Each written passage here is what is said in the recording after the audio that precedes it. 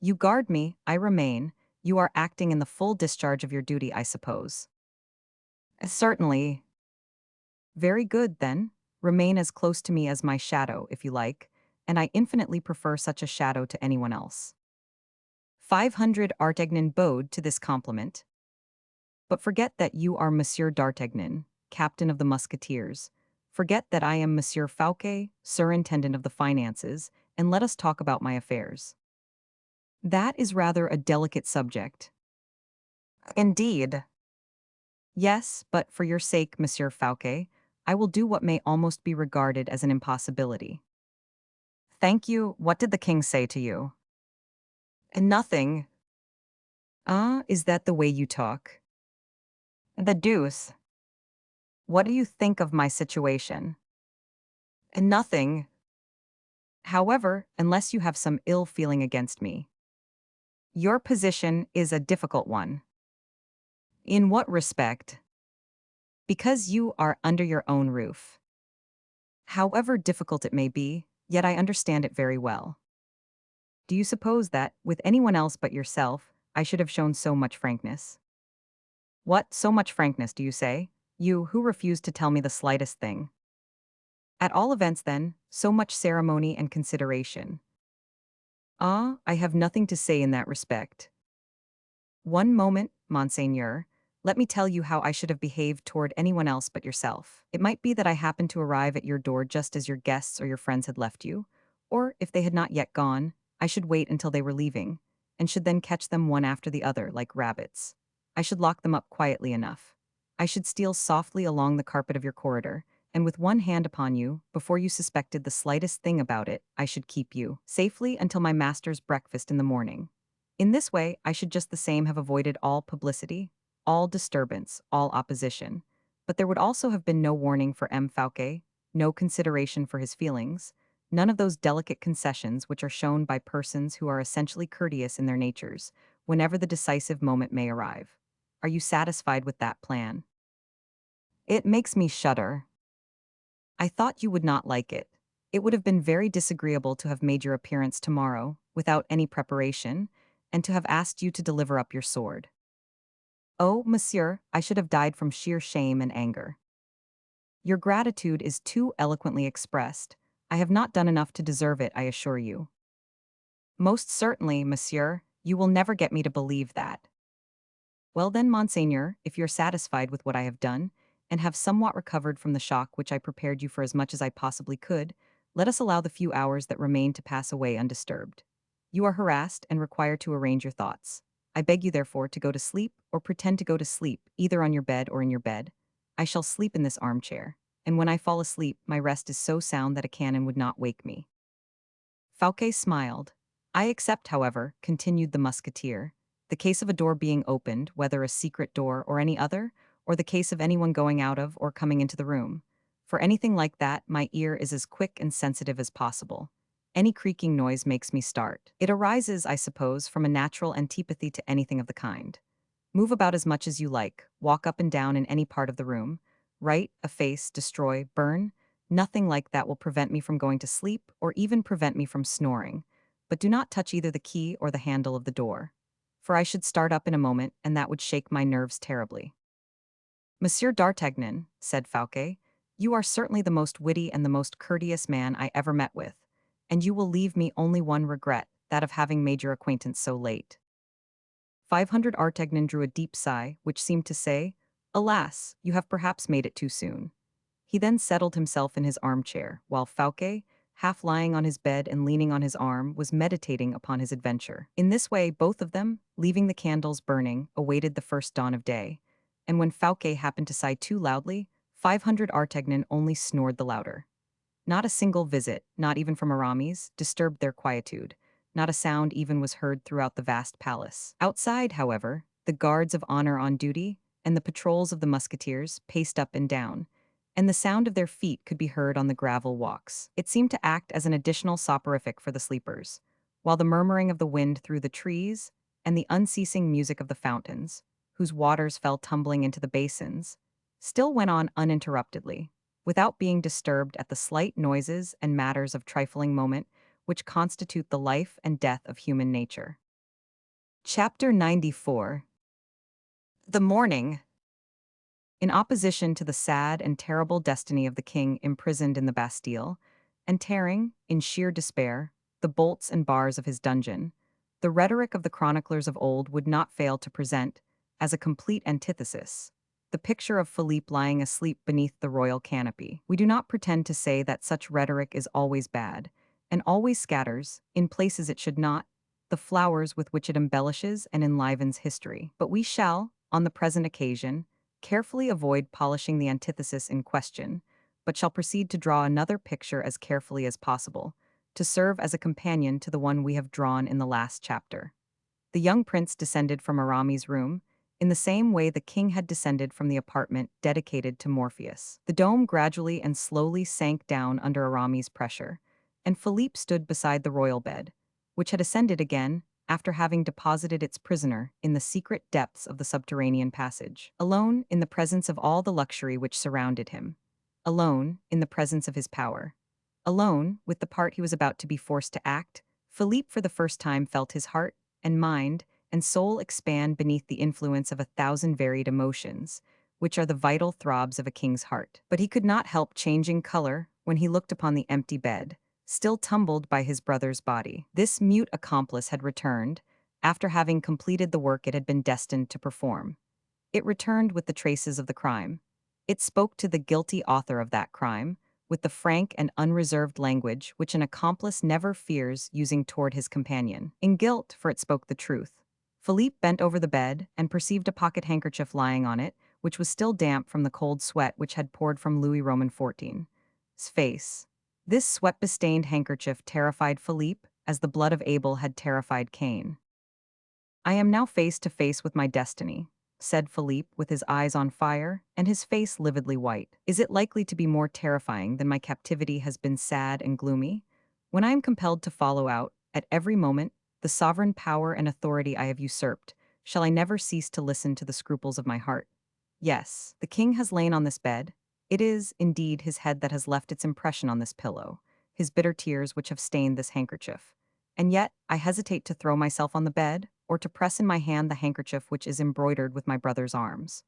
Away with this weakness. Let me imitate M. de Herblay, who asserts that a man's action should be always 1 degree above his thought. Let me imitate M. de Herblay, whose thoughts are of and for himself alone, who regards himself as a man of honor, so long as he injures or betrays his enemies only. I alone should have occupied this bed if Louis XIV had not, owing to my mother's criminal abandonment of me, stood in my way, and this handkerchief embroidered with the arms of France would, in right and justice, belong to me alone, if, as M. de Herblay observes, I had been left in my place in the royal cradle. Philippe, son of France, take your place on that bed. Philippe, sole king of France, resume the blazonry which is yours. Philippe, sole heir presumptive to Louis XIII. Your father, show yourself without pity or mercy for the usurper who, at this moment, has not even to suffer the agony of the remorse of all that you have had to submit to." With these words, Philippe, notwithstanding an instinctive repugnance of feeling, and in spite of the shudder of terror which mastered his will, threw himself on the royal bed, and forced his muscles to press the still warm place where Louis XIV had lain, while he buried his burning face in the handkerchief still moistened by his brother's tears. With his head thrown back and buried in the soft down of his pillow, Philippe perceived above him the crown of France, suspended, as we have stated, by angels with outspread golden wings. A man may be ambitious of lying in a lion's den, but can hardly hope to sleep there quietly. Philippe listened attentively to every sound. His heart panted and throbbed at the very suspicion of approaching terror and misfortune, but confident in his own strength, which was confirmed by the force of an overpowering resolute determination, he waited until some decisive circumstance should permit him to judge for himself. He hoped that some imminent danger would be revealed for him, like those phosphoric lights of the tempest, which show the sailors the altitude of the waves against which they have to struggle. But nothing approached. Silence, the mortal enemy of restless hearts, the mortal enemy of ambitious minds, shrouded in the thickness of its gloom during the remainder of the night the future king of France, who lay there sheltered beneath his stolen crown. Toward the morning, a shadow, rather than a body, glided into the royal chamber. Philippe expected his approach, and neither expressed nor exhibited any surprise. "Well, M. de Herblay," he said. "Well, sire, all is done." "How?" Exactly as we expected. Did he resist? Terribly, tears and entreaties. And then, a perfect stupor. But at last, oh, at last, a complete victory and absolute silence. Did the governor of the Bastille suspect anything? Nothing. The resemblance, however, that was the cause of the success. But the prisoner cannot fail to explain himself. Think well of that. I have myself been able to do that on a former occasion. I have already provided for everything. In a few days, sooner if necessary, we will take the captive out of his prison and will send him out of the country to a place of exile so remote. People can return from their exile, Monsieur de Herblay. To a place of exile so distant, I was going to say that human strength and the duration of human life would not be enough for his return. And once more, a cold look of intelligence passed between Aramis and the young king. And M. de Valon? Asked Philippe in order to change the conversation. He will be presented to you today, and confidentially will congratulate you on the danger which that conspirator has made you run. What is to be done with him? With M. de Valon. Yes, confer a dukedom on him, I suppose. A dukedom, replied Aramis, smiling in a significant manner. Why do you laugh, Monsieur de Herblay? I laugh at the extreme caution of your idea. Cautious, why so? Your Majesty is doubtless afraid that that poor Porthos may probably become a troublesome witness, and you wish to get rid of him. What, in making him a duke? Certainly, you would assuredly kill him, for he would die from joy, and the secret would die with him. Good heavens! Yes, said Aramis phlegmatically, I should lose a very good friend. At this moment, and in the middle of this idle conversation, under the light tone of which the two conspirators concealed their joy and pride at their mutual success, Aramis heard something which made him prick up his ears. What is that? Said Philippe. The dawn, sire. Well? The king entered. The king entered into the cell without pronouncing a single word. He was pale and haggard. Page 370. Well, before you retired to bed last night, you probably decided to do something this morning at the break of day. Yes, I told my captain of the musketeers, replied the young man hurriedly, that I should expect him. If you told him that, he will certainly be here, for he is a most punctual man. I hear a step in the vestibule. It must be he. Come, let us begin the attack, said the young king resolutely.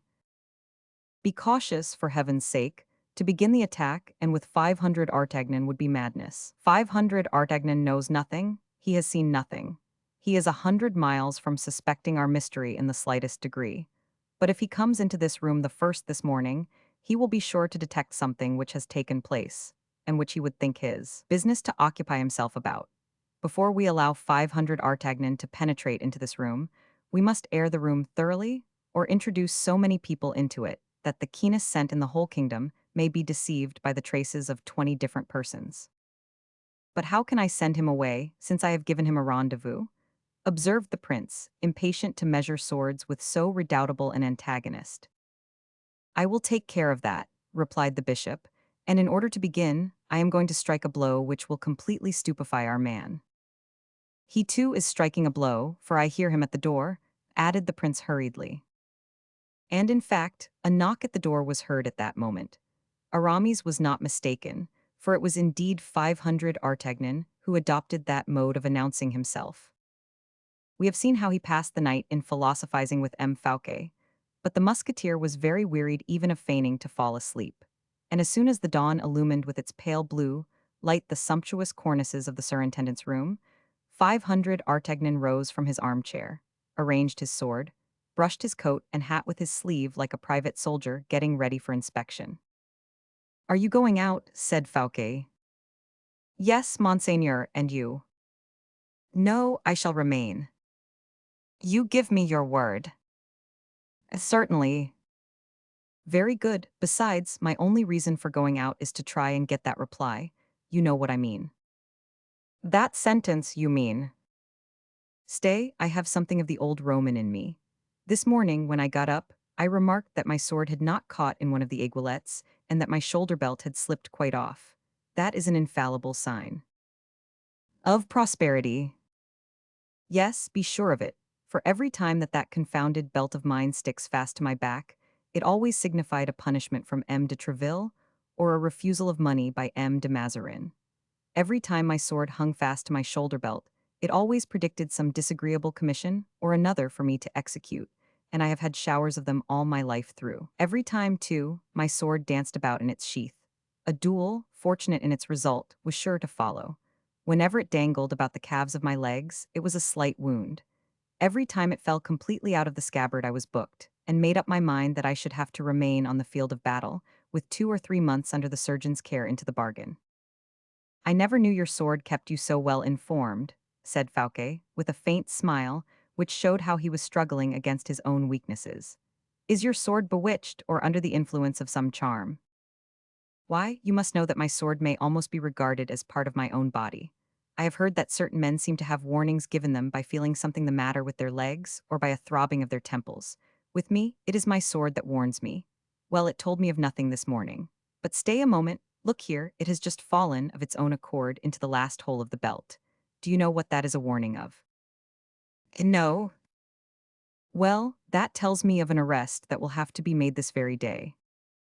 Well, said the surintendant, more astonished than annoyed by this frankness, if there is nothing disagreeable predicted to you by your sword, I am to conclude that it is not disagreeable for you to arrest me.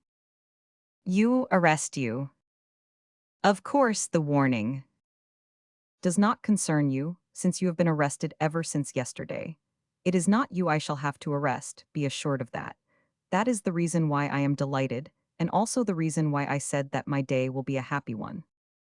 And with these words, pronounced with the most affectionate graciousness of manner, the captain took leave of Fouquet in order to wait upon the king. He was on the point of leaving the room, when Fouquet said to him, "One last mark of your kindness." "What is it, monseigneur?" "M. de Herblay, let me see Monsieur de Herblay. I am going to try and get him to come to you." 500 Artagnan did not think himself so good a prophet. It was written that the day would pass away and realize all the predictions that had been made in the morning. He had accordingly knocked, as we have seen, at the king's door. The door opened. The captain thought that it was the king who had just opened it himself, and this supposition was not altogether inadmissible, considering the state of agitation in which he had left Louis Roman XIV the previous evening, but instead of his royal master, whom he was on the point of saluting with the greatest respect, he perceived the long, calm features of Aramis. So extreme was his surprise that he could hardly refrain from uttering a loud exclamation. "Aramis," he said. "Good morning, dear 500 Artagnan," replied the prelate coldly. "You here," stammered out the musketeer. "His Majesty desires you to report that he is still sleeping, after having been greatly fatigued during the whole night." "Ah," said 500 Artagnan, who could not understand how the Bishop of Vannes, who had been so indifferent a favorite the previous evening, had become in half a dozen hours the largest mushroom of fortune which had ever sprung up in a sovereign's bedroom. In fact, to transmit the orders of the king even to the mere threshold of that monarch's room, to serve as an intermediary of Louis Roman XIV, so as to be able to give a single order in his name at a couple of paces from him, he must be greater than Richelieu had ever been to Louis Roman XIII. 500 Artagnan's expressive eye, his half-opened lips, his curling mustache, said as much indeed in the plainest language to the chief favorite, who remained calm and perfectly unmoved. "Moreover," continued the bishop, "you will be good enough, Monsieur le Capitaine des Mousquetaires, to allow those only to pass into the king's room this morning who have special permission. His Majesty does not wish to be disturbed just yet." "But," objected 500 Artagnan, almost on the point of refusing to obey this order, and particularly of giving unrestrained passage to the suspicions which the king's silence had aroused. "But, Monsieur l'Évêque, His Majesty gave me a rendezvous for this morning." "Later, later," said the king's voice from the bottom of the alcove, a voice which made a cold shudder pass through the musketeer's veins. He bowed, amazed, confused, and stupefied by the smile with which Aramis seemed to overwhelm him as soon as those words had been pronounced. "And then," continued the bishop, As an answer to what you were coming to ask the king, my dear 500 Artagnan, here is an order of his majesty, which you will be good enough to attend to forthwith, for it concerns M. Fouquet. 500 Artagnan took the order which was held out to him. To be set at liberty, he murmured. Ah, and he uttered a second ah, still more full of intelligence than the former. For this order explained Aramis' presence with the king, and that Aramis, in order to have obtained Fouquet's pardon, must have made considerable progress in the royal favor, and that this favor explained in its tenor the hardly conceivable assurance with which M. de Herblay issued the orders in the king's name. For 500 Artagnan, it was quite sufficient to have understood something in order to understand everything. He bowed and withdrew a couple of steps, as if he were about to leave. I am going with you, said the bishop. Where to? To M. Fouquet, I wish to be a witness of his delight. Ah, Aramis, how you puzzled me just now, said 500 Artagnan again. But you understand now, I suppose. Of course I understand, he said aloud, but then he added in a low tone to himself, almost hissing the words through his teeth, No, no, I do not understand yet, but it is all the same, for here is the order for it. And then he added, I will lead the way, Monseigneur, and he conducted Aramis to Fouquet's apartments. Chapter 95. The King's Friend. Fouquet was waiting with anxiety. He had already sent away many of his servants and his friends, who, anticipating the usual hour of his ordinary receptions, had called at his door to inquire after him. Preserving the utmost silence respecting the danger which hung suspended over his head, he only asked them, as he did every one indeed who came to the door, where Aramis was. When he saw 500 Artagnan return, and when he perceived the Bishop of Vannes behind him, he could hardly restrain his delight.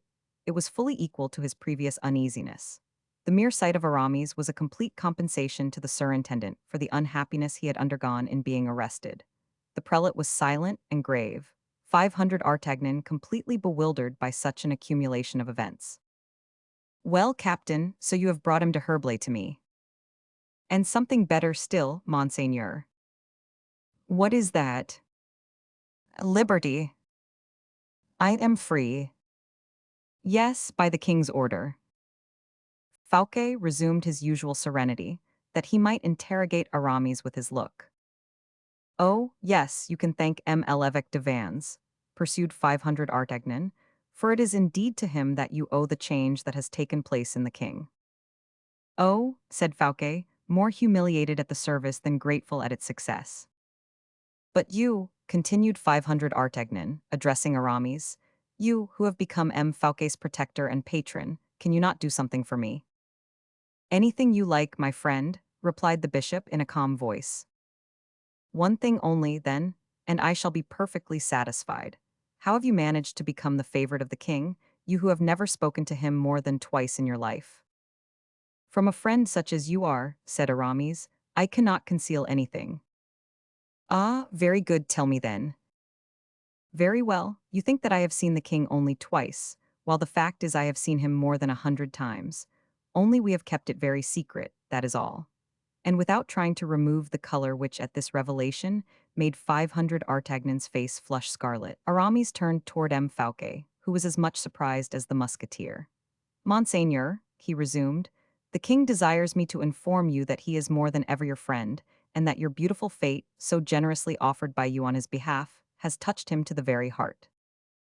And thereupon he saluted M. Fouquet with so much reverence of manner, that the latter, incapable of understanding a man whose diplomacy was of so prodigious a character, remained incapable of uttering a single syllable, and equally incapable of thought or movement. 500 Artagnan fancied he perceived that these two men had something to say to each other, and he was about to yield to that feeling of instinctive politeness, which in such a case hurries a man toward the door, when he feels his presence is an inconvenience for others. But his eager curiosity, spurred on by so many mysteries, counseled him to remain. Aramis thereupon turned toward him and said, in a quiet tone, You will not forget, my friend, the king's order respecting those whom he intends to receive this morning on rising. These words were clear enough, and the musketeer understood them. He therefore bowed to Fouquet, and then to Aramis, to the latter with a slight admixture of ironical respect, and disappeared. No sooner had he left than Fouquet, whose impatience had hardly been able to wait for that moment, darted toward the door to close it, and then returning to the bishop, he said, "My dear 500 Herblay, I think it now high time you should explain to me what has passed, for, in plain and honest truth, I do not understand anything." "We will explain all that to you," said Aramis, sitting down and making Fouquet sit down also. "Where shall I begin?" "With this first of all, why does the king set me at liberty?"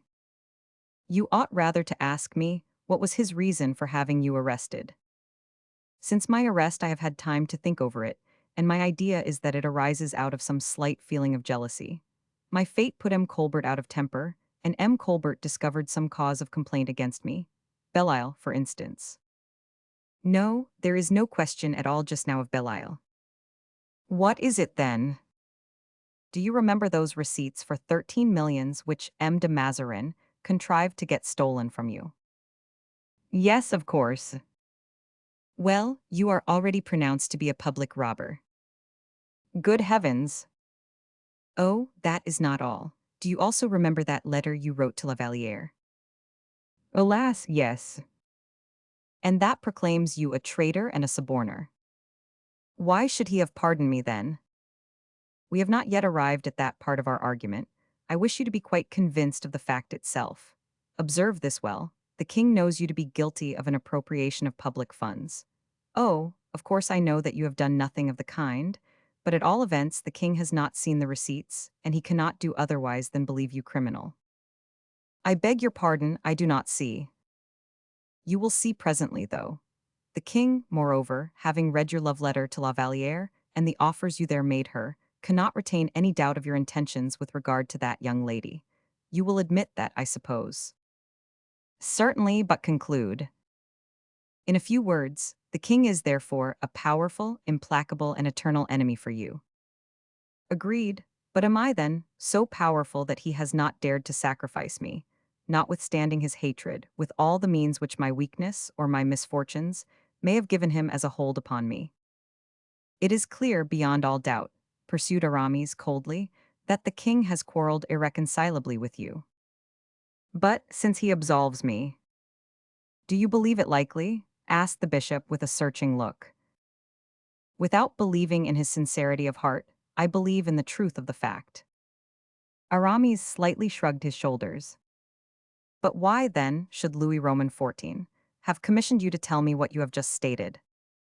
"The king charged me with nothing for you." "With nothing," said the surintendant, stupefied. "But that order, then—" "Oh, yes, you are quite right. There is an order, certainly." And these words were pronounced by Aramis in so strange a tone that Fouquet could not resist starting. "You are concealing something from me, I see. What is it?" Aramis softly rubbed his white fingers over his chin, but said nothing. "Does the king exile me?" "Do not act as if you were playing at the game children play at when they have to try and guess where a thing has been hidden, and are informed by a bell being rung, when they are approaching near to it, or going away from it." "Speak, then." "Guess." "You alarm me." "Bah, that is because you have not guessed, then." "What did the king say to you? In the name of our friendship, do not deceive me." "The king has not said a word to me."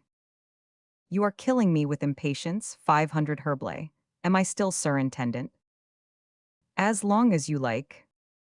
"But what extraordinary empire have you so suddenly acquired over his majesty's mind?" "Ah, that is it." "You make him do as you like." "I believe so." "It is hardly credible." "So anyone would say." 500 Herblay, by our alliance, by our friendship, by everything you hold the dearest in the world, speak openly, I implore you. By what means have you succeeded in overcoming Louis Roman XIV? Prejudices, for he did not like you, I know." "The king will like me now," said Aramis, laying a stress upon the last word. "You have something particular, then, between you?" "Yes." "A secret, perhaps?" "Yes, a secret." "A secret of such a nature as to change his majesty's interests." "You are, indeed, a man of superior intelligence, monseigneur, and have made a very accurate guess. I have, in fact, discovered a secret of a nature to change the interests of the King of France." "Ah," said Fouquet, with the reserve of a man who does not wish to ask any questions. "And you shall judge of it yourself," pursued Aramis, "and you shall tell me if I am mistaken with regard to the importance of the secret. I am listening, since you are good enough to unbosom yourself to me. Only do not forget that I have asked you nothing which may be indiscreet in you to communicate." Aramis seemed for a moment as if he were collecting himself. "Do not speak," said Fouquet, "there is still time enough." "Do you remember," said the bishop, casting down his eyes, "the birth of Louis Roman XIV? As it were yesterday. Have you ever heard anything particular respecting his birth?" "Nothing, except that the king was not really the son of Louis Roman XIII. That does not matter to us or the kingdom either. He is the son of his father, says the French law, whose father is recognized by the law." "True, but it is a grave matter when the quality of races is called into question. A merely secondary question, after all, so that, in fact, you have never learned or heard anything particular." "And nothing." "That is where my secret begins. The queen, you must know, instead of being delivered of one son, was delivered of two children." Fouquet looked up suddenly as he replied, "And the second is dead." "You will see, these twins seemed likely to be regarded as the pride of their mother, and the hope of France. But the weak nature of the king, his superstitious feelings, made him apprehend a series of conflicts between two children whose rights were equal. So he put out of the way, he suppressed one of the twins." "Suppressed, do you say?" "Be patient, both the children grew up, the one on the throne, whose minister you are, the other, who is my friend, in gloom and isolation." "Good heavens, what are you saying, Monsieur de Herblay, and what is this poor prince doing?" "Ask me rather what he has done." "Yes, yes." "He was brought up in the country, and then thrown into a fortress which goes by the name of the Bastille." "Is it possible?" cried the surintendant, clasping his hands. "The one was the most fortunate of men, the other the most unhappy and most miserable of all living beings. Does his mother not know this? Anne of Austria knows it all. And the king knows absolutely nothing." "So much the better," said Fouquet. This remark seemed to make a great impression on Aramis. He looked at Fouquet with the most anxious expression of countenance. "I beg your pardon, I interrupted you," said Fouquet. "I was saying," resumed Aramis, "that this poor prince was the unhappiest of human beings, when heaven, whose thoughts are over all his creatures, undertook to come to his assistance." "Oh, in what way, tell me?" "You will see. The reigning king, I say the reigning king, you can guess very well why." "No, why?" "Because both of them, being legitimately entitled from their birth, ought both to have been kings. Is not that your opinion?" "It is, certainly." "Unreservedly so." "Most unreservedly. Twins are one person in two bodies." "I am pleased that a legist of your learning and authority should have pronounced such an opinion. It is agreed, then, that both of them possess the same rights, is it not?" "Incontestably so, but, gracious heavens, what an extraordinary circumstance!" "We are not at the end of it yet. Patience." "Oh, I shall find patience enough." Heaven wished to raise up for that oppressed child an avenger, or a supporter, or vindicator, if you prefer it. It happened that the reigning king, the usurper— you are quite of my opinion, I believe, that it is an act of usurpation quietly to enjoy, and selfishly to assume the right over, an inheritance to which a man has only the right of one half. Yes, usurpation is the word. In that case, I continue. It was heaven's will that the usurper should possess, in the person of his first minister, a man of great talent, of large and generous nature. "Well, well," said Fouquet, "I understand. You have relied upon me to repair the wrong which has been done to this unhappy brother of Louis Roman XIV. You have thought well, I will help you. I thank you, 500 Herblay, I thank you." "Oh no, it is not that at all. You have not allowed me to finish," said Aramis, perfectly unmoved. "I will not say another word then. M. Fouquet, I was observing, the minister of the reigning sovereign was suddenly taken into the greatest aversion and menaced with the ruin of his fortune, with loss of liberty, with loss of life even, by intrigue and personal hatred. to which the king gave too readily an attentive ear. But heaven permits still, however, out of consideration for the unhappy prince who had been sacrificed, that M. Fouquet should in his turn have a devoted friend who knew this state secret, and felt that he possessed strength and courage enough to divulge this secret, after having had the strength to carry it locked up in his own heart for 20 years. "Do not go on any farther," said Fouquet, full of generous feelings.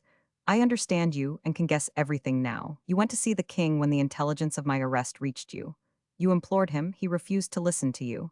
Then you threatened him with that secret, threatened to reveal it, and Louis Roman XIV, alarmed at the risk of its betrayal, granted to the terror of your indiscretion what he refused to your generous intercession.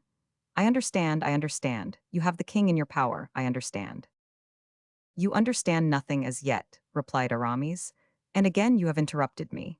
And then, too, allow me to observe that you pay no attention to logical reasoning and seem to forget what you ought most to remember." "What do you mean?"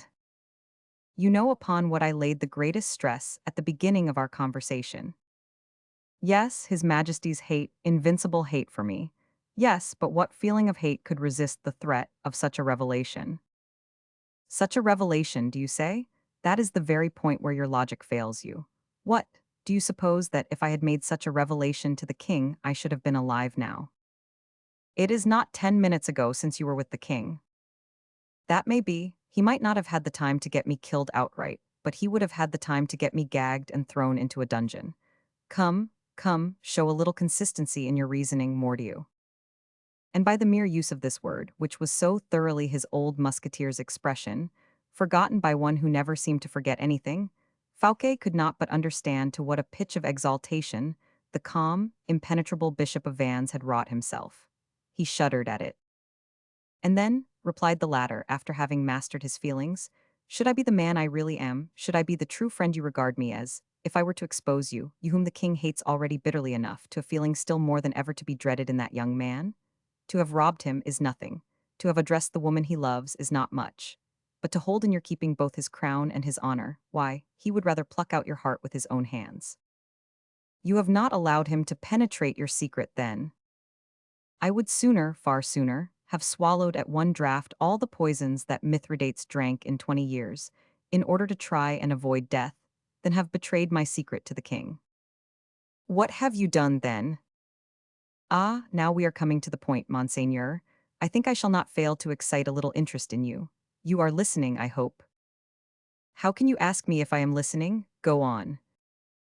Aramis walked softly all round the room, satisfied himself that they were alone, and that all was silent, and then returned and placed himself close to the armchair in which Fouquet was seated, awaiting with the deepest anxiety the revelations he had to make. "I forgot to tell you," resumed Aramis, addressing himself to Fouquet, who listened to him with the most absorbed attention.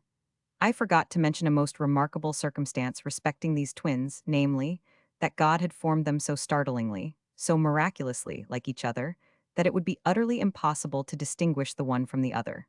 Their own mother would not be able to distinguish them." "Is it possible?" exclaimed Fouquet. "The same noble character in their features, the same carriage, the same stature, the same voice. But their thoughts, degree of intelligence, their knowledge of human life, there is inequality there, I admit, Monseigneur. Yes, for the prisoner of the Bastille is, most incontestable, superior in every way to his brother. And if, from his prison, this unhappy victim were to pass to the throne, France would not, from the earliest period of its history, perhaps, have had a master more powerful by his genius and true nobleness of character." Fouquet buried his face in his hands, as if he were overwhelmed by the weight of this immense secret. Aramis approached him. "There is a further inequality," he said, continuing his work of temptation, "an inequality which concerns yourself, Monseigneur, between the twins, both sons of Louis Roman XIII. Namely, the last comer does not know M. Colbert." Fouquet raised his head immediately. His features were pale and distorted. The bolt had hit its mark, not his heart, but his mind and comprehension. "I understand you," he said to Aramis. "You are proposing a conspiracy to me." "Something like it. One of those attempts which, as you said at the beginning of this conversation, alters the fate of empires." "And of the surintendant too?" "Yes, Monseigneur." In a word, you propose that I should agree to the substitution of the son of Louis Roman XIII, who is now a prisoner in the Bastille, for the son of Louis Roman XIII, who is now at this moment asleep in the chamber of Morpheus? Aramis smiled with the sinister expression of the sinister thought which was passing through his brain. Exactly, he said. Have you thought, Fouquet then continued, becoming animated with that strength of talent which in a few seconds originates and matures the conception of a plan, and with that largeness of view which foresees all its consequences and embraces all its results at a glance. Have you thought that we must assemble the nobility, the clergy, and the third estate of the realm, that we shall have to depose the reigning sovereign, to disturb by so frightful a scandal the tomb of their dead father, to sacrifice the life, the honor of a woman, Anne of Austria, the life and peace of mind and heart of another woman, Maria Theresa, and suppose that all were done if we were to succeed in doing it. I do not understand you, continued Aramis coldly. There is not a single word of the slightest use in what you have just said. What? Said the surintendant, surprised. A man like you refused to view the practical bearings of the case. Do you confine yourself to the childish delight of a political illusion and neglect the chances of its being carried into execution? In other words, the reality itself, is it possible?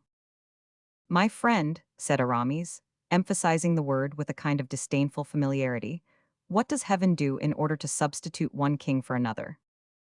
Heaven, exclaimed Fouquet. Heaven gives directions to its agent, who seizes upon the doomed victim, hurries him away, and seats the triumphant rival on the empty throne. But you forget that this agent is called death. Oh, Monsieur de Herblay, in heaven's name, tell me if you have had the idea. There is no question of that, Monseigneur. You are going beyond the object in view. Who spoke of Louis Roman XIV's death? Who spoke of adopting the example which heaven sets in following out the strict execution of its decrees? No, I wish you to understand that heaven effects its purposes without confusion or disturbance, without exciting comment or remark, without difficulty or exertion, and that men inspired by heaven succeed like heaven itself in all their undertakings, in all they attempt, in all they do. What do you mean? I mean, my friend, returned Aramis, with the same intonation on the word friend that he had applied to it the first time. I mean that if there has been any confusion, scandal, and even effort in the substitution of the prisoner for the king, I defy you to prove it. What? Cried Fouquet, whiter than the handkerchief with which he wiped his temples. What do you say? Go to the king's apartment, continued Aramis tranquilly, and you who know the mystery, I defy even you to perceive that the prisoner of the Bastille is lying in his brother's bed. But the king, stammered Fouquet, seized with horror at the intelligence. What king? Said Aramis in his gentlest tone, the one who hates you or the one who likes you? The king of yesterday. The king of yesterday? Be quite easy on that score. He has gone to take the place in the Bastille which his victim has occupied for such a long time past. Great God, and who took him there? I? You? Yes, and in the simplest way. I carried him away last night, and while he was descending into gloom, the other was ascending into light. I do not think there has been any disturbance created in any way. A flash of lightning without thunder never awakens anyone. Fouquet uttered a thick, smothered cry, as if he had been struck by some invisible blow, and clasping his head between his clenched hands, he murmured, You did that. Cleverly enough, too. What do you think of it? You dethroned the king, imprisoned him, too. Yes, that has been done. And such an action has been committed here at Vaux. Yes, here at Vaux, in the chamber of Morpheus. It would almost seem that it had been built in anticipation of such an act. And at what time did it occur? Last night between 12 and 1 o'clock. Fouquet made a movement as if he were on the point of springing upon Aramis. He restrained himself. At Vaux, under my roof? He said in a half-strangled voice. I believe so, for it is still your house and is likely to continue so, since M. Colbert cannot rob you of it now. It was under my roof, then, monsieur, that you committed this crime. This crime, said Aramis, stupefied. This abominable crime, pursued Fouquet, becoming more and more excited. This crime more execrable than an assassination. This crime which dishonors my name forever, and entails upon me the horror of posterity. You are not in your senses, monsieur, replied Aramis in an irresolute tone of voice. You are speaking too loudly, take care. I will call out so loudly that the whole world shall hear me. Monsieur Fouquet, take care. Fouquet turned round toward the prelate, whom he looked at full in the face. You have dishonored me, he said, in committing so foul an act of treason, so heinous a crime upon my guest, upon one who was peacefully reposing beneath my roof. Oh, woe, woe is me. Woe to the man, rather, who beneath your roof meditated the ruin of your fortune, your life. Do you forget that? He was my guest, my sovereign. Aramis rose, his eyes literally bloodshot, his mouth trembling convulsively. Have I a man out of his senses to deal with? He said. You have an honorable man to deal with. You are mad. A man who will prevent you consummating your crime. You are mad, I say.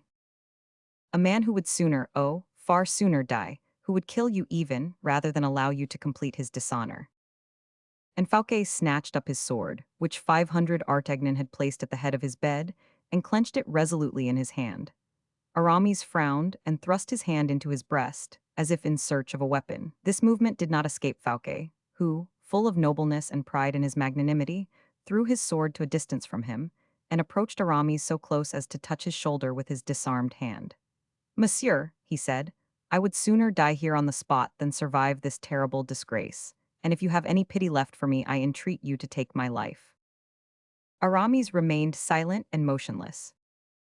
You do not reply, said Fouquet. Aramis raised his head gently, and a glimmer of hope might be seen once more to animate his eyes. Reflect, Monseigneur, he said, upon everything we have to expect. As the matter now stands, the king is still alive, and his imprisonment saves your life. Yes, replied Fouquet, you may have been acting on my behalf, but I do not accept your services. But first of all, I do not wish your ruin. You will leave this house. Aramis stifled the exclamation, which almost escaped his broken heart. I am hospitable toward all who are dwellers beneath my roof, continued Fouquet, with an air of inexpressible majesty. You will not be more fatally lost than he whose ruin you have consummated. You will be so, said Aramis in a hoarse prophetic voice, you will be so, believe me. I accept the augury, Monsieur de Herblay, but nothing shall prevent me, nothing shall stop me. You will leave Vaux, you must leave France. I give you 4 hours to place yourself out of the king's reach. 4 hours, said Aramis, scornfully and incredulously. Upon the word of Fouquet, no one shall follow you before the expiration of that time. You will therefore have 4 hours advance of those whom the king may wish to dispatch after you. 4 hours, repeated Aramis in a thick smothered voice. It is more than you will need to get on board a vessel and flee to Belle Isle, which I give you as a place of refuge. Ah, murmured Aramis. Belle Isle is as much mine for you as Vaux is mine for the king. Go, 500 Herblay, go. As long as I live, not a hair of your head shall be injured. Thank you, said Aramis, with a cold irony of manner. Go at once, then, and give me your hand before we both hasten away. You to save your life, I to save my honor. Aramis withdrew from his breast the hand he had concealed there. It was stained with his blood. He had dug his nails into his flesh, as if in punishment for having nursed so many projects, more vain, insensate, and fleeting than the life of man himself. Fouquet was horror-stricken, and then his heart smote him with pity. He threw open his arms as if to embrace him. I had no arms, murmured Aramis, as wild and terrible in his wrath as the shade of Dido. And then, without touching Fouquet's hand, he turned his head aside and stepped back a pace or two. His last word was an imprecation, his last gesture a curse, which his blood-stained hand seemed to invoke, as it sprinkled on Fouquet's face a few drops of blood which flowed from his breast, and both of them darted out of the room by the secret staircase which led down to the inner courtyard. Fouquet ordered his best horses, while Aramis paused at the foot of the staircase which led to Porthos' apartment. He reflected profoundly, and for some time, while Fouquet's carriage left the stone-paved courtyard at full gallop. Shall I go alone, said Aramis to himself, or warn the prince? Oh, fury, warn the prince and then, do what, take him with me? To carry this accusing witness about with me everywhere? War, too, would follow, civil war, implacable in its nature, and without any resource save myself, it is impossible. What could he do without me? Oh, without me he would be utterly destroyed. Yet who knows, let destiny be fulfilled, Condemned he was, let him remain so then. Good or evil spirit, gloomy and scornful power, whom men call the genius of man, thou art a power more restlessly uncertain, more baselessly useless than the wild wind in the mountains. Chance thou term'st thyself, but thou art nothing. Thou inflamest everything with thy breath, crumblest mountains at thy approach, and suddenly art thyself destroyed at the presence of the cross of dead wood, behind which stands another power invisible like thyself, whom thou deniest perhaps, but whose avenging hand is on thee, and hurls thee in the dust dishonored and unnamed. Lost, I am lost, what can be done? Flee to Belle Isle? Yes, and leave Porthos behind me to talk and relate the whole affair to everyone. Porthos, too, who will have to suffer for what he has done. I will not let poor Porthos suffer. He seems like one of the members of my own frame, and his grief or misfortune would be mine as well. Porthos shall leave with me and shall follow my destiny. It must be so. And Aramis, apprehensive of meeting anyone to whom his hurried movements might appear suspicious, ascended the staircase without being perceived. Porthos, so recently returned from Paris, was already in a profound sleep. His huge body forgot its fatigue, as his mind forgot its thoughts. Aramis entered, light as a shadow, and placed his nervous grasp on the giant's shoulder. "Come, Porthos," he cried, "come." Porthos obeyed, rose from his bed, opened his eyes, even before his intelligence seemed to be aroused. "We are going off," said Aramis. "Ah," returned Porthos. "We shall go mounted, and faster than we have ever gone in our lives." "Ah," repeated Porthos. "Dress yourself, my friend." And he helped the giant to dress himself and thrust his gold and diamonds into his pocket. While he was thus engaged, a slight noise attracted his attention, and on looking up, he saw 500 Artagnan watching them through the half-opened door. Aramis started. "What the devil are you doing there in such an agitated manner?" said the musketeer. "Hush," said Porthos. "We are going off on a mission of great importance," added the bishop. "You are very fortunate," said the musketeer. "Oh dear me," said Porthos. "I feel so wearied I would far sooner have been fast asleep. But the service of the king." "Have you seen M. Fouquet?" said Aramis to 500 Artagnan. "Yes, this very minute in a carriage." "What did he say to you?" "Adieu, nothing more." "Was that all?" "What else do you think he could say? Am I worth anything now since you have all got into such high favor?" "Listen," said Aramis, embracing the musketeer. "Your good times are returning again. You will have no occasion to be jealous of anyone." "Bah. I predict that something will happen to you today, which will increase your importance more than ever." "Really?" "You know that I know all the news." "Oh, yes." "Come, Porthos, are you ready? Let us go." "I am quite ready, Aramis." "Let us embrace 500 Artagnan first." "Most certainly." "But the horses?" "Oh, there is no want of them here. Will you have mine?" "No, Porthos has his own stud, so adieu, adieu." The two fugitives mounted their horses beneath the captain of the musketeers' eyes, who held Porthos' stirrup for him, and gazed after them until they were out of sight. On any other occasion, thought the Gascon, I should say that those gentlemen are making their escape, but in these days politics seems so changed that that is what is termed going on a mission. I have no objection. Let me attend to my own affairs, that is quite enough. And he philosophically entered his apartments. Chapter 96. Showing how the countersign was respected at the Bastille. Fouquet tore along as fast as his horses could drag him. On the way, he trembled with horror at the idea of what had just been revealed to him. What must have been, he thought, the youth of those extraordinary men who, even as age is stealing fast upon them, still are able to conceive such plans and can carry them out without flinching. At one moment, he could not resist the idea that all that Aramis had just been recounting to him was nothing more than a dream, and whether the fable itself was not the snare. So that when Fouquet arrived at the Bastille, he might possibly find an order of arrest which would send him to join the dethroned king. Strongly impressed with this idea, he gave certain sealed orders on his route, while fresh horses were being harnessed to his carriage. These orders were addressed to M. d'Artagnan, and to certain others whose fidelity to the king was far above suspicion. "In this way," said Fouquet to himself, "prisoner or not, I shall have performed the duty which I owe to my honor. The orders will not reach them until after my return, if I should return free, and consequently they will not have been unsealed. I shall take them back again. If I am delayed, it will be because some misfortune will have befallen me, and in that case assistance will be sent for me as well as for the king." Prepared in this manner, the surintendant arrived at the Bastille. He had traveled at the rate of 5 leagues and a half the hour. Every circumstance of delay which Aramis had escaped in his visit to the Bastille befell Fouquet. It was useless his giving his name, equally useless his being recognized. He could not succeed in obtaining an entrance. By dint of entreaties, threats, commands, he succeeded in inducing a sentinel to speak to one of the subalterns, who went and told the major. As for the governor, they did not even dare to disturb him. Fouquet sat in his carriage at the outer gate of the fortress, chafing with rage and impatience, awaiting the return of the officers, who at last reappeared with a sufficiently sulky air.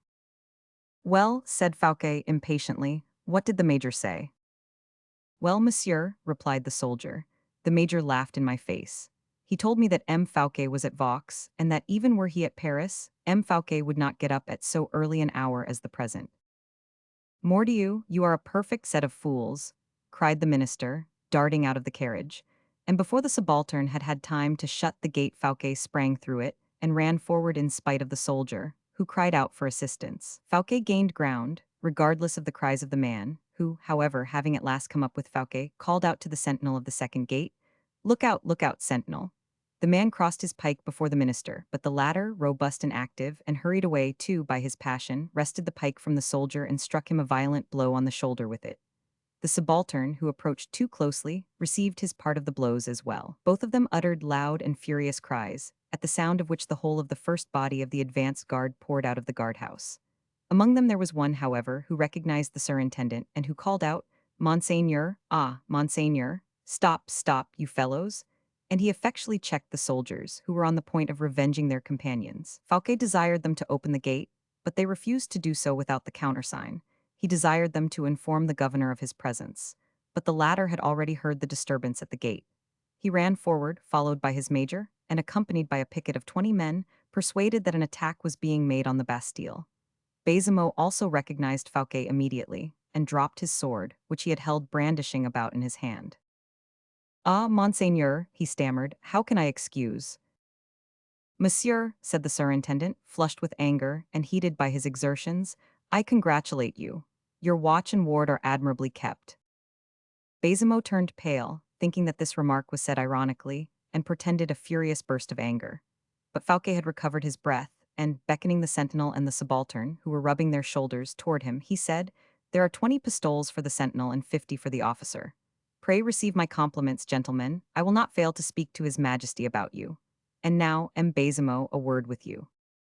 And he followed the governor to his official residence, accompanied by a murmur of general satisfaction. Baisemeaux was already trembling with shame and uneasiness. Aramis' early visit from that moment seemed to possess consequences which a functionary such as he, Baisemeaux, was perfectly justified in apprehending. It was quite another thing, however, when Fouquet, in a sharp tone of voice and with an imperious look, said, "You have seen M. de Herblay this morning." "Yes, Monseigneur." "And are you not horrified at the crime of which you have made yourself an accomplice?" "Well," thought Baisemeaux, good so far, and then he added aloud, "But what crime, Monseigneur, do you allude to?" "That for which you can be quartered alive, monsieur. Do not forget that. But this is not a time to show anger. Conduct me immediately to the prisoner." "To what prisoner?" said Baisemeaux tremblingly. "You pretend to be ignorant?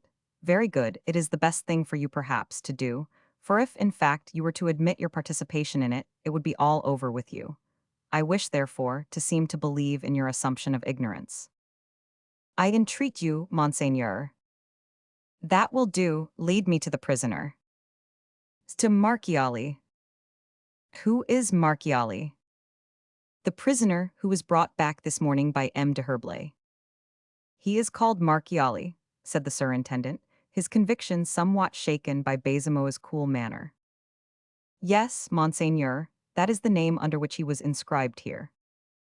Fouquet looked steadily at Baisemeaux, as if he would read his very heart, and perceived, with that clear-sightedness which men possess who are accustomed to the exercise of power, that the man was speaking with the most perfect sincerity. Besides, in observing his face for a few moments, he could not believe that Aramis would have chosen such a confidant. "It is the prisoner," said the surintendant to him, whom M. de Herblay carried away the day before yesterday. Yes, monseigneur. And whom he brought back this morning? Added Fouquet quickly, for he understood immediately the mechanism of Aramis' plan. Precisely, monseigneur. And his name is Marchiali, you say? Yes, Marchiali. If monseigneur has come here to remove him, so much the better, for I was going to write about him. What has he done then? Ever since this morning he has annoyed me extremely. He has had such terrible fits of passion as almost to make me believe that he would bring the Bastille itself down about our ears. I will soon relieve you of his presence, said Fouquet. Ah, so much the better. Conduct me to his prison. Will Monseigneur give me the order? What order? An order from the king. Wait until I sign you one. That will not be sufficient, Monseigneur. I must have an order from the king. Fouquet assumed an irritated expression. As you are so scrupulous, he said, with regard to allowing prisoners to leave, show me the order by which this one was set at liberty. Baisemeaux showed him the order to release Selden. Very good, said Fouquet, but Selden is not Marchiali. But Marchiali is not at liberty, Monseigneur, he is here. But you said that M. de Herblay carried him away and brought him back again.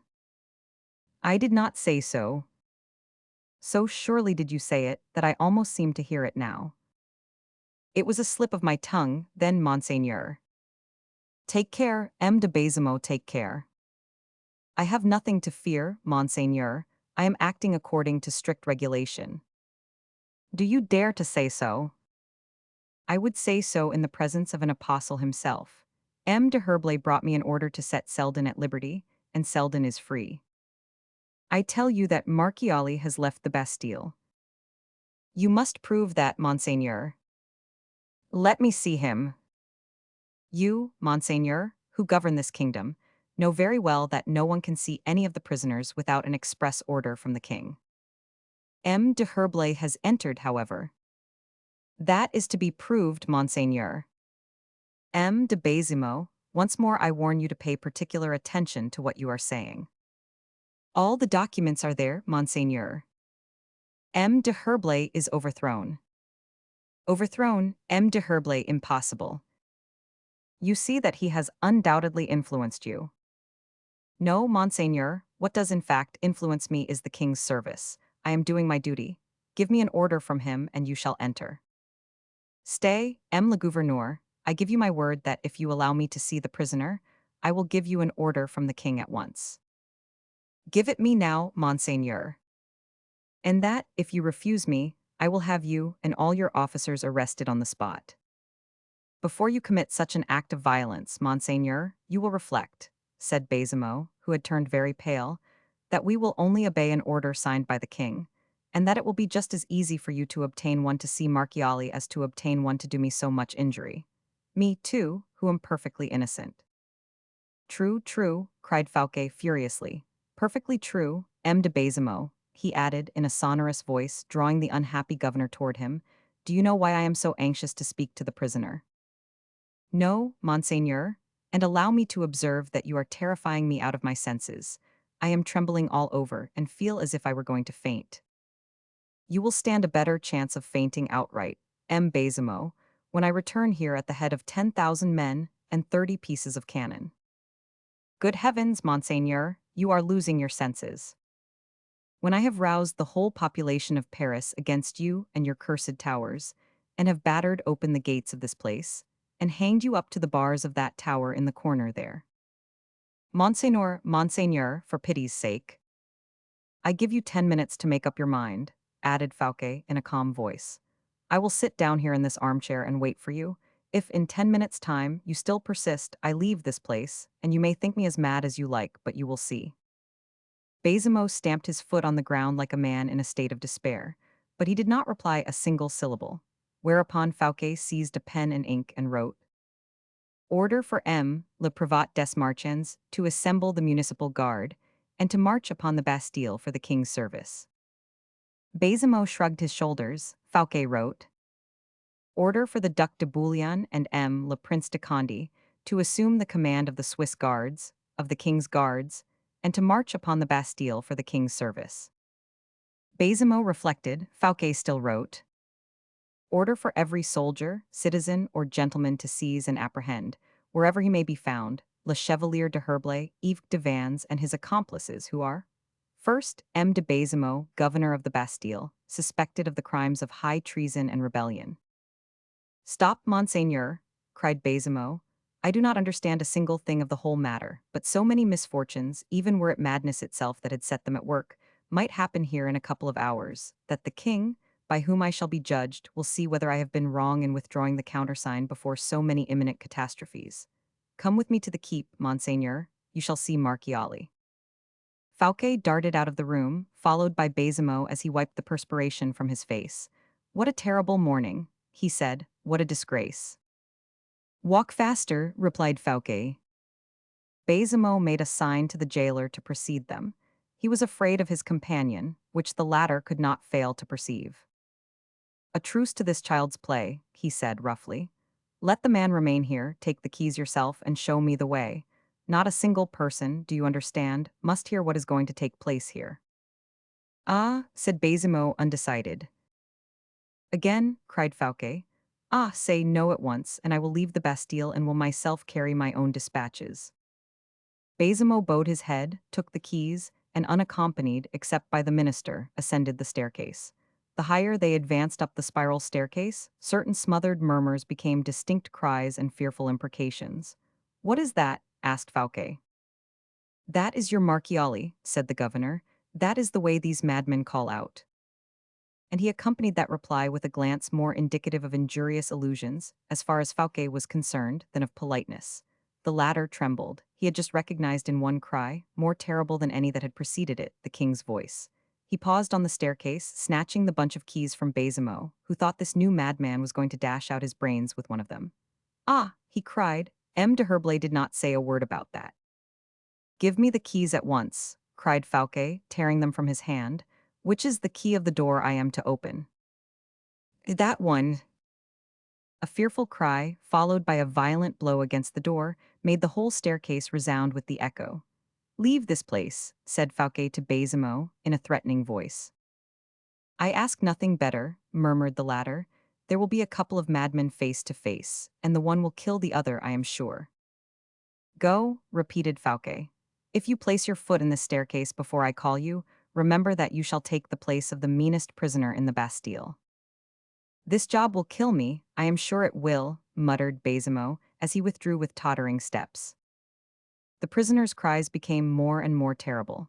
When Fouquet had satisfied himself that Baisemeaux had reached the bottom of the staircase, he inserted the key in the first lock.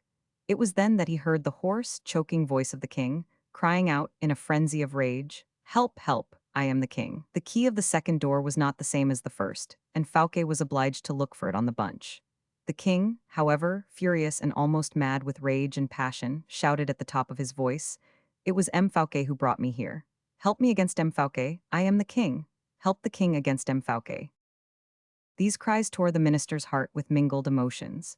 They were followed by a shower of terrible blows leveled against the door with a part of the broken chair with which the king had armed himself. Fouquet at last succeeded in finding the key. The king was almost exhausted. He could hardly articulate distinctly as he shouted, "Death to Fouquet! Death to the traitor Fouquet!" The door flew open. Chapter 97. The King's Gratitude.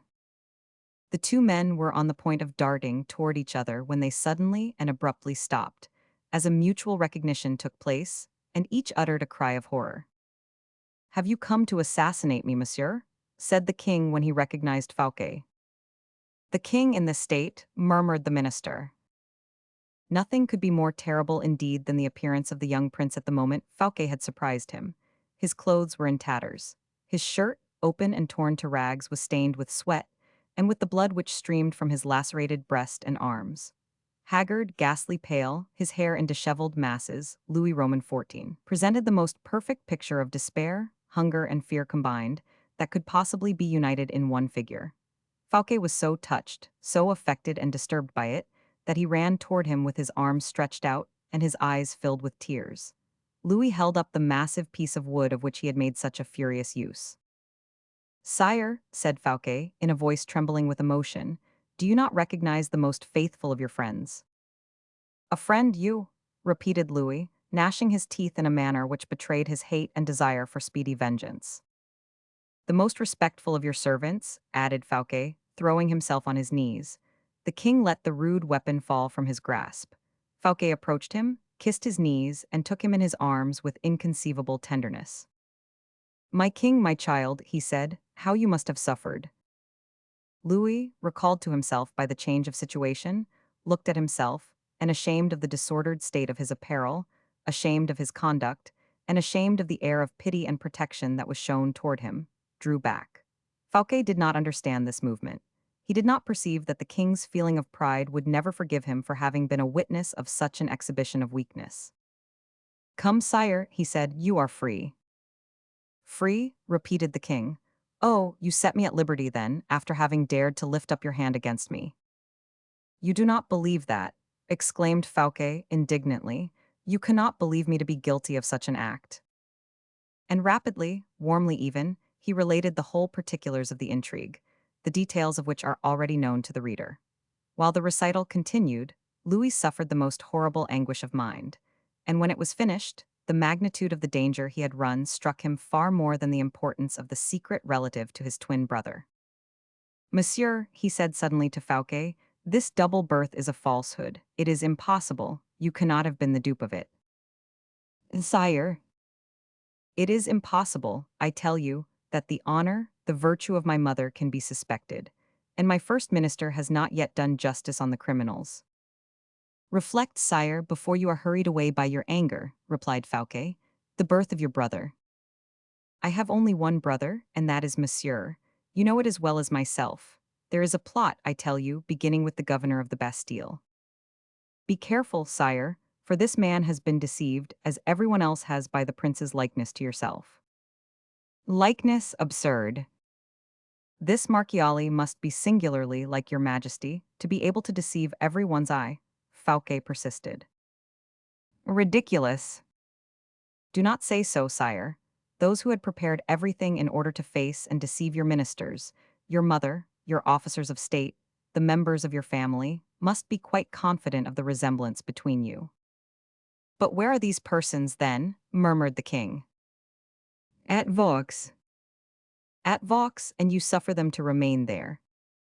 My most present duty seemed to be your majesty's release. I have accomplished that duty, and now, whatever your majesty may command shall be done. I await your orders. Louis reflected for a few minutes. Muster all the troops in Paris, he said. All the necessary orders are given for that purpose, replied Fouquet. You have given orders, exclaimed the king. For that purpose, yes, sire, your majesty will be at the head of 10,000 men in less than an hour. The only reply the king made was to take hold of Fouquet's hand with such an expression of feeling that it was very easy to perceive how strongly he had, until that remark, maintained his suspicions of the minister, notwithstanding the latter's intervention. And with these troops, he said, we shall go at once and besiege in your house the rebels who, by this time, will have established and entrenched themselves there. I should be surprised if that were the case, replied Fouquet. Why? Because their chief, the very soul of the enterprise having been unmasked by me, the whole plan seems to me to have miscarried. You have unmasked this false prince also? No, I have not seen him. Whom have you seen, then? The leader of the enterprise, not that unhappy young man. The latter is merely an instrument, destined through his whole life to wretchedness, I plainly perceive. Most certainly. It is M. L'Abdeherble Yves de Vannes. Your friend. He was my friend, sire, replied Fouquet nobly. An unfortunate circumstance for you, said the king in a less generous tone of voice. Such friendships, sire, had nothing dishonorable in them so long as I was ignorant of the crime. You should have foreseen it. If I am guilty, I place myself in your majesty's hands. Ah, Monsieur Fouquet, it was not that I meant, returned the king, sorry to have shown the bitterness of his thought in such a manner. Well, I assure you that, notwithstanding the mask with which the villain covered his face, I had something like a vague suspicion that it might be he. But with this chief of the enterprise there was a man of prodigious strength, the one who menaced me with a force almost Herculean. What is he? It must be his friend the Baron de Valon, formerly one of the musketeers. The friend of 500 Artagnan? The friend of the Comte de la Fere. Ah, exclaimed the king, as he paused at the name of the latter, we must not forget the connection that existed between the conspirators and M. de Bragelonne. Sire, sire, do not go too far. M. de la Fere is the most honorable man in France. Be satisfied with those whom I deliver up to you. With those whom you deliver up to me, you say? Very good, for you will deliver up those who are guilty to me. What does your majesty understand by that? Inquired Fouquet. I understand, replied the king, that we shall soon arrive at Vaux with a large body of troops, that we will lay violent hands upon that nest of vipers, and that not a soul shall escape. Your majesty will put these men to death, cried Fouquet. To the very meanest of them. Oh, sire. Let us understand each other, Monsieur Fouquet, said the king haughtily.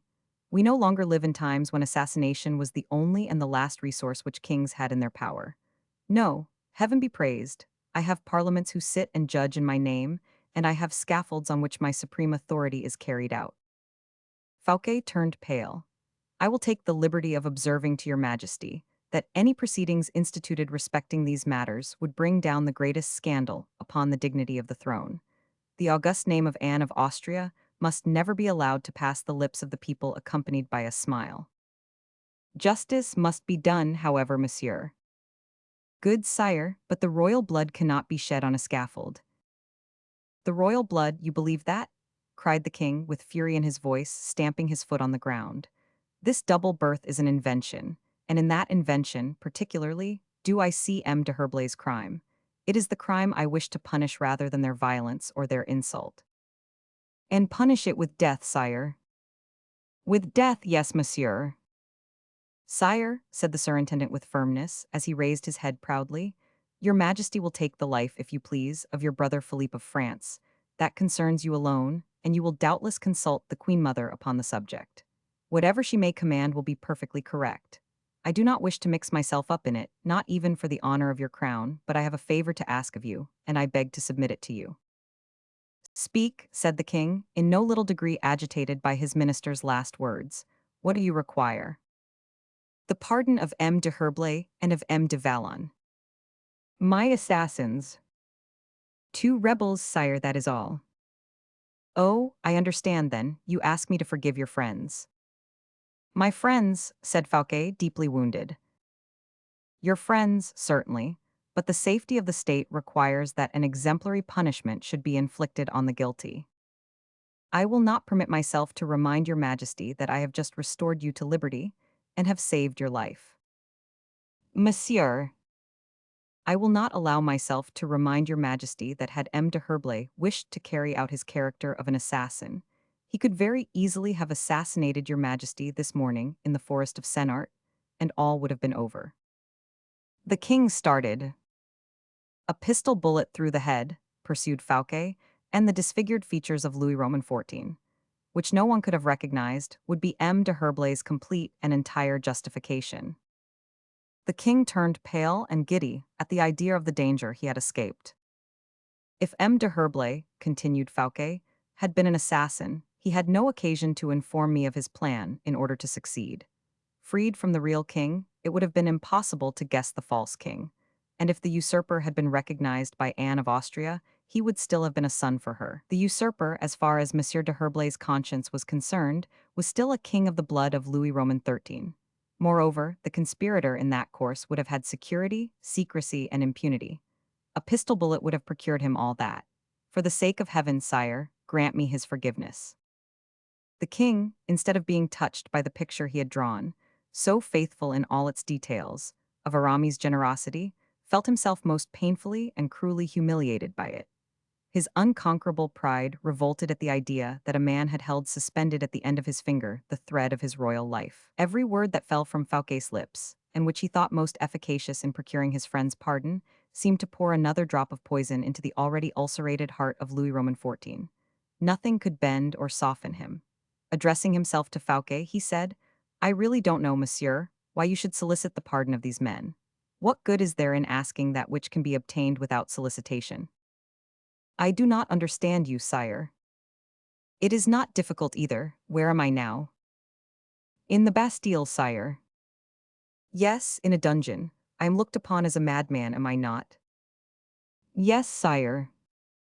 And no one is known here but Marchiali. Certainly. Well, change nothing in the position of affairs. Let the madman rot in the dungeon of the Bastille, and M. de Herblay and M. de Valon will stand in no need of my forgiveness. Their new king will absolve them.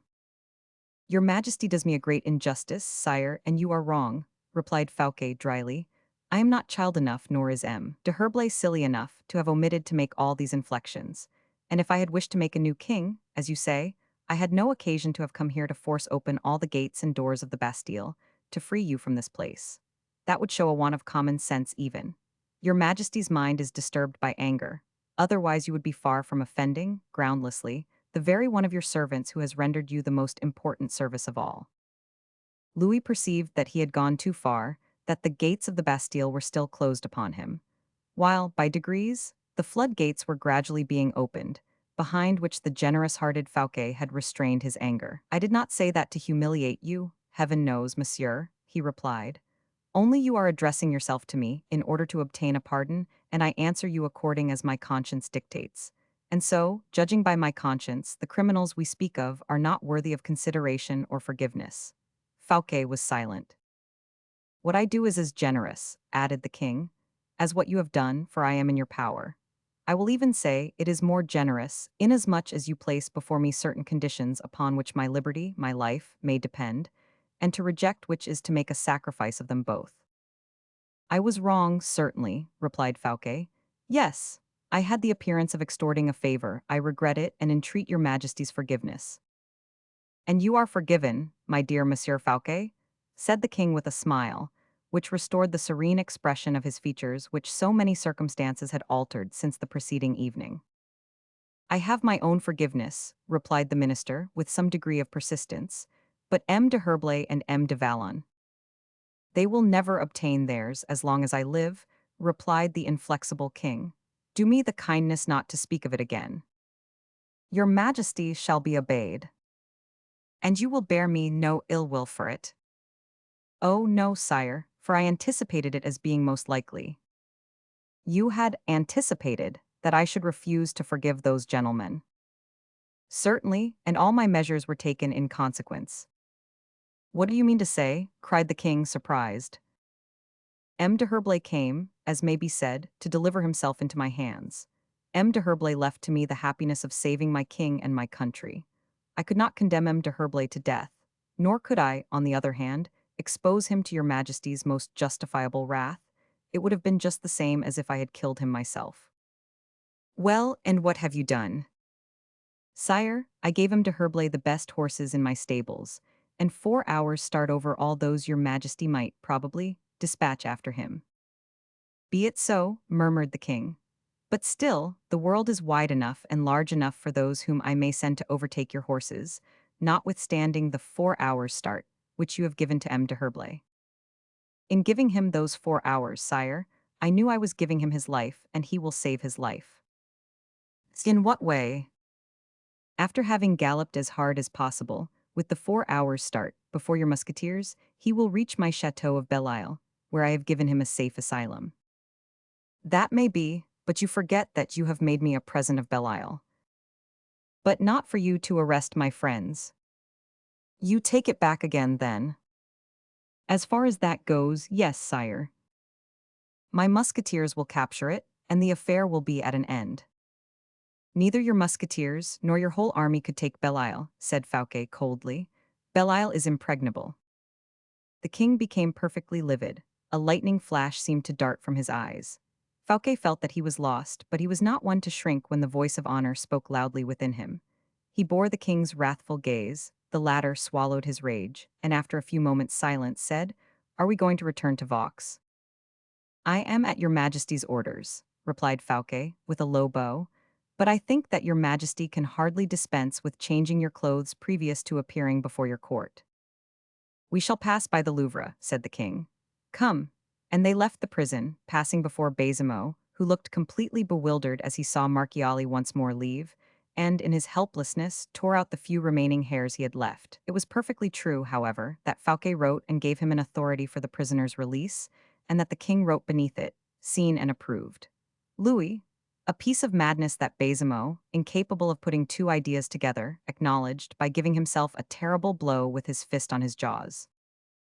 Chapter 98. The False King. In the meantime, usurped royalty was playing out its part bravely at Vaux.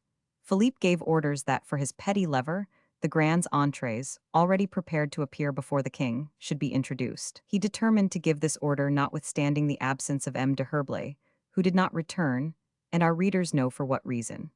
But the prince, not believing that absence could be prolonged, wished, as all rash spirits do, to try his valor and his fortune when far from all protection and all counsel. Another reason urged him to this. Anne of Austria was about to appear. The guilty mother was about to stand in the presence of her sacrificed son. Philippe was not willing, if he had a weakness, to render the man a witness of it before whom he was bound thenceforth to display so much strength. Philippe opened his folding doors, and several persons entered silently. Philippe did not stir while his valets de chambre dressed him.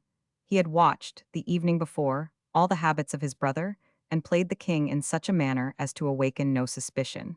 He was then completely dressed in his hunting costume when he received his visitors. His own memory and the notes of Aramis announced everybody to him, first of all Anne of Austria, to whom Monsieur gave his hand, and then Madame with M. de Saint-Aignan. He smiled at seeing these countenances, but trembled on recognizing his mother. That figure so noble, so imposing, ravaged by pain, pleaded in his heart the cause of that famous queen who had immolated a child to reasons of state. He found his mother still handsome. He knew that Louis Roman XIV loved her, and he promised himself to love her likewise, and not to prove a cruel chastisement for her old age. He contemplated his brother with a tenderness easily to be understood. The latter had usurped nothing over him, had cast no shade over his life. A separate branch, he allowed the stem to rise without heeding its elevation or the majesty of its life. Philippe promised himself to be a kind brother to this prince, who required nothing but gold to minister to his pleasures. He bowed with a friendly air to Saint-Aignan, who was all reverences and smiles, and tremblingly held out his hand to Henrietta, his sister-in-law, whose beauty struck him. But he saw in the eyes of that princess an expression of coldness which would facilitate, as he thought, their future relations. How much more easy, thought he, it will be to be the brother of that woman than her gallant, if she evinces toward me a coldness that my brother could not have for her, and which is imposed upon me as a duty. The only visit he dreaded at this moment was that of the queen. His heart, his mind, had just been shaken by so violent a trial that in spite of their firm temperament, they would not, perhaps, support another shock. Happily the queen did not come. Then commenced, on the part of Anne of Austria, a political dissertation upon the welcome M. Fouquet had given to the House of France. She mixed up hostilities with compliments addressed to the king and questions as to his health, with little maternal flatteries and diplomatic artifices. "Well, my son," said she, "are you convinced with regard to Monsieur Fouquet?" "Saint-Aignan," said Philippe, "have the goodness to go and inquire after the queen." At these words the first Philippe had pronounced aloud. The slight difference that there was between his voice and that of the king was sensible to maternal ears, and Anne of Austria looked earnestly at her son. Saint-Aignan left the room, and Philippe continued. "Madame, I do not like to hear M. Fouquet ill spoken of, you know I do not, and you have even spoken well of him yourself." "That is true, therefore I only question you on the state of your sentiments with respect to him." "Sire," said Henrietta, "I, on my part, have always liked M. Fouquet. He is a man of good taste, he is a superior man." "A surintendant who is never sordid or niggardly," added Monsieur, "and who pays in gold all the orders I have on him." "Everyone in this thinks too much of himself, and nobody for the state," said the old queen. "M. Fouquet, it is a fact, M. Fouquet is ruining the state." "Well, mother," replied Philippe in rather a lower key, "do you likewise constitute yourself the buckler of M. Colbert?" "How is that?" replied the old queen, rather surprised.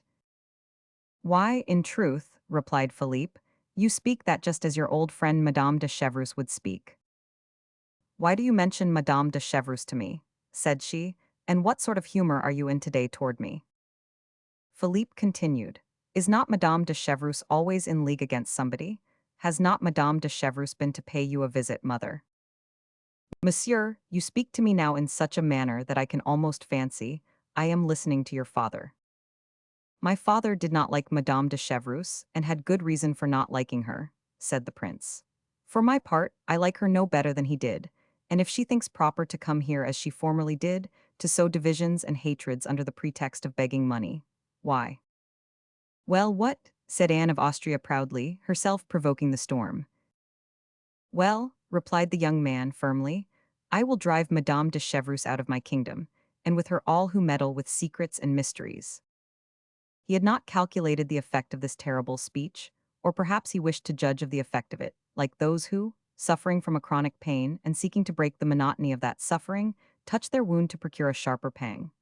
Anne of Austria was near fainting. Her eyes, open but meaningless, ceased to see for several seconds. She stretched out her arms toward her other son, who supported and embraced her without fear of irritating the king.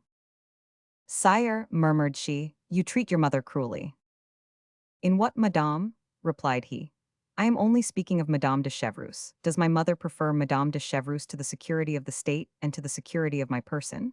Well then, madame, I tell you Madame de Chevreuse is returned to France to borrow money, and that she addressed herself to M. Fouquet to sell him a certain secret. A certain secret, cried Anne of Austria, concerning pretended robberies that Monsieur le Surintendant had committed, which is false, added Philippe. M. Fouquet rejected her offers with indignation, preferring the esteem of the king to all complicity with intriguers. Then Madame de Chevreuse sold the secret to M. Colbert, and as she is insatiable and was not satisfied with having extorted 100,000 crowns from that clerk, she has flown still higher, and has endeavored to find still deeper springs. Is that true, madame? You know all, sire, said the queen, more uneasy than irritated. Now, continued Philippe, I have good reason to dislike this fury, who comes to my court to plan the dishonor of some and the ruin of others. If God has suffered certain crimes to be committed, and has concealed them in the shade of his clemency, I will not permit Madame de Chevreuse to have the power to counteract the designs of God. The latter part of this speech had so agitated the queen mother that her son had pity on her. He took her hand and kissed it tenderly. She did not feel that in that kiss, given in spite of repulsions and bitternesses of the heart, there was a pardon for 8 years of horrible suffering. Philippe allowed the silence of a moment to swallow the emotions that had just developed themselves. Then, with a cheerful smile, "We will not go today," said he. "I have a plan." And turning toward the door, he hoped to see Aramis, whose absence began to alarm him. The queen mother wished to leave the room. "Remain where you are, mother," said he. "I wish you to make your peace with M. Fouquet." "I bear no ill will toward M. Fouquet. I only dreaded his prodigalities.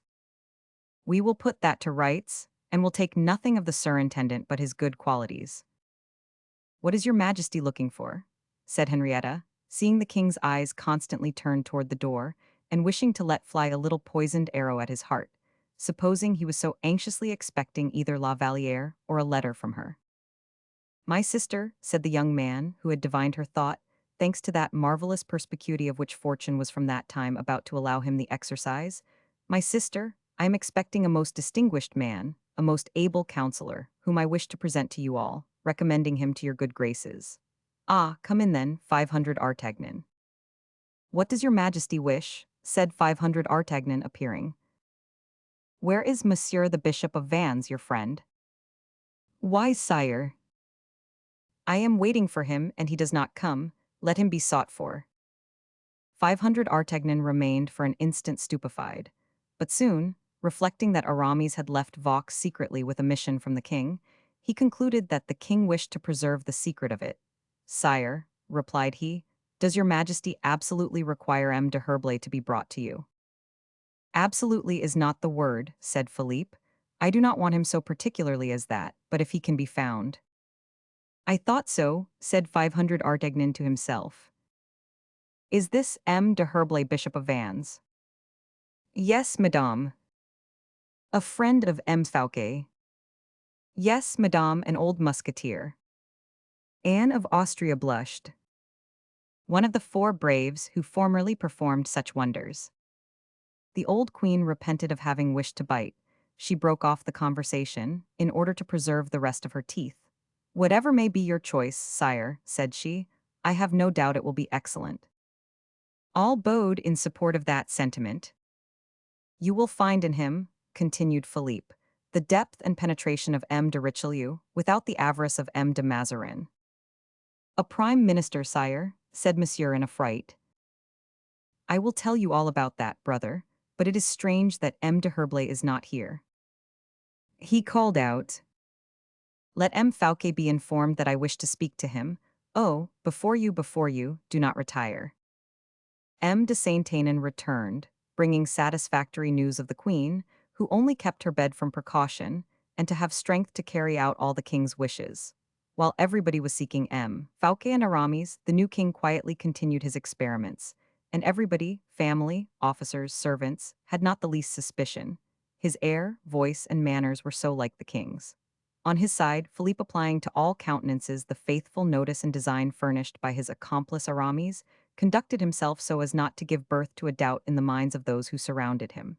Nothing from that time could disturb the usurper. With what strange facility had Providence just reversed the most elevated fortune of the world to substitute the most humble in its stead? Philippe admired the goodness of God with regard to himself, and seconded it with all the resources of his admirable nature. But he felt, at times, something like a shadow gliding between him and the rays of his new glory. Aramis did not appear. The conversation had languished in the royal family. Philippe, preoccupied, forgot to dismiss his brother and Madame Henrietta. The latter were astonished and began, by degrees, to lose all patience. Anne of Austria stooped toward her son's ear and addressed some words to him in Spanish.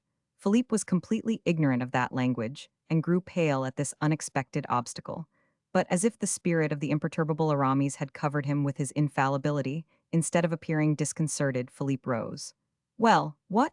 Said Anne of Austria. What is all that noise? Said Philippe, turning round toward the door of the second staircase. And a voice was heard saying, this way, a few steps more, sire. The voice of M. Fouquet, said 500 Artagnan, who was standing close to the queen mother. Then M. de Herblay cannot be far off, added Philippe. But he then saw what he little thought to see so near to him. All eyes were turned toward the door at which M. Fouquet was expected to enter, but it was not M. Fouquet who entered.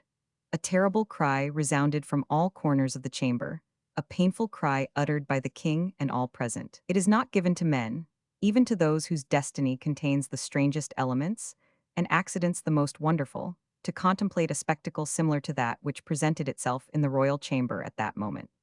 The half-closed shutters only admitted the entrance of an uncertain light, passing through large velvet curtains lined with silk. In this soft shade, the eyes were by degrees dilated, and every one present saw others rather with trust than with positive sight.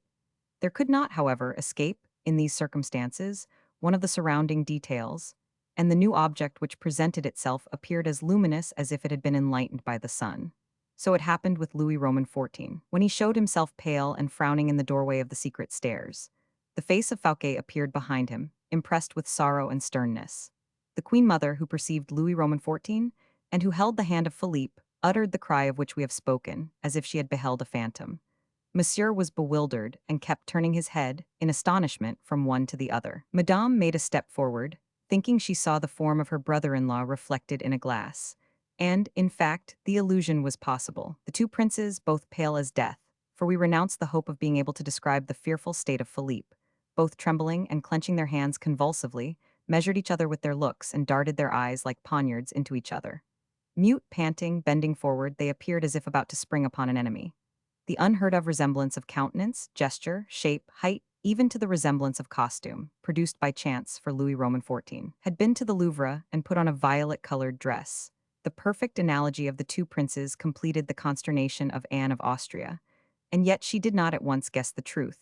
There are misfortunes in life that no one will accept.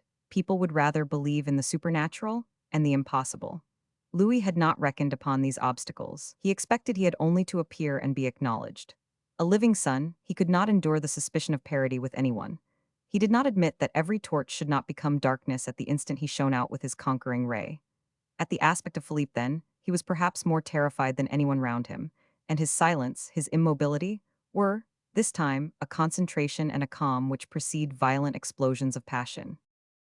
But Fouquet, Who could paint his emotion and stupor in presence of this living portrait of his master? Fouquet thought Aramis was right, that this newly arrived was a king as pure in his race as the other, and that, for having repudiated all participation in this coup d'etat, so skillfully got up by the general of the Jesuits, he must be a mad enthusiast unworthy of ever again dipping his hands in a political work. And then it was the blood of Louis Roman XIII, which Fouquet was sacrificing to the blood of Louis Roman XIII. It was to a selfish ambition he was sacrificing a noble ambition. It was to the right of keeping he sacrificed the right of having. The whole extent of his fault was revealed to him by the simple sight of the pretender. All which passed in the mind of Fouquet was lost upon the persons present. He had 5 minutes to concentrate his meditations upon this point of the case of conscience. 5 minutes, that is to say, 5 ages, during which the two kings and their family scarcely found time to breathe after so terrible a shock. 500 Artagnan, leaning against the wall, in front of Fouquet, with his hand to his brow, asked himself the cause of such a wonderful prodigy. He could not have said at once why he doubted, but he knew assuredly that he had reason to doubt, and that in this meeting of the two Louis Roman XIV slay all the difficulty which during late days had rendered the conduct of Aramis so suspicious to the musketeer. These ideas were, however, enveloped in thick veils. The actors in this assembly seemed to swim in the vapors of a confused waking. Suddenly Louis Roman XIV, more impatient and more accustomed to command, ran to one of the shutters which he opened, tearing the curtains in his eagerness. A flood of living light entered the chamber, and made Philippe draw back to the alcove. Louis seized upon this movement with eagerness, and addressing himself to the queen. "My mother," said he, "do you not acknowledge your son, since everyone here has forgot his king?" Anne of Austria started, and raised her arms toward heaven, without being able to articulate a single word. "My mother," said Philippe with a calm voice, "do you not acknowledge your son?" And this time, in his turn, Louis drew back. As to Anne of Austria, struck in both head and heart with remorse, she lost her equilibrium. No one aiding her, for all were petrified, she sank back in her fauteuil, breathing a weak, trembling sigh. Louis could not endure this spectacle and this affront. He bounded toward 500 Artagnan, upon whom the vertigo was beginning to gain, and who staggered as he caught at the door for support. "A moi, mousquetaire," said he. "Look us in the face and say which is the paler, he or I." This cry roused 500 Artagnan, and stirred in his heart the fiber of obedience. He shook his head, and without more hesitation he walked straight up to Philippe, upon whose shoulder he laid his hand, saying, "Monsieur, you are my prisoner." Philippe did not raise his eyes toward heaven, nor stir from the spot, where he seemed nailed to the floor, his eye intensely fixed upon the king his brother. He reproached him by a sublime silence with all his misfortunes past, with all his tortures to come. Against this language of the soul, the king felt he had no power. He cast down his eyes, dragging away precipitately his brother and sister, forgetting his mother sitting motionless within 3 paces of the son, whom she left a second time to be condemned to death. Philippe approached Anne of Austria, and said to her, in a soft and nobly agitated voice, "If I were not your son, I should curse you, my mother, for having rendered me so unhappy." 500 Artagnan felt a shudder pass through the marrow of his bones. He bowed respectfully to the young prince, and said, as he bent, "Excuse me, monseigneur, I am but a soldier, and my oaths are his who has just left the chamber." "Thank you, M. d'Artagnan, but what is become of M. de Herblay?" "M. de Herblay is in safety, monseigneur," said a voice behind them, "and no one, while I live and am free, shall cause a hair to fall from his head." "Monsieur Fouquet," said the prince, smiling sadly. "Pardon me, monseigneur," said Fouquet, kneeling, "but he who is just gone out from hence was my guest." "Here are," murmured Philippe with a sigh, "brave friends and good hearts. They make me regret the world. On M. d'Artagnan I follow you." At the moment the captain of the musketeers was about to leave the room with his prisoner, Colbert appeared, and, after remitting an order from the king to 500 Artagnan, retired. 500 Artagnan read the paper, and then crushed it in his hand with rage. "What is it?" asked the prince. "Read, monseigneur," replied the musketeer. Philippe read the following words, hastily traced by the hand of the king. "M. d'Artagnan will conduct the prisoner to the Isles Sainte Marguerite. He will cover his face with an iron visor, which the prisoner cannot raise without peril of his life." "That is just," said Philippe with resignation. "I am ready." Aramis was right, said Fouquet, in a low voice to the musketeer. "This one is quite as much of a king as the other." "More," replied 500 Artagnan. "He only wants you and me." Chapter 99, in which Porthos thinks he is pursuing a duchy. Aramis and Porthos, having profited by the time granted them by Fouquet, did honor to the French cavalry by their speed. Porthos did not clearly understand for what kind of mission he was forced to display so much velocity, but as he saw Aramis spurring on furiously, he, Porthos, spurred on in the same manner. They had soon, in this manner, placed 12 leagues between them and Vaux. They were then obliged to change horses and organize a sort of post arrangement. It was during a relay that Porthos ventured to interrogate Aramis discreetly. "Hush," replied the latter, "know only that our fortune depends upon our speed." As if Porthos had still been the musketeer, without a sou or a mail, of 1626, he pushed forward. The magic word, fortune, always means something in the human ear. It means enough for those who have nothing. It means too much for those who have enough. "I shall be made a duke," said Porthos aloud. He was speaking to himself. "That is possible," replied Aramis, smiling after his own fashion, as the horse of Porthos passed him. The head of Aramis was, notwithstanding, on fire. The activity of the body had not yet succeeded in subduing that of the mind. All that there is in raging passions, in severe toothaches, or mortal threats twisted, gnawed, and grumbled in the thoughts of the vanquished prelate. His countenance exhibited very visible traces of this rude combat. Free upon the highway to abandon himself to every impression of the moment, Aramis did not fail to swear at every start of his horse, at every inequality in the road. Pale, at times inundated with boiling sweats, then again dry and icy, he beat his horses and made the blood stream from their sides. Porthos, whose dominant fault was not sensibility, groaned at this. Thus traveled they on for 8 long hours and then arrived at Orleans. It was 4 o'clock in the afternoon. Aramis, on observing this, judged that nothing demonstrated pursuit to be possible. It would be without example that a troop capable of taking him and Porthos should be furnished with relays sufficient to perform 40 leagues in 8 hours. Thus, admitting pursuit, which was not at all manifest, the fugitives were 5 hours in advance of their pursuers. Aramis thought that there might be no imprudence in taking a little rest, but that to continue would make the matter more certain. 20 leagues more performed with the same rapidity, 20 more leagues devoured, and no one, not even 500 Artagnan, could overtake the enemies of the king. Aramis felt obliged, therefore, to inflict upon Porthos the pain of mounting on horseback again. They rode on till 7 o'clock in the evening, and had only 1 post more between them and Blois. But here a diabolical accident alarmed Aramis greatly. There were no horses at the post. The prelate asked himself by what infernal machination his enemies had succeeded in depriving him of the means of going further. He who never recognized chance as a deity, he who found a cause for every result, he preferred believing that the refusal of the postmaster, at such an hour, in such a country, was the consequence of an order emanating from above, an order given with a view of stopping short the kingmaker in the midst of his flight. But at the moment he was about to fly into a passion, so as to procure either a horse or an explanation, he was struck with the recollection that the Comte de la Fere lived in the neighborhood. "I am not traveling," said he. "I do not want horses for a whole stage. Find me 2 horses to go and pay a visit to a nobleman of my acquaintance who resides near this place." "What nobleman?" asked the postmaster. "Le Comte de la Fere." "Oh," replied the postmaster, uncovering with respect, "a very worthy nobleman. But whatever may be my desire to make myself agreeable to him, I cannot furnish you with horses, for all mine are engaged by le Duc de Beaufort." "Indeed," said Aramis, much disappointed. "Only," continued the postmaster, "if you will put up with a little carriage I have, I will harness an old blind horse, who has still his legs left, and will draw you to the house of le Comte de la Fere." "That is worth a louis," said Aramis. "No, monsieur, that is never worth more than a crown. That is what Grimaud, the Comte's intendant, always pays me when he makes use of that carriage. And I should not wish the Comte de la Fere to have to reproach me with having imposed on one of his friends."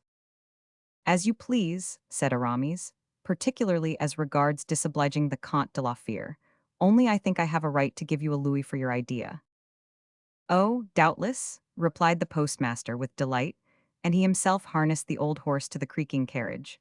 In the meantime, Porthos was curious to behold. He imagined he had discovered the secret, and he felt pleased, because a visit to Athos in the first place promised him much satisfaction, and in the next gave him the hopes of finding at the same time a good bed and a good supper.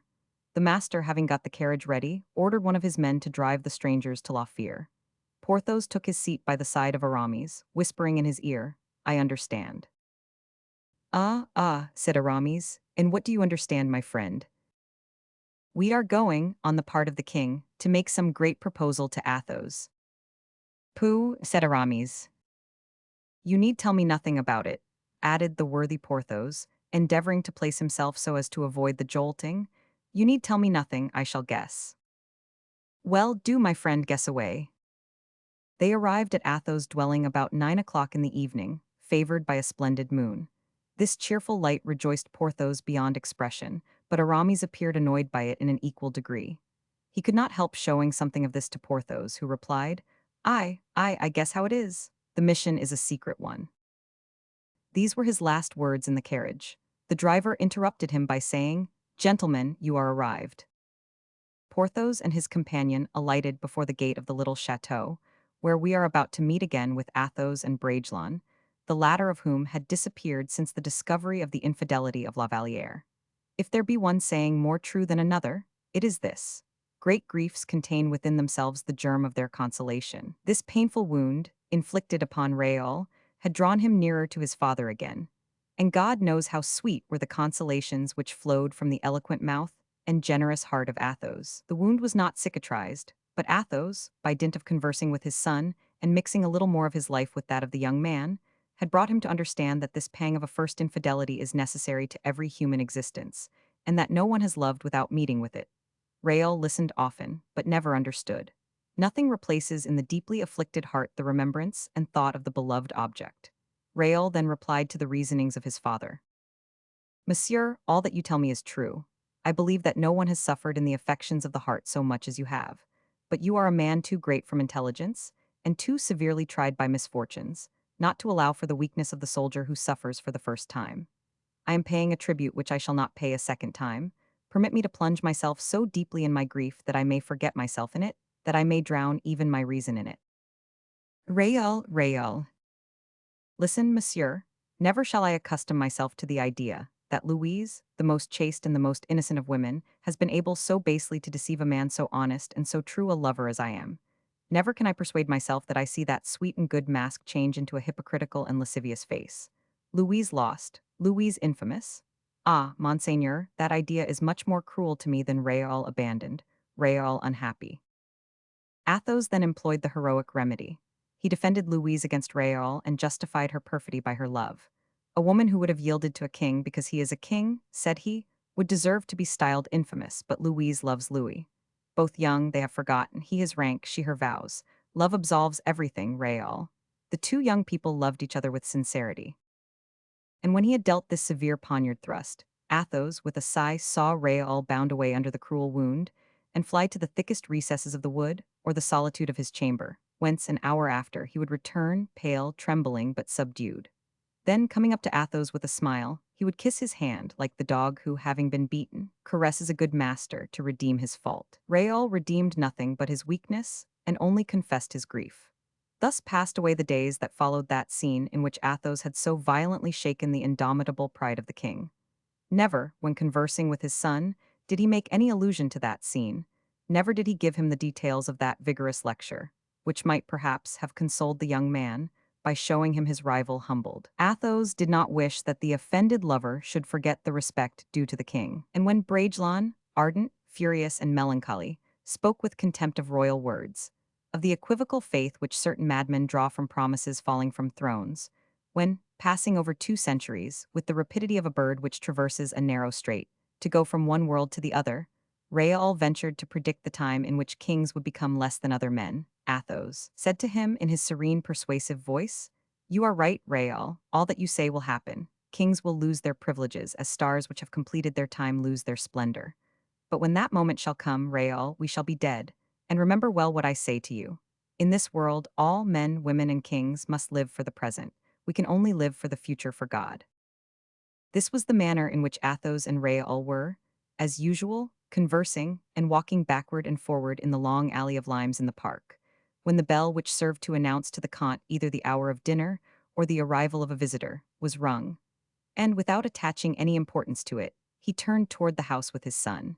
And at the end of the alley they found themselves in the presence of Aramis and Porthos. Chapter 100. The Last Adieus. Raoul uttered a cry and affectionately embraced Porthos. Aramis and Athos embraced like old men, and this embrace itself being a question for Aramis, he immediately said, "My friend, we have not long to remain with you." "Ah," said the Comte. "Only time to tell you of my good fortune," interrupted Porthos. "Ah," said Raoul.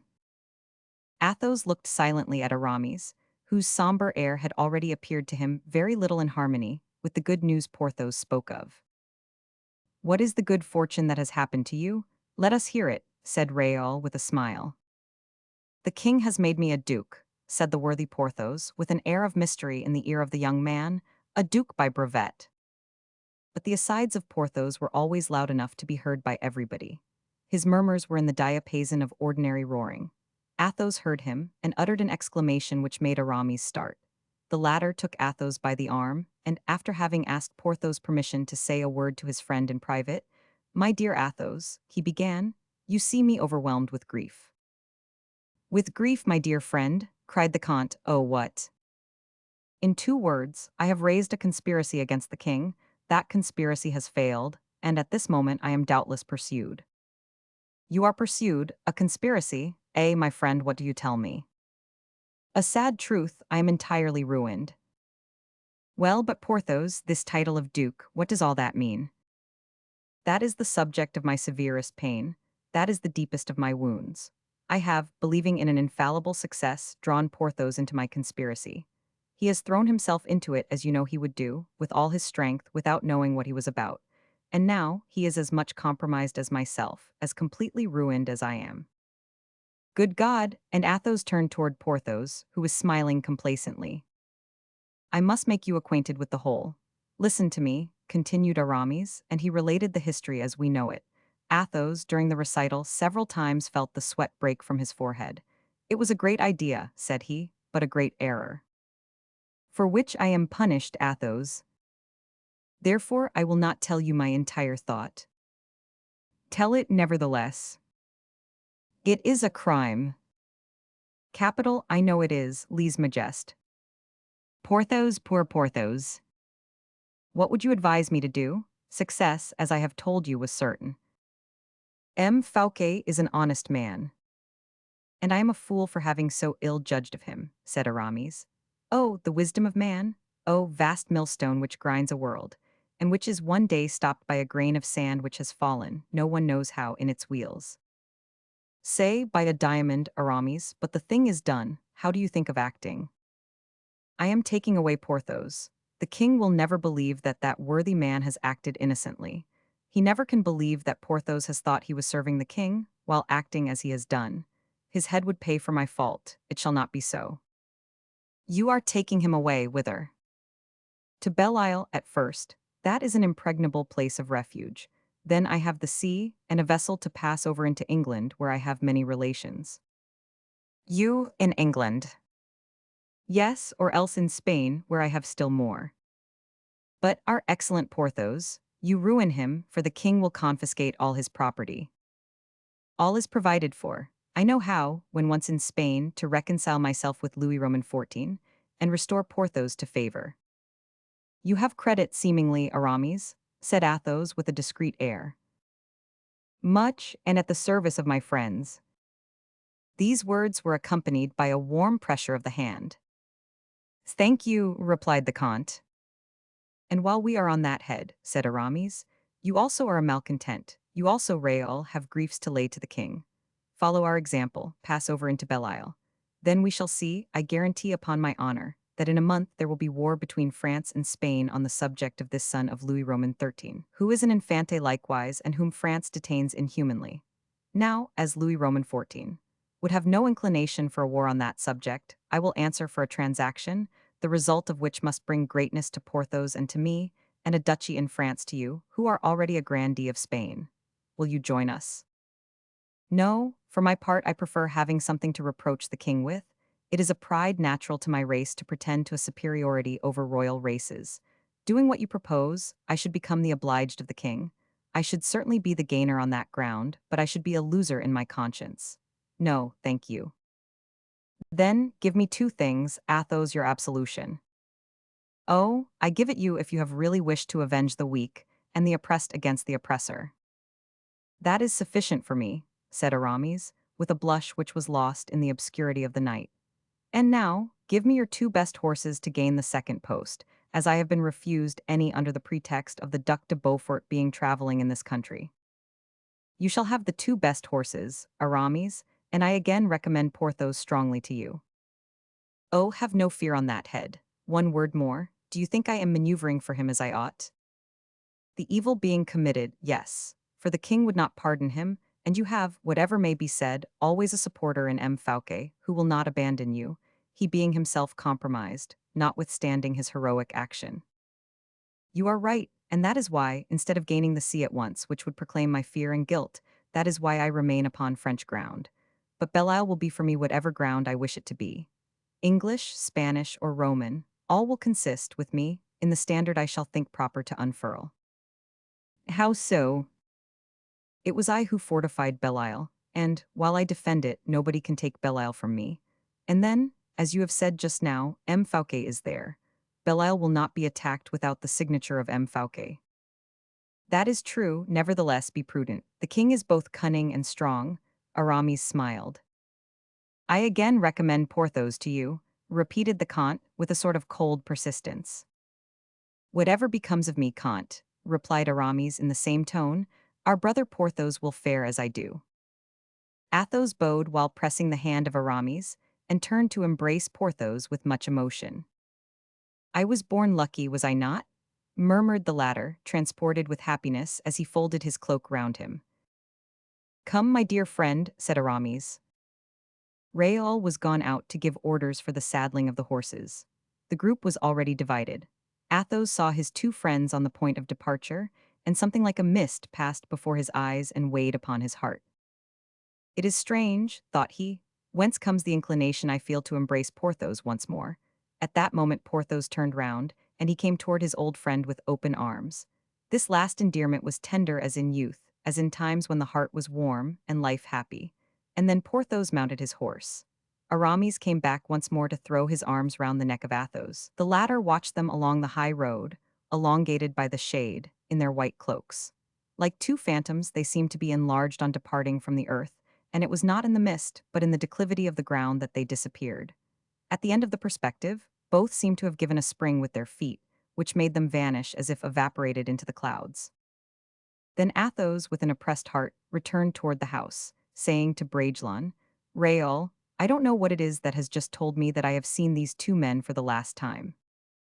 It does not astonish me, monsieur, that you should have such a thought, replied the young man, for I have at this moment the same, and think also that I shall never see de Valon and de Herblay again. Oh, you, replied the Comte, you speak like a man rendered sad by another cause. You see everything in black. You are young, and if you chance never to see those old friends again, it will be because they no longer exist in the world in which you have many years to pass. But I. Raoul shook his head sadly, and leaned upon the shoulder of the Comte, without either of them finding another word in their hearts which were ready to overflow. All at once a noise of horses and voices, from the extremity of the road to Blois, attracted their attention that way. Flambeau's bearers shook their torches merrily among the trees of their route, and turned round, from time to time, to avoid distancing the horsemen who followed them. These flames, this noise, this dust of a dozen richly caparisoned horses, formed a strange contrast in the middle of the night with the melancholy funereal disappearance of the two shadows of Aramis and Porthos. Athos went toward the house, but he had hardly reached the parterre when the entrance gate appeared in a blaze. All the flambeaux stopped and appeared to inflame the road. A cry was heard of M. le Duc de Beaufort, and Athos sprang toward the door of his house. But the duc had already alighted from his horse and was looking around him. I am here, monseigneur, said Athos. Ah, good evening, dear Comte, said the prince with that frank cordiality which won him so many hearts. Is it too late for a friend? Ah, my dear prince, come in, said the Comte. and M. de Beaufort leaning on the arm of Athos, they entered the house, followed by Raoul, who walked respectfully and modestly among the officers of the prince, with several of whom he was acquainted. Chapter 101. Monsieur de Beaufort. The prince turned round at the moment when Raoul, in order to leave him alone with Athos, was shutting the door, and preparing to go with the other officers into an adjoining apartment. "Is that the young man I have heard M. le Prince speak so highly of?" asked M. de Beaufort. "It is, monseigneur. He is quite the soldier. Let him stay, Comte, we cannot spare him." "Remain, Raoul, since monseigneur permits it," said Athos. "Ma foi, he is tall and handsome," continued the duke. "Will you give him to me, monseigneur, if I ask him of you?" "How am I to understand you, monseigneur?" said Athos. "Why, I call upon you to bid you farewell." "Farewell?" "Yes, in good truth. Have you no idea of what I am about to become?" "Why, I suppose what you have always been, monseigneur, a valiant prince and an excellent gentleman." "I am going to become an African prince, a Bedouin gentleman. The king is sending me to make conquests among the Arabs." "What do you tell me, monseigneur?" "Strange, is it not? I, the Parisian par essence, I, who have reigned in the faubourgs and have been called king of the Halles, I am going to pass from the place Maubert to the minarets of Gigelli. I become from a frondeur an adventurer." "Oh, monseigneur, if you did not yourself tell me that." "It would not be credible, would it? Believe me, nevertheless, and we have but to bid each other farewell. This is what comes of getting into favor again." "Into favor?" "Yes, you smile. Ah, my dear Comte, do you know why I have accepted this enterprise? Can you guess?" "Because your highness loves glory above everything." "Oh, no, there is no glory in firing muskets at savages. I see no glory in that, for my part, and it is more probable that I shall there meet with something else. But I have wished, and still wish earnestly, my dear Comte, that my life should have that last facet, after all the whimsical exhibitions I have seen myself make during 50 years. For, in short, you must admit that it is sufficiently strange to be born the grandson of a king, to have made war against kings, to have been reckoned among the powers of the age, to have maintained my rank, to feel Henry Roman IV within me, to be great admiral of France, and then to go and get killed at Gigelli, among all those Turks, Saracens, and Moors." "Monseigneur, you dwell strangely upon that subject," said Athos in an agitated voice. "How can you suppose that so brilliant a destiny will be extinguished in that remote and miserable scene? And can you believe, just and simple man as you are, that if I go into Africa for this ridiculous motive, I will not endeavor to come out of it without ridicule? Will I not give the world cause to speak of me, and to be spoken of nowadays when there are Monsieur le Prince, M. de Turenne, and many others my contemporaries, I, Admiral of France, grandson of Henry Roman IV, King of Paris, have I anything left but to get myself killed? Courtier, I will be talked of, I tell you. I shall be killed whether or not, if not there, somewhere else." "Why, monseigneur, this is only exaggeration, and hitherto you have demonstrated nothing of that kind but in bravery." "Peste, my dear friend, there is bravery in facing scurvy, dysentery, locusts, and poisoned arrows, as my ancestor St. Louis did. Do you know those fellows still use poisoned arrows? And then, you know me of old, I fancy, and you know that when I once make up my mind to a thing, I do it in earnest." "Yes, you made up your mind to escape from Vincennes." "Ay, but you aided me in that, my master. And apropos, I turn this way and turn that without seeing my old friend, M. Vaugramont. How is he?" "M. Vaugramont is still your highness's most respectful servant," said Athos, smiling. "I have 100 pistoles here for him, which I bring as a legacy. My will is made, Comte." "Ah, monseigneur, monseigneur. And you may understand that if Grimaud's name were to appear in my will—" The duck began to laugh, then addressing Raoul, who, from the commencement of this conversation, had sunk into a profound reverie, "Young man," said he, "I know there is to be found here a certain de Vouvray wine, and I believe—" Raoul left the room precipitately to order the wine. In the meantime, M. de Beaufort took the hand of Athos. "What do you mean to do with him?" asked he. "Nothing at present, monseigneur." "Ah, yes, I know, since the passion of the king for La Vallière." "Yes, monseigneur." "That is all true, then, is it? I think I know her, that little La Vallière. She is not particularly handsome, if I remember right." No, monseigneur, said Athos. Do you know whom she reminds me of? Does she remind your highness of anyone? She reminds me of a very agreeable girl, whose mother lived in the Halles. Said Athos, smiling. Oh, the good old times, added M. de Beaufort. Yes, La Vallière reminds me of that girl. Who had a son, had she not? I believe she had, replied the duck, with careless naivete and a complacent forgetfulness, of which no words could translate the tone and the vocal expression. Now, here is poor Raoul, who is your son, I believe. Yes, he is my son, monseigneur. And the poor lad has been cut out by the king, and he frets. Better than that, monseigneur, he abstains. You are going to let the boy rust in idleness, you are wrong, come give him to me. My wish is to keep him at home, monseigneur. I have no longer anything in the world but him, and as long as he likes to remain. Well, well, replied the duck. I could, nevertheless, have soon put matters to rights again. I assure you, I think he has in him the stuff of which marechals of France are made. I have seen more than one produced from such. That is very possible, monseigneur, but it is the king who makes marechals of France, and Raoul will never accept anything of the king. Raoul interrupted this conversation by his return. He preceded Grimaud, whose still steady hands carried the plateau with one glass and a bottle of the duck's favorite wine. On seeing his old protégé, the duck uttered an exclamation of pleasure. Grimaud, good evening, Grimaud, said he, how goes it? The servant bowed profoundly, as much gratified as his noble interlocutor was. Two old friends, said the duck, shaking honest Grimaud's shoulder after a vigorous fashion, which was followed by another still more profound and delighted bow from Grimaud. But what is this, Comte, only one glass? I should not think of drinking with your highness, unless your highness permitted me, replied Athos with noble humility. Courtier, you were right to bring only one glass, we will both drink out of it like two brothers in arms. Begin, Comte. Do me the honor, said Athos, gently putting back the glass. You are a charming friend, replied the Duc de Beaufort, who drank and passed the goblet to his companion. But that is not all, continued he. I am still thirsty, and I wish to do honor to this handsome young man who stands here. I carry good luck with me, Vicomte, said he to Raoul. Wish for something while drinking out of my glass, and the plague stifle me if what you wish does not come to pass. He held the goblet to Raoul, who hastily moistened his lips and replied with the same promptitude. I have wished for something, monseigneur. His eyes sparkled with a gloomy fire, and the blood mounted to his cheeks. He terrified Athos, if only with his smile. And what have you wished for?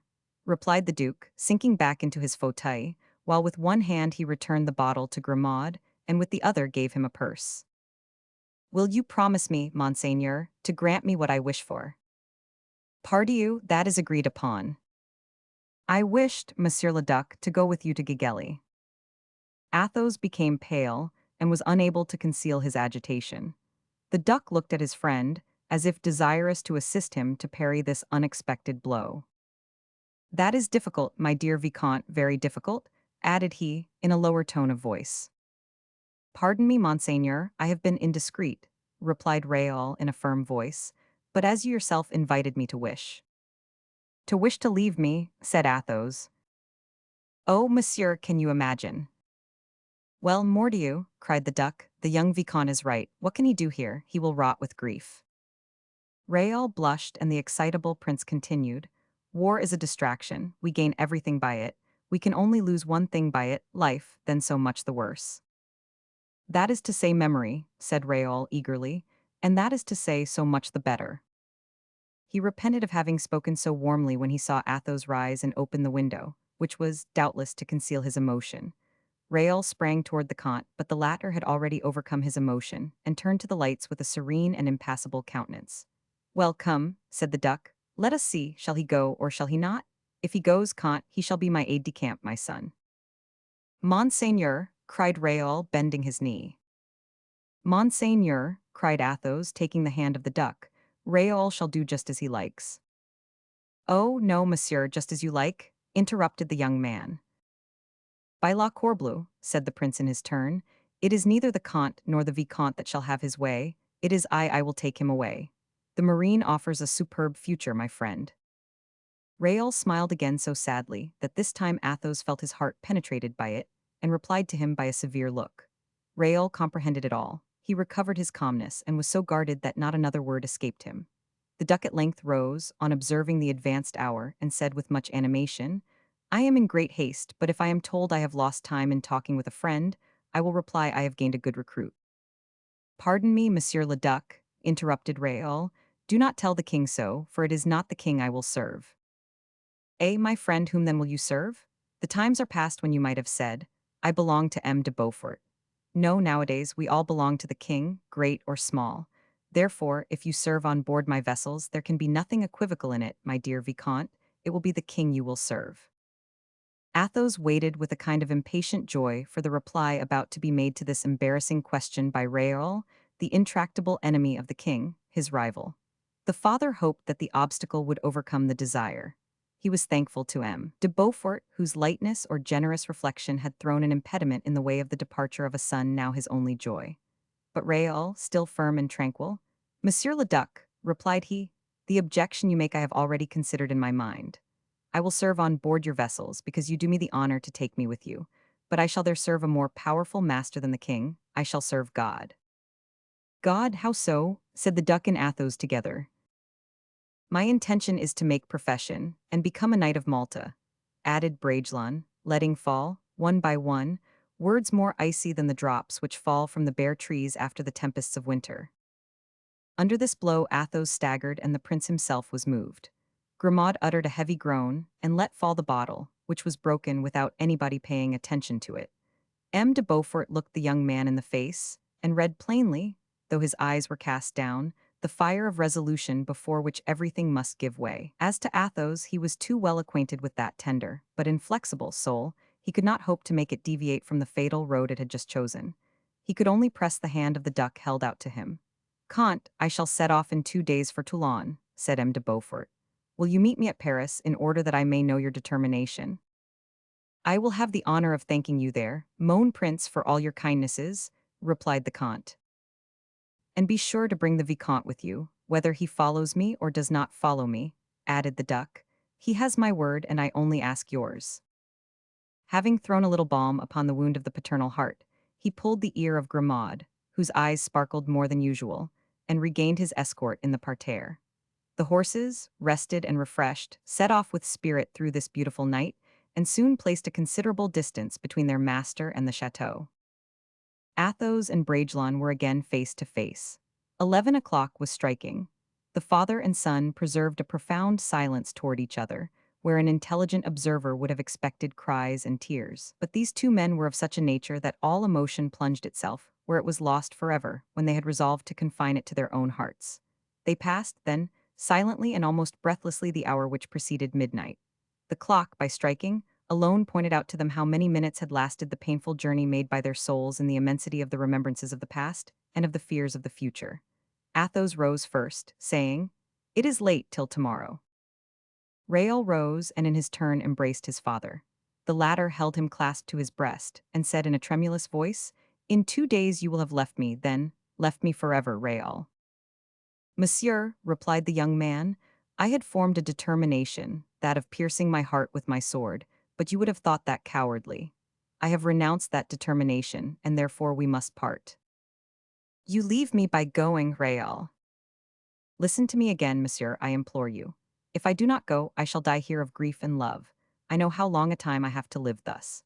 Send me away quickly, monsieur, or you will see me basely die before your eyes in your house. This is stronger than my will, stronger than my strength. You may plainly see that within 1 month I have lived 30 years, and that I approach the end of my life." "Then," said Athos coldly, "you go with the intention of getting killed in Africa? Oh, tell me, do not lie." Raoul grew deadly pale and remained silent for 2 seconds, which were to his father 2 hours of agony. Then, all at once, "Monsieur," said he, "I have promised to devote myself to God. In exchange for this sacrifice which I make of my youth and my liberty, I will only ask of him one thing, and that is, to preserve me for you, because you are the only tie which attaches me to this world. God alone can give me the strength not to forget that I owe you everything, and that nothing ought to be with me before you." Athos embraced his son tenderly and said, You have just replied to me on the word of honor of an honest man. In 2 days we shall be with M. de Beaufort at Paris, and you will then do what will be proper for you to do. You are free. Raoul, adieu. And he slowly gained his bedroom. Raoul went down into the garden and passed the night in the alley of limes. Chapter 102. Preparations for departure. Athos lost no more time in combating this immutable resolution.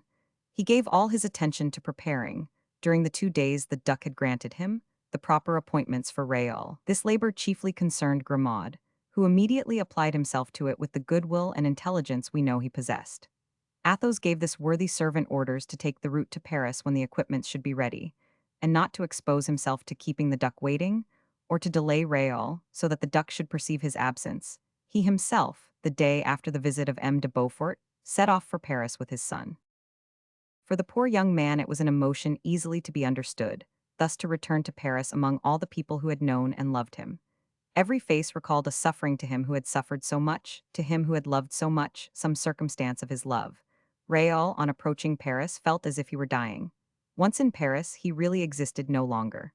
When he reached Guiche's residence, he was informed that Guiche was with Monsieur. Raoul took the road to the Luxembourg, and when arrived, without suspecting that he was going to the place where La Vallière had lived, he heard so much music and respired so many perfumes, he heard so much joyous laughter, and saw so many dancing shadows, that, if it had not been for a charitable woman who perceived him so dejected and pale beneath a doorway, he would have remained there a few minutes, and then would have gone away never to return. But as we have said, in the first antechambers he had stopped, solely for the sake of not mixing himself with all those happy existences which he felt were moving around him in the adjacent salons.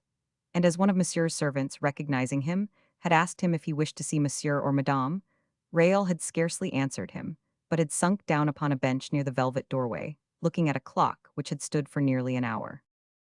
The servant had passed on, and another, better acquainted with him, had come up and interrogated Raoul as to whether he should inform M. Guiche of his being there. This name even did not rouse the recollections of poor Raoul. The persistent servant went on to relate that Guiche had just invented a new game of lottery, and was teaching it to the ladies.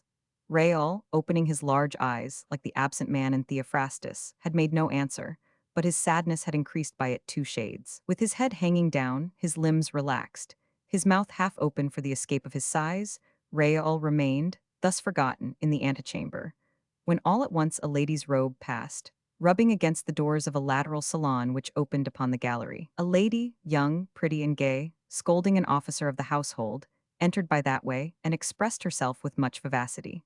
The officer replied in calm but firm sentences. It was rather a little love pet than a quarrel of courtiers, and was terminated by a kiss on the fingers of the lady.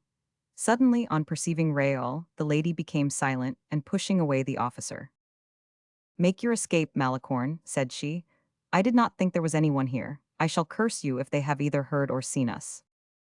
Malicorne hastened away. The young lady advanced behind Raoul, and stretching her joyous face on him as he lay. "Monsieur is a gallant man," said she, "and no doubt—" She here interrupted herself by uttering a cry. "Raoul," said she, blushing. "Mademoiselle de Montalais," said Raoul, more pale than death. He rose unsteadily, and tried to make his way across the slippery mosaic of the floor, but she had comprehended that savage and cruel grief.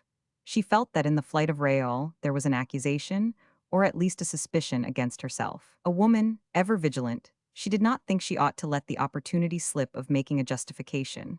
But Raoul, though stopped by her in the middle of the gallery, did not seem disposed to surrender without a combat. He took it up in a tone so cold and embarrassed that if they had been thus surprised, the whole court would have had no doubt about the proceedings of Mademoiselle de Montalais. "Ah, monsieur," said she with disdain, "what you are doing is very unworthy of a gentleman. My heart inclines me to speak to you. You compromise me by a reception almost uncivil. You are wrong, monsieur, and you confound your friends with your enemies. Farewell." Raoul had sworn never to speak of Louise, never even to look at those who might have seen Louise. He was going into another world that he might never meet with anything Louise had seen or anything she had touched. But after the first shock of his pride, after having had a glimpse of Montalais, the companion of Louise, Montalais, who reminded him of the turret of Blois and the joys of youth, all his reason faded away. "Pardon me, mademoiselle, it enters not, it cannot enter into my thoughts to be uncivil." Do you wish to speak to me? Said she with the smile of former days. Well, come somewhere else, for here we may be surprised.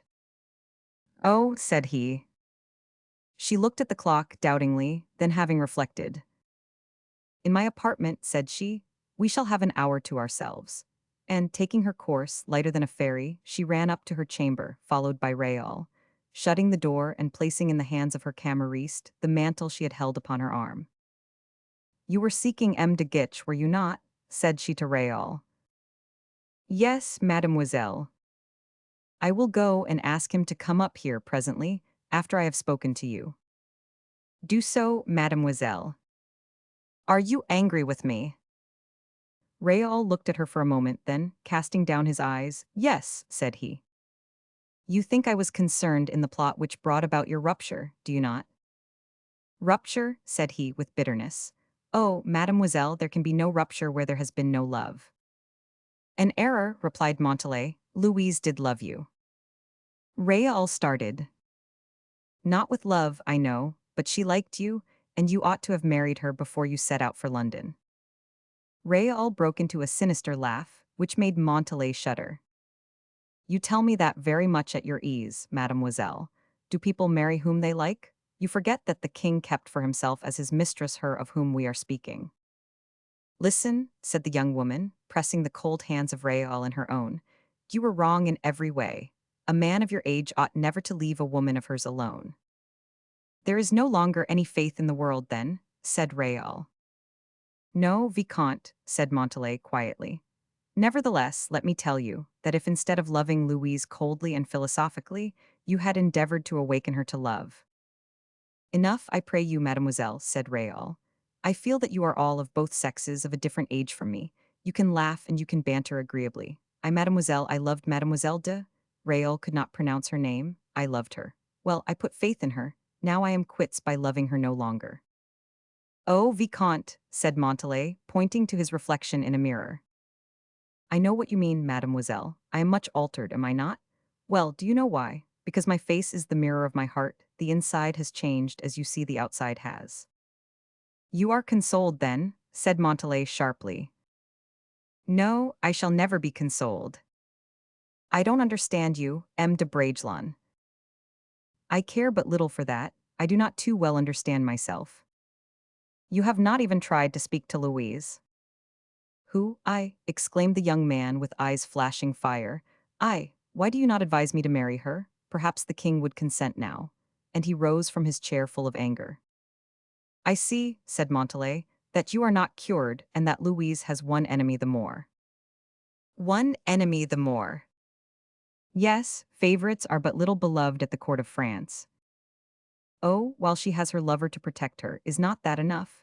She has chosen him of such a quality that her enemies cannot prevail against her. But, stopping all at once, and then she has you for a friend, mademoiselle, added he, with a shade of irony which did not glide off the cuirass. Who, I? Oh no, I am no longer one of those whom Mademoiselle de La Vallière deigns to look upon, but this but so big with menaces and storm, this but which made the heart of Raoul beat, such griefs did it presage for her whom lately he loved so dearly. This terrible but so significant in a woman like Montalais was interrupted by a moderately loud noise heard by the speakers, proceeding from the alcove behind the wainscoting. Montalais turned to listen, and Raoul was already rising, when a lady entered the room quietly by the secret door, which she closed after her. Madame, exclaimed Raoul, on recognizing the sister-in-law of the king. Stupid wretch, murmured Montalais, throwing herself, but too late before the princess. I have been mistaken in an hour. She had, however, time to warn the princess, who was walking toward Raoul. M. de Bragelonne, madame. And at these words the princess drew back, uttering a cry in her turn. Your Royal Highness, said Montalais with volubility, is kind enough to think of this lottery and... The princess began to lose countenance. Raoul hastened his departure without yet divining all, but he felt that he was in the way. Madame was preparing a word of transition to recover herself, when a closet opened in front of the alcove, and M. de Guiche issued, all radiant, also from that closet. The most pale of the four, we must admit, was still Raoul. The princess, however, was near fainting, and was obliged to lean upon the foot of the bed for support. No one ventured to support her.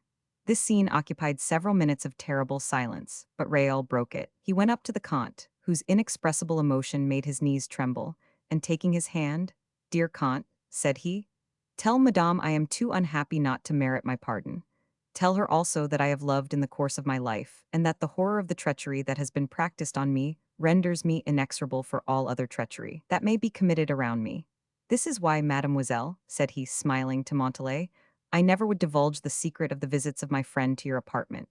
Obtain from Madame, who is so clement and so generous, obtain her pardon for you whom she has just surprised also. You are both free, love each other, be happy." The princess felt for a moment the despair which cannot be described. It was repugnant to her, notwithstanding the exquisite delicacy which Raoul had exhibited, to feel herself at the mercy of an indiscretion. It was equally repugnant to her to accept the evasion offered by this delicate deception. Agitated, nervous, she struggled against the double stings of the two troubles. Raoul comprehended her position and came once more to her aid. Bending his knee before her, "Madame," said he in a low voice, "in 2 days I shall be far from Paris. In a fortnight I shall be far from France, where I shall never be seen again." "Are you going away, then?" said she with great delight. "With M. de Beaufort." "Into Africa?" cried Gitch in his turn. "You, Raoul, oh, my friend, into Africa where everybody dies." And forgetting everything, forgetting that forgetfulness itself compromised the princess more eloquently than his presence, "Ingrate," said he, "and you have not even consulted me." And he embraced him, during which time Montalais had led away Madame and disappeared herself. Raoul passed his hand over his brow and said with a smile, "I have been dreaming." Then warmly to Gitch, who, by degrees, absorbed him, "My friend," said he, "I conceal nothing from you, who are the elected of my heart. I am going to seek death in yonder country. Your secret will not remain in my breast more than a year." "Oh, Raoul, a man! Do you know what is my thought, Gitch? This is it. I shall live more, being buried beneath the earth, than I have lived for this month past. We are Christians, my friend, and if such suffering were to continue, I would not be answerable for the safety of my soul." Gitch was anxious to raise objections. "Not one word more on my account," said Raoul, "but advice to you, dear friend, what I am going to say to you is of much greater importance." "What is that?" "Without doubt, you risk much more than I do because you love." "Go." "It is a joy so sweet to me to be able to speak to you thus. Well then, Gitch, beware of Montalais." "What of that kind friend?" "She was the friend of her you know of. She ruined her by pride." "You are mistaken." "And now, when she has ruined her, she would ravish from her the only thing that renders that woman excusable in my eyes." "What is that?" "Her love." "What do you mean by that?" "I mean that there is a plot formed against her, who is the mistress of the king, a plot formed in the very house of Madame." "Can you think so?" "I am certain of it." "By Montalais. Take her as the least dangerous of the enemies I dread for the other." "Explain yourself clearly, my friend, and if I can understand you." "In 2 words, Madame has been jealous of the king." "I know she has."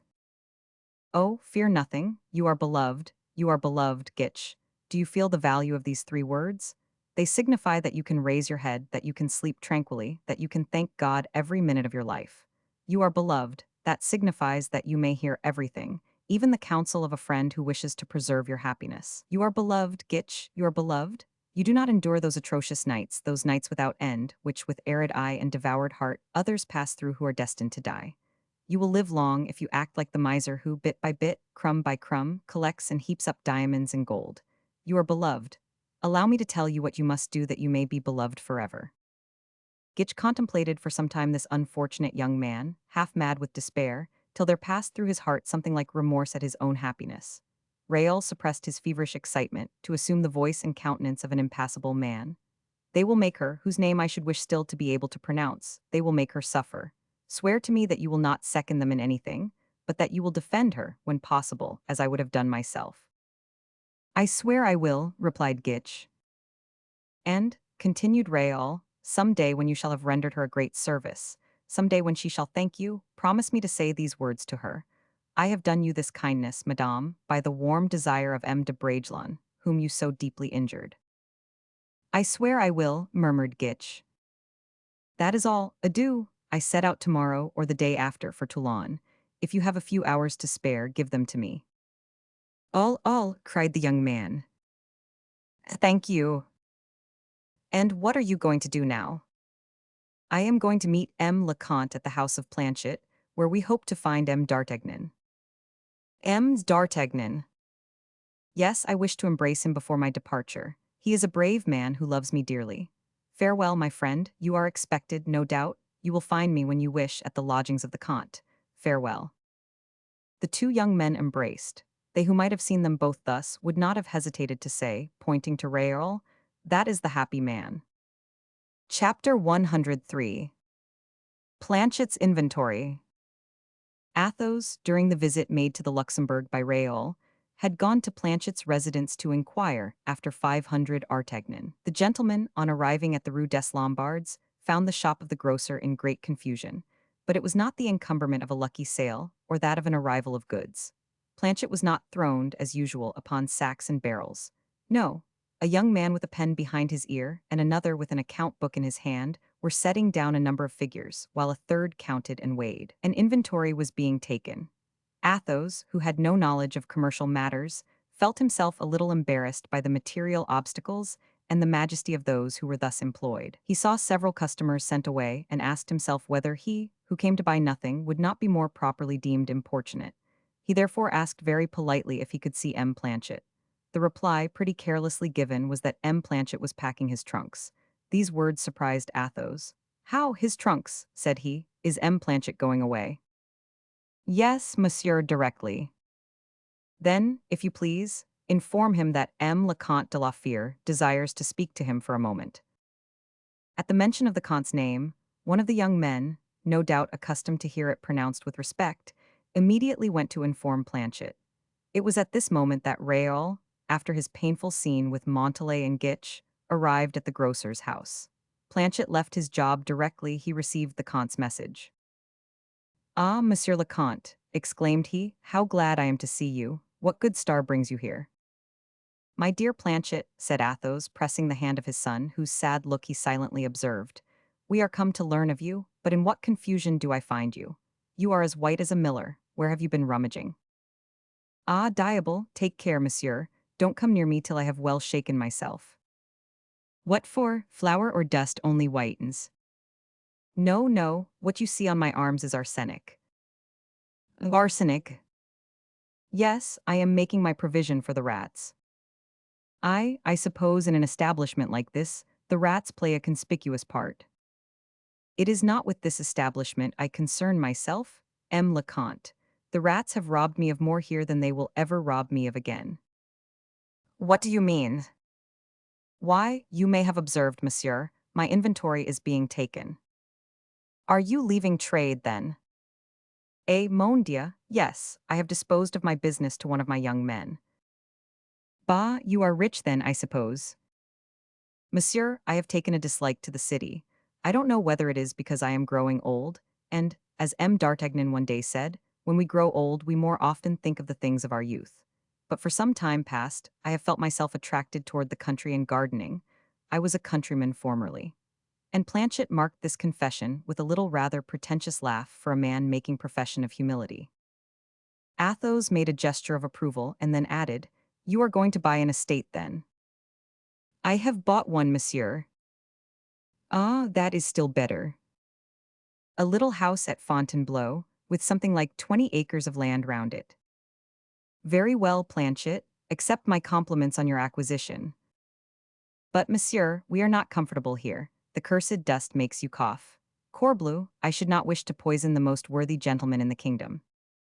Athos did not smile at this little pleasantry, which Planchet had aimed at him, in order to try his strength in mundane facetiousness. "Yes," said he, "let us have a little talk by ourselves, in your own room, for example. You have a room, have you not?" "Certainly, Monsieur le Comte." "Upstairs, perhaps?" And Athos, seeing Planchet a little embarrassed, wished to relieve him by going first. "It is but," said Planchet, hesitating. Athos was mistaken in the cause of this hesitation, and attributing it to a fear the grocer might have of offering humble hospitality. Never mind, said he, still going up. The dwelling of a tradesman in this quarter is not expected to be a palace. Come on. Raoul nimbly preceded him and entered first. Two cries were heard simultaneously, we may say three. One of these cries dominated over the others. It was uttered by a woman. The other proceeded from the mouth of Raoul. It was an exclamation of surprise. He had no sooner made it than he shut the door sharply. The third was from fright. Planchet had proffered it. I ask your pardon, added he, Madame is dressing. Raoul had, no doubt, seen that what Planchet said was true, for he turned round to go downstairs again. Madame, said Athos. Oh, pardon me, Planchet, I did not know that you had upstairs. It is Truchen, added Planchet, blushing a little. It is whom you please, my good Planchet, but pardon my rudeness. No, no, go up now, gentlemen. We will do no such thing, said Athos. Oh, Madame having notice has had time. No, Planchet, farewell. Gentlemen, you would not disoblige me, thus standing on the staircase or by going away without having sat down. If we had known you had a lady upstairs, replied Athos, with his customary coolness, we would have asked permission to pay our respects to her. Planchet was so disconcerted by this little extravagance that he forced the passage, and himself opened the door to admit the Comte and his son. Truchen was quite dressed, costume of the shopkeeper's wife, rich and coquettish, German eyes attacking French eyes. She ceded the apartment after two curtsies and went down into the shop, but not without having listened at the door, to know what Planchet's gentlemen visitors would say of her. Athos suspected that, and therefore turned the conversation accordingly. Planchet, on his part, was burning to give explanations, which Athos avoided. But as certain tenacities are stronger than all others, Athos was forced to hear Planchet recite his idyls of felicity, translated into a language more chaste than that of Longus. So Planchet related how Truchen had charmed his ripe age, and brought good luck to his business, as Ruth did to Beau's. You want nothing now, then, but heirs to your property. If I had one, he would have 300,000 livres, said Planchet. Humph, you must have one then, said Athos, phlegmatically, if only to prevent your little fortune being lost. This word little fortune placed Planchet in his rank, like the voice of the sergeant when Planchet was but a piqueur in the regiment of Piedmont, in which Rochefort had placed him. Athos perceived that the grocer would marry Truchen, and, in spite of fate, establish a family. This appeared the more evident to him when he learned that the young man to whom Planchet was selling his business was her cousin. Having heard all that was necessary of the happy prospects of the retiring grocer, "What is M. d'Artagnan about?" said he. "He is not at the Louvre." "Ah, Monsieur le Comte, Monsieur d'Artagnan has disappeared." "Disappeared," said Athos with surprise. "Oh, monsieur, we know what that means." "But I do not know." Whenever M. d'Artagnan disappears, it is always for some mission or some great affair. Has he said anything to you about it? Never. You were acquainted with his departure for England formerly, were you not? On account of the speculation, said Planchet heedlessly. The speculation. I mean, interrupted Planchet, quite confused. Well, well, neither your affairs nor those of your master are in question. The interest we take in him alone has induced me to apply to you. Since the captain of the musketeers is not here, and as we cannot learn from you where we are likely to find M. d'Artagnan, we will take our leave of you.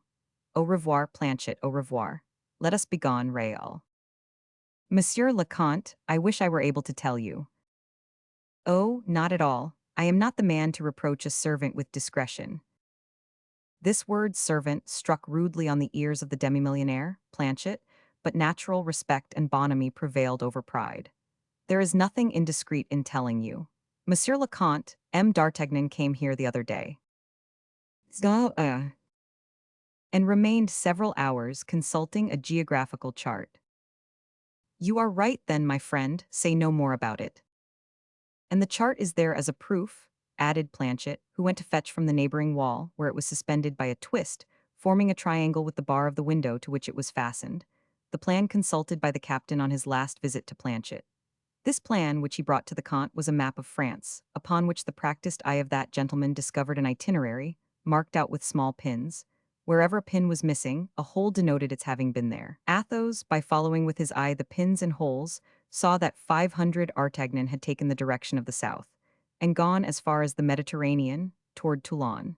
It was near Cannes that the marks and the punctured places ceased. The Comte de la Fere puzzled his brains for some time to divine what the musketeer could be going to do at Cannes, and what motive could have led him to examine the banks of the Var. The reflections of Athos suggested nothing. His accustomed perspicacity was at fault. Raoul's researches were not more successful than his father's. "Never mind," said the young man to the Comte, who silently, and with his finger, had made him understand the route of 500 Artagnan. "We must confess that there is a providence always occupied in connecting our destiny with that of 500 Artagnan. There he is on the coast of Cannes, and you, monsieur, will, at least, conduct me as far as Toulon.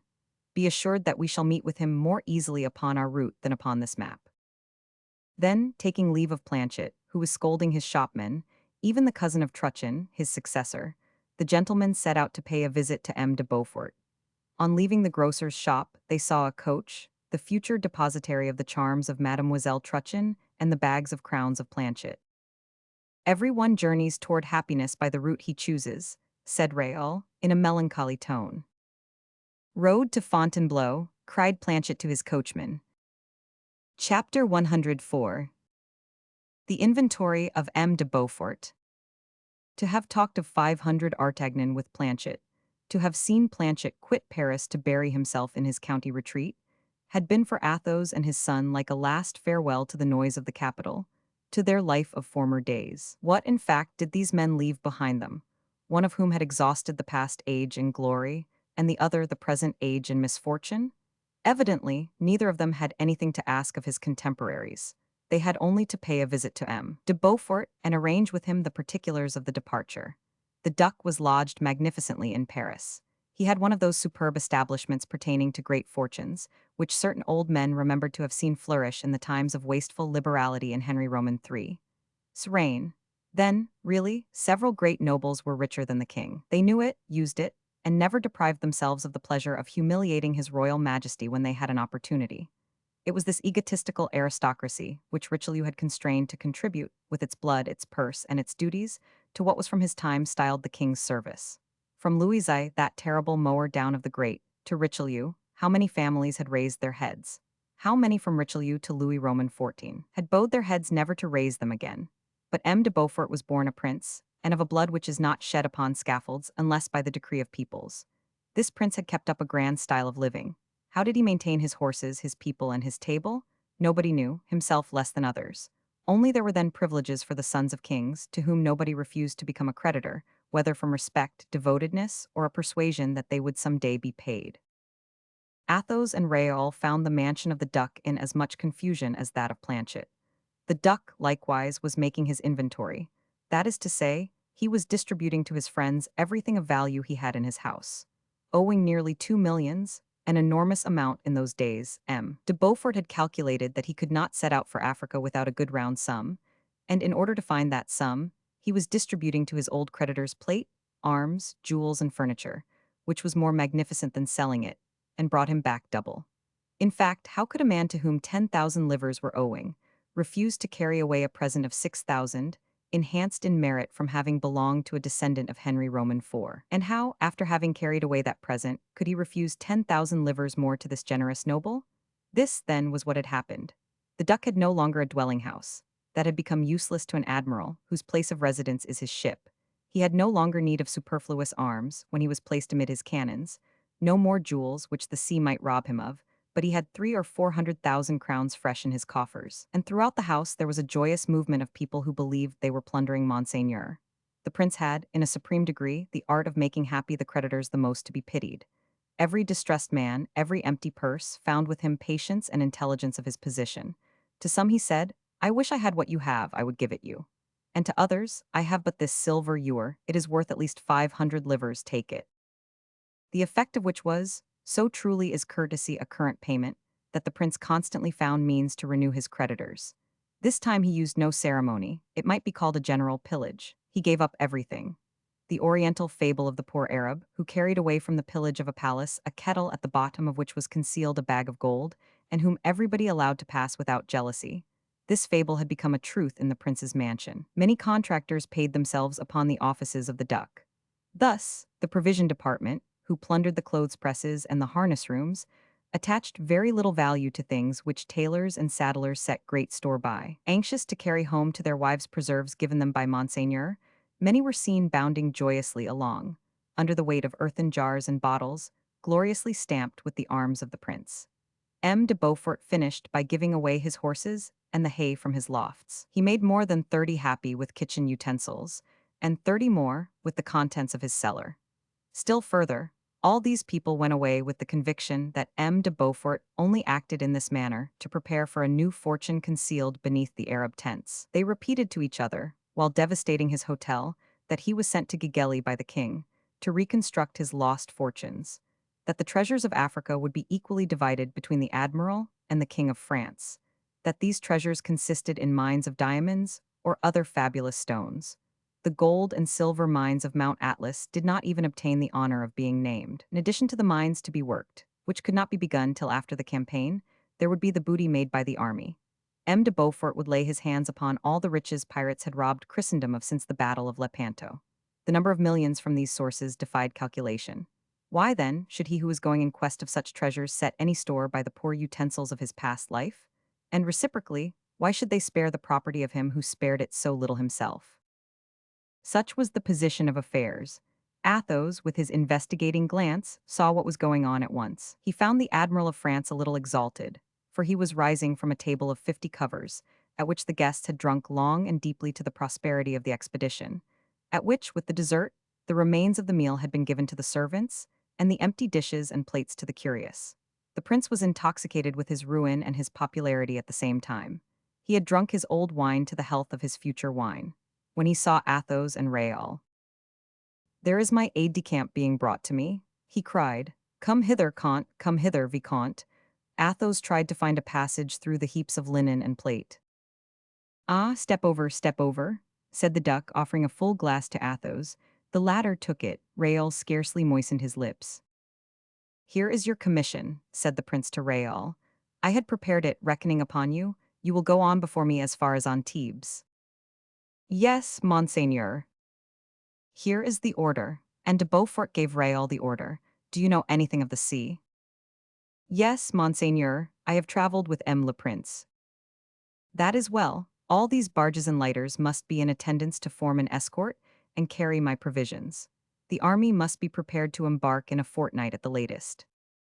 "That shall be done, Monseigneur." "The present order gives you the right to visit and search all the isles along the coast. You will there make the enrollments and levies you may want for me." "Yes, Monsieur le Duc." "And as you are an active man and will work freely, you will spend much money." "I hope not, Monseigneur. But I reckon you will. My intendant has prepared orders of 1,000 livres, drawn upon the cities of the south. He will give you 100 of them. Now, dear Vicomte, begone." Athos interrupted the prince. "Keep your money, Monseigneur. War is to be made among the Arabs with gold as well as lead." "I wish to try the contrary," replied the duck. "And then you are acquainted with my ideas upon the expedition. Plenty of noise, plenty of fire, and, if so it must be, I shall disappear in the smoke." Having spoken thus, M. de Beaufort began to laugh, but his mirth was not reciprocated by Athos and Raoul. He perceived this at once. "Ah," said he, with the courteous egotism of his rank and his age, "you are such people as a man should not see after dinner. You are cold, stiff, and dry, when I am all fire, all suppleness, and all wine. No, devil take me. I should always see you fasting, Vicomte, and you, Comte, if you wear such a face as that, you will see me no more." He said this, pressing the hand of Athos, who replied with a smile, "Monseigneur, do not talk so grandly because you happen to have plenty of money. I predict that within a month you will be dry, stiff, and cold in presence of your strong box, and that then, having Raoul at your elbow, quite fasting, you will be surprised to see him gay, animated, and generous, because he will have some new crowns to offer you." "God grant it may be so," cried the delighted duck. "Can't stay with me." "No, I shall go with Raoul. The mission with which you charge him is a troublesome and a difficult one. Alone, it would be too much for him to execute. You do not observe, Monseigneur, you have given him a command of the first order." "Bah." "And in the Marines." "That may be true, but when people resemble him, do they not do all that is required of them? Monseigneur, I believe you will find nowhere so much zeal and intelligence, so much real bravery, as in Raoul. But if he failed in your embarkation, you would only meet with what you deserve. Humph, you are scolding me then. Monseigneur, to provision a fleet, to assemble a flotilla, to enroll your maritime force would take an admiral a year. Raoul is a cavalry officer, and you allow him a fortnight. I tell you he will get through. He may, but I will help him. To be sure you will. I reckoned upon you, and still further believe that when we are once at Toulon, you will not let him depart alone. Oh, said Athos, shaking his head. Patience, patience. Monseigneur, permit us to take our leave. Begone, then, and my good fortune attend you. Adieu, Monseigneur, and may your good fortune attend you likewise. Here is an expedition admirably commenced, said Athos to his son. No provisions, no store flotilla, what can be done thus? Humph, murmured Raoul, if all are going to do as I am, provisions will not be wanted. Monsieur, replied Athos sternly, do not be unjust and senseless in your egotism, or your grief, whichever you please to call it. If you set out for this war solely with the intention of getting killed in it, you stand in need of nobody, and it was scarcely worth while to recommend you to M. de Beaufort. But when you have been introduced to the Prince Commandant, when you have accepted the responsibility of a post in his army, the question is no longer about you, but about all those poor soldiers who, as well as you, have hearts and bodies, who will weep for their country and endure all the necessities of their human condition. Remember, Raoul, that an officer is a minister as useful as a priest, and that he ought to have more charity than a priest. Monsieur, I know it and have practiced it. I would have continued to do so still, but you forget also that you are of a country which is proud of its military glory. Go and die if you like, but do not die without honor and without advantage to France. Cheer up, Raoul. Do not let my words grieve you. I love you and wish to see you perfect. I love your reproaches, monsieur, said the young man mildly. They alone may cure me, because they prove to me that someone loves me still. And now, Raoul, let us be off. The weather is so fine, the heavens are so pure, those heavens which we shall always find above our heads, which you will see more pure still at Gigeli, and which will speak to you of me there as they speak to me here of God. The two gentlemen, after having agreed on this point, talked over the wild freaks of the Duke, convinced that France would be served in a very incomplete manner, as regarded both spirit and practice, in the ensuing expedition, and having summed up his policy under the word vanity, they set forward, in obedience to their will rather than to their destiny. The sacrifice was accomplished. Chapter 105. The Silver Dish. The journey passed off pretty well. Athos and his son traversed France at the rate of 15 leagues per day, sometimes more, sometimes less, according to the intensity of Raoul's grief. It took them a fortnight to reach Toulon, and they lost all traces of 500 Artagnan at Antibes. They were forced to believe that the captain of the musketeers was desirous of preserving an incognito on his route, for Athos derived from his inquiries an assurance that such a cavalier as he described had exchanged his horse for a well-closed carriage on quitting Avignon. Raoul was much affected at not meeting with 500 Artagnan. His affectionate heart longed to take a farewell and receive consolation from that heart of steel. Athos knew from experience that 500 Artagnan became impenetrable when engaged in any serious affair, whether on his own account or in the service of the king. He even feared to offend his friend or thwart him by too pressing inquiries. And yet when Raoul commenced his labor of classing the flotilla, and got together the challons and lighters to send them to Toulon, one of the fishermen told the Comte that his boat had been laid up to refit, since a trip he had made on account of a gentleman who was in great haste to embark. Athos, believing that this man was telling a falsehood in order to be left at liberty to fish, and so gain more money when all his companions were gone, insisted upon having the details. The fisherman informed him that 6 days previously, a man had come in the night to hire his boat, for the purpose of visiting the island of St. Honorat. The price was agreed upon, but the gentleman had arrived with an immense carriage case, which he insisted upon embarking, in spite of all the difficulties which opposed themselves to that operation. The fisherman had wished to retract. He had even threatened, but his threats had procured him nothing but a shower of blows from the gentleman's cane, which fell upon his shoulders sharp and long. Swearing and grumbling, he had recourse to the syndic of his brotherhood at Antibes, who administered justice among themselves and protect each other. But the gentleman had exhibited a certain paper, at the sight of which the syndic, bowing to the very ground, had enjoined obedience from the fisherman, and abused him for having been refractory. They then departed with the freight. "But all this does not tell us," said Athos, "how you have injured your boat."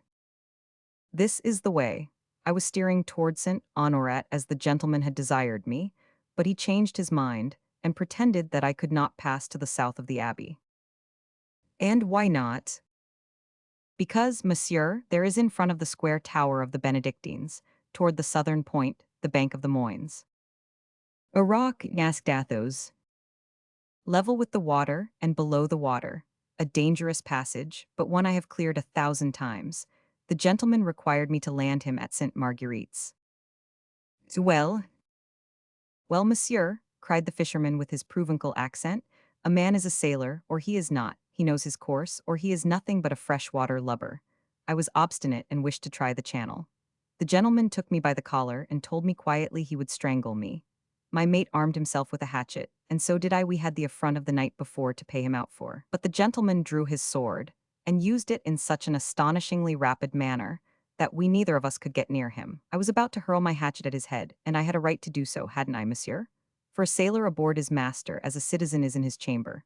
I then, in self-defense, to cut the gentleman in two, when all at once, believe me or not, monsieur, the great carriage case opened of itself, I don't know how, and there came out of it a sort of a phantom, his head covered with a black helmet and a black mask, something terrible to look upon, which came toward me threatening with its fist." "And that was," said Athos. "That was the devil, monsieur," for the gentleman with great glee cried out on seeing him, "Ah, thank you, monseigneur." "A strange story," murmured the Comte, looking at Raoul. "And what did you do?" asked the latter of the fisherman. "You must know, monsieur, that two poor men, such as we are, could be no match for two gentlemen. But when one of them is the devil, we had no chance. My companion and I did not stop to consult one another. We made but one jump into the sea, for we were within 700 or 800 feet of the shore." "Well, and then?" "Why, and then, monseigneur, as there was a little wind from the southwest, the boat drifted into the sands of St. Marguerite's." "Oh, but the two travelers?" "Bah, you need not be uneasy about them. It was pretty plain that one was the devil and protected the other. For when we recovered the boat, after she got afloat again, instead of finding these two creatures injured by the shock, we found nothing, not even the carriage or the case." Very strange," repeated the Comte. "But since that, what have you done, my friend?" "I made my complaint to the governor of St. Marguerite's, who brought my finger under my nose by telling me if I plagued him with such silly stories, he would have me flogged." "What, did the governor say so?" "Yes, monsieur, and yet my boat was injured, seriously injured, for the prow is left upon the point of St. Marguerite's, and the carpenter asks 120 livres to repair it." "Very well," replied Raoul, "you will be exempted from the service. Go." "We will go to St. Marguerite's, shall we?" said the Comte to Bragelonne as the man walked away. "Yes, monsieur, for there is something to be cleared up. That man does not seem to me to have told the truth." "Nor to me neither, Raoul. The story of the masked man and the carriage having disappeared may be told to conceal some violence these fellows have committed upon their passenger in the open sea, to punish him for his persistence in embarking. I formed the same suspicion. The carriage was more likely to contain property than a man. We shall see to that, Raoul. This gentleman very much resembles 500 Artagnan. I recognize his mode of proceeding. Alas, we are no longer the young invincibles of former days. Who knows whether the hatchet or the iron bar of this miserable coaster has not succeeded in doing that which the best blades of Europe, balls and bullets, have not been able to do in 40 years. That same day they set out for St. Marguerite's, on board a chasse-marée come from Toulon under orders. The impression they felt on landing was a singularly pleasing one. The isle was full of flowers and fruits. In its cultivated part, it served as a garden for the governor. Orange, pomegranate, and fig trees bent beneath the weight of their golden or purple fruits. All around this garden, in the uncultivated parts, the red partridges ran about in coveys among the brambles and tufts of junipers, and at every step of the Comte and Raoul, a terrified rabbit quitted his time and heath to scuttle away to his burrow. In fact, this fortunate isle was uninhabited, flat, offering nothing but a tiny bay for the convenience of embarkation, and under the protection of the governor, who went shares with them, smugglers made use of it as a provisional entrepot, at the expense of not killing the game or devastating the garden. With this compromise, the governor was in a situation to be satisfied with a garrison of 8 men to guard his fortress, in which 12 cannons accumulated their coats of moldy green. The governor was a sort of happy farmer, harvesting wines, figs, oil, and oranges, preserving his citrons and cedrats in the sun of his casemates. The fortress, encircled by a deep ditch, its only guardian, arose like 3 heads upon turrets connected with each other by terraces covered with moss.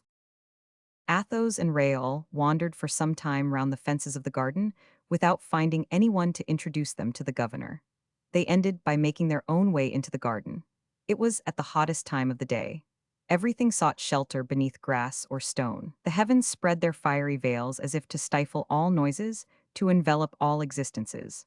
The rabbit under the broom, the fly under the leaf, slept as the wave did beneath the heavens. Athos saw nothing living but a soldier, upon the terrace beneath the second and third court, who was carrying a basket of provisions on his head.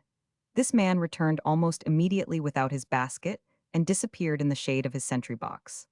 Athos supposed this man must have been carrying dinner to someone, and, after having done so, returned to dine himself. All at once they heard some one call out, and raising their heads, perceived in the frame of the bars of the window something of a white color, like a hand that was waved backward and forward. Something shining, like a polished weapon struck by the rays of the sun. And before they were able to ascertain what it was they saw, a luminous train, accompanied by a hissing sound in the air, called their attention from the donjon to the ground. A second dull noise was heard from the ditch, and Raoul ran to pick up a silver plate which was rolling along the dry sand. The hand which had thrown this plate made a sign to the 2 gentlemen and then disappeared. Athos and Raoul, approaching each other, commenced an attentive examination of the dusty plate, and they discovered, in characters traced upon the bottom of it with the point of a knife, this inscription: I am the brother of the King of France, a prisoner today, a madman tomorrow. French gentlemen and Christians, pray to God for the soul and the reason of the son of your masters. The plate fell from the hands of Athos, while Raoul was endeavoring to make out the meaning of these dismal words. At the same instant they heard a cry from the top of the donjon. As quick as lightning, Raoul bent down his head, and forced down that of his father likewise. A musket barrel glittered from the crest of the wall. A white smoke floated like a plume from the mouth of the musket, and a ball was flattened against a stone within 6 inches of the 2 gentlemen. Courtiers, cried Athos, what are people assassinated here? Come down, cowards as you are. Yes, come down, cried Raoul, furiously shaking his fist at the castle. One of the assailants, he who was about to fire, replied to these cries by an exclamation of surprise, and, as his companion, who wished to continue the attack, had re-seized his loaded musket, he who had cried out threw up the weapon, and the ball flew into the air. Athos and Raoul, seeing them disappear from the platform, expected they would come to them, and waited with a firm demeanor. 5 minutes had not elapsed, when a stroke upon a drum called the 8 soldiers of the garrison to arms, and they showed themselves on the other side of the ditch with their muskets in hand. At the head of these men was an officer, whom Athos and Raoul recognized as the one who had fired the first musket. The man ordered the soldiers to make ready. We are going to be shot, cried Raoul, but sword in hand at least let us leap the ditch. We shall kill at least 2 of these scoundrels when their muskets are empty. And suiting the action to the word, Raoul was springing forward, followed by Athos, when a well-known voice resounded behind them. Athos, Raoul. 500 Artagnan, replied the 2 gentlemen. Recover arms, mordieu, cried the captain to the soldiers. I was sure I could not be mistaken. What is the meaning of this? Asked Athos. What, were we to be shot without warning? It was I who was going to shoot you, and if the governor missed you, I should not have missed you, my dear friends. How fortunate it is that I am accustomed to take a long aim, instead of firing at the instant I raise my weapon. I thought I recognized you. Ah, my dear friends, how fortunate. And 500 Artagnan wiped his brow, for he had run fast, and emotion with him was not feigned. How, said Athos, and is the gentleman who fired at us the governor of the fortress? In person. And why did he fire at us? What have we done to him?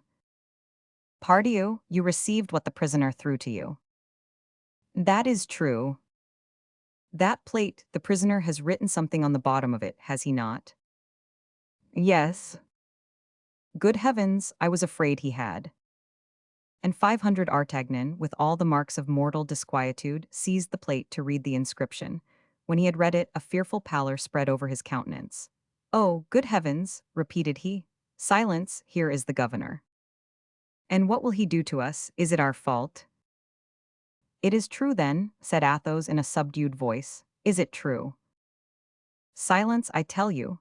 Silence, if he only believes you can read, if he only suspects you have understood. I love you, my dear friends, I will be killed for you. But, said Athos and Raoul. But I could not save you from perpetual imprisonment if I saved you from death. Silence then, silence again." The governor came up, having crossed the ditch upon a plank bridge. "Well," said he to 500 Artagnan, "what stops us?"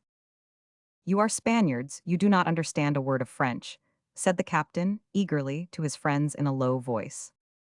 "Well," replied he, addressing the governor, "I was right. These gentlemen are two Spanish captains with whom I was acquainted at Ypres last year. They don't know a word of French."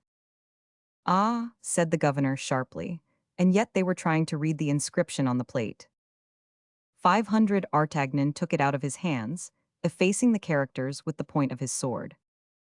"How?" cried the governor. "What are you doing? I cannot read them now." "It is a state secret," replied 500 Artagnan, bluntly. "And as you know that, according to the king's orders, it is under the penalty of death anyone should penetrate it, I will, if you like, allow you to read it and have you shot immediately afterward." During this apostrophe, half serious, half ironical, Athos and Raoul preserved the coolest, most unconcerned silence. "But is it possible," said the governor, "that these gentlemen do not comprehend at least some words?" "Suppose they do. If they do understand a few spoken words, it does not follow that they should understand what is written. They cannot even read Spanish. A noble Spaniard, remember, ought never to know how to read." The governor was obliged to be satisfied with these explanations, but he was still tenacious. "Invite these gentlemen to come to the fortress," said he. "That I will willingly do. I was about to propose it to you." The fact is, the captain had quite another idea and would have wished his friends 100 leagues off, but he was obliged to make the best of it. He addressed the two gentlemen in Spanish, giving them a polite invitation, which they accepted. They all turned toward the entrance of the fort, and the incident being exhausted, the 8 soldiers returned to their delightful leisure, for a moment disturbed by this unexpected adventure. Chapter 106. Captive and Jailers. When they had entered the fort, and while the governor was making some preparations for the reception of his guests, "Come," said Athos, "let us have a word of explanation while we are alone." "It is simply this," replied the musketeer. "I have conducted hither a prisoner, who the king commands shall not be seen. You came here, he has thrown something to you through the lattice of the window. I was at dinner with the governor, I saw the object thrown, and I saw Raoul pick it up. It does not take long to understand this. I understood it, and I thought you in intelligence with my prisoner. And then, you commanded us to be shot. Ma foi, I admit it, but if I was the first to seize a musket, fortunately I was the last to take aim at you. If you had killed me, 500 Artagnan, I should have had the good fortune to die for the royal house of France, and it would be an honor to die by your hand. You, its noblest and most loyal defender." "What the devil, Athos, do you mean by the royal house?" stammered 500 Artagnan. "You don't mean that you, a well-informed and sensible man, can place any faith in the nonsense written by an idiot?" "I do believe in it." "With so much the more reason, my dear chevalier, from your having orders to kill all those who do believe in it," said Raoul. "That is because," replied the captain of the musketeers, "because every calumny, however absurd it may be, has the almost certain chance of becoming popular." "No, 500 Artagnan," replied Athos promptly, "but because the king is not willing that the secret of his family should transpire among the people, and cover with shame the executioners of the son of Louis Roman XIII. Do not talk in such a childish manner, Athos, or I shall begin to think you have lost your senses. Besides, explain to me how it is possible Louis Roman XIII should have a son in the Isle of Sainte Marguerite." "A son whom you have brought hither masked in a fishing boat," said Athos. "Why not?" 500 Artagnan was brought to a pause. "Ah, ah," said he, "whence do you know that a fishing boat?" Brought you to Saint Marguerite's with the carriage containing the prisoner, with a prisoner whom you styled Monseigneur. Oh, I am acquainted with all that, resumed the Comte. 500 Artagnan bit his mustache. If it were true, said he, that I had brought hither in a boat and with a carriage a masked prisoner, nothing proves that this prisoner must be a prince of the house of France. Oh, ask that of Aramis, replied Athos coolly. Of Aramis, cried the musketeer, quite at a stand. Have you seen Aramis? After his discomfiture at Vaux, yes. I have seen Aramis, a fugitive, pursued, ruined, and Aramis has told me enough to make me believe in the complaints that this unfortunate young man cut upon the bottom of the plate. 500 Artagnan's head sunk upon his breast with confusion. This is the way, said he, in which God turns to nothing that which men call their wisdom. A fine secret must that be of which 12 or 15 persons hold the tattered fragments. Athos, cursed be the chance which has brought you face to face with me in this affair. For now. Well, said Athos with his customary mild severity, is your secret lost because I know it? Consult your memory, my friend. Have I not borne secrets as heavy as this?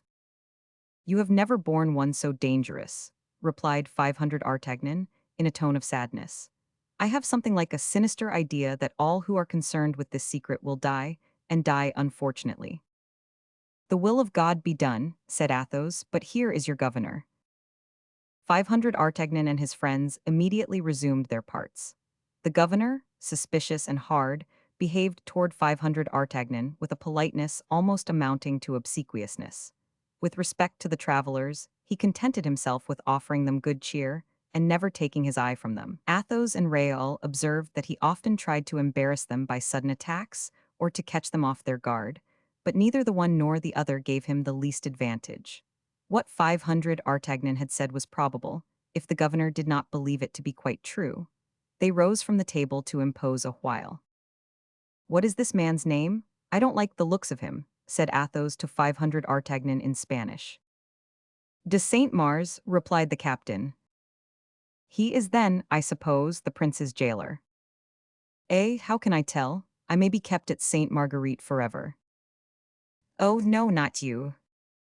My friend, I am in the situation of a man who finds a treasure in the midst of a desert.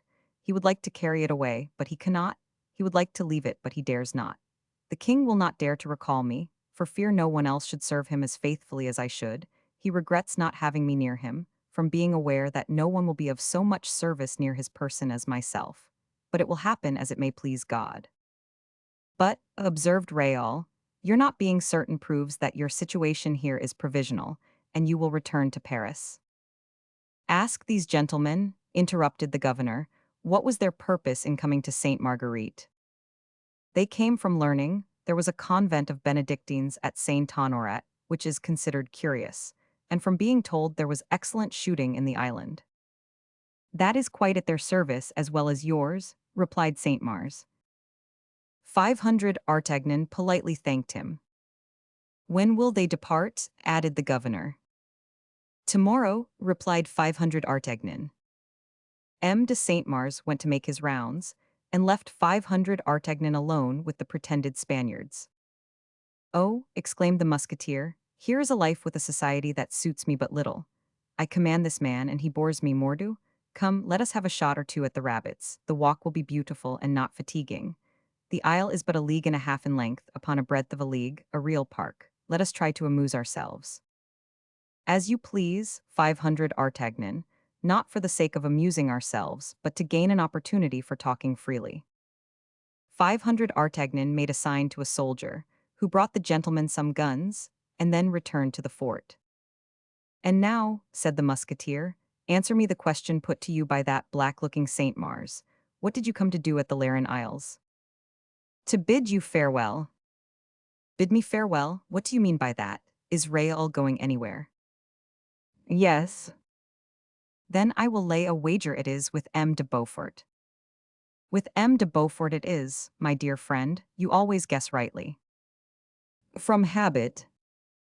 While the two friends were commencing their conversation, Raoul, with his head hanging down and his heart oppressed, seated himself on a mossy rock, his gun across his knees, looking at the sea, looking at the heavens, and listening to the voice of his soul. He allowed the sportsmen to attain a considerable distance from him. 500 Artagnan remarked his absence. He has not recovered the blow, said he to Athos. He is struck to death. Oh, your fears exaggerate, I hope. Raoul is of a fine nature. Around all hearts so noble as his there is a second envelope which forms a cuirass. The first bleeds, the second resists. No, replied Athos, Raoul will die of it. Mordieu, said 500 Artagnan in a melancholy tone, and he did not add a word to this exclamation. Then, a minute after, why do you let him go? Because he insists upon going. And why do you not go with him? Because I could not bear to see him die. 500 Artagnan looked his friend earnestly in the face. You know one thing, continued the Comte, leaning upon the arm of the captain. You know that in the course of my life I have been afraid of but few things.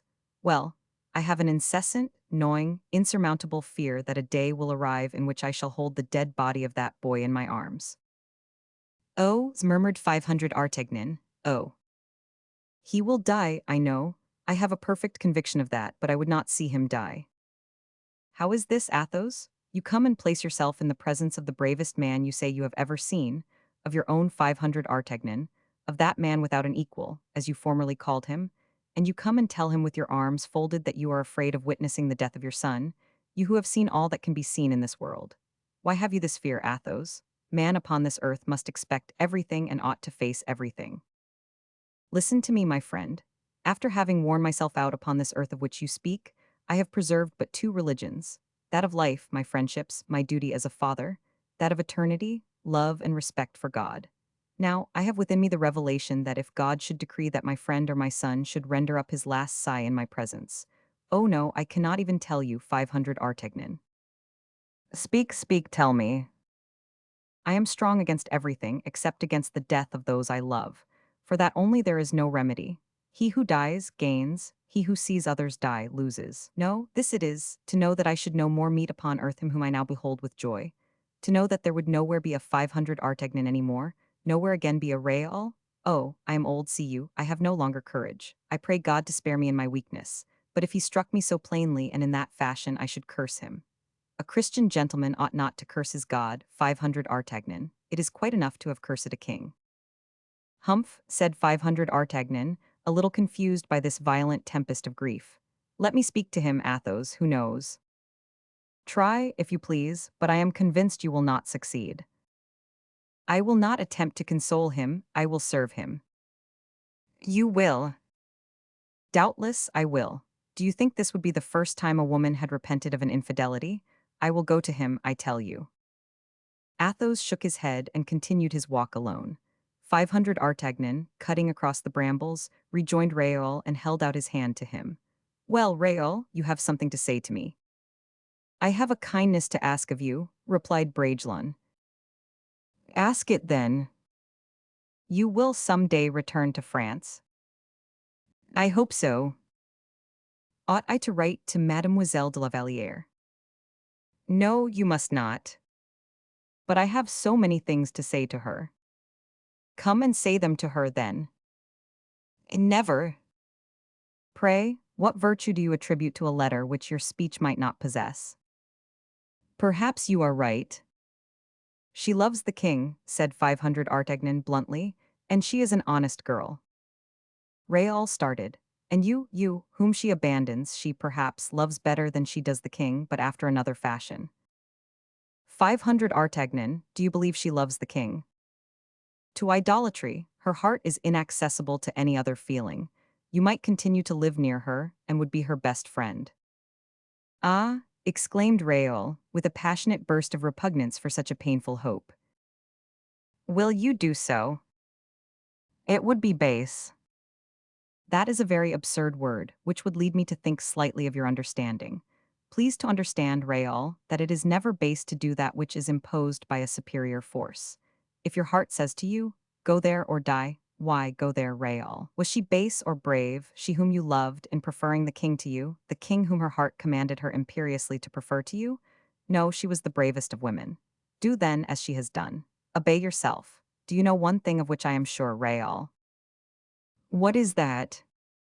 Why, that by seeing her closely with the eyes of a jealous man. Well, Well, you would cease to love her. Then I am decided, my dear 500 Artagnan. To set off to see her again. No, to set off that I may never see her again. I wish to love her forever. Humph, I must confess, replied the musketeer, that is a conclusion which I was far from expecting. This is what I wish, my friend. You will see her again, and you will give her a letter which, if you think proper, will explain to her as to yourself what is passing in my heart. Read it, I prepared it last night. Something told me I should see you today. He held the letter out, and 500 Artagnan read it. Mademoiselle, you are not wrong in my eyes in not loving me. You have only been guilty of one fault toward me, that of having left me to believe you loved me. This error will cost me my life. I pardon you, but I cannot pardon myself. It is said that happy lovers are deaf to the complaints of rejected lovers. It will not be so with you who did not love me, except with anxiety. I am sure that if I had persisted in endeavoring to change that friendship into love, you would have yielded out of a fear of bringing about my death, or of lessening the esteem I had for you. It is much more delightful to me to die, knowing you are free and satisfied. How much then will you love me, when you will no longer fear either my presence or my reproaches? You will love me because, however charming a new love may appear to you, God has not made me in anything inferior to him you have chosen, and because my devotedness, my sacrifice, and my painful end will assure me, in your eyes, a certain superiority over him. I have allowed to escape, in the candid credulity of my heart, the treasure I possessed. Many people tell me that you loved me enough to lead me to hope you would have loved me much. That idea takes from my mind all bitterness, and leads me only to blame myself. You will accept this last farewell, and you will bless me for having taken refuge in the inviolable asylum where all hatred is extinguished, and where all love endures forever. Adieu, mademoiselle. If your happiness could be purchased by the last drop of my blood, I would shed that drop. I willingly make the sacrifice of it to my misery. Raoul, Vicomte de Bragelonne. The letter is very well, said the captain. I have only one fault to find with it. Tell me what that is, said Raoul. Why, it is that it tells everything, except the thing which exhales, like a mortal poison, from your eyes and from your heart, except the senseless love which still consumes you. Raoul grew paler but remained silent. Why did you not write simply these words? Mademoiselle, instead of cursing you, I love you and I die. That is true, exclaimed Raoul with a sinister kind of joy. And tearing the letter he had just taken back, he wrote the following words upon a leaf of his tablets. To procure the happiness of once more telling you I love you, I commit the baseness of writing to you, and to punish myself for that baseness, I die. And he signed it. You will give her these tablets, Captain, will you not? When? Asked the latter. On the day, said Bragelonne, pointing to the last sentence, on the day when you can place a date under these words. And he sprang away quickly to join Athos, who was returning with slow steps. As they re-entered the fort, the sea rose with that rapid, gusty vehemence which characterizes the Mediterranean. The ill humor of the element became a tempest. Something shapeless, and tossed about violently by the waves, appeared just off the coast. What is that? Said Athos, a wrecked boat. No, it is not a boat, said 500 Artagnan. Pardon me, said Raoul, there is a bark gaining the port rapidly. Yes, there is a bark in the creek, which is prudently seeking shelter here, but that which Athos points to in the sand is not a boat at all, it has run aground. Yes, yes, I see it. It is the carriage which I threw into the sea, after landing the prisoner. Well, said Athos, if you will take my advice, 500 Artagnan, you will burn that carriage, in order that no vestige of it may remain, without which the fishermen of Antibes, who have believed they had to do with the devil, will endeavor to prove that your prisoner was but a man. Your advice is good, Athos, and I will this night have it carried out, or rather, I will carry it out myself. But let us go in, for the rain falls heavily, and the lightning is terrific. As they were passing over the ramparts, to a gallery of which 500 Artagnan had the key, they saw M. de Saint Mars directing his steps toward the chamber inhabited by the prisoner. Upon a sign from 500 Artagnan, they concealed themselves in an angle of the staircase. What is it? Said Athos. You will see, look, the prisoner is returning from chapel. And they saw, by the red flashes of the lightning against the violet fog which the wind stamped upon the bankward sky, they saw pass gravely, at 6 paces behind the governor. A man clothed in black and masked by a visor of polished steel, soldered to a helmet of the same nature, which altogether enveloped the whole of his head. The fire of the heavens cast red reflections upon the polished surface, and these reflections, flying off capriciously, seemed to be angry looks launched by this unfortunate, instead of imprecations. In the middle of the gallery, the prisoner stopped for a moment to contemplate the infinite horizon, to respire the sulphurous perfumes of the tempest, to drink in thirstily the hot rain, and to breathe a sigh resembling a smothered roar. "Come on, monsieur," said Saint Mars sharply to the prisoner, for he already became uneasy at seeing him look so long beyond the walls. "Monsieur, come on." "Say, monseigneur," cried Athos from his corner with a voice so solemn and terrible that the governor trembled from head to foot. Athos insisted upon respect being paid to fallen majesty. The prisoner turned round. "Who spoke?" asked Saint Mars. "It was I," replied 500 Artagnan, showing himself promptly. "You know that is the order." "Call me neither monsieur nor monseigneur," said the prisoner in his turn, in a voice that penetrated to the very soul of Raoul.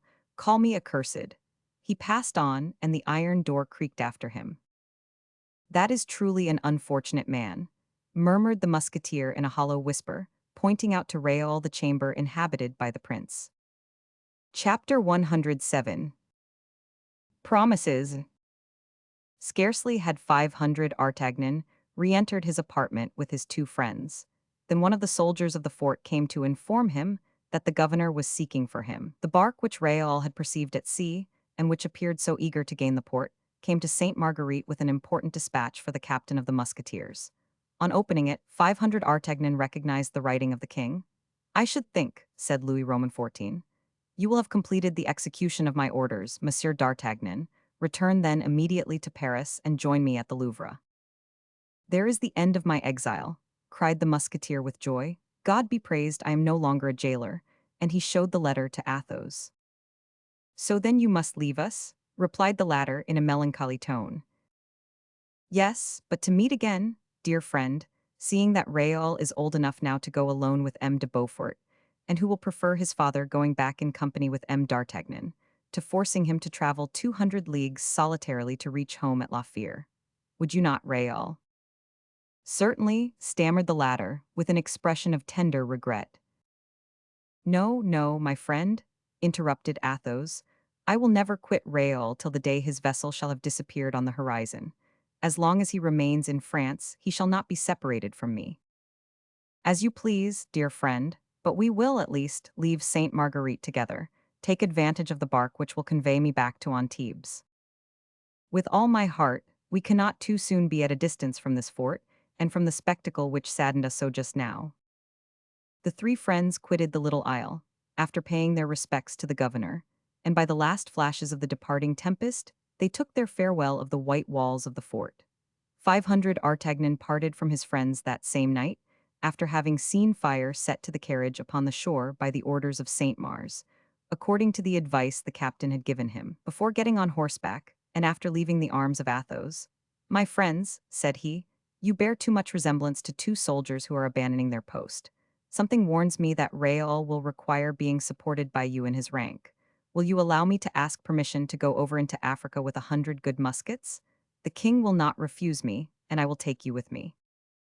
"Monsieur d'Artagnan," replied Raoul, pressing his hand with emotion, "thanks for that offer which would give us more than we wish. Either Monsieur le Comte or I, who am young, stand in need of labor of mind and fatigue of body.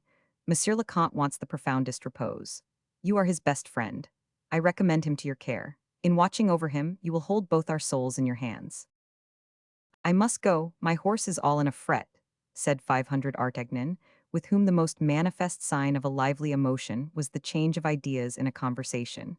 "Come, Comte, how many days longer has Raoul to stay here?" "3 days at most." "And how long will it take you to reach home?" "Oh, a considerable time," replied Athos. "I shall not like the idea of being separated too quickly from Raoul. Time will travel too fast of itself to require me to aid it by distance. I shall only make half stages." "And why so, my friend? Nothing is more dull than traveling slowly, and hostelry life does not become a man like you." "My friend, I came hither on post horses, but I wish to purchase 2 animals of a superior kind. Now, to take them home fresh, it would not be prudent to make them travel more than 7 or 8 leagues a day. Where is Grimaud? He arrived yesterday morning with Raoul's appointments, and I have left him to sleep. That is never to come back again. 500 Artagnans suffered to escape him. Till we meet again, then, dear Athos, and if you are diligent, well, I shall embrace you the sooner. So saying, he put his foot in the stirrup which Raoul held. Farewell, said the young man, embracing him. Farewell, said 500 Artagnan, as he got into his saddle. His horse made a movement which divided the cavalier from his friends. This scene had taken place in front of the house chosen by Athos, near the gates of Antibes, whither 500 Artagnan, after his supper, had ordered his horses to be brought. The road began to extend there, white and undulating in the vapors of the night. The horse eagerly respired the salt, sharp perfume of the marshes. 500 Artagnan put him into a trot, and Athos and Raoul sadly turned toward the house. All at once they heard the rapid approach of a horse's steps, and at first believed it to be one of those singular repercussions which deceive the ear at every turn in a road. But it was really the return of the horsemen. They uttered a cry of joyous surprise, and the captain, springing to the ground like a young man, seized within his arms the two beloved heads of Athos and Raoul. He held them long embraced thus, without speaking a word, or suffering the sigh which was bursting his breast to escape him. Then, as rapidly as he had come back, he set off again, with a sharp application of his spurs to the sides of his fiery horse. Alas, said the Count in a low voice, alas, alas. Evil presage, on his side said 500 Artagnan to himself, making up for lost time. I could not smile upon them, an evil presage. The next day Grimaud was on foot again. The service commanded by M. de Beaufort was happily accomplished. The flotilla, sent to Toulon by the exertions of Raoul, had set out, dragging after it in little nutshells, almost invisible, the wives and friends of the fishermen and smugglers put in requisition for the service of the fleet.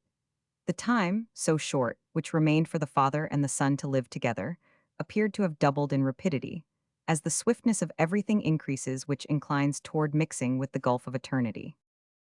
Athos and Raoul returned to Toulon, which began to be filled with the noise of carriages, with the noise of arms, with the noise of neighing horses. The trumpeters sounded their spirited marches, the drummers signalized their strength, the streets were overflowing with soldiers, servants, and tradespeople. The Duc de Beaufort was everywhere, superintending the embarkation with the zeal and interest of a good captain. He encouraged even the most humble of his companions. He scolded his lieutenants, even those of the highest rank. Artillery, provisions, baggage, he insisted upon seeing all himself. He examined the equipment of every soldier. He assured himself of the health and soundness of every horse. It was plain that, light, boastful, and egotistical, in his hotel, the gentleman became the soldier again, the high noble, a captain, in face of the responsibility he had accepted. And yet, it must be admitted that, whatever was the care with which he presided over the preparations for departure, it was easy to perceive careless precipitation, and the absence of all the precaution which make the French soldier the first soldier in the world, because, in that world, he is the one most abandoned to his own physical and moral resources. All things having satisfied, or appearing to have satisfied, the admiral, he paid his compliments to Raoul and gave the last orders for sailing, which was ordered the next morning at daybreak.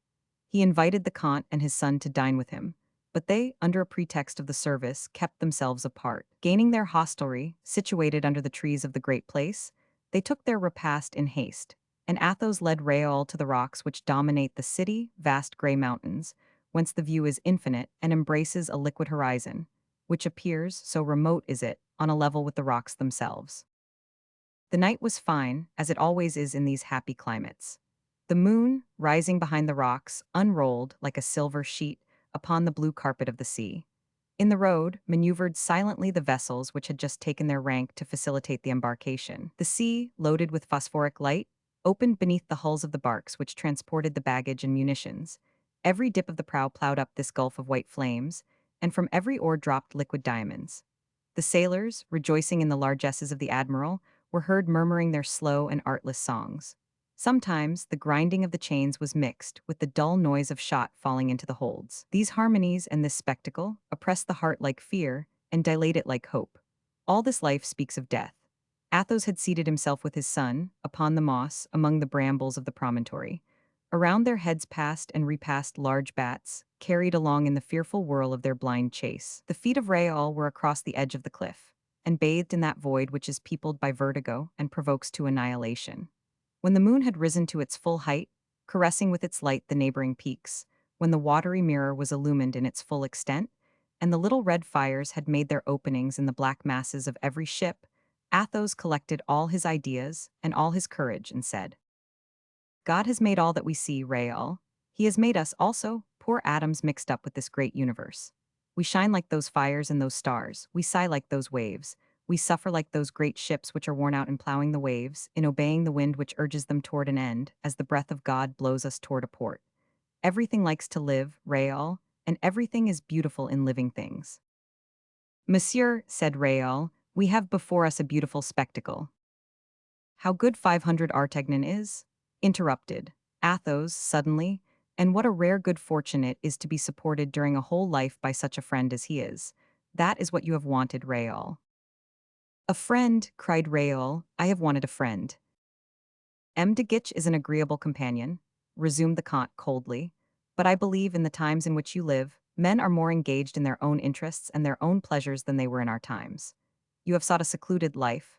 That is a great happiness, but you have lost your strength in it. We four, more weaned from these delicate abstractions which constitute your joy, we furnished much more resistance when misfortune presented itself. I have not interrupted you, monsieur, to tell you that I had a friend, and that that friend is M. Guiche. Certes, he is good and generous, and, moreover, he loves me. But I have lived under the guardianship of another friendship, monsieur, as precious and as strong as that of which you speak, since that is yours. I have not been a friend for you, Raoul, said Athos. Eh, monsieur, and in what respect not? Because I have given you reason to think that life has but one face, because, sad and severe, alas, I have always cut off for you, without, God knows, wishing to do so, the joyous buds which incessantly spring from the tree of youth, so that at this moment I repent of not having made of you a more expansive, dissipated, animated man. I know why you say that, monsieur. No, it is not you who have made me what I am. It was love which took me at the time when children have only inclinations. It is the constancy natural to my character, which with other creatures is but a habit. I believed that I should always be as I was. I thought God had cast me in a path quite cleared, quite straight, bordered with fruits and flowers. I had watching over me your vigilance and your strength. I believed myself to be vigilant and strong. Nothing prepared me, I fell once, and that once deprived me of courage for the whole of my life. It is quite true that I wrecked myself. Oh no, monsieur, you are nothing in my past but a happiness, you are nothing in my future but a hope. No, I have no reproach to make against life, such as you made it for me. I bless you, and I love you ardently. My dear Raoul, your words do me good. They prove to me that you will act a little for me in the time to come. I shall only act for you, monsieur. Raoul, what I have never hitherto done with respect to you, I will henceforward do. I will be your friend, not your father. We will live in expanding ourselves, instead of living and holding ourselves prisoners when you come back. And that will be soon, will it not? Certainly, monsieur, for such an expedition cannot be long. Soon then, Raoul, soon, instead of living moderately upon my income, I will give you the capital of my estates. It will suffice for launching you into the world till my death, and you will give me, I hope, before that time, the consolation of not seeing my race extinct. I will do all you shall command, said Raoul, much agitated. It is not necessary, Raoul, that your duty as aide-de-camp should lead you into two hazardous enterprises. You have gone through your ordeal, you are known to be good under fire. Remember that war with the Arabs is a war of snares, ambuscades, and assassinations. So it is said, monsieur. There is never much glory in falling in an ambuscade. It is a death which always implies a little rashness or want of foresight. Often, indeed, he who falls in it meets with but little pity. They who are not pitied, Raoul, have died uselessly. Still further, the conqueror laughs, and we Frenchmen ought not to allow stupid infidels to triumph over our faults. Do you clearly understand what I am saying to you, Raoul? God forbid I should encourage you to avoid encounters. I am naturally prudent, monsieur, and I have very good fortune, said Raoul, with a smile which chilled the heart of his poor father. For, the young man hastened to add, in 20 combats in which I have been, I have only received one scratch. There is an addition, said Athos, the climate to be dreaded, that is an ugly end, that fever. King St. Louis prayed God to send him an arrow or the plague rather than the fever. Oh, monsieur, with sobriety, with reasonable exercise. I have already obtained from M. de Beaufort a promise that his dispatches shall be sent off every fortnight to France. You, as his aide-de-camp, will be charged with expediting them, and will be sure not to forget me. No, monsieur, said Raoul, almost choked with emotion. Besides, Raoul, as you are a good Christian, and I am one also, we ought to reckon upon a more special protection of God and his guardian angels. Promise me that if anything evil should happen to you on any occasion, you will think of me at once. First and at once, oh yes, monsieur. And will call upon me. Instantly. You dream of me sometimes, do you not, Raoul? Every night, monsieur. During my early youth I saw you in my dreams, calm and mild, with one hand stretched out over my head, and that it was that made me sleep so soundly, formerly. We love each other too dearly, said the Count, that from this moment in which we separate, a portion of both our souls should not travel with one and the other of us, and should not dwell wherever we may dwell. Whenever you may be sad, Raoul, I feel that my heart will be drowned in sadness, and when you smile on thinking of me, be assured you will send me, from however remote a distance, a ray of your joy. I will not promise you to be joyous, replied the young man, but you may be certain that I will never pass an hour without thinking of you, not 1 hour, I swear, unless I be dead. Athos could contain himself no longer. He threw his arm round the neck of his son, and held him embraced with all the powers of his heart. The moon began to be now eclipsed by twilight. A golden band surrounded the horizon, announcing the approach of day. Athos threw his cloak over the shoulders of Raoul, and led him back to the city, where burdens and porters were already in motion, like a vast ant-hill.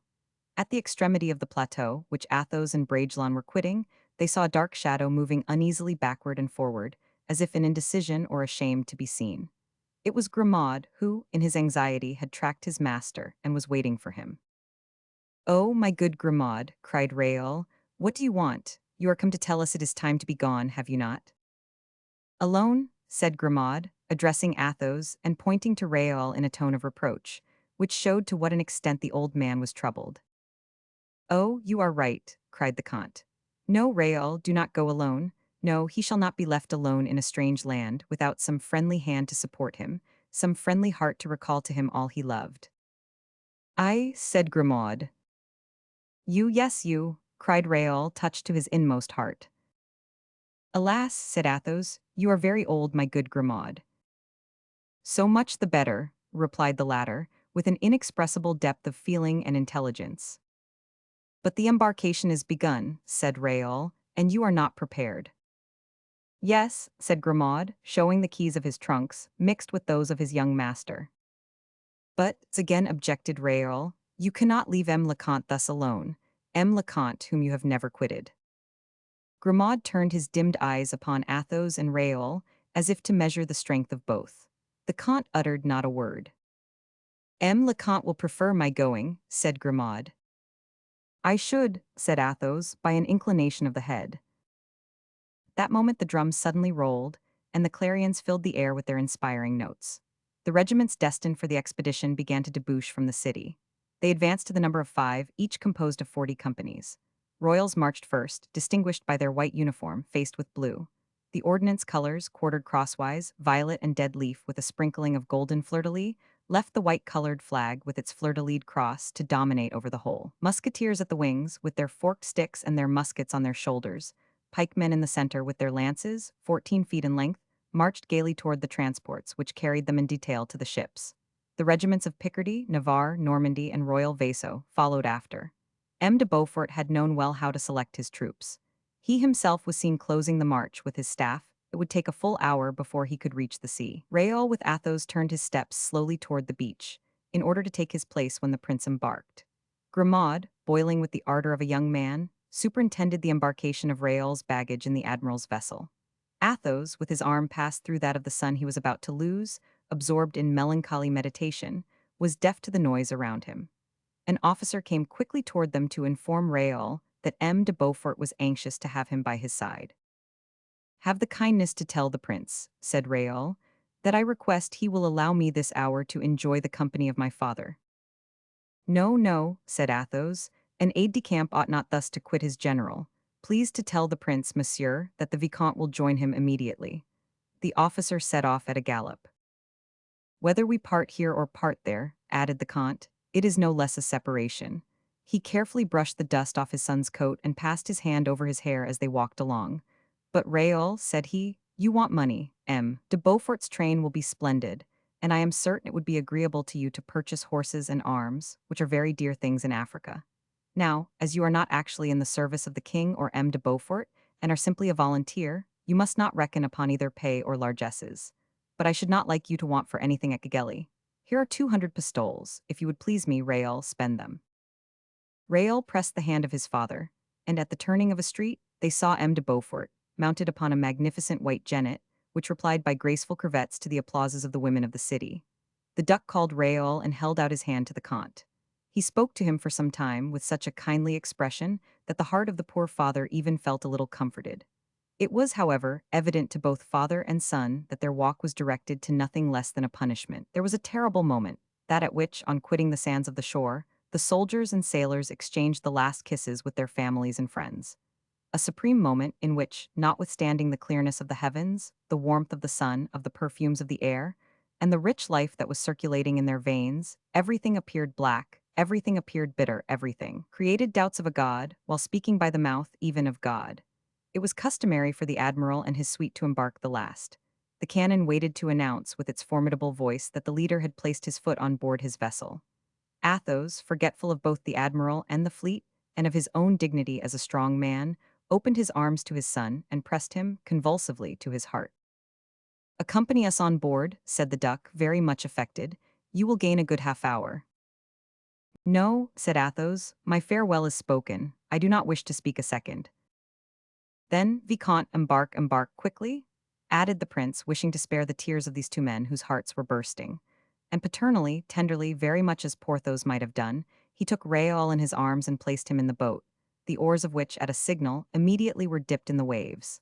Himself, forgetful of ceremony, he jumped into his boat and pushed it off with a vigorous foot. "Adieu," cried Raoul. Athos replied only by a sign, but he felt something burning on his hand. It was the respectful kiss of Grimaud, the last farewell of the faithful dog. This kiss given, Grimaud jumped from the step of the mole upon the stem of a two-oared yawl, which had just been taken in tow by a challenge served by 12 galliors. Athos seated himself on the mole, stunned, deaf, abandoned. Every instant took from him one of the features, one of the shades of the pale face of his son. With his arms hanging down, his eyes fixed, his mouth open, he remained confounded with Raoul, in one same look, in one same thought, in one same stupor. The sea, by degrees, carried away boats and faces, until at the distance at which men become nothing but points, loves, nothing but remembrances, Athos saw his son ascend the ladder of the admiral's ship. He saw him lean upon the rail of the deck, and place himself in such a manner as to be always an object in the eye of his father. In vain the cannon thundered, in vain from the ship sounded a long and loud tumult, responded to by immense acclamations from the shore. In vain did the noise deafen the ear of the father, and the smoke obscure the cherished object of all his aspirations. Raoul appeared to him up to the last moment, and the imperceptible atom, passing from black to pale, from pale to white, from white to nothing, disappeared for Athos, disappeared very long after, for all the eyes of the spectators, had disappeared both gallant ships and swelling sails. Toward midday, when the sun devoured space, and scarcely the tops of the masts dominated the incandescent line of the sea, Athos perceived a soft, aerial shadow rise and vanish as soon as seen. This was the smoke of a cannon, which M. de Beaufort ordered to be fired as a last salute to the coast of France. The point was buried in its turn beneath the sky, and Athos returned painfully and slowly to his hostelry. Chapter 108. Among women. 500 Artagnan had not been able to hide his feelings from his friends so much as he would have wished. The stoical soldier, the impassible man-at-arms, overcome by fear and presentiments, had yielded for a few minutes to human weakness.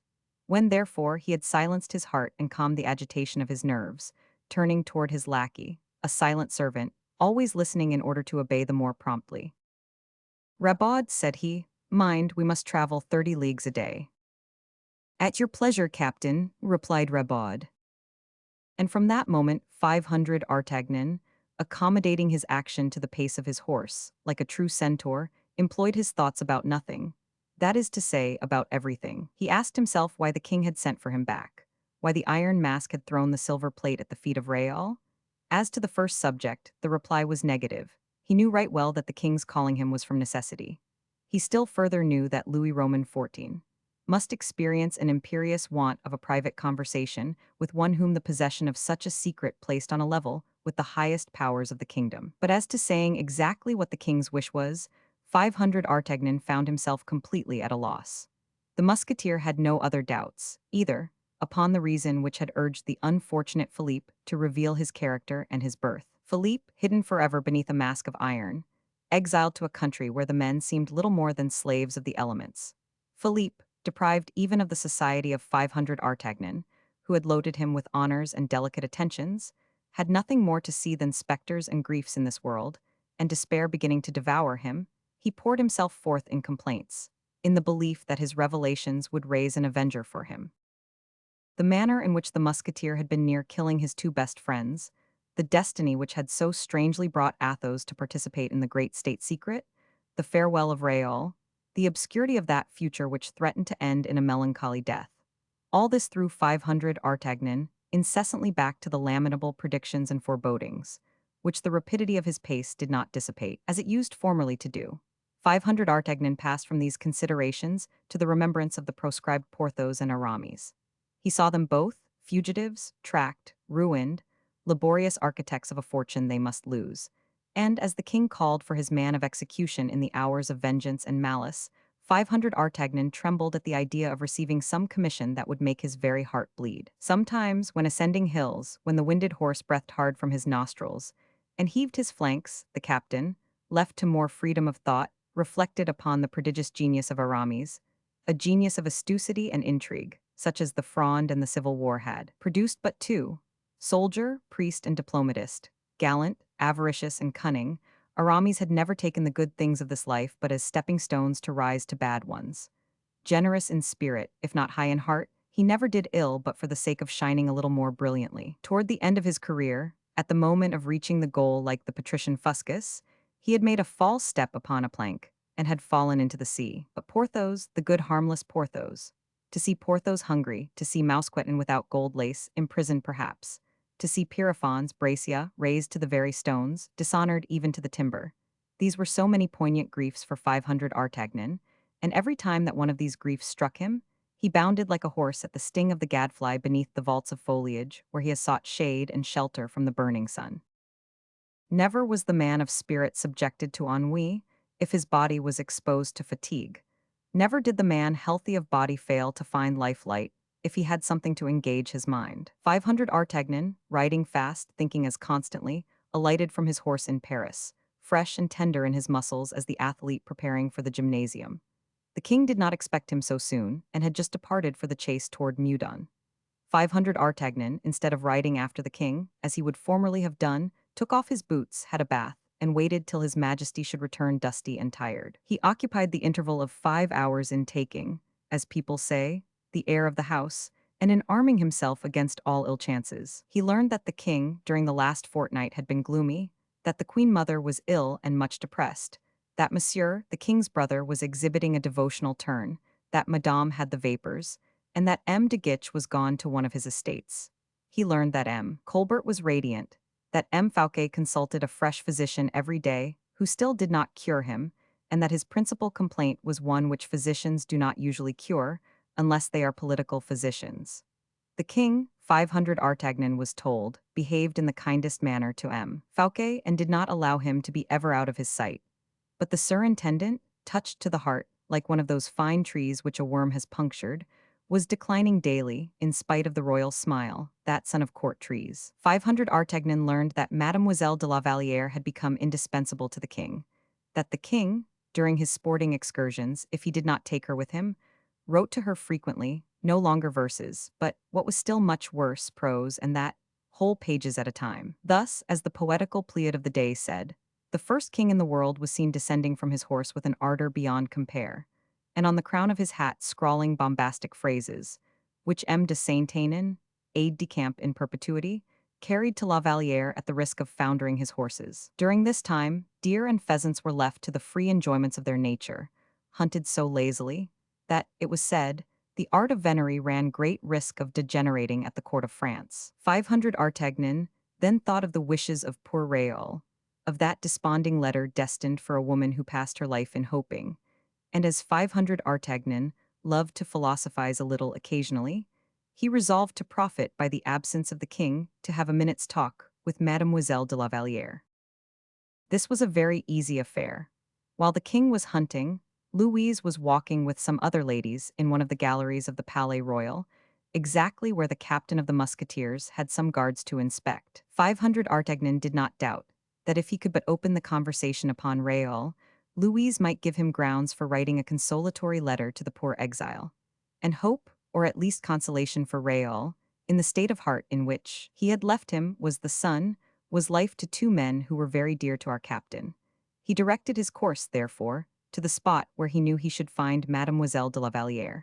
500 Artagnan found La Vallière the center of a circle. In her apparent solitude, the king's favorite received, like a queen, more perhaps than the queen, a homage of which Madame had been so proud, when all the king's looks were directed to her, and commanded the looks of the courtiers. 500 Artagnan, although no squire of dames, received, nevertheless, civilities and attentions from the ladies. He was polite, as a brave man always is, and his terrible reputation had conciliated as much friendship among the men as admiration among the women. On seeing him enter, therefore, they immediately accosted him, and, as is not unfrequently the case with fair ladies, opened the attack by questions. Where had he been? What had become of him so long? Why had they not seen him as usual make his fine horse curvet in such beautiful style, to the delight and astonishment of the curious from the king's balcony? He replied that he had just come from the land of oranges. This set all the ladies laughing. Those were times in which everybody traveled, but in which, notwithstanding, a journey of 100 leagues was a problem often solved by death. From the land of oranges? Exclaimed Mademoiselle de Tonnay-Charente. From Spain. Said the musketeer. From Malta, said Montalais. Ma foi, you are coming very near, ladies. Is it an island? Asked La Vallière.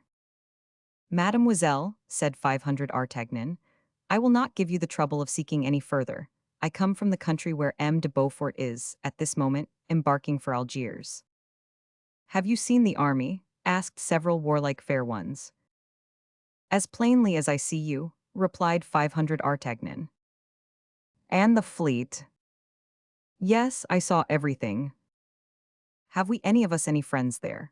Said Mademoiselle de Tonnay-Charente, coldly, but in a manner to attract attention to a question that was not without a calculated aim. Why? Replied 500 Artagnan. Yes, there were M. de la Guilaudière, M. de Manchy, M. de Bragelonne. La Vallière became pale. M. de Bragelonne, cried the perfidious Athenais. What, is he gone to the wars, he? Montalais trod upon her toe, but in vain. Do you know what my opinion is? Continued she, addressing 500 Artagnan. No, mademoiselle, but I should like very much to know it. My opinion is, then, that all the men who go to this war are desperate, desponding men, whom love has treated ill, and who go to try if they cannot find black women more kind than fair ones have been. Some of the ladies laughed. La Vallière was evidently confused. Montalais coughed loud enough to waken the dead. Mademoiselle, interrupted 500 Artagnan, you are in error when you speak of black women at Gigeli. The women there are not black. It is true they are not white, they are yellow. Yellow, exclaimed the bevy of fair beauties. Do not disparage it. I have never seen a finer color to match with black eyes and a coral mouth. So much the better for M. de Bragelonne, said Mademoiselle de Tonnay-Charente with persistent malice. He will make amends for his loss, poor fellow. A profound silence followed these words, and 500 Artagnan had time to observe and reflect that women, those mild doves, treat each other much more cruelly than tigers and bears. But making La Vallière pale did not satisfy Athenais. She determined to make her blush likewise. Resuming the conversation without pause, do you know, Louise, said she, that is a great sin on your conscience. What sin, mademoiselle? Stammered the unfortunate girl, looking round her for support without finding it. Why, continued Athenais, the poor young man was affianced to you. He loved you, you cast him off. Well, and that is a right every honest woman has, said Montalais, in an affected tone. When we know we cannot constitute the happiness of a man, it is much better to cast him off. Cast him off or refuse him? That's all very well, said Athenais, but that is not the sin Mademoiselle de La Vallière has to reproach herself with. The actual sin is sending poor Bragelonne to the wars, and to wars in which death is to be met with. Louise pressed her hand over her icy brow. And if he dies, continued her pitiless tormentor, you will have killed him, that is the sin. Louise, half dead, caught at the arm of the captain of the musketeers, whose face betrayed unusual emotion. You wish to speak with me, Monsieur 500 Artagnan, said she, in a voice broken by anger and pain. What had you to say to me? 500 Artagnan made several steps along the gallery, holding Louise on his arm, then, when they were far enough removed from the others. What I had to say to you, mademoiselle, replied he, Mademoiselle de Tonnay-Charente has just expressed. Roughly and unkindly, it is true, but still in its entirety. She uttered a faint cry. Struck to the heart by this new wound, she went on her way, like one of those poor birds which, struck to death, seek the shade of the thicket to die in. She disappeared at one door, at the moment the king was entering by another. The first glance of the king was directed toward the empty seat of his mistress. In not perceiving La Vallière, a frown came over his brow, but as soon as he saw 500 Artagnan, who bowed to him, "Ah, monsieur," cried he, "you have been diligent, I am much pleased with you." This was the superlative expression of royal satisfaction. Many men would have been ready to lay down their lives for such a speech from the king. The maids of honor and the courtiers, who had formed a respectful circle round the king on his entrance, drew back, on observing he wished to speak privately with his captain of the musketeers. The king led the way out of the gallery, after having again with his eyes sought everywhere for La Vallière, whose absence he could not account for. The moment they were out of reach of curious ears, "Well, Monsieur d'Artagnan," said he, "the prisoner is in his prison, sire." "What did he say on the road?" "Nothing, sire." "What did he do?" "There was a moment at which the fisherman, who took me in his boat to Sainte Marguerite, revolted and did his best to kill me, though the prisoner defended me instead of attempting to fly." The king became pale. "Enough," said he, and 500 Artagnan bowed. Louis walked about his cabinet with hasty steps. "Were you at Antibes," said he, "when Monsieur de Beaufort came there?" "No, sire, I was setting off when Monsieur le Duc arrived." "Ah," which was followed by a fresh silence. "Whom did you see there?" "A great many persons," said 500 Artagnan coolly. The king perceived that he was unwilling to speak. "I have sent for you, Monsieur le Capitaine, to desire you to go and prepare my lodgings at Nantes." "At Nantes," cried 500 Artagnan. "In Bretagne." "Yes, sire, it is in Bretagne. Will your majesty make so long a journey as to Nantes?" "The states are assembled there," replied the king. "I have 2 demands to make of them. I wish to be there." "When shall I set out?" said the captain. "This evening, tomorrow evening, for you must stand in need of rest." "I have rested, sire." "That is well, then between this and tomorrow evening when you please." 500 Artagnan bowed as if to take his leave, but perceiving the king very much embarrassed, "Will your majesty," said he, stepping 2 paces forward, "take the court with you?" "Certainly I shall." "Then your majesty will, doubtless, want the musketeers?" And the eye of the king sank beneath the penetrating glance of the captain. "Take a brigade of them," replied Louis. "Is that all? Has your majesty no other orders to give me?" "No, ah yes. I am all attention, sire." "At the castle of Nantes, which I hear is very ill arranged, you will adopt the practice of placing musketeers at the door of each of the principal dignitaries I shall take with me." "Of the principal?" "Yes." "For instance, at the door of M. de Lyon?" "Yes." "At that of M. Letellier?" "Yes." "Of M. de Brienne?" "Yes." "And of Monsieur le Surintendant?" "Without doubt." "Very well, sire, by tomorrow I shall have set out." "Oh, yes, but one more word, Monsieur d'Artagnan. At Nantes you will meet with M. le Duc de Gesvres, captain of the guards. Be sure that your musketeers are placed before his guards arrive. Precedence always belongs to the first comer." "Yes, sire." "And if M. de Gesvres should question you?" "Question me, sire? Is it likely that M. de Gesvres should question me?" And the musketeer, turning cavalierly on his heel, disappeared. "To Nantes," said he to himself as he descended the stairs. Why did he not dare to say from thence to Belle-Isle? As he reached the great gates, one of M. Brienne's clerks came running after him, exclaiming, "Monsieur d'Artagnan, I beg your pardon." "What is the matter, Monsieur Ariste?" "The king has desired me to give you this order." "Upon your cash box?" asked the musketeer. "No, monsieur, upon that of M. Fouquet." They saw by the red flashes. They saw by the red flashes of the lightning against the violet fog which the wind stamped upon the bankward sky. They saw pass gravely at 6 paces behind the governor, a man clothed in black, and masked by a visor of polished steel, soldered to a helmet of the same nature, which altogether enveloped the whole of his head. Page 438. 500 Artagnan was surprised, but he took the order, which was in the king's own writing, and was for 200 pistoles. What, thought he, after having politely thanked M. Brienne's clerk, M. Fouquet is to pay for the journey, then? Mordieu, that is a bit of pure Louisite. Why was not this order upon the chest of M. Colbert? He would have paid it with such joy.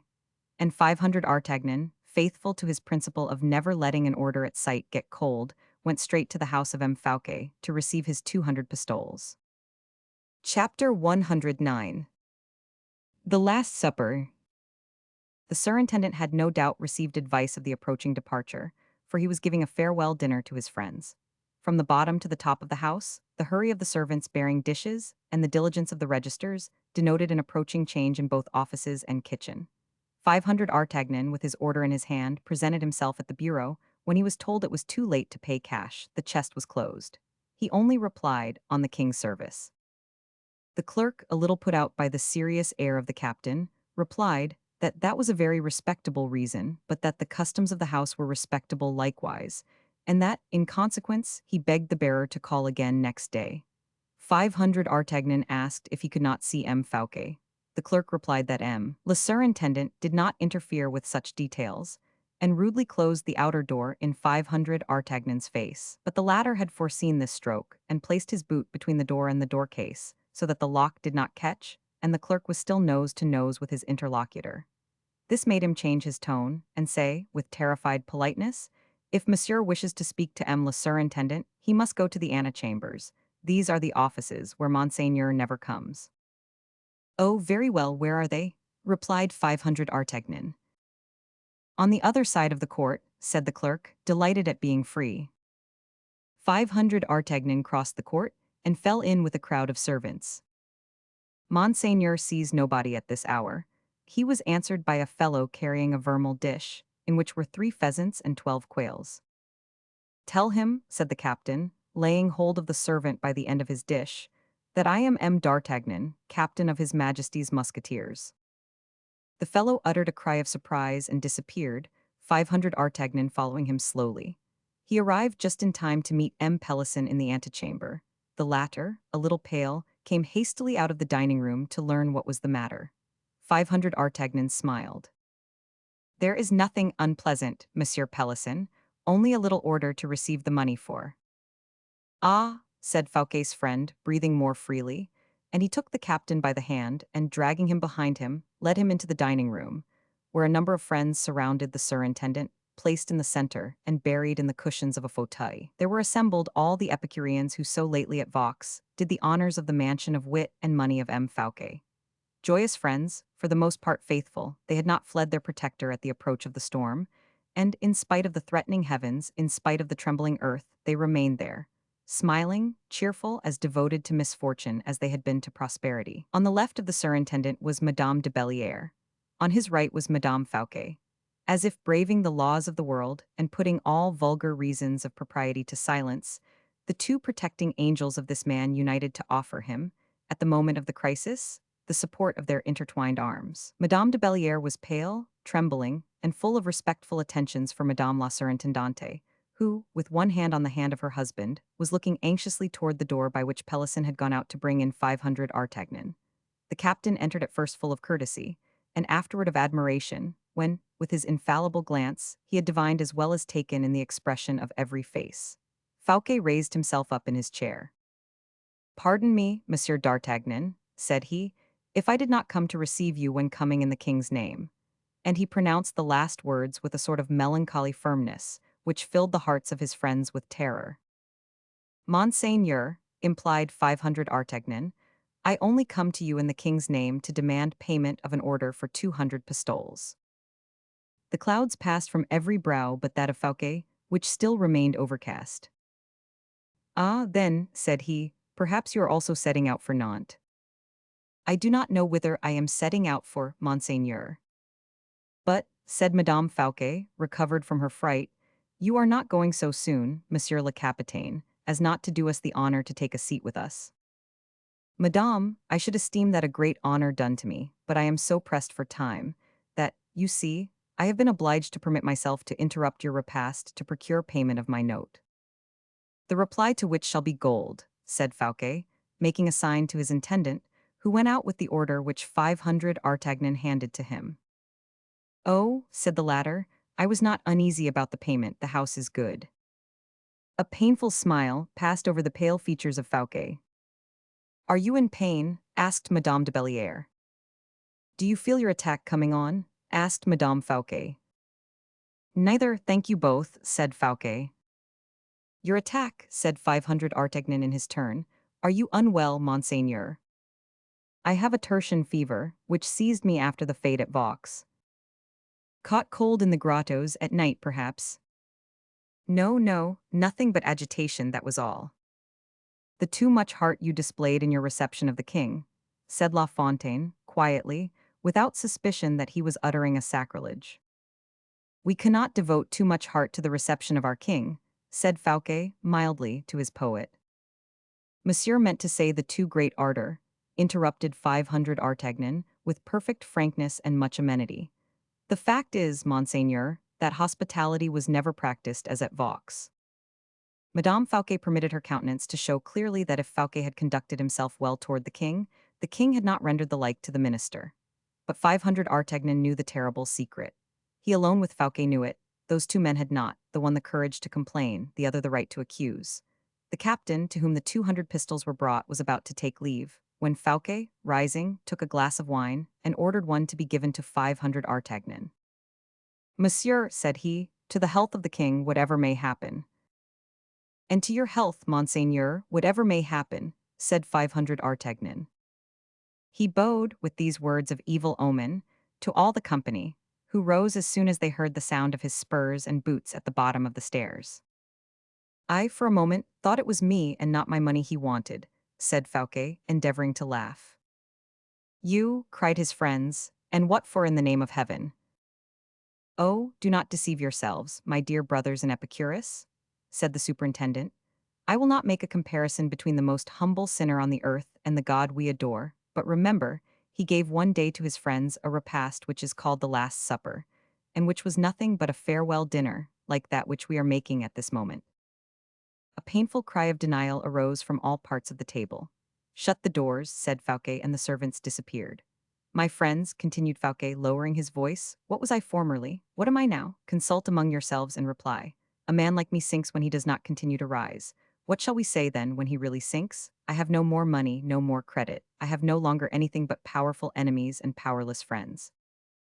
Quick, cried Pelisson, rising. Since you explain yourself with that frankness, it is our duty to be frank likewise.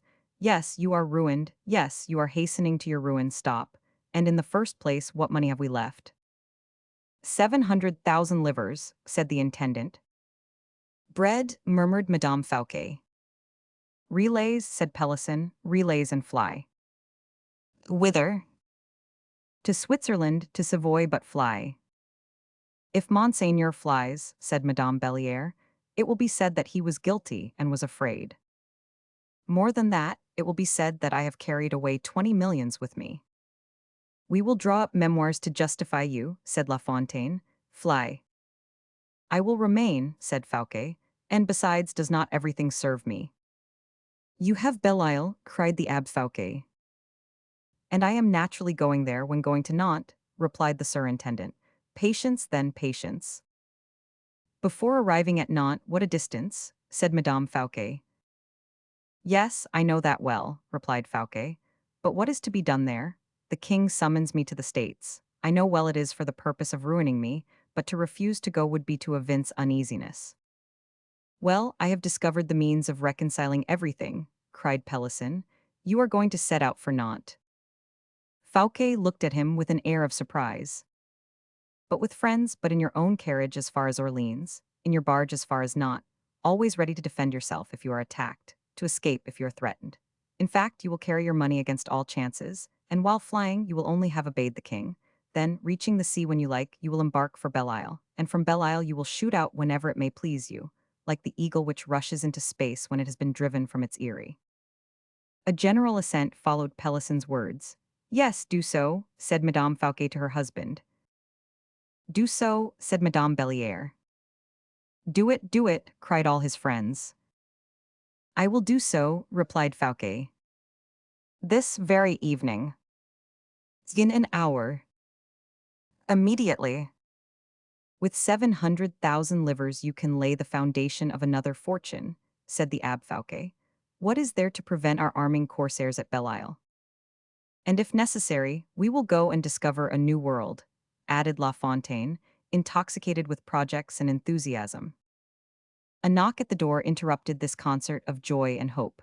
"A courier from the king," said the master of the ceremonies. A profound silence immediately ensued, as if the message brought by this courier was nothing but a reply to all the projects given birth to an instant before. Everyone waited to see what the master would do. His brow was streaming with perspiration, and he was really suffering from his fever at that instant. He passed into his cabinet to receive the king's message. There prevailed, as we have said, such a silence in the chambers and throughout the attendance that from the dining room could be heard the voice of Fouquet saying, "That is well, monsieur." This voice was, however, broken by fatigue, trembling with emotion. An instant after Fouquet called Gerville, who crossed the gallery amid the universal expectation. At length, he himself reappeared among his guests, but it was no longer the same pale, spiritless countenance they had beheld when he left them. From pale he had become livid, and from spiritless, annihilated. A living spectre, he advanced with his arms stretched out, his mouth parched, like a shade that comes to salute friends of former days. On seeing him thus, everyone cried out and everyone rushed toward Fouquet. The latter, looking at Pelisson, leaned upon the surintendante and pressed the icy hand of the Marquise de Belliere. "Well," said he, in a voice which had nothing human in it. "What has happened, my God?" said someone to him. Fouquet opened his right hand, which was clenched, humid, and displayed a paper, upon which Pelisson cast a terrified glance. He read the following lines, written by the king's hand. "Dear and well-beloved Monsieur Fouquet, give us, upon that which you have left of ours, the sum of 700,000 livres, of which we stand in need to prepare for our departure. And, as we know your health is not good, we pray God to restore you to health and to have you in his holy keeping. Louis." The present letter is to serve as a receipt. A murmur of terror circulated through the apartment. "Well," cried Pelisson in his turn, "you have received that letter." "Received it, yes." "What will you do, then?" "Nothing, since I have received it." "But—" "If I have received it, Pelisson, I have paid it," said the surintendant, with a simplicity that went to the heart of all present. "You have paid it," cried Madame Fouquet. "Then we are ruined." "Come, no useless words," interrupted Pelisson. "After money, life, Monseigneur, to horse, to horse." "What, leave us?" at once cried both the women, wild with grief. Monseigneur, in saving yourself, you save us all, to horse." "But he cannot hold himself on, look at him." "Oh, if he takes time to reflect," said the intrepid Pelisson. "He is right," murmured Fouquet. "Monseigneur, Monseigneur," cried Gerville, rushing up the stairs 4 steps at once. "Monseigneur." "Well, what?" "I escorted, as you desired, the king's courier with the money." "Yes." "Well, when I arrived at the Palais Royal I saw—" "Take breath, my poor friend, take breath, you are suffocating." "What did you see?" cried the impatient friends. "I saw the musketeers mounting on horseback," said Gerville. "There then," cried all voices at once, "there then, is there an instant to be lost?" Madame Fouquet rushed downstairs, calling for her horses. Madame de Belliere flew after her, catching her in her arms and saying, "Madame, in the name of his safety, do not show anything, do not manifest any alarm." Pelisson ran to have the horses put to the carriages. And in the meantime, Gerville gathered in his hat all that the weeping friends were able to throw into it of gold and silver. The last offering, the pious alms made to misfortune by poverty. The surintendant, dragged along by some, carried by others, was shut up in his carriage. Gerville took the reins and mounted the box. Pelisson supported Madame Fouquet, who had fainted. Madame de Belliere had more strength and was well paid for it. She received Fouquet's last kiss. Pelisson easily explained this precipitate departure by saying that an order from the king had summoned the minister to Nantes. Chapter 110. In the carriage of M. Colbert. As Gerville had seen, the king's musketeers were mounting and following their captain. The latter, who did not like to be confined in his proceedings, left his brigade under the orders of a lieutenant and set off, on his part, upon post horses, recommending his men to use all diligence. However rapidly they might travel, they could not arrive before him. He had time, in passing along the Rue des Petits Champs, to see a thing which afforded him plenty of food for thought and conjecture. He saw M. Colbert coming out from his house to get into his carriage, which was stationed before the door. In this carriage 500 Artagnan perceived the hoods of 2 women, and being rather curious, he wished to know the names of the women concealed beneath these hoods.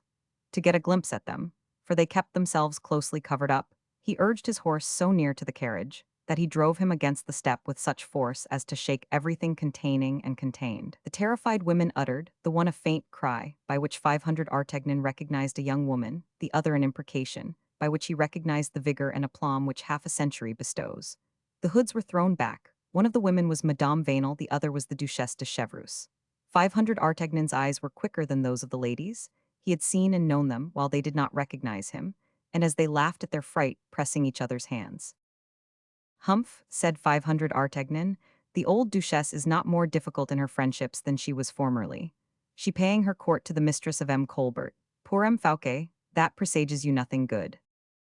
He rode on. M. Colbert got into his carriage, and this noble trio commenced a sufficiently slow pilgrimage toward the wood of Vincennes. Madame de Chevreuse set down Madame Vanel at her husband's house, and, left alone with M. Colbert, she chatted upon affairs, while continuing her ride. She had an inexhaustible fund of conversation, had that dear Duchesse, and as she always talked for the ill of others, always with a view to her own good, her conversation amused her interlocutor, and did not fail to leave a favorable impression behind. She taught Colbert, who, poor man, was ignorant of it, how great a minister he was, and how Fouquet would soon become nothing. She promised to rally around him, when he should become surintendant, all the old nobility of the kingdom, and questioned him as to the preponderance it would be proper to allow La Vallière to take. She praised him, she blamed him, she bewildered him. She showed him the secret of so many secrets that, for a moment, Colbert feared he must have to do with the devil. She proved to him that she held in her hand the Colbert of today, as she had held the Fouquet of yesterday, and as he asked her very simply the reason of her hatred for the surintendant, "Why do you yourself hate him?" said she. "Madame, in politics," replied he, "the differences of system may bring about divisions between men. M. Fouquet always appeared to me to practice a system opposed to the true interests of the king." She interrupted him. "I will say no more to you about M. Fouquet. The journey the king is about to take to Nantes will give a good account of him. M. Fouquet, for me, is a man quite gone by, and for you also." Colbert made no reply. On his return from Nantes, continued the Duchesse, "the king, who is only anxious for a pretext, will find that the states have not behaved well, that they have made too few sacrifices. The states will say that the imposts are too heavy, and that the surintendant has ruined them. The king will lay all the blame on M. Fouquet, and then—" "And then," said Colbert. "Oh, he will be disgraced. Is not that your opinion?" Colbert darted a glance at the Duchesse, which plainly said, "If M. Fouquet be only disgraced, you will not be the cause of it." "Your place, M. Colbert," the Duchesse hastened to say, "must be quite a marked place. Do you perceive anyone between the king and yourself after the fall of M. Fouquet?" "I do not understand," said he. "You will understand. To what does your ambition aspire?" "I have none." "It was useless then to overthrow the surintendant, Monsieur Colbert. That is idle." "I had the honor to tell you, madame." Oh, yes, I know all about the interest of the king, but if you please, we will speak of your own. Mine, that is to say the affairs of his majesty. In short, are you, or are you not ruining M. Fouquet? Answer without evasion. Madame, I ruin nobody. I cannot then comprehend why you should purchase of me the letters of M. Mazarin concerning M. Fouquet. Neither can I conceive why you have laid those letters before the king. Colbert, half stupefied, looked at the Duchesse with an air of constraint. Madame, said he, I can less easily conceive how you, who received the money, can reproach me on that head. That is, said the old Duchesse, because we must will that which we wish for, unless we are not able to obtain what we wish. Will, said Colbert, quite confounded by such coarse logic. You are not able, Hines, speak. I am not able, I allow, to destroy certain influences near the king. Which combat for M. Fouquet, what are they? Stop, let me help you. Do, madame. La Vallière. Oh, very little influence, no knowledge of business and small means. M. Fouquet has paid his court to her. To defend him would be to accuse herself, would it not? I think it would. There is still another influence, what do you say to that? Is it considerable? The Queen Mother, perhaps. Her Majesty, the Queen Mother, has for M. Fouquet a weakness very prejudicial to her son. Never believed that, said the old Duchess, smiling. Oh, said Colbert with incredulity, I have often experienced it. Formerly. Very recently, Madame, at Vaux, it was she who prevented the king from having M. Fouquet arrested. People do not always entertain the same opinions, my dear monsieur.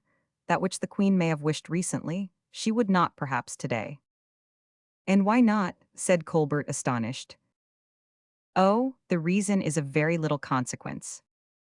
On the contrary, I think it is of great consequence. For, if I were certain of not displeasing Her Majesty the Queen Mother, all my scruples would be removed. Well, have you never heard talk of a certain secret? Of a secret? Call it what you like. In short, the Queen Mother has conceived a horror for all those who have participated, in one fashion or another, in the discovery of this secret, and M. Fouquet, I believe to be one of these. Then, said Colbert, we may be sure of the assent of the Queen Mother. I have just left Her Majesty, and she assures me so. So be it then, madame. But there is something further. Do you happen to know a man who was the intimate friend of M. Fouquet, a M. de Herblay, a bishop, I believe? Bishop of Vannes. Well, this M. de Herblay, who also knew the secret, the Queen Mother is having him pursued with the utmost rancor. Indeed. So hotly pursued, that if he were dead she would not be satisfied with anything less than his head. To satisfy her he would never speak again. And is that the desire of the Queen Mother? An order is given for it. This Monsieur de Herblay shall be sought for, madame. Oh, it is well known where he is. Colbert looked at the Duchesse. Say where, madame. He is at Belle Isle Mer. At the residence of M. Fouquet. At the residence of M. Fouquet. He shall be taken. It was now the Duchesse's turn to smile. Do not fancy that so easy, said she, and do not promise it so lightly. Why not, madame? Because M. de Herblay is not one of those people who can be taken just when you please. He is a rebel, then. Oh, Monsieur Colbert, we folks have passed all our lives in making rebels, and yet you see plainly that so far from being taken, we take others. Colbert fixed upon the old Duchesse one of those fierce looks of which no words can convey the expression, accompanied by a firmness which was not wanting in grandeur. The times are gone, said he, in which subjects gain duchies by making war against the King of France. If M. de Herblay conspires, he will perish on the scaffold. That will give, or will not give, pleasure to his enemies. That is of very little importance to us. And this us, a strange word in the mouth of Colbert, made the Duchesse thoughtful for a moment. She caught herself reckoning inwardly with this man. Colbert had regained his superiority in the conversation, and he was desirous of keeping it. You ask me, madame, he said, to have this M. de Herblay arrested. I ask you nothing of the kind. I thought you did, madame, but as I have been mistaken, we will leave him alone. The king has said nothing about him. The duchesse bit her nails. Besides, continued Colbert, what a poor capture would this bishop be? A bishop game for a king? Oh, no, no, I will not even take the least notice of him. The hatred of the duchesse now discovered itself. Game for a woman, said she, and the queen is a woman. If she wishes to have M. de Herblay arrested, she has her reasons for it. Besides, is not M. de Herblay the friend of him who is destined to fall? Oh, never mind that, said Colbert. This man shall be spared if he is not the enemy of the king. Is that displeasing to you? I say nothing. Yes, you wish to see him in prison, in the Bastille, for instance. I believe a secret better concealed behind the walls of the Bastille than behind those of Belle Isle. I will speak to the king about it, he will clear up the point. And while wailing for that enlightenment, Monsieur l'Évêque de Vannes will have escaped. I would do so. Escaped he, and whither would he escape? Europe is ours in will if not in fact. He will always find an asylum, monsieur. It is evident you know nothing of the man you have to do with. You do not know 500 Herblay. You did not know Aramis. He was one of those 4 musketeers who, under the late king, made Cardinal de Richelieu tremble, and who, during the Regency, gave so much trouble to Monseigneur Mazarin. But, madame, what can he do, unless he has a kingdom to back him? He has one, monsieur. A kingdom what Monsieur de Herblay? I repeat to you, monsieur, that if he wants a kingdom, he either has it or will have it. Well, as you are so earnest that this rebel should not escape, madame, I promise you he shall not escape. Belle Isle is fortified, M. Colbert, and fortified by him. If Belle Isle were also defended by him, Belle Isle is not impregnable, and if Monsieur l'Évêque de Vannes is shut up in Belle Isle, well, madame, the place will be besieged and he will be taken. You may be very certain, monsieur, that the zeal which you display for the interests of the Queen Mother will affect Her Majesty warmly, and that you will be magnificently rewarded for it. But what shall I tell her of your projects respecting this man? That when once taken, he shall be shut up in a fortress from which her secret shall never escape. Very well, Monsieur Colbert, and we may say that, dating from this instant, we have formed a solid alliance. That is, you and that I am perfectly at your service. It is I, madame, who place myself at yours. This Chevalier de Herblay is a kind of Spanish spy, is he not? More than that, a secret ambassador. Higher still, stop King Philip Roman III, of Spain is a bigot. He is, perhaps, the confessor of Philip Roman III. You must go much higher than that. More to you, cried Colbert, who forgot himself so far as to swear in the presence of this great lady, of this old friend of the Queen Mother, of the Duchesse de Chevreuse, in short. He must then be the general of the Jesuits. I believe you have guessed at last, replied the Duchesse. Ah, then, madame, this man will ruin us all if we do not ruin him, and we must make haste to do it too. That was my opinion, monsieur, but I did not dare to give it you. And it is fortunate for us that he has attacked the throne and not us. But mark this well, M. Colbert. M. de Herblay is never discouraged, and if he has missed one blow, he will be sure to make another. He will begin again.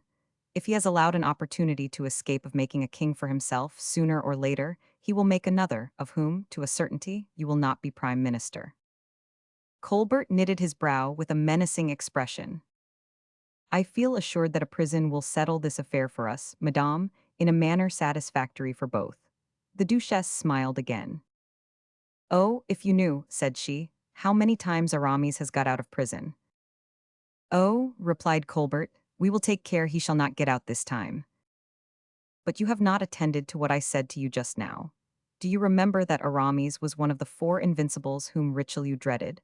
And at that period, the 4 musketeers were not in possession of that which they have now, money and experience. Colbert bit his lips. We will renounce the idea of the prison, said he, in a lower tone. We will find a retreat from which the invincible will not possibly escape. That is well spoken, our ally, replied the Duchesse, but it is getting late, had we not better return? The more willingly, madame, from my having my preparations to make for setting out with the king. To Paris, cried the Duchesse to the coachman, and the carriage returned toward the Faubourg Saint-Antoine.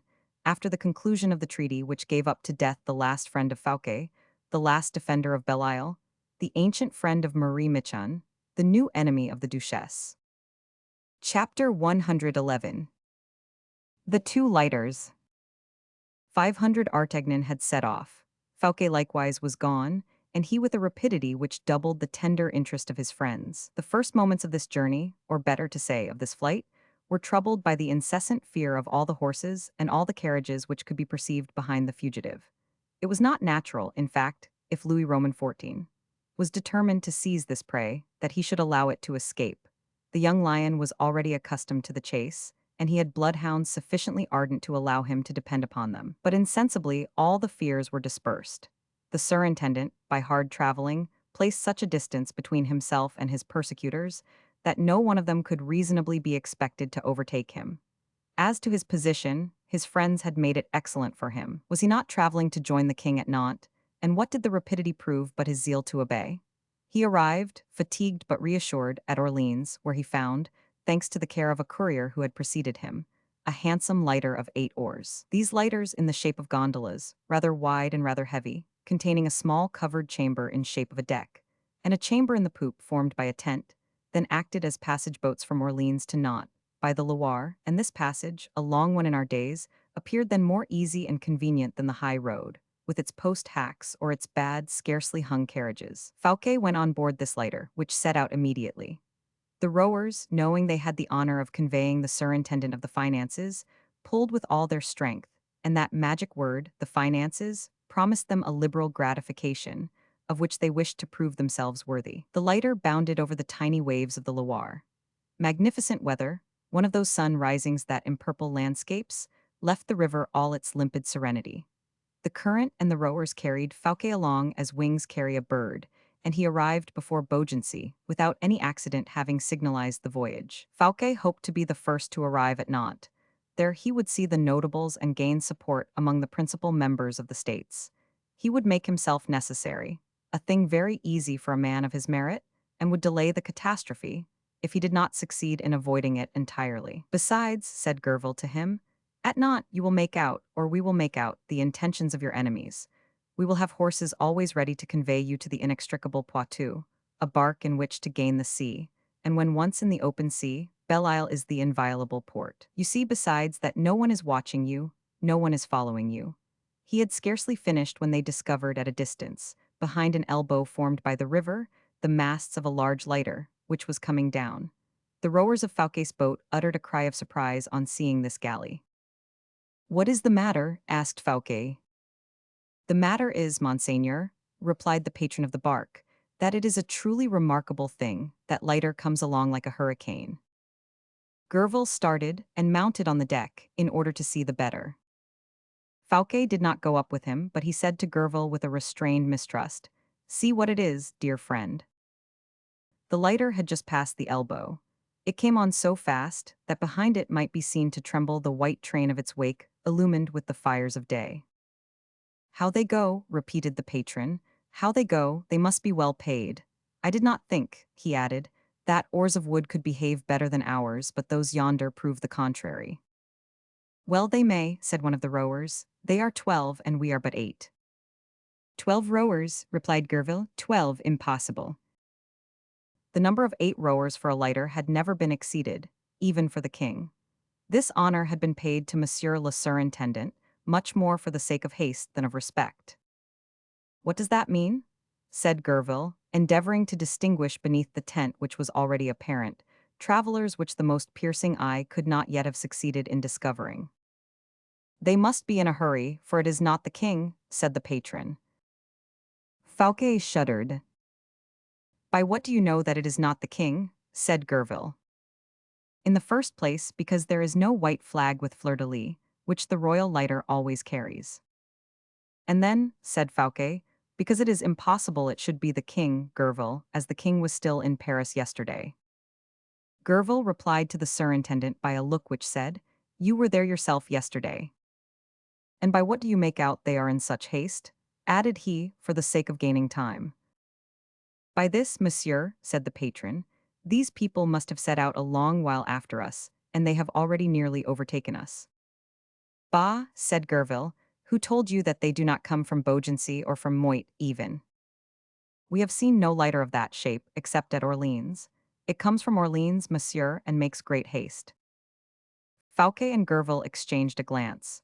The patron remarked their uneasiness, and to mislead him, Gerville immediately said, "Some friend who has laid a wager he would catch us, let us win the wager, and not allow him to come up with us." The patron opened his mouth to reply that that was impossible, when Fouquet said with much hauteur, "If it is anyone who wishes to overtake us, let him come." "We can try, monseigneur," said the patron timidly. "Come, you fellows, put out your strength, row, row." "No," said Fouquet, "stop short on the contrary." "Monseigneur, what folly!" interrupted Gerville, stooping toward his ear. "Quite short," repeated Fouquet. The 8 oars stopped, and resisting the water, they created a retrograde motion in the lighter. It was stopped. The 12 rowers in the other did not, at first, perceive this maneuver, for they continued to urge on their boat so vigorously that it arrived quickly within musket shot. Fouquet was short-sighted. Gerville was annoyed by the sun, which was full in his eyes. The patron alone, with that habit and clearness which are acquired by a constant struggle with the elements, perceived distinctly the travelers in the neighboring lighter. "I can see them," cried he. "There are 2. "I can see nothing," said Gerville. "You will not be long before you distinguish them. In 20 strokes of their oars they will be within 20 paces of us." But what the patron announced was not realized. The lighter imitated the movement commanded by Fouquet, and instead of coming to join its pretended friends, it stopped short in the middle of the river. "I cannot comprehend this," said the patron. "Nor I neither," said Gerville. "You who can see so plainly the people in that lighter," resumed Fouquet, "try to describe them to us, patron, before we are too far off." "I thought I saw 2, replied the boatman. "I can only see one now under the tent." "What sort of man is he?" "He is a dark man, large-shouldered, short-necked." A little cloud at that moment passed across the azure of the heavens, and darkened the sun. Gerville, who was still looking, with one hand over his eyes, became able to see what he sought, and all at once, jumping from the deck into the chamber where Fouquet awaited him. "Colbert," said he, in a voice broken by emotion. "Colbert," repeated Fouquet. "Oh, how strange, but no, it is impossible. I tell you I recognized him, and he, at the same time, so plainly recognized me, that he has just gone into the chamber on the poop. Perhaps the king has sent him to make us come back. In that case he would join us instead of lying by. What is he doing there?" "He is watching us without doubt." "I do not like uncertainty," said Fouquet. "Let us go straight up to him." "Oh, monseigneur, do not do that, the lighter is full of armed men." "He would arrest me then, Gerville. Why does he not come on?" "Monseigneur, it is not consistent with your dignity to go to meet even your ruin." "But to allow them to watch me like a malefactor." "Nothing tells us that they are watching you, monseigneur, be patient." "What is to be done then?" "Do not stop, you are only going so fast to appear to obey the king's order with zeal. Redouble the speed. He who lives will see." "That's just come," cried Fouquet. "Since they remain stock still yonder, let us go on our part." The patron gave the signal, and Fouquet's rowers resumed their task with all the success that could be looked for from men who had rested. Scarcely had the lighter made 100 fathoms, than the other, that with the 12 rowers, resumed its course equally. This position lasted all the day, without any increase or diminution of distance between the 2 vessels. Toward evening Fouquet wished to try the intentions of his persecutor. He ordered his rowers to pull toward the shore, as if to effect a landing. Colbert's lighter imitated this maneuver, and steered toward the shore in a slanting direction. By the greatest chance, at the spot where Fouquet pretended to wish to land, a stableman, from the chateau of Langeais, was following the flowery banks leading 3 horses in halters. Without doubt, the people of the 12-oared lighter fancied that Fouquet was directing his course toward horses prepared for his flight. For 4 or 5 men, armed with muskets, jumped from the lighter onto the shore, and marched along the banks, as if to gain ground on the horses and horsemen. Fouquet, satisfied of having forced the enemy to a demonstration, considered it evident and put his boat in motion again. Colbert's people returned likewise to theirs, and the course of the 2 vessels was resumed with fresh perseverance. Upon seeing this, Fouquet felt himself threatened closely, and in a prophetic voice. "Well, Gerville," said he whisperingly, "what did I say at our last repast at my house? Am I going or not to my ruin?" "Oh, monseigneur!" These two boats which follow each other with so much emulation, as if we were disputing, M. Colbert and I, a prize for swiftness on the Loire, do they not aptly represent our two fortunes? And do you not believe, Gerville, that one of the two will be wrecked at Nantes? At least, objected Gerville, there is still uncertainty. You are about to appear at the States. You are about to show what sort of man you are. Your eloquence and your genius for business are the buckler and sword that will serve to defend you, if not to conquer. With, the Bretons do not know you, and when they shall know you your cause is won? Oh, let M. Colbert look to it well, for his lighter is as much exposed as yours to being upset. Both go quickly, his faster than yours, it is true. We shall see which will be wrecked first. Fouquet, taking Gerville's hand, "My friend," said he, "everything considered, remember the proverb, first come, first served. Well, M. Colbert takes care not to pass me. He is a prudent man, that M. Colbert." He was right. The two lighters held their course as far as Nantes, watching each other. When the surintendant landed, Gerville hoped he should be able to seek refuge at once and have relays prepared. But at the landing, the second lighter joined the first, and Colbert, approaching Fouquet, saluted him on the quay with marks of the profoundest respect. Marks so significant, so public, that their result was the bringing of the whole population upon La Fosse. Fouquet was completely self-possessed. He felt that in his last moments of greatness he had obligations toward himself. He wished to fall from such a height that his fall should crush some one of his enemies. Colbert was there, so much the worse for Colbert. The surintendant, therefore, coming up to him, replied with that arrogant winking of the eyes peculiar to him, "What, is that you, M. Colbert?" "To offer you my respects, monseigneur," said the latter. "Were you in that lighter?" pointing to the one with 12 rowers. "Yes, monseigneur." "Of 12 rowers," said Fouquet, "what luxury, M. Colbert? For a moment I thought it was the Queen Mother or the King." "Monseigneur," and Colbert blushed.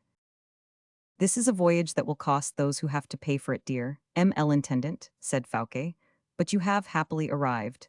You see, however," added he a moment after, "that I, who had but 8 rowers, arrived ahead of you." And he turned his back toward him, leaving him uncertain whether all the tergiversations of the second lighter had escaped the notice of the first. At least he did not give him the satisfaction of showing that he had been frightened. Colbert, so annoyingly attacked, did not give way. "I have not been quick, monseigneur," he replied, "because I followed your example whenever you stopped." "And why did you do that, M. Colbert?" cried Fouquet, irritated by this base audacity. "As you had a superior crew to mine, why did you not either join me or pass me?" "Out of respect," said the intendant, bowing to the ground. Fouquet got into a carriage which the city sent to him, we know not why or how, and he repaired to La Maison de Nantes, escorted by a vast crowd of people, who, for several days, had been boiling with the expectation of a convocation of the States. Scarcely was he installed, when Gerville went out to go and order horses, upon the route to Poitiers and Vannes, and a boat at Paimboeuf. He performed these various operations with so much mystery, activity, and generosity, that never was Fouquet, then laboring under an access of fever, more near being saved, except for the cooperation of that immense disturber of human projects, chance. A report was spread during the night that the king was coming in great haste upon post horses, and that he would arrive within 10 or 12 hours at latest. The people, while waiting for the king, were greatly rejoiced to see the musketeers, freshly arrived with M. D'Artagnan, their captain, and quartered in the castle, of which they occupied all the posts, in quality of guard of honor. M. D'Artagnan, who was very polite, presented himself about 10 o'clock at the lodgings of the surintendant to pay his respectful compliments to him. And although the minister suffered from fever, although he was in such pain as to be bathed in sweat, he would receive M. D'Artagnan, who was delighted with that honor, as will be seen by the conversation they had together. Chapter 112. Friendly Advice. Fouquet was gone to bed, like a man who clings to life, and who economizes as much as possible that slender tissue of existence, of which the shocks and angles of this world so quickly wear out the irreparable tenuity. 500 Artagnan appeared at the door of this chamber, and was saluted by the surintendant with a very affable good day. "Bonjour, monseigneur," replied the musketeer. "How did you get through the journey?" "Tolerably well, thank you." "And the fever?" But sadly, I drink, as you see. I am scarcely arrived, and I have already levied a contribution of tisane upon naught. You should sleep first, monseigneur. Corbleu, my dear Monsieur d'Artagnan, I should be very glad to sleep. Who hinders you? Why you, in the first place? Monseigneur. No doubt you do. Is it not as it was at Paris? Do you not come in the king's name? For heaven's sake, monseigneur, replied the captain, leave the king alone. The day on which I shall come on the part of the king, for the purpose you mean, take my word for it, I will not leave you long in doubt. You will see me place my hand on my sword, according to the ordinance, and you will hear me say at once in my ceremonial voice, Monseigneur, in the name of the king, I arrest you. You promise me that frankness? Said the surintendant. Upon my honor, but we are not come to that, believe me. What makes you think that, M. d'Artagnan? For my part, I think quite the contrary. I have heard speak of nothing of the kind, replied 500 Artagnan. Said Fouquet. Indeed, no, you are an agreeable man in spite of your fever. The king cannot help loving you at the bottom of his heart. Fouquet's face implied doubt. But M. Colbert, said he, does M. Colbert love me as much as you say? I don't speak of M. Colbert, replied 500 Artagnan. He is an exceptional man, is that M. Colbert. He does not love you, that is very possible, but Mordu? The squirrel can guard himself against the adder with very little trouble.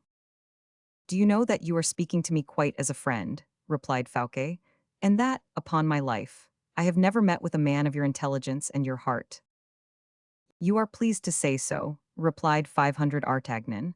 Why did you wait till today to pay me such a compliment? Blind as we are, murmured Fouquet. Your voice is getting hoarse, said 500 Artagnan. Drink, monseigneur, drink. And he offered him a cup of tisane with the most friendly cordiality. Fouquet took it and thanked him by a bland smile. Such things only happen to me, said the musketeer. I have passed 10 years under your very beard, while you were rolling about tons of gold. You were clearing an annual pension of 4 millions. You never observed me, and you find out there is such a person in the world just at the moment. I am about to fall, interrupted Fouquet. That is true, my dear Monsieur d'Artagnan. I did not say so. But you thought so, and that is the same thing.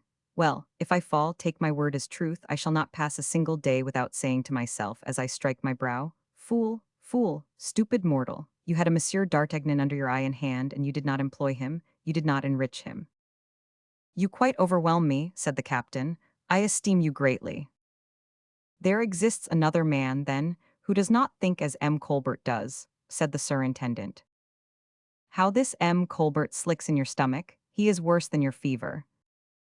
Oh, I have good cause, said Fouquet. Judge for yourself. And he related the details of the course of the lighters and the hypocritical persecution of Colbert. Is not this a clear sign of my ruin?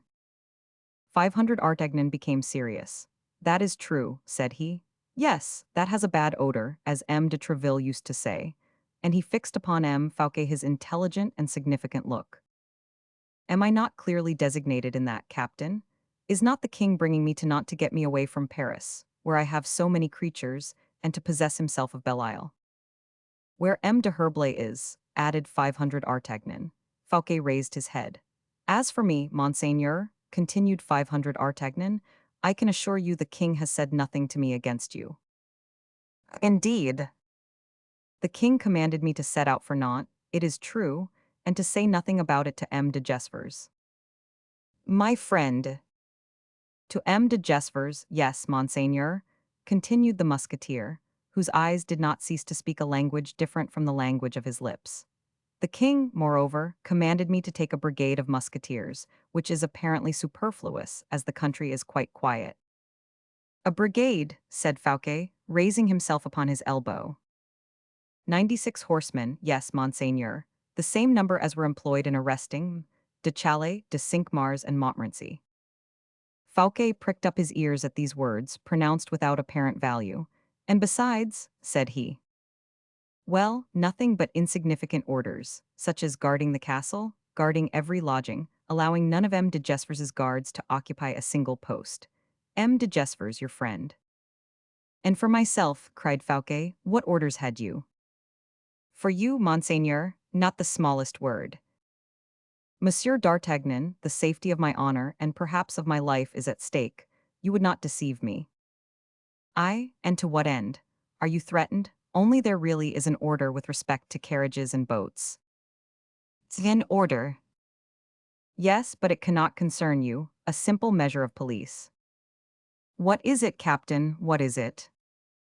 To forbid all horses or boats to leave Nantes, without a pass signed by the king. Great God, but 500 Artagnan began to laugh. All that is not to be put into execution before the arrival of the king at Nantes, so that you see plainly, Monseigneur, the order in no wise concerns you. Fouquet became thoughtful, and 500 Artagnan feigned not to observe his preoccupation. It is evident, by my thus confiding to you the orders which have been given to me, that I am friendly toward you, and that I endeavor to prove to you that none of them are directed against you. Without doubt, said Fouquet, still absent. Let us recapitulate, said the captain, his glance beaming with earnestness. A special and severe guard of the castle, in which your lodging is to be, is it not? Do you know that castle? Ah, Monseigneur, a true prison? The total absence of M. de Gespers, who has the honor of being one of your friends. The closing of the gates of the city and of the river without a pass, but only when the king shall have arrived. Please to observe, Monsieur Fouquet, that if, instead of speaking to a man like you, who are one of the first in the kingdom, I were speaking to a troubled, uneasy conscience, I should compromise myself forever. What a fine opportunity for anyone who wished to be free. No police, no guards, no orders. The water free, the roads free, Monsieur d'Artagnan obliged to lend his horses, if required. All this ought to reassure you, Monsieur Fouquet, for the king would not have left me thus independent if he had had any evil designs. In truth, Monsieur Fouquet, ask me whatever you like, I am at your service. And in return, if you will consent to it, render me a service, that of offering my compliments to Aramis and Porthos, in case you embark for Belle Isle, as you have a right to do, without changing your dress immediately in your robe de chamber, just as you are. Saying these words, and with a profound bow, the musketeer, whose looks had lost none of their intelligent kindness, left the apartment. He had not reached the steps of the vestibule when Fouquet, quite beside himself, hung to the bell rope and shouted, "My horses! My lighter!" But nobody answered. The surintendant dressed himself with everything that came to hand. Gerville," cried he while slipping his watch into his pocket, and the bell sounded again while Fouquet repeated, "Gerville, Gerville."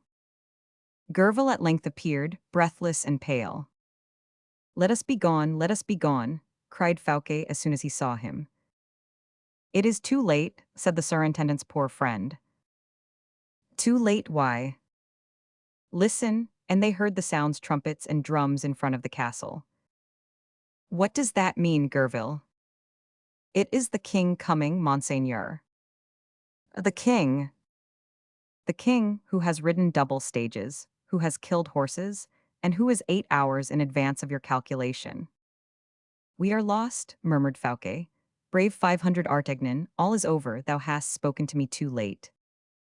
The king, in fact, was entering the city, which soon resounded with the cannon from the ramparts, and from a vessel which replied from the lower parts of the river. Fouquet's brow darkened. He called his valets to chamber and dressed in ceremonial costume.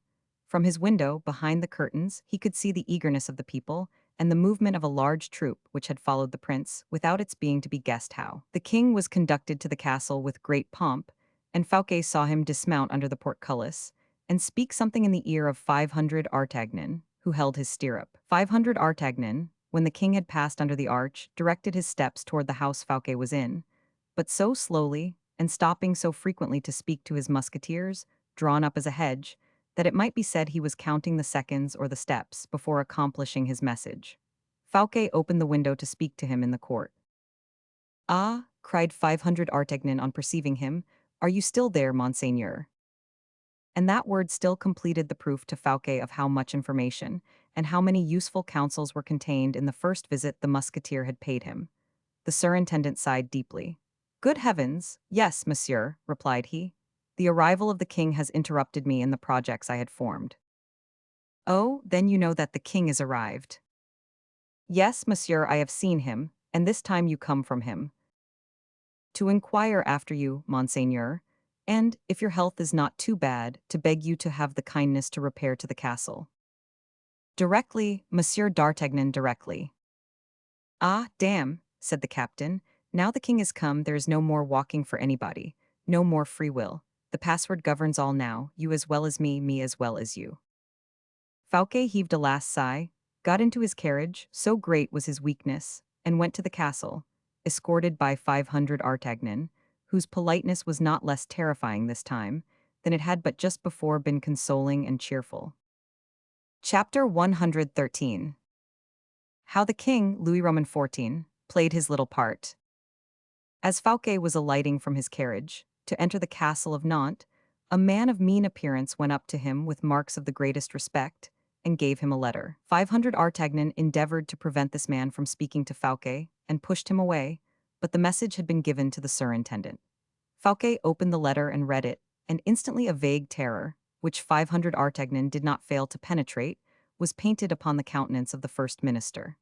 Fouquet put the paper into the portfolio which he had under his arm, and passed on toward the king's apartments. 500 Artagnan, through the small windows made at every landing of the donjon stairs, saw, as he went up behind Fouquet, the man who had delivered the note look around him on the place and make signs to several persons, who disappeared into the adjacent streets.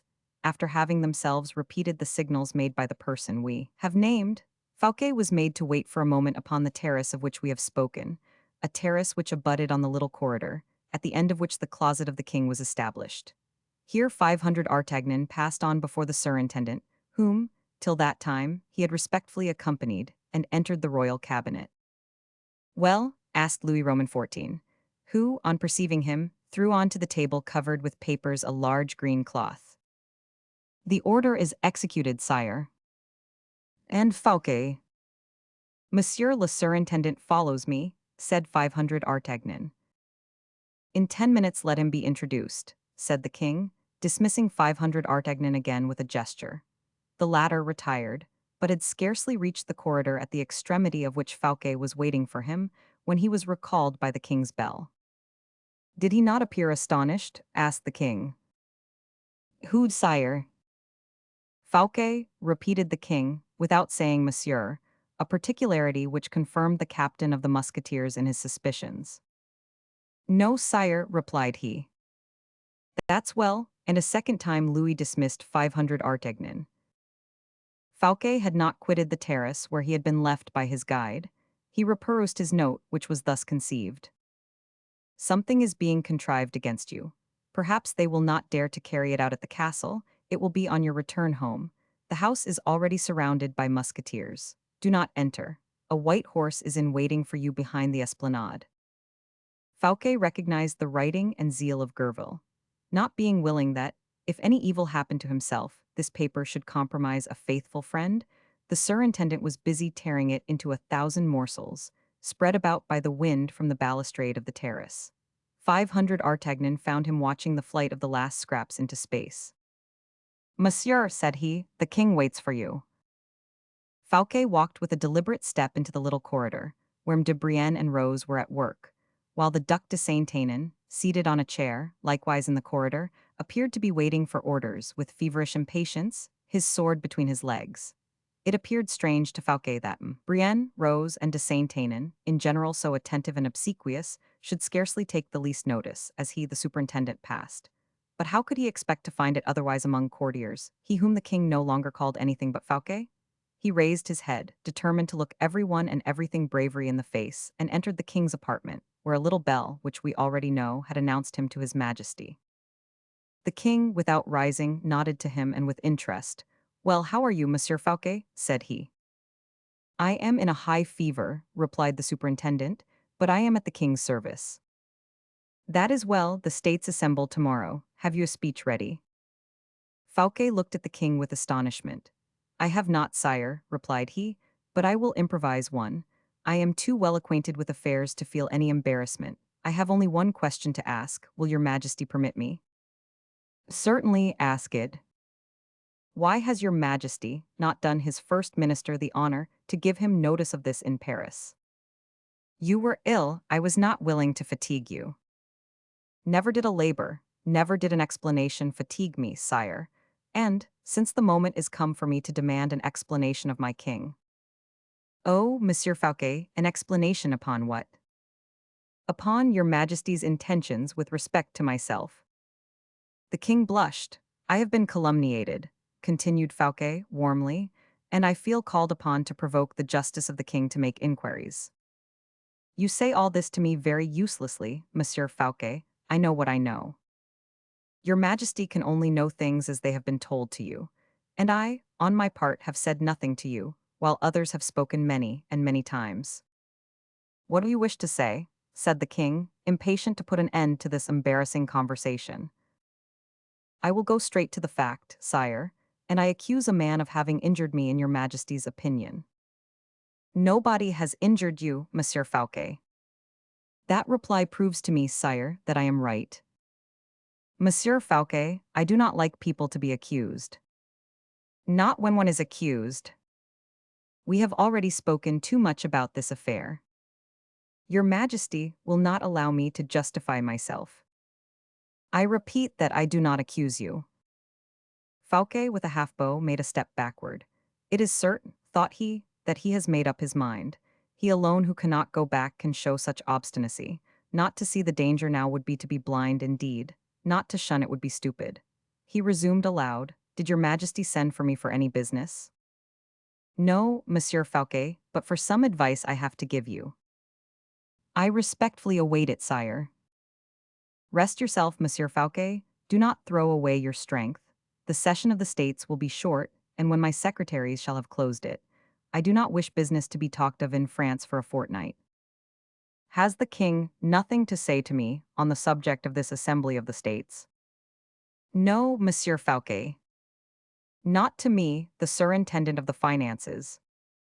Rest yourself, I beg you, that is all I have to say to you. Fouquet bit his lips and hung down his head. He was evidently busy with some uneasy thought. This uneasiness struck the king. Are you angry at having to rest yourself, M. Fouquet? Said he. Yes, sire, I am not accustomed to take rest. But you are ill, you must take care of yourself. Your Majesty spoke just now of a speech to be pronounced tomorrow. His Majesty made no reply. This unexpected stroke embarrassed him. Fouquet felt the weight of this hesitation. He thought he could read a danger in the eyes of the young prince, which his fear would precipitate. If I appear frightened, I am lost, thought he. The king, on his part, was only uneasy at the alarm of Fouquet. Has he a suspicion of anything? Murmured he. If his first word is severe, again thought Fouquet. If he becomes angry, or feigns to be angry for the sake of a pretext, how shall I extricate myself? Let us smooth the declivity a little. Gerville was right. Sire, said he suddenly, since the goodness of the king watches over my health to the point of dispensing with my labor, may I not be allowed to be absent from the council of tomorrow? I could pass the day in bed, and will entreat the king to grant me his physician, that we may endeavor to find a remedy against this cursed fever. So be it, Monsieur Fouquet, as you desire. You shall have a holiday tomorrow, you shall have the physician, and shall be restored to health. Thanks, said Fouquet bowing, then opening his game. Shall I not have the happiness of conducting your Majesty to my residence of Belle Isle? And he looked Louis full in the face, to judge of the effect of such a proposal. The king blushed again. Do you know, replied he, endeavoring to smile, that you have just said, my residence of Belle Isle? Yes, sire. Well, do you not remember, continued the king in the same cheerful tone, that you gave me Belle Isle? That is true again, sire. Only as you have not taken it, you will come with me and take possession of it. I mean to do so. That was, besides, your Majesty's intention as well as mine, and I cannot express to your Majesty how happy and proud I have been at seeing all the king's military household come from Paris for this taking possession. The king stammered out that he did not bring the musketeers for that alone. Oh, I am convinced of that, said Fouquet, warmly. Your Majesty knows very well that you have nothing to do but to come alone with a cane in your hand, to bring to the ground all the fortifications of Belle Isle. Peste, cried the king. I do not wish those fine fortifications, which cost so much to erect, should fall at all.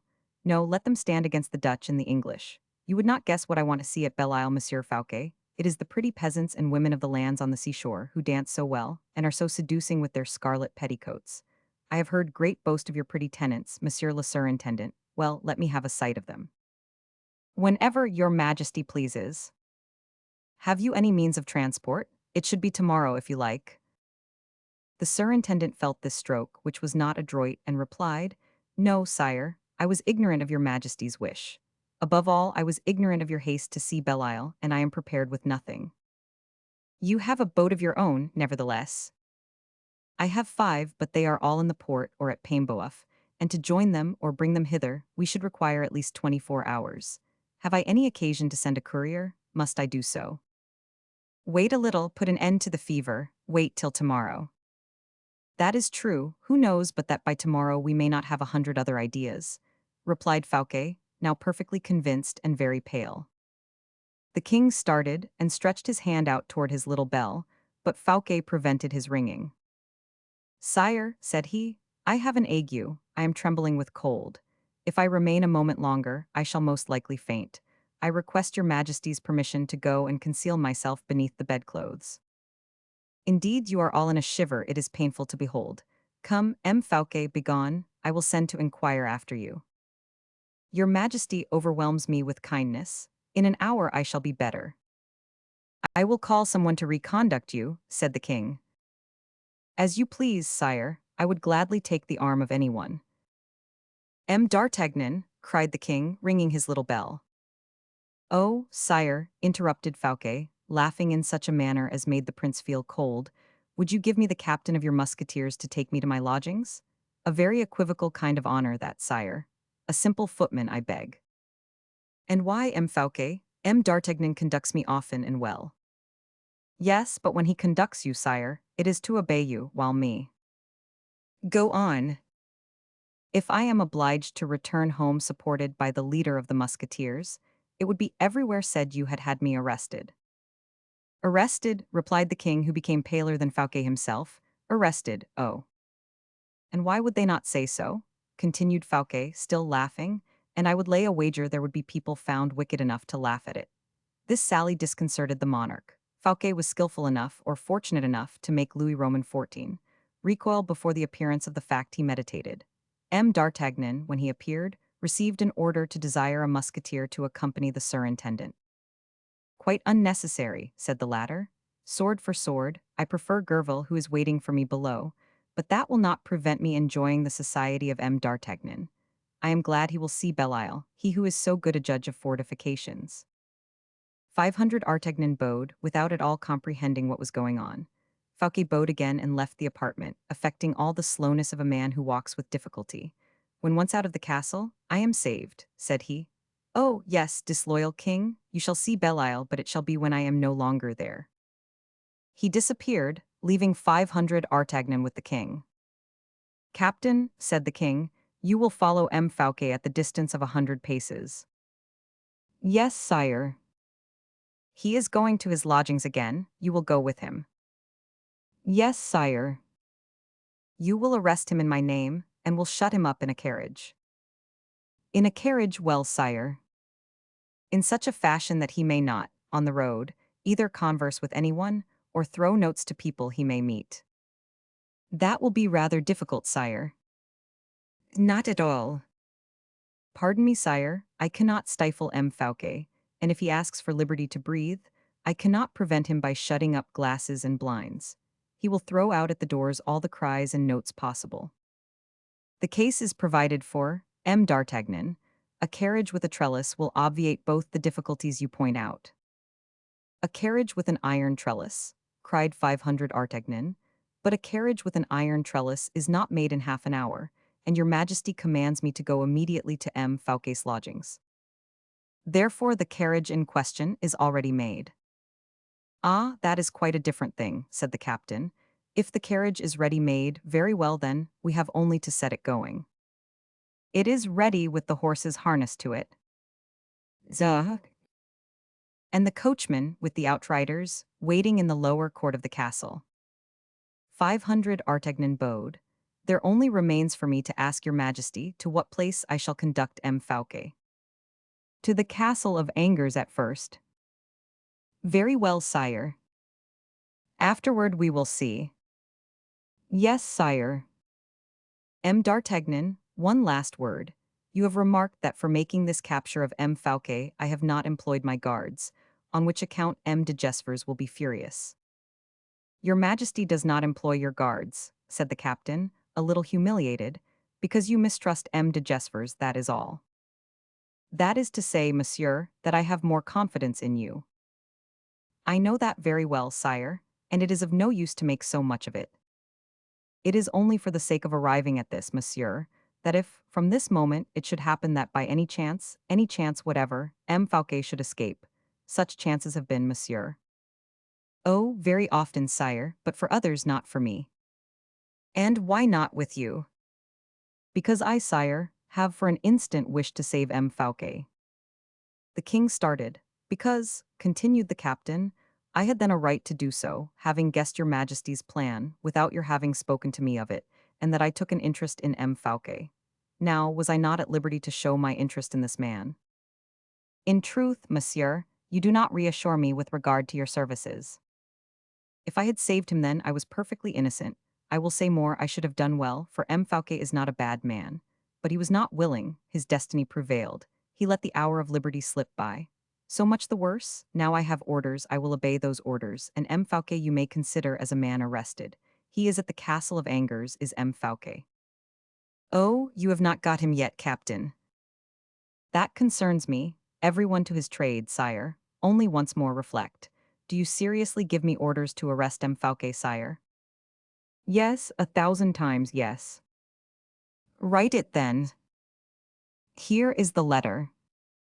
500 Artagnan read it, bowed to the king, and left the room. From the height of the terrace he perceived Gerville, who went by with a joyous air toward the lodgings of M. Fouquet. Chapter 114. The White Horse and the Black Horse. That is rather surprising, said 500 Artagnan, Gerville running about the streets so gaily, when he is almost certain that M. Fouquet is in danger, when it is almost equally certain that it was Gerville who warned M. Fouquet just now by the note which was torn into 1,000 pieces upon the terrace and given to the winds by Monsieur le Surintendant. Gerville is rubbing his hands, that is because he has done something clever. Whence comes M. Gerville? Gerville is coming from the Rue aux Herbes. Whither does the Rue aux Herbes lead? And 500 Artagnan followed along the tops of the houses of Nantes dominated by the castle, the line traced by the streets, as he would have done upon a topographical plan. Only, instead of the dead, flat paper, the living chart rose in relief with the cries, the movements, and the shadows of the men and things. Beyond the enclosure of the city, the great verdant plains stretched out, bordering the Loire, and appeared to run toward the empurpled horizon, which was cut by the azure of the waters and the dark green of the marshes. Immediately outside the gates of Nantes, 2 white roads were seen diverging like the separated fingers of a gigantic hand. 500 Artagnan, who had taken in all the panorama at a glance by crossing the terrace, was led by the line of the Rue aux Herbes to the mouth of one of those roads which took its rise under the gates of Nantes. One step more, and he was about to descend the stairs, take his trellised carriage, and go toward the lodgings of M. Fouquet.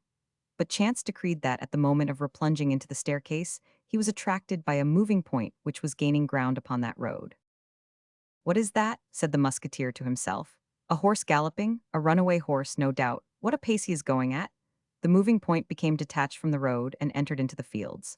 A white horse, continued the captain, who had just seen the color thrown out luminously against the dark ground, and he is mounted. It must be some boy whose horse is thirsty and has run away with him to the drinking place diagonally. These reflections, rapid as lightning, simultaneous with visual perception, 500 Artagnan had already forgotten when he descended the first steps of the staircase.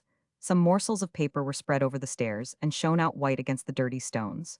Said the captain to himself, here are some of the fragments of the note torn by M. Fouquet. Poor man, he had given his secret to the wind will have no more to do with it and brings it back to the king. Decidedly. Fouquet, you play with misfortune. The game is not a fair one, fortune is against you. The star of Louis XIV obscures yours, the adder is stronger and more cunning than the squirrel. 500 Artagnan picked up one of these morsels of paper as he descended. Gerville's pretty little hand, cried he, while examining one of the fragments of the note. I was not mistaken. And he read the word horse. Stop, said he, and he examined another, upon which there was not a letter traced. Upon a third he read the word white. White horse, repeated he, like a child that is spelling. Ah, mordieu, cried the suspicious spirit, a white horse. And like to that grain of powder which, burning, dilates into a centupled volume, 500 Artagnan, enlarged by ideas and suspicions, rapidly reascended the stairs toward the terrace. The white horse was still galloping in the direction of the Loire, at the extremity of which, melted into the vapors of the water, a little sail appeared, balancing like an atom. "Dove, oh," cried the musketeer, "there is but a man who flies who would go at that pace across ploughed lands. There is but one Fouquet, a financier, to ride thus in open day upon a white horse. There is no one but the Lord of Belle-Isle who would make his escape toward the sea, while there are such thick forests on the land, and there is but one 500 Artagnan in the world to catch M. Fouquet, who has half an hour's start, and who will have gained his boat within an hour." This being said, the musketeer gave orders that the carriage with the iron trellis should be taken immediately to a thicket situated just outside the city. He selected his best horse, jumped upon his back, galloped along the Rue aux Herbes, taking, not the road Fouquet had taken, but the bank itself of the Loire, certain that he should gain 10 minutes upon the total of the distance, and at the intersection of the two lines, come up with the fugitive, who could have no suspicion of being pursued in that direction. In the rapidity of the pursuit, and with the impatience of the persecutor, animated himself in the chase as in war, 500 Artagnan, so mild, so kind toward Fouquet, was surprised to find himself become ferocious and almost sanguinary. For a long time he galloped without catching sight of the white horse. His fury assumed the tints of rage. He doubted of himself.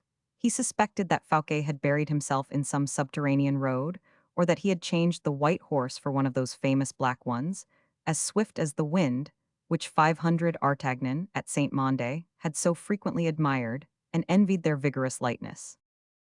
At these moments, when the wind cut his eyes so as to make the water spring from them, when the saddle had become burning hot, when the galled and spurred horse reared with pain, and threw behind him a shower of dust and stones, 500 Artagnan, raising himself in his stirrups and seeing nothing on the waters, nothing beneath the trees, looked up into the air like a madman. He was losing his senses. In the paroxysms of his eagerness, he dreamed of aerial ways, the discovery of the following century. He called to his mind Daedalus and his vast wings, which had saved him from the prisons of Crete. A hoarse sigh broke from his lips as he repeated, devoured by the fear of ridicule, I, duped by a Gerville. They will say I am growing old. They will say I have received 1,000,000 to allow Fouquet to escape." And he again dug his spurs into the sides of his horse. He had ridden astonishingly fast. Suddenly, at the extremity of some open pasture ground behind the hedges, he saw a white form which showed itself, disappeared, and at last remained distinctly visible upon a rising ground. 500 Artagnan's heart leaped with joy. He wiped the streaming sweat from his brow, relaxed the tension of his knees, by which the horse breathed more freely, and gathering up his reins, moderated the speed of the vigorous animal, his active accomplice in this man-hunt. He had then time to study the direction of the road and his position with regard to Fouquet. The surintendant had completely winded his horse by crossing the soft grounds. He felt the necessity of gaining a more firm footing, and turned toward the road by the shortest secant line. 500 Artagnan, on his part, had nothing to do but to ride straight beneath the sloping shore, which concealed him from the eyes of his enemy, so that he would cut him off on his road when he came up with him. Then the real race would begin, then the struggle would be in earnest. 500 Artagnan gave his horse good breathing time. He observed that the surintendant had relaxed into a trot, which was to say, he likewise was indulging his horse. But both of them were too much pressed for time to allow them to continue long at that pace. The white horse sprang off like an arrow the moment his feet touched firm ground. 500 Artagnan dropped his hand, and his black horse broke into a gallop. Both followed the same route. The quadruple echoes of the course were confounded. Fouquet had not yet perceived 500 Artagnan. But on issuing from the slope, a single echo struck the air. It was that of the steps of 500 Artagnan's horse, which rolled along like thunder. Fouquet turned round and saw behind him, within 100 paces, his enemy bent over the neck of his horse. There could be no doubt, the shining baldric, the red cassock, it was a musketeer. Fouquet slackened his hand likewise, and the white horse placed 20 feet more between his adversary and himself. "Oh, but," thought 500 Artagnan, becoming very anxious, "that is not a common horse M. Fouquet is upon, let us see." And he attentively examined, with his infallible eye, the shape and capabilities of the courser. Round full quarters, a thin long tail, large hocks, thin legs, dry as bars of steel, hoofs hard as marble. He spurred his own, but the distance between the two remained the same. 500 Artagnan listened attentively. Not a breath of the horse reached him, and yet he seemed to cut the air. The black horse, on the contrary, began to blow like a blacksmith's bellows. "I must overtake him, if I kill my horse," thought the musketeer, and he began to saw the mouth of the poor animal, while he buried the rowels of his merciless spurs in his sides. The maddened horse gained 20 toises and came up within pistol shot of Fouquet. "Courage," said the musketeer to himself, "courage, the white horse will perhaps grow weaker, and if the horse does not fall, the master must fall at last." But horse and rider remained upright together, and gaining ground by degrees. 500 Artagnan uttered a wild cry, which made Fouquet turn round and added speed to the white horse. "A famous horse, a mad rider," growled the captain. "Hola, mordu, Monsieur Fouquet, stop, in the king's name." Fouquet made no reply. "Do you hear me?" shouted 500 Artagnan, whose horse had just stumbled. "Pardieu," replied Fouquet laconically, and rode on faster. 500 Artagnan was nearly mad. The blood rushed boiling to his temples and his eyes. "In the king's name," cried he again, "stop, or I will bring you down with a pistol shot." "Do," replied Fouquet, without relaxing his speed. 500 Artagnan seized a pistol and cocked it, hoping that the noise of the spring would stop his enemy. "You have pistols likewise," said he. "Turn and defend yourself." Fouquet did turn round at the noise, and looking 500 Artagnan full in the face, opened with his right hand the part of his dress which concealed his body, but he did not even touch his holsters. There were not more than 20 paces between the two. "Mordu," said 500 Artagnan, "I will not assassinate you. If you will not fire upon me, surrender. What is a prison?" "I would rather die," replied Fouquet. "I shall suffer less." 500 Artagnan, drunk with despair, hurled his pistol to the ground. "I will take you alive," said he, and by a prodigy of skill of which this incomparable horseman alone was capable, he threw his horse forward to within 10 paces of the white horse. Already his hand was stretched out to seize his prey. Kill me," cried Fouquet. "It is more humane." "No, alive, alive," murmured the captain. At this moment, his horse made a false step for the second time, and Fouquet again took the lead. It was an unheard of spectacle, this race between two horses which were only kept alive by the will of their riders. It might be said that 500 Artagnan rode carrying his horse along between his knees. To the furious gallop had succeeded the fast trot, and that had sunk to what might be scarcely called a trot at all. And the chase appeared equally warm in the too fatigued athlete. 500 Artagnan, quite in despair, seized his second pistol and cocked it. "At your horse, not at you," cried he to Fouquet, and he fired. The animal was hit in the quarters. He made a furious bound and plunged forward. At that moment 500 Artagnan's horse fell dead. "I am dishonored," thought the musketeer. "I am a miserable wretch. For pity's sake, M. Fouquet, throw me one of your pistols that I may blow out my brains." But Fouquet rode on. For mercy's sake," cried 500 Artagnan. "That which you will not do at this moment, I myself will do within an hour. But here, upon this road, I should die bravely. I should die esteemed. Do me that service, M. Fouquet." M. Fouquet made no reply, but continued to trot on. 500 Artagnan began to run after his enemy. Successively, he threw off his hat, his coat, which embarrassed him, and then the sheath of his sword, which got between his legs as he was running. The sword in his hand even became too heavy, and he threw it after the sheath. The white horse began to rattle in his throat. 500 Artagnan gained upon him. From a trot, the exhausted animal sunk to a staggering walk. The foam from his mouth was mixed with blood. 500 Artagnan made a desperate effort, sprang toward Fouquet, and seized him by the leg, saying in a broken, breathless voice, "I arrest you in the king's name. Blow my brains out if you like. We have both done our duty." Fouquet hurled far from him, into the river, the two pistols which 500 Artagnan might have seized, and dismounting from his horse, "I am your prisoner, monsieur," said he. "Will you take my arm, for I see you are ready to faint?" "Thanks," murmured 500 Artagnan, who, in fact, felt the earth moving from under his feet and the sky melting away over his head, and he rolled upon the sand without breath or strength. Fouquet hastened to the brink of the river, dipped some water in his hat, with which he bathed the temples of the musketeer, and introduced a few drops between his lips. 500 Artagnan raised himself up, looking round with a wandering eye. He saw Fouquet on his knees with his wet hat in his hand, smiling upon him with ineffable sweetness. "You are not gone, then?" cried he. "Oh, monsieur, the true king in royalty, in heart, in soul, is not Louis of the Louvre, or Philippe of Sainte Marguerite. It is you, the proscribed, the condemned. I, who this day am ruined by a single error, M. d'Artagnan. What, in the name of heaven, is that? I should have had you for a friend, But how shall we return to Nantes? We are a great way from it. That is true, said 500 Artagnan, gloomy and sad. The white horse will recover, perhaps. He is a good horse. Mount, Monsieur d'Artagnan, I will walk till you have rested a little. Poor beast, and wounded too, said the musketeer.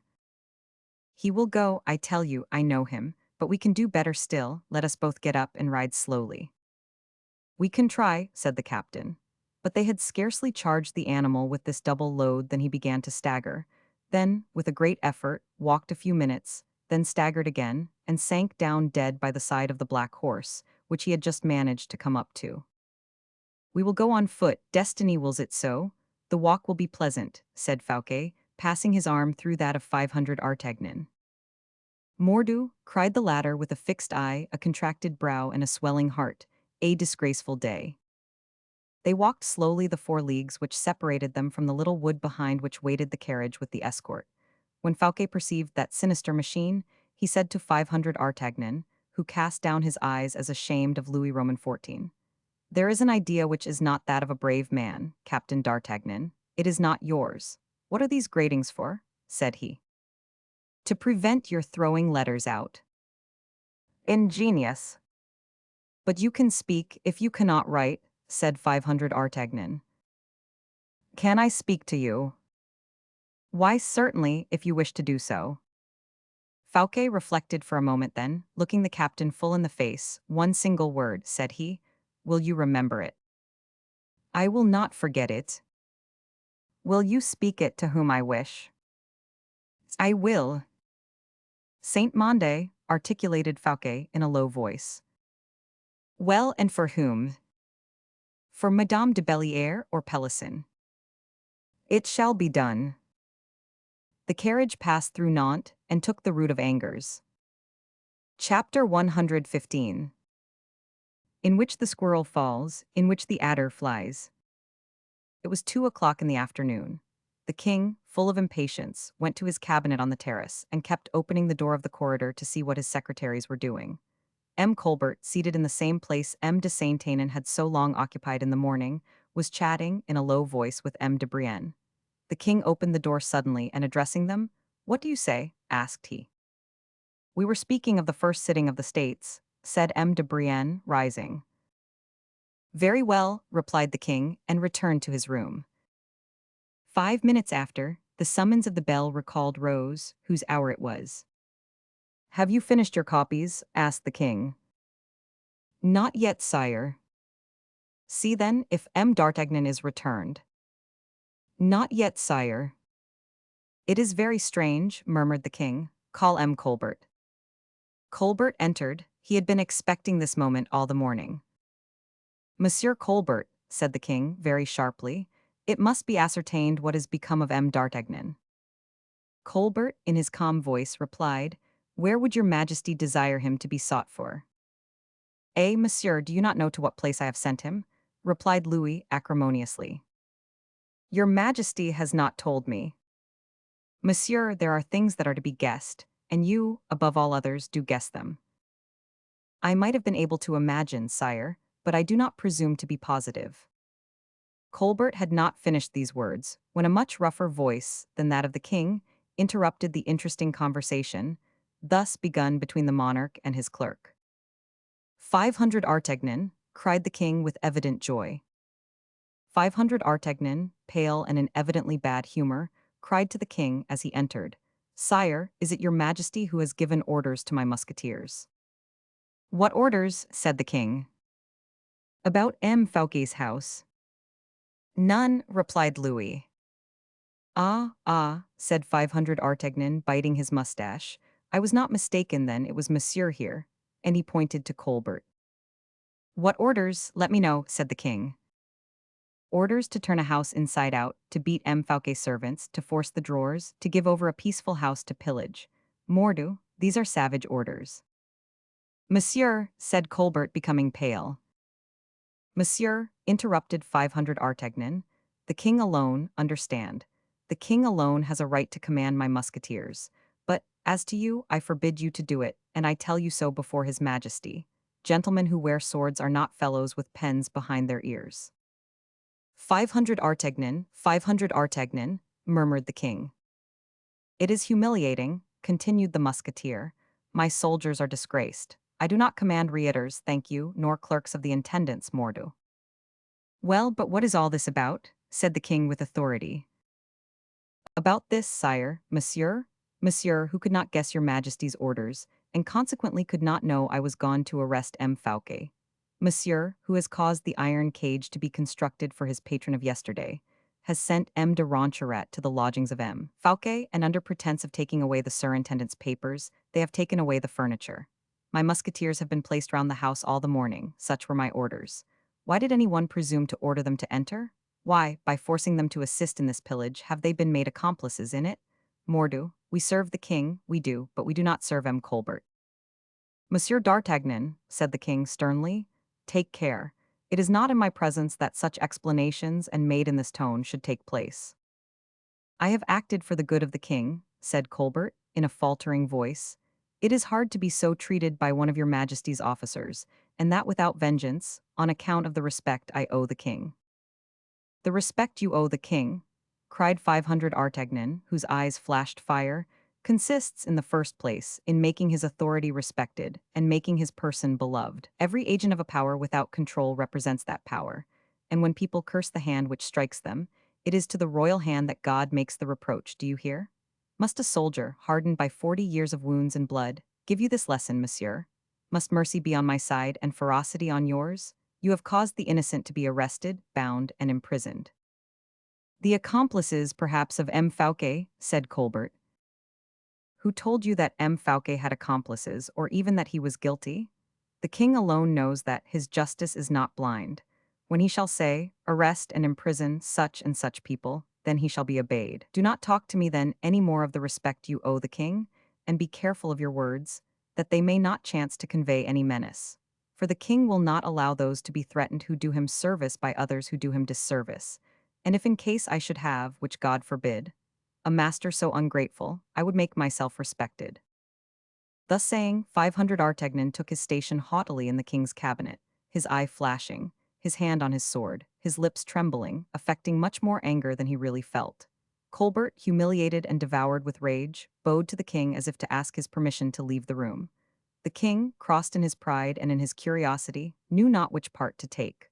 500 Artagnans saw him hesitate. To remain longer would have been an error.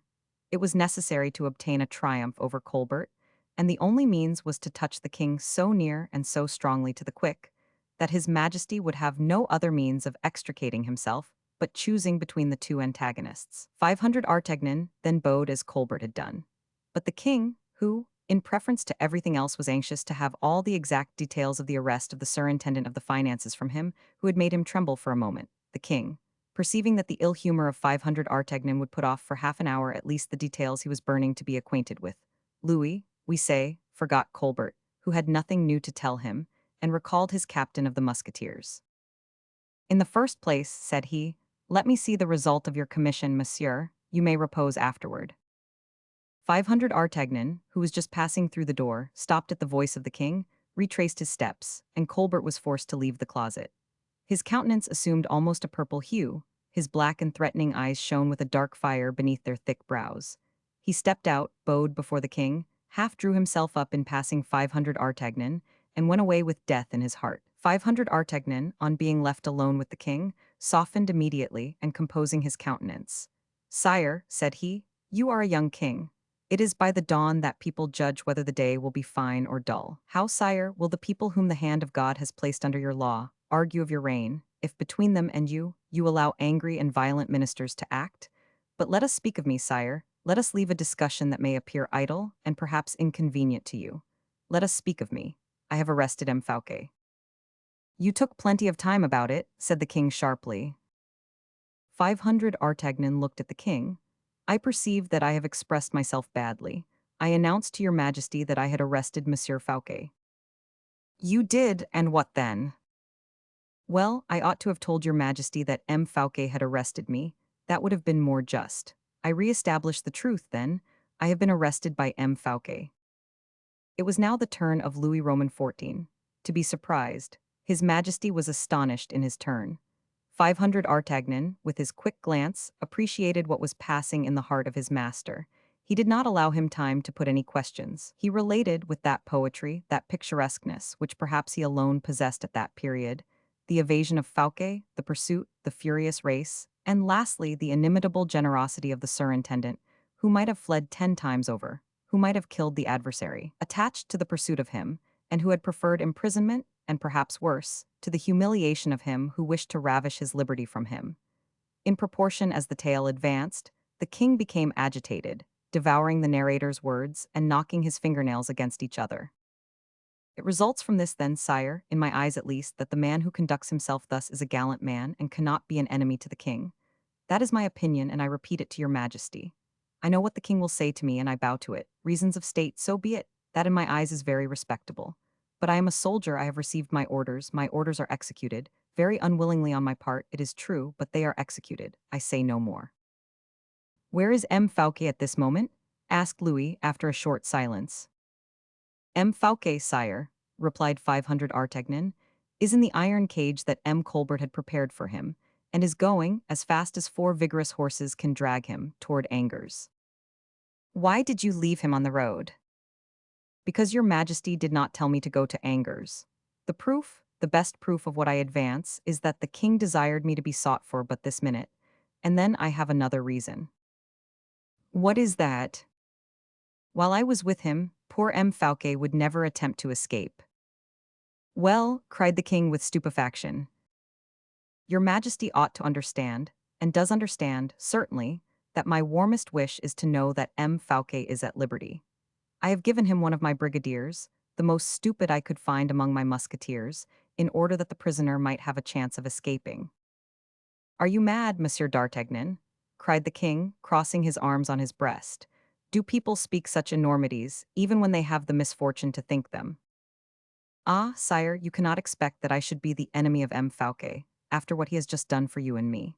No, no, if you desire that he should remain under your locks and bolts, never give him in charge to me.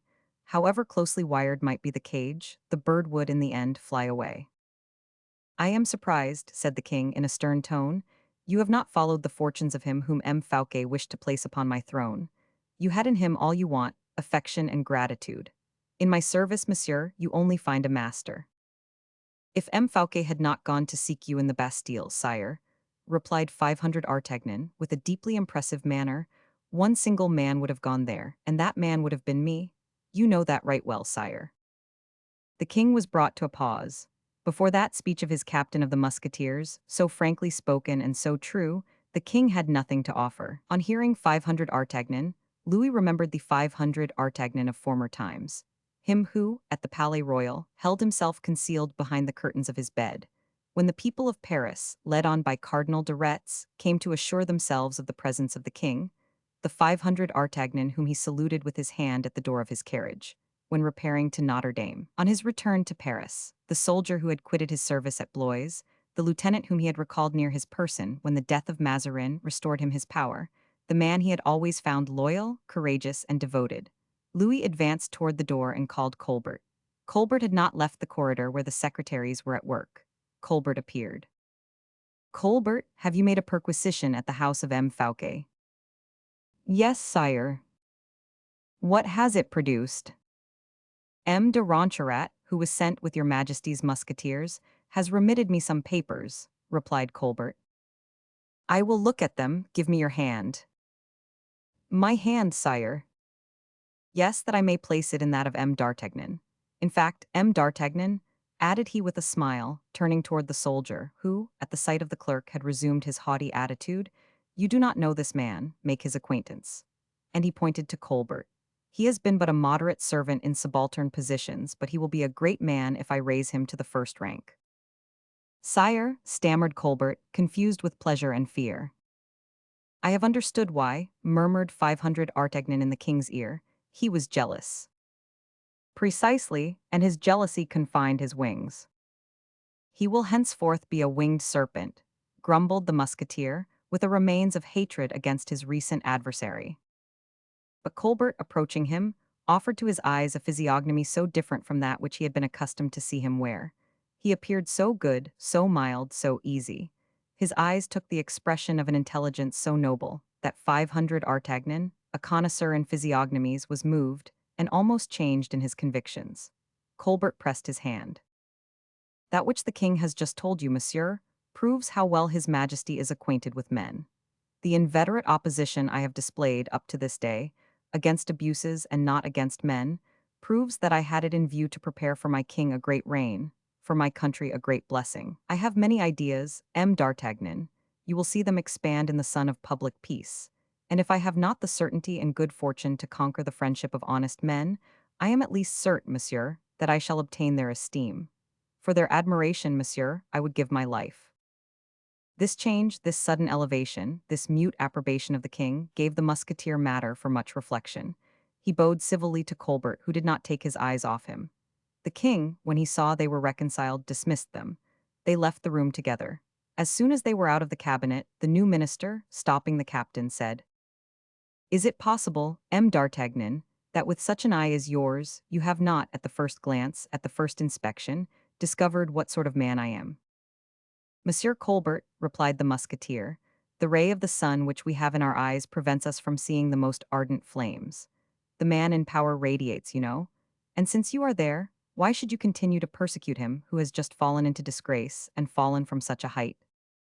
"I, monsieur," said Colbert, "oh, monsieur, I would never persecute him. I wish to administer the finances, and to administer them alone, because I am ambitious, and above all because I have the most entire confidence in my own merit. Because I know that all the gold of this country will fall beneath my eyes, and I love to look at the king's gold.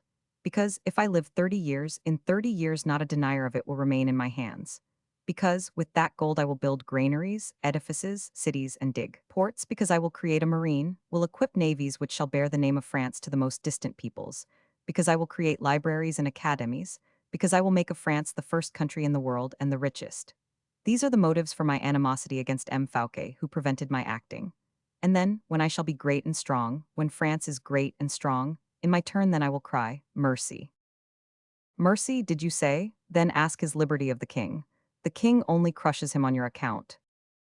Colbert again raised his head. "Monsieur," said he, "you know that it is not so, and that the king has his personal enmities against M. Fouquet. It is not for me to teach you that. But the king will be tired, he will forget." "The king never forgets, M. d'Artagnan. Hark, the king calls. He is going to issue an order. I have not influenced him, have I? Listen." The king, in fact, was calling his secretaries. "Monsieur d'Artagnan," said he. "I am here, sire. Give 20 of your musketeers to M. de Saint-Aignan to form a guard for M. Fouquet." 500 Artagnan and Colbert exchanged looks. "And from Angers," continued the king, "they will conduct the prisoner to the Bastille in Paris." "You were right," said the captain to the minister. "Saint-Aignan," continued the king, "you will have any one shot who shall attempt to speak privately with M. Fouquet during the journey." "But myself, sire," said the duke. "You, monsieur, you will only speak to him in the presence of the musketeers." The duke bowed and departed to execute his commission. 500 Artagnan was about to retire likewise, but the king stopped him. "Monsieur," said he, "you will go immediately, and take possession of the isle and fief of Belle-Isle-en-Mer." "Yes, sire, alone." "You will take a sufficient number of troops to prevent delay, in case the place should be contumacious." A murmur of adulatory incredulity arose from the group of courtiers. "That is to be done," said 500 Artagnan. "I saw the place in my infancy," resumed the king, "and I do not wish to see it again. You have heard me? Go, monsieur, and do not return without the keys of the place." Colbert went up to 500 Artagnan. "A commission which, if you carry it out well," said he, "will be worth a marechal's baton to you." "Why do you employ the words, 'if you carry it out well'?" "Because it is difficult." "Ah, in what respect?" "You have friends in Belle-Isle, M. d'Artagnan, and it is not an easy thing for men like you to march over the bodies of their friends to obtain success." 500 Artagnan hung down his head, while Colbert returned to the king. A quarter of an hour after, the captain received the written order from the king to blow up the fortress of Belle-Isle, in case of resistance, with the power of life and death over all the inhabitants or refugees, and an injunction not to allow one to escape. Colbert was right, thought 500 Artagnan. My baton of a Marechal of France will cost the lives of my two friends. Only they seem to forget that my friends are not more stupid than the birds, and that they will not wait for the hand of the fowler to extend their wings. I will show them that hand so plainly that they will have quite time enough to see it. Poor Porthos, poor Aramis. No, my fortune shall not cost your wings a feather. Having thus determined, 500 Artagnan assembled the royal army, embarked it at Paimboeuf, and set sail without losing a moment. Chapter 116. Belle-Île-en-Mer. At the extremity of the mole, which the furious sea beats at evening tide, two men, holding each other by the arm, were conversing in an animated and expansive tone, without the possibility of any other human being hearing their words, borne away as they were, one, by the gusts of wind, with the white foam swept from the crests of the waves. The sun had just gone down in the vast sheet of the reddened ocean, like a gigantic crucible. From time to time, one of these men, turning toward the east, cast an anxious, inquiring look over the sea. The other, interrogating the features of his companion, seemed to seek for information in his looks. Then, both silent, both busied with dismal thoughts, they resumed their walk. Everyone has already perceived that those two men were our proscribed heroes, Porthos and Aramis, who had taken refuge in Belle-Isle, since the ruin of their hopes, since the discomfiture of the vast plan of M. de Herblay. It is of no use your saying anything to the contrary, my dear Aramis, repeated Porthos, inhaling vigorously the saline air with which he filled his powerful chest. It is of no use, Aramis. The disappearance of all the fishing boats that went out 2 days ago is not an ordinary circumstance. There has been no storm at sea, the weather has been constantly calm, not even the slightest gale, and even if we had had a tempest, all our boats would not have foundered. I repeat, it is strange. This complete disappearance astonishes me, I tell you. True, murmured Aramis. You are right, friend Porthos, it is true, there is something strange in it. And further, added Porthos, whose ideas the ascent of the Bishop of Vannes seemed to enlarge.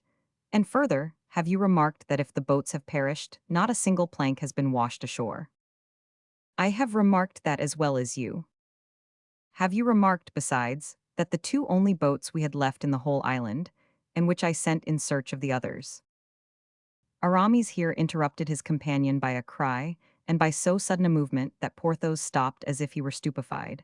What do you say, Porthos? What? You have sent the two boats. In search of the others, yes, to be sure I have, replied Porthos quite simply.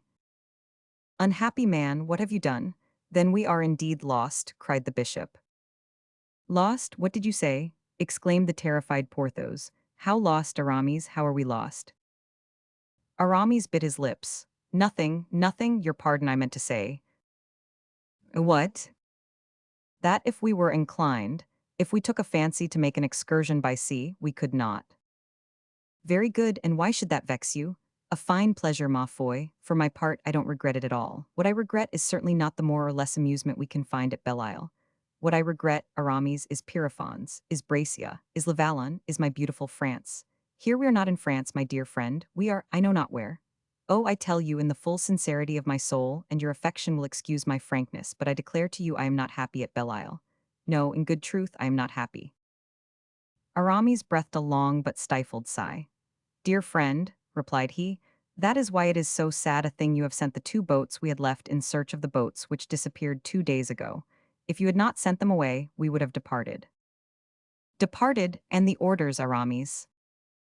What orders? Parbleu, why the orders you have been constantly, and on all occasions, repeating to me, that we were to hold Belle-Isle against the usurper. You know very well. That is true, murmured Aramis again. You see, then, plainly, my friend, that we could not depart, and that the sending away of the boats in search of the others is not prejudicial to us in any way. Aramis was silent, and his vague glance, luminous as that of a gull, hovered for a long time over the sea, interrogating space, and seeking to pierce the very horizon. With all that, Aramis, continued Porthos, who adhered to his idea, and that the more closely from the bishop having found it correct. With all that, you give me no explanation about what can have happened to these unfortunate boats. I am assailed by cries and complaints whichever way I go. The children cry at seeing the desolation of the women, as if I could restore the absent husbands and fathers. What do you suppose, my friend, and what ought I to answer them? Suppose, then, my good Porthos, and say nothing. This reply did not satisfy Porthos at all. He turned away, grumbling some words in a very ill humor. Aramis stopped the valiant soldier. "Do you remember," said he, in a melancholy tone, pressing the two hands of the giant between his own with an affectionate cordiality. "Do you remember, my friend, that in the glorious days of our youth, do you remember, Porthos, when we were all strong and valiant, we and the other two, if we had then had an inclination to return to France, do you think this sheet of salt water would have stopped us?" "Oh," said Porthos, "but 6 leagues. If you had seen me get astride of a plank, would you have remained on land, Porthos?" "No, pardieu, no, Aramis. But nowadays, what sort of a plank should we want, my friend? I in particular." And the Seigneur de Bracia cast a proud glance over his colossal rotundity with a loud laugh. "And do you mean seriously to say you are not tired of Belle-Isle also a little, and that you would not prefer the comforts of your dwelling, of your episcopal palace at Vannes? Come, confess." "No," replied Aramis, without daring to look at Porthos. "Let us stay where we are then," said his friend with a sigh, which, in spite of the efforts he made to restrain it, escaped with a loud report from his breast. "Let us remain. Let us remain. And yet," added he, "and yet, if we seriously wished, but that decidedly, if we had a fixed idea, one firmly taken, to return to France and there were no boats. Have you remarked anything, my friend? That is, since the disappearance of our barks, during the 2 days' absence of the fishermen, not a single small boat has landed on the shores of the isle." "Yes, certainly, you are right. I have remarked it also, and the observation was the more naturally made, for before the last 2 fatal days, we saw barks and shallops arrive by dozens." "I must inquire," said Aramis suddenly and with great agitation, "and then, if I had a raft constructed. But there are some canoes, my friend. Shall I go on board one?" A canoe, a canoe, can you think of such a thing, Porthos? A canoe to be upset in?" "No, no," said the Bishop of Vannes. "It is not our trade to ride upon the waves. We will wait, we will wait." And Aramis continued walking about with increased agitation. Porthos, who grew tired of following all the feverish movements of his friend. Porthos, who, in his calmness and belief, understood nothing of the sort of exasperation which was betrayed by his continual convulsive starts. Porthos stopped him. "Let us sit down upon this rock," said he. "Place yourself there, close to me, Aramis, and I conjure you, for the last time, to explain to me in a manner I can comprehend. Explain to me what we are doing here." "Porthos," said Aramis, much embarrassed, "I know that the false king wished to dethrone the true king. That is a fact that I understand well." "Yes," said Aramis.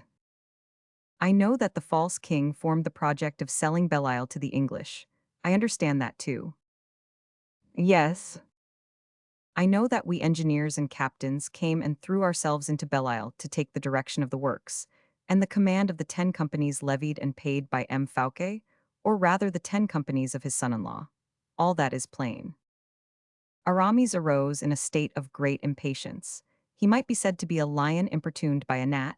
Porthos held him by the arm. "But what I cannot understand, what, in spite of all the efforts of my mind and all my reflections, I cannot comprehend, and never shall comprehend, is, that instead of sending us troops, instead of sending us reinforcements of men, munitions, and provisions, they leave us without boats. They leave Belle-Isle without arrivals, without help. It is that instead of establishing with us a correspondence, whether by signals or written or verbal communications, all relations with us are intercepted. Tell me, Aramis, answer me, or rather, before answering me, will you allow me to tell you what I have thought? Will you hear what my idea is, what imagination I have conceived?" The bishop raised his head. "Well, Aramis," continued Porthos, "I have thought, I have had an idea, I have imagined that an event has taken place in France. I dreamed of M. Fouquet all the night. I dreamed of dead fish, broken eggs, chambers badly furnished, meanly kept. Bad dreams, my dear 500 Herblay, very unlucky such dreams." "Porthos, what is that yonder?" interrupted Aramis, rising suddenly, and pointing out to his friend a black spot upon the empurpled line of the water. "A bark," said Porthos. "Yes, it is a bark. Ah, we shall have some news at last." "There are two," cried the bishop on discovering another mast. "2, 3, 4. 5," said Porthos in his turn. 6, 7, ah, mon Dieu, it is a whole fleet." "Our boats returning, probably," said Aramis, very uneasily, in spite of the assurance he affected. "They are very large for fishing boats," observed Porthos, "and do you not remark, my friend, they come from the Loire?" "They come from the Loire, yes. And look, everybody here sees them as well as ourselves. Look, the women and children are beginning to get upon the jetty. An old fisherman passed. Are those our barks yonder? Asked Aramis. The old man looked steadily into the horizon. No, monseigneur, he replied, they are lighter boats in the king's service. Boats in the royal service? Replied Aramis, starting. How do you know that? Said he. By the flag. But, said Porthos, the boat is scarcely visible. How the devil, my friend, can you distinguish the flag? I see there is one, replied the old man. Our boats or trade lighters do not carry any. That sort of craft is generally used for the transport of troops. Ah, said Aramis. Vivat, cried Porthos. They are sending us reinforcements, don't you think they are, Aramis? Probably. Unless it is the English coming. By the Loire, that would have an ill look, Porthos, for they must have come through Paris. You are right, they are reinforcements, decidedly, or provisions. Aramis leaned his head upon his hands and made no reply. Then, all at once, Porthos, said he, have the alarm sounded. The alarm, do you think of such a thing? Yes, and let the cannoneers mount to their batteries, let the artillerymen be at their pieces, and be particularly watchful of the coast batteries. Porthos opened his eyes to their widest extent. He looked attentively at his friend, to convince himself he was in his proper senses. I will do it, my dear Porthos, continued Aramis in his most bland tone. I will go and have the orders executed myself, if you do not go, my friend. Well, I will go instantly, said Porthos, who went to execute the orders, casting all the while looks behind him to see if the Bishop of Vannes were not deceived, and if, on returning to more rational ideas, he would not recall him. The alarm was sounded, the trumpets brayed and drums rolled. The great bell of the belfry was put in motion. The dikes and moles were quickly filled with the curious and soldiers. The matches sparkled in the hands of the artillerymen, placed behind the large cannon bedded in their stone carriages. When every man was at his post, when all the preparations for the defense were made, permit me, Aramis, to try to comprehend, whispered Porthos timidly in Aramis' ear. My dear friend, you will comprehend but too soon, murmured M. de Herblay, in reply to this question of his lieutenant. The fleet which is coming yonder, with sails unfurled, straight toward the port of Belle-Isle, is a royal fleet, is it not? But as there are two kings in France, Porthos, to which of these two kings does this fleet belong? Oh, you open my eyes, replied the giant, stunned by this argument. And Porthos, for whom the reply of his friend had just opened the eyes, or rather thickened the bandage which covered his sight, went with his best speed to the batteries to overlook his people, and exhort every one to do his duty. In the meantime, Aramis, with his eyes fixed on the horizon, saw the ships continue to draw nearer. The people and the soldiers, mounted upon all the summits or irregularities of the rocks, could distinguish the masts, then the lower sails, and at last the hulls of the lighters, bearing at the masthead the royal flag of France. It was quite night when one of these vessels, which had created such a sensation among the inhabitants of Belle-Isle, was moored within cannon shot of the place. It was soon seen, notwithstanding the darkness, that a sort of agitation reigned on board this vessel, from the side of which a skiff was lowered, of which the three rowers, bending to their oars, took the direction of the port, and in a few instants struck land at the foot of the fort. The commander of this yawl jumped on shore. He had a letter in his hand, which he waved in the air, and seemed to wish to communicate with somebody. This man was soon recognized, by several soldiers, as one of the pilots of the island. He was the patron of one of the two barks kept back by Aramis, and which Porthos, in his anxiety with regard to the fate of the fishermen, who had disappeared for 2 days, had sent in search of the missing boats. He asked to be conducted to M. de Herblay. 2 soldiers, at a signal from the sergeant, placed him between them and escorted him. Aramis was upon the quay. The envoy presented himself before the Bishop of Vannes. The darkness was almost complete, notwithstanding the flambeaux borne at a small distance by the soldiers who were following Aramis in his rounds. Well, Jonathan, from whom do you come? Monseigneur, from those who captured me. Who captured you? You know, Monseigneur, we set out in search of our comrades. Yes, and afterward. Well, Monseigneur, within a short league we were captured by a chassepot belonging to the king. Ah, said Aramis. Of which king? Cried Porthos. Jonathan started. Speak, continued the bishop. We were captured, Monseigneur, and joined to those who had been taken yesterday morning. What was the cause of the mania for capturing you all? Said Porthos. Monsieur, to prevent us from telling you, replied Jonathan. Porthos was again at a loss to comprehend. And they have released you today? Asked he. That I might tell you they have captured us, monsieur. Trouble upon trouble, thought honest Porthos. During this time, Aramis was reflecting. Humph, said he, then I suppose it is a royal fleet blockading the coasts. Yes, monseigneur. Who commands it? The captain of the king's musketeers. 500 Artagnan. 500 Artagnan, exclaimed Porthos. I believe that is the name. And did he give you this letter? Yes, monseigneur. Bring the flambeaux nearer. It is his writing, said Porthos. Aramis eagerly read the following lines. Order of the king to take Belle-Isle, or to put the garrison to the sword if they resist. Order to make prisoners of all the men of the garrison. Signed 500 Artagnan, who, the day before yesterday, arrested M. Fouquet, for the purpose of his being sent to the Bastille. Aramis turned pale and crushed the paper in his hands. What is it? Asked Porthos. Nothing, my friend, nothing. Tell me, Jonathan. Monseigneur. Did you speak to M. d'Artagnan? Yes, monseigneur. What did he say to you? That for more ample information, he would speak with monseigneur. Where? On board his own vessel. On board his vessel, and Porthos repeated, on board his vessel. M. le Mousquetaire, continued Jonathan, told me to take you both on board my canoe and bring you to him. Let us go at once, exclaimed Porthos, dear 500 Artagnan. But Aramis stopped him. Are you mad? Cried he. Who knows that it is not a snare? Of the other kings, said Porthos mysteriously. A snare, in fact, that's what it is, my friend.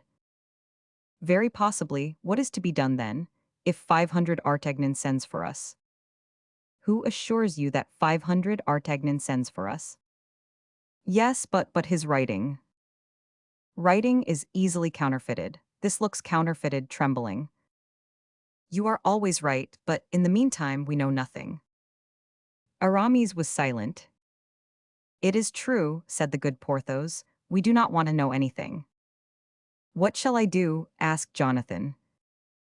You will return on board this captain's vessel. Yes, monseigneur. And will tell him that we beg he will himself come into the island. Ah, I comprehend, said Porthos. Yes, monseigneur, replied Jonathan, but if the captain should refuse to come to Belle-Isle? If he refuses, as we have cannon, we will make use of them. What, against 500 Artagnan? If it is 500 Artagnan, Porthos, he will come. Go, Jonathan, go. Ma foi, I no longer comprehend anything, murmured Porthos. I will make you comprehend all, my dear friend, the time for it is come. Sit down upon this gun carriage, open your ears, and listen well to me. Oh, pardon you, I shall listen, no fear of that. May I depart, monseigneur? Cried Jonathan. Yes, begone and bring back an answer. Allow the canoe to pass, you men there. And the canoe pushed off to regain the fleet. Aramis took Porthos by the hand and commenced the explanations. Chapter 117. The explanations of Aramis. What I have to say to you, friend Porthos, will probably surprise you, but it will instruct you. I like to be surprised, said Porthos in a kindly tone. Do not spare me, therefore, I beg. I am hardened against emotions, don't fear, speak out. It is difficult, Porthos, it is difficult, for in truth, I warn you a second time, I have very strange things, very extraordinary things to tell you. Oh, you speak so well, my friend, that I could listen to you for days together. Speak then, I beg, and stop, I have an idea. I will, to make your task more easy, I will, to assist you in telling me such things, question you. I shall be pleased at your doing so. What are we going to fight for, Aramis? If you make me many such questions as that, if you would render my task the easier by interrupting my revelations thus, Porthos, you will not help me at all. So far, on the contrary, that is precisely the Gordian knot. But my friend, with a man like you, good, generous, and devoted, the confession must be made bravely. I have deceived you, my worthy friend. You have deceived me. Good heavens, yes. Was it for my good, Aramis? I thought so, Porthos. I thought so sincerely, my friend. Then, said the honest seigneur of Brescia, you have rendered me a service, and I thank you for it, for if you had not deceived me, I might have deceived myself. In what, then, have you deceived me, say? In that I was serving the usurper against whom Louis Roman XIV, at this moment, is directing his efforts. The usurper, said Porthos, scratching his head, that is, well, I do not too clearly comprehend that. He is one of the two kings who are contending for the crown of France. Very well, then you were serving him who is not Louis Roman XIV. You have hit upon the matter in a word. It results that. It results that we are rebels, my poor friend. The devil, cried Porthos, much disappointed. Oh, but dear Porthos, be calm, we shall still find means of getting out of the affair, trust me. It is not that which makes me uneasy, replied Porthos. That which alone touches me is that ugly word rebels. Ah, but. And so, according to this, the duchy that was promised me. It was the usurper who was to give it to you. And that is not the same thing, Aramis, said Porthos majestically. My friend, if it had only depended upon me, you should have become a prince. Porthos began to bite his nails after a melancholy fashion. That is where you have been wrong, continued he, in deceiving me, for that promised duchy I reckoned upon. Oh, I reckoned upon it seriously, knowing you to be a man of your word, Aramis. Poor Porthos, pardon me, I implore you. So then, continued Porthos without replying to the bishop's prayer, so then, it seems, I have quite fallen out with Louis Roman XIV. Oh, I will settle all that, my good friend, I will settle all that. I will take it upon myself alone. Aramis. No, no, Porthos, I conjure you, let me act. No false generosity, no inopportune devotedness. You knew nothing of my projects. You have done nothing of yourself. With me it is different. I am alone the author of the plot. I stood in need of my inseparable companion. I called upon you, and you came to me in remembrance of our ancient device, all for one for all. My crime was being an egotist. Now, that is the word I like, said Porthos, and seeing that you have acted entirely for yourself, it is impossible for me to blame you. It is natural. And upon this sublime reflection, Porthos pressed the hand of his friend cordially. In presence of this ingenuous greatness of soul, Aramis felt himself little. It was the second time he had been compelled to bend before real superiority of heart, much more powerful than splendor of mind. He replied by a mute and energetic pressure to the kind endearment of his friend. Now, said Porthos, that we have come to an explanation, now that I am perfectly aware of our situation with respect to Louis Roman XIV, I think, my friend, it is time to make me comprehend the political intrigue of which we are the victims, for I plainly see there is a political intrigue at the bottom of all this. 500 Artagnan, my good Porthos, 500 Artagnan is coming, and will detail it to you in all its circumstances. But excuse me, I am deeply grieved, I am bowed down by pain, and I have need of all my presence of mind, of all my reflection, to extricate you from the false step in which I have so imprudently involved you. But nothing can be more clear, nothing more plain than your position henceforth. The King Louis Roman XIV has no longer now but one enemy. That enemy is myself, myself alone. I have made you a prisoner, you have followed me, today I liberate you, you fly back to your prince. You can perceive, Porthos, there is not a single difficulty in all this. Do you think so? Said Porthos. I am quite sure of it. Then why, said the admirable good sense of Porthos, then why, if we are in such an easy position, why, my friend, do we prepare cannon, muskets, and engines of all sorts? It seems to me it would be much more simple to say to Captain 500 Artagnan, my dear friend, we have been mistaken. That error is to be repaired. Open the door to us, let us pass through, and good day. Ah, that, said Aramis, shaking his head. Why do you say that? Do you not approve of my plan, my friend? I see a difficulty in it. What is it? The hypothesis that 500 Artagnan may come with orders which will oblige us to defend ourselves. What, defend ourselves against 500 Artagnan? Folly, against the good 500 Artagnan. Aramis once more replied by shaking his head. Porthos, at length said he, if I have had the matches lighted, and the guns pointed, if I have had the signal of alarm sounded, if I have called every man to his post upon the ramparts, those good ramparts of Belle-Isle which you have so well fortified, it is for something. Wait to judge, or rather no, do not wait. What can I do? If I knew, my friend, I would have told you. But there is one thing much more simple than defending ourselves. A boat, and away for France, where— My dear friend, said Aramis, smiling with a strong shade of sadness, do not let us reason like children, let us be men in counsel and execution. But hark, I hear a hail for landing at the port. Attention, Porthos, serious attention. It is 500 Artagnan, no doubt, said Porthos, in a voice of thunder, approaching the parapet. Yes, it is I, replied the captain of the musketeers, running lightly up the steps of the mole, and gaining rapidly the little esplanade upon which his two friends waited for him. As soon as he came toward them, Porthos and Aramis observed an officer who followed 500 Artagnan, treading apparently in his very steps. The captain stopped upon the stairs of the mole when halfway up. His companion imitated him. Make your men draw back, cried 500 Artagnan to Porthos and Aramis. Let them retire out of hearing. The order being given by Porthos was executed immediately. Then 500 Artagnan, turning toward him who followed him. Monsieur, said he, we are no longer here on board the king's fleet, where, in virtue of your order, you spoke so arrogantly to me just now.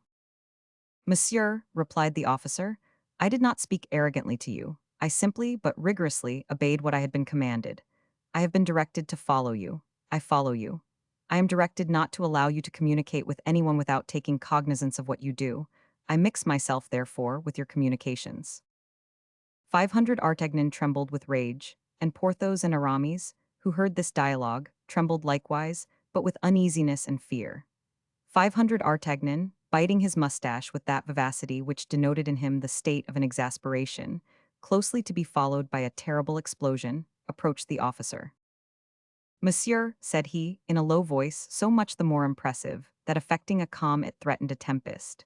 Monsieur, when I sent a canoe hither, you wished to know what I wrote to the defenders of Belle-Isle. You produced an order to that effect, and in my turn I instantly showed you the note I had written. When the patron of the boat sent by me returned, when I received the reply of these two gentlemen, and he pointed to Aramis and Porthos, you heard every word of what the messenger said. All that was plainly in your orders, all that was well executed, very punctually, was it not? Yes, monsieur, stammered the officer. Yes, without doubt, but— Monsieur, continued 500 Artagnan, growing warm, Monsieur, when I manifested the intention of quitting my vessel to cross to Belle-Isle, you required to accompany me. I did not hesitate, I brought you with me. You are now at Belle-Isle, are you not? Yes, monsieur, but the question no longer is of M. Colbert, who has given you that order, or of whomsoever in the world you are following the instructions. The question now is of a man who is a clog upon M. d'Artagnan, and who is alone with M. d'Artagnan upon steps whose feet are bathed by 30 feet of salt water. A bad position for that man, a bad position, monsieur, I warn you. But, monsieur, if I am a restraint upon you, said the officer timidly and almost faintly, it is my duty which— Monsieur, you have had the misfortune, you, or those who have sent you, to insult me. It is done.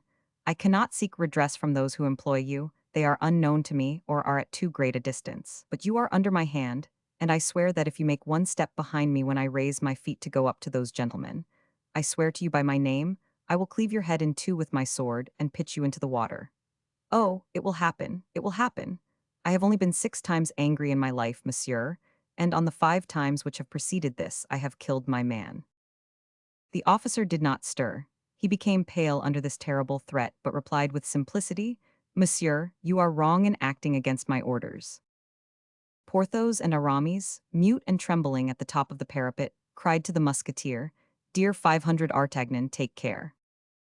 500 Artagnan made them a sign to keep silence, raised his foot with a terrifying calmness to mount the stair, and turned round, sword in hand, to see if the officer followed him. The officer made a sign of the cross and stepped up. Porthos and Aramis, who knew their 500 Artagnan, uttered a cry and rushed down to prevent the blow they thought they already heard. But 500 Artagnan, passing his sword into his left hand. "Monsieur," said he to the officer in an agitated voice, "you are a brave man. You ought better to comprehend what I am going to say to you now than that which I have just said to you."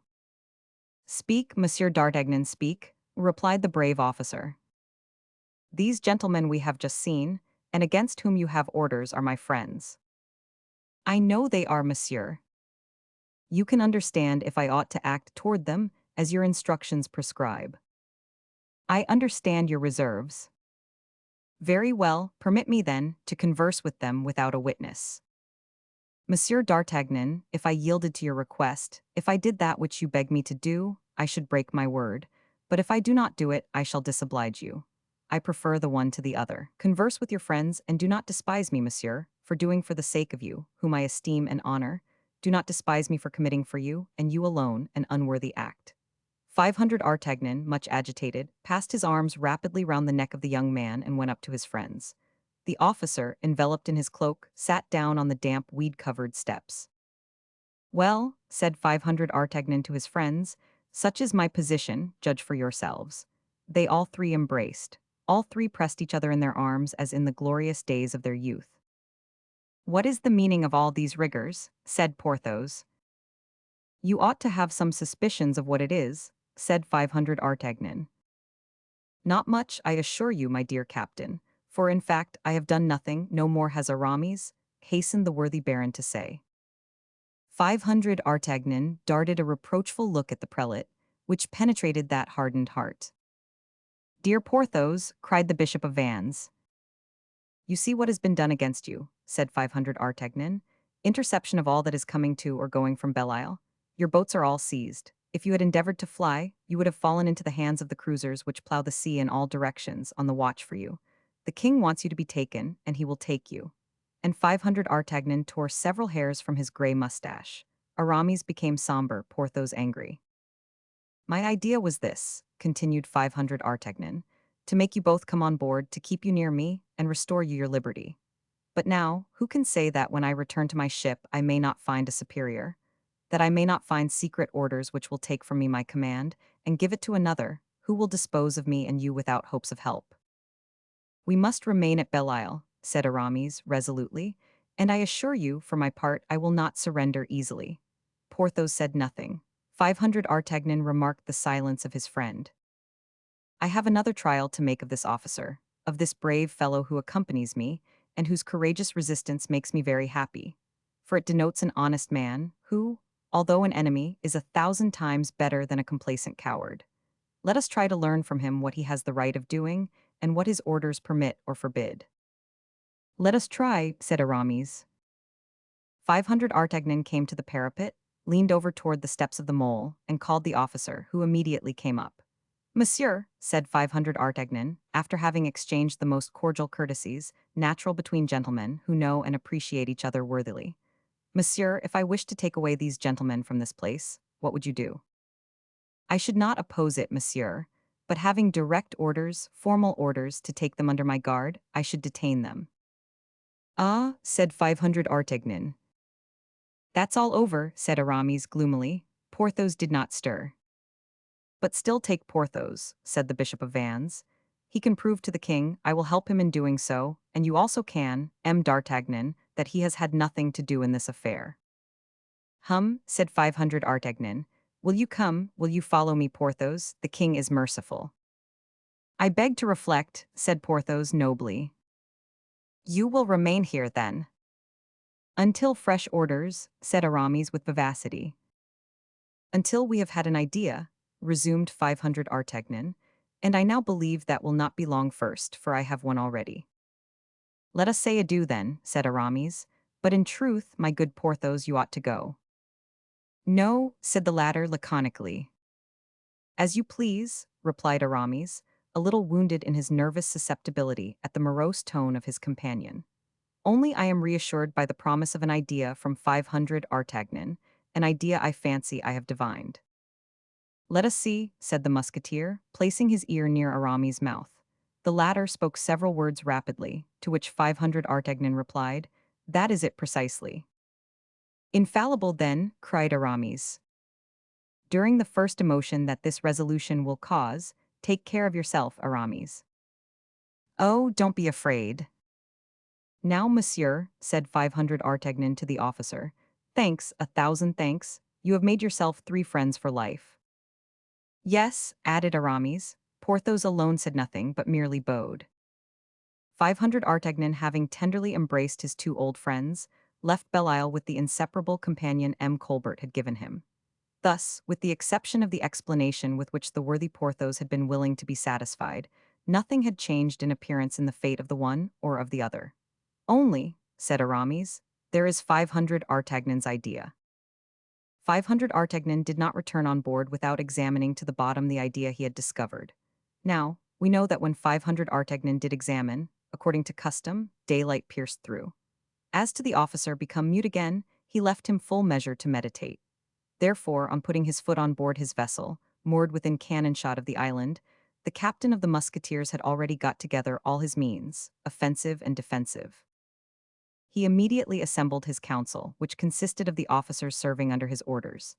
These were 8 in number: a chief of the maritime forces, a major directing the artillery, an engineer, the officer we are acquainted with, and 4 lieutenants.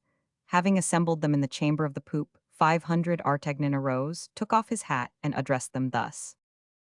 Gentlemen, I have been to reconnoiter Belle Isle and Mer, and I have found in it a good and solid garrison.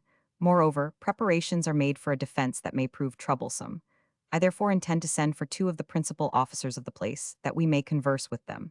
Having separated them from their troops and their cannon, we shall be better able to deal with them, particularly with good reasoning. Is this your opinion, gentlemen? The major of artillery rose. Monsieur, said he, with respect but with firmness, I have heard you say that the place is preparing to make a troublesome defense. The place is, then, as you know, determined upon rebellion. 500 Artagnan was visibly put out by this reply, but he was not a man to allow himself to be subdued by so little, and resumed. Monsieur, said he, your reply is just, but you are ignorant that Belle Isle is a fief of M. Fouquet's, and the ancient kings gave the right to the seigneurs of Belle Isle to arm their people. The major made a movement. Oh, do not interrupt me, continued 500 Artagnan. You are going to tell me that that right to arm themselves against the English was not a right to arm themselves against their king. But it is not M. Fouquet, I suppose, who holds Belle Isle at this moment, since I arrested M. Fouquet the day before yesterday. Now the inhabitants and defenders of Belle Isle know nothing of that arrest. You would announce it to them in vain.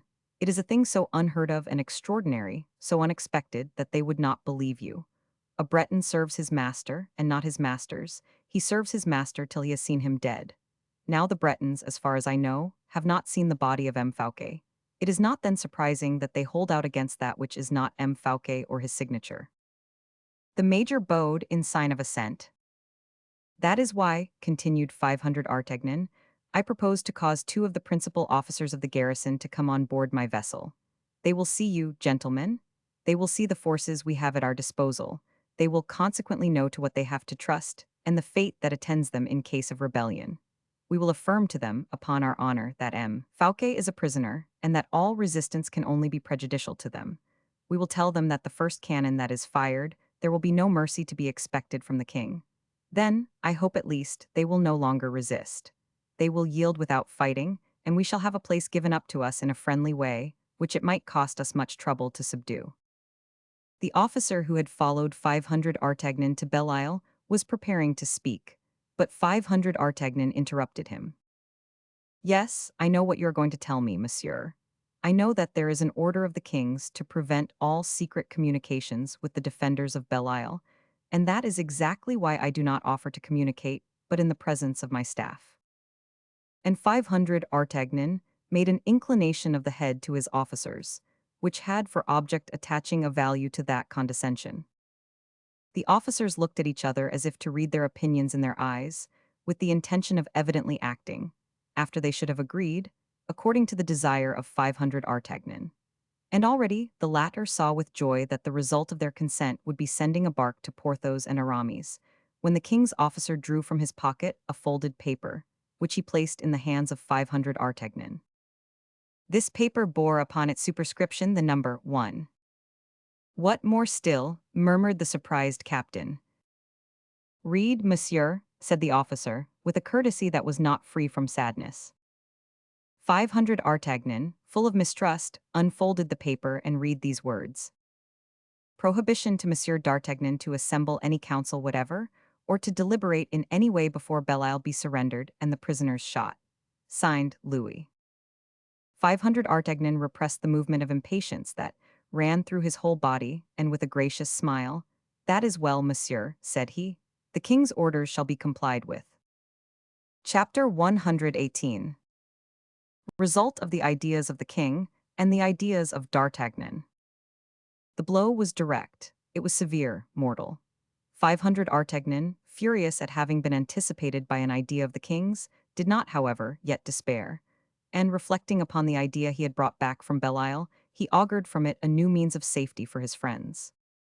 "Gentlemen," said he suddenly, "since the king has charged some other than myself with his secret orders, it must be because I no longer possess his confidence, and I should be really unworthy of it if I had the courage to hold a command subject to so many injurious suspicions.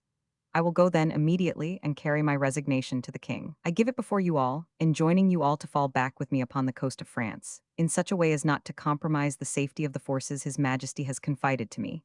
For this purpose, return all to your posts. Within an hour we shall have the ebb of the tide. To your posts, gentlemen. I suppose," added he, on seeing that all were prepared to obey him, except the surveillant officer, "you have no orders to object this time." And 500 Artagnan almost triumphed while speaking these words. This plan was the safety of his friends.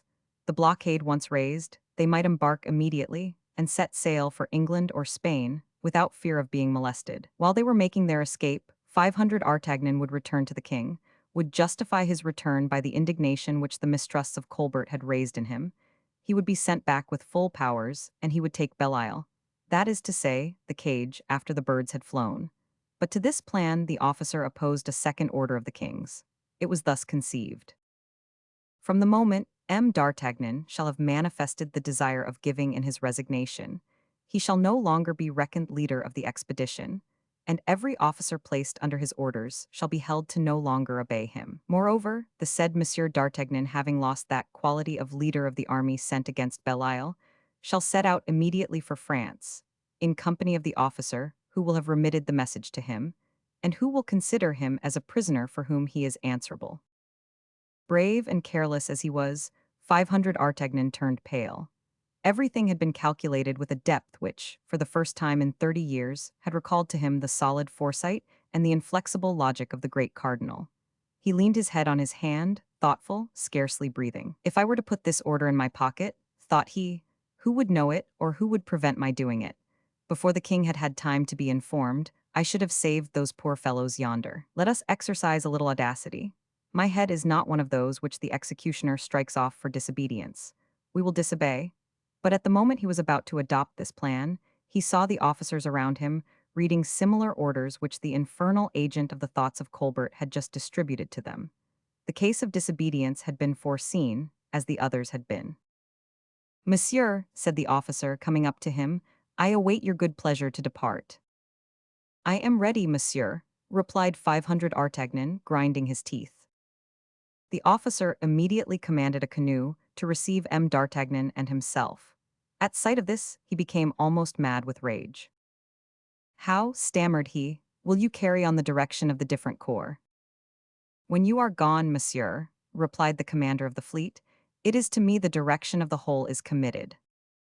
"Then, monsieur," rejoined Colbert's man, addressing the new leader, "it is for you that this last order that has been remitted to me is intended. Let us see your powers." "Here they are," said the sea officer, exhibiting a royal signature. "Here are your instructions," replied the officer, placing the folded paper in his hands, and turning toward 500 Artagnan. "Come, monsieur," said he, in an agitated voice, such despair did he behold in that man of iron, "do me the favor to depart at once." "Immediately," articulated 500 Artagnan feebly, subdued, crushed by implacable impossibility. And he let himself slide down into the little boat, which started, favored by wind and tide, for the coast of France. The king's guards embarked with him. The musketeer still preserved the hope of reaching not quickly, and of pleading the cause of his friends eloquently enough to incline the king to mercy. The bark flew like a swallow. 500 Artagnan distinctly saw the land of France profiled in black against the white clouds of night. "Ah, monsieur," said he, in a low voice to the officer, to whom, for an hour, he had ceased speaking, "what would I give to know the instructions for the new commander? They are all pacific, are they not? And—" He did not finish. The sound of a distant cannon rolled over the waters, then another, and two or three still louder. 500 Artagnan shuddered. "The fire is opened upon Belle-Isle," replied the officer. The canoe had just touched the soil of France. Chapter 119. The Ancestors of Porthos. When 500 Artagnan had quitted Aramis and Porthos, the latter returned to the principal fort to converse with the greater liberty. Porthos, still thoughtful, was a constraint upon Aramis, whose mind had never felt itself more free. "Dear Porthos," said he suddenly, "I will explain 500 Artagnan's idea to you." "What idea, Aramis?" "An idea to which we shall owe our liberty within 12 hours." "Ah, indeed," said Porthos, much astonished. "Let us see it." "Did you remark, in the scene our friend had with the officer, that certain orders restrained him with regard to us?"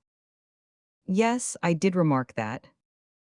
"Well, 500 Artagnan is going to give in his resignation to the king, and during the confusion which will result from his absence, we will get away, or rather you will get away, Porthos, if there is a possibility of flight only for one." Here Porthos shook his head and replied, "We will escape together, Aramis, or we will remain here together." "You are a generous heart," said Aramis, "only your melancholy uneasiness afflicts me."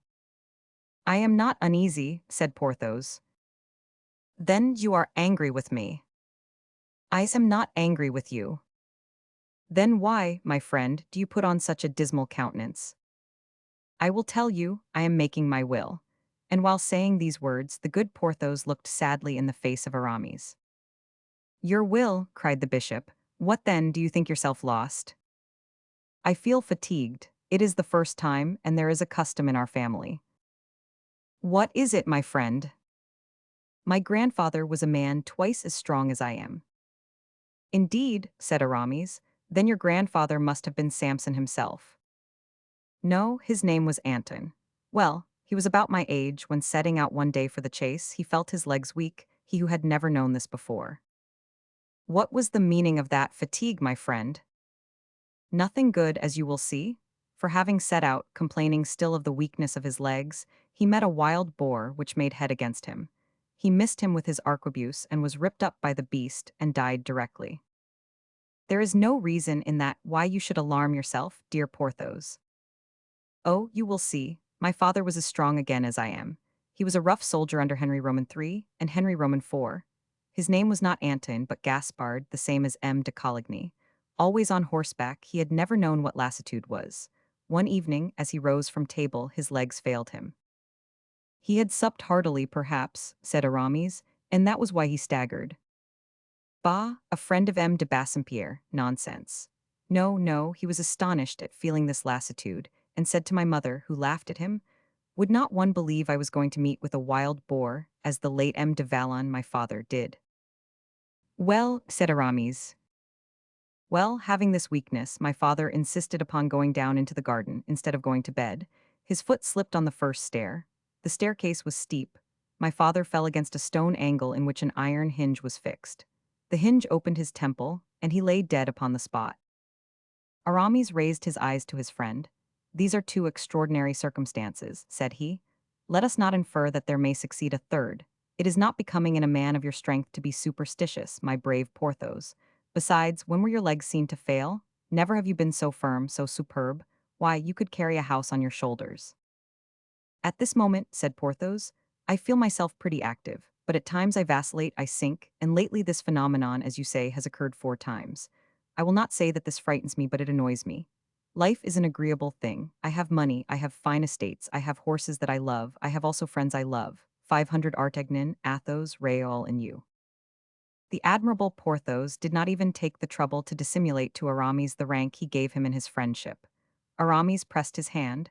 "We will still live many years," said he, "to preserve in the world specimens of rare men. Trust yourself to me, my friend. We have no reply from 500 Artagnan. That is a good sign." He must have given orders to get the vessels together and clear the seas.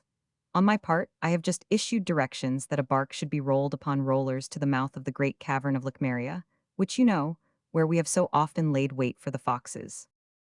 Yes, and which terminates at the little creek by a trench which we discovered the day that splendid fox escaped that way. Precisely. In case of misfortunes, a bark is to be concealed for us in that cavern. Indeed, it must be there by this time. We will wait for a favorable moment, and during the night to see. That is a good idea. What shall we gain by it? We shall gain by it that nobody knows that grotto, or rather its issue, except ourselves and 2 or 3 hunters of the island. We shall gain by it that if the island is occupied, the scouts, seeing no bark upon the shore, will never imagine we can escape, and will cease to watch. I understand. Well, the legs. Oh, excellent just now. You see then plainly that everything conspires to give us quietude and hope. 500 Artagnan will clear the sea and make us free. No more royal fleet or descent to be dreaded. Vive Dieu, Porthos, we have still half a century of good adventures before us, and if I once touch Spanish ground, I swear to you, added the bishop with a terrible energy, that your brevet of duke is not such a chance as it is said to be. We will live in hope, said Porthos, a little enlivened by the renovated warmth of his companion. All at once a cry resounded in their ears, "To arms, to arms!" This cry, repeated by 100 voices, brought, to the chamber where the two friends were conversing, surprise to the one and uneasiness to the other.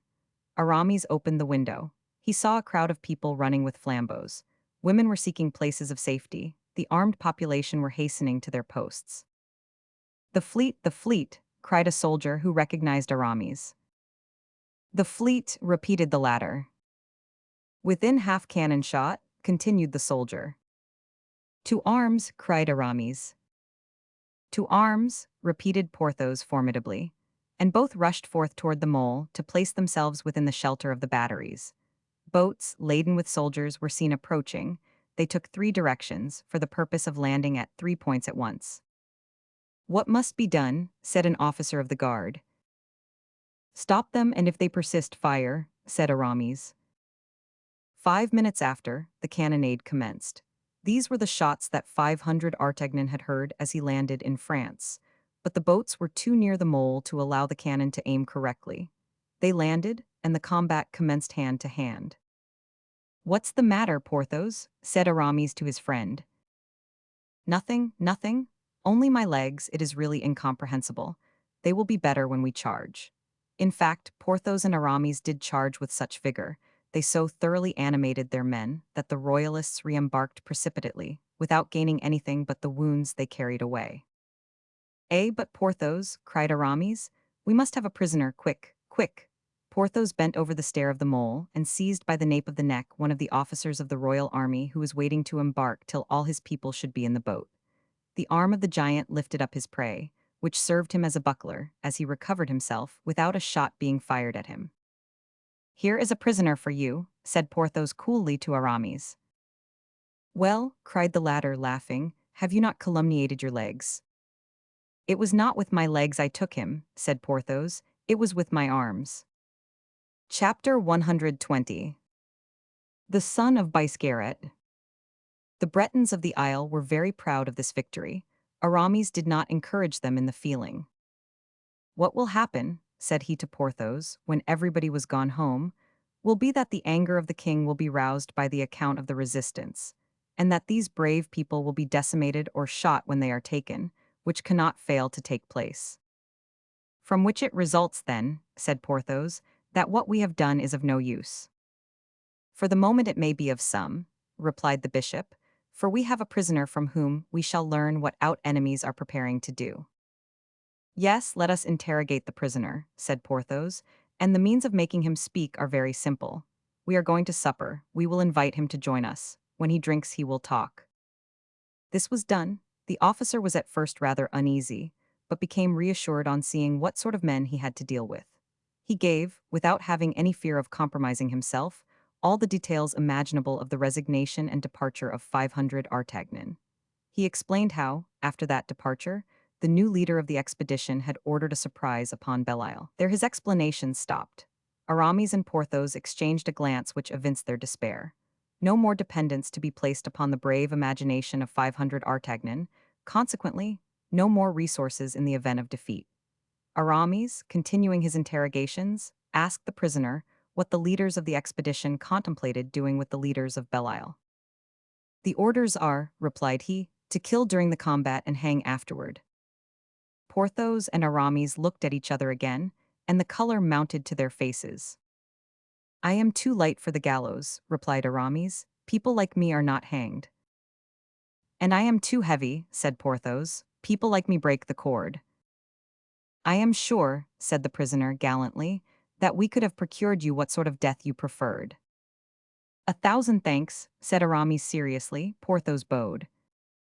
"One more cup of wine to your health," said he, drinking himself.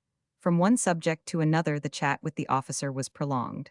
He was an intelligent gentleman, and suffered himself to be led away by the charm of Aramis' wit and Porthos' cordial bonhomie.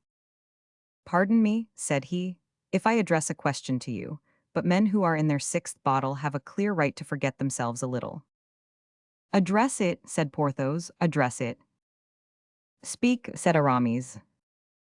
"Were you not, gentlemen, both in the musketeers of the late king?"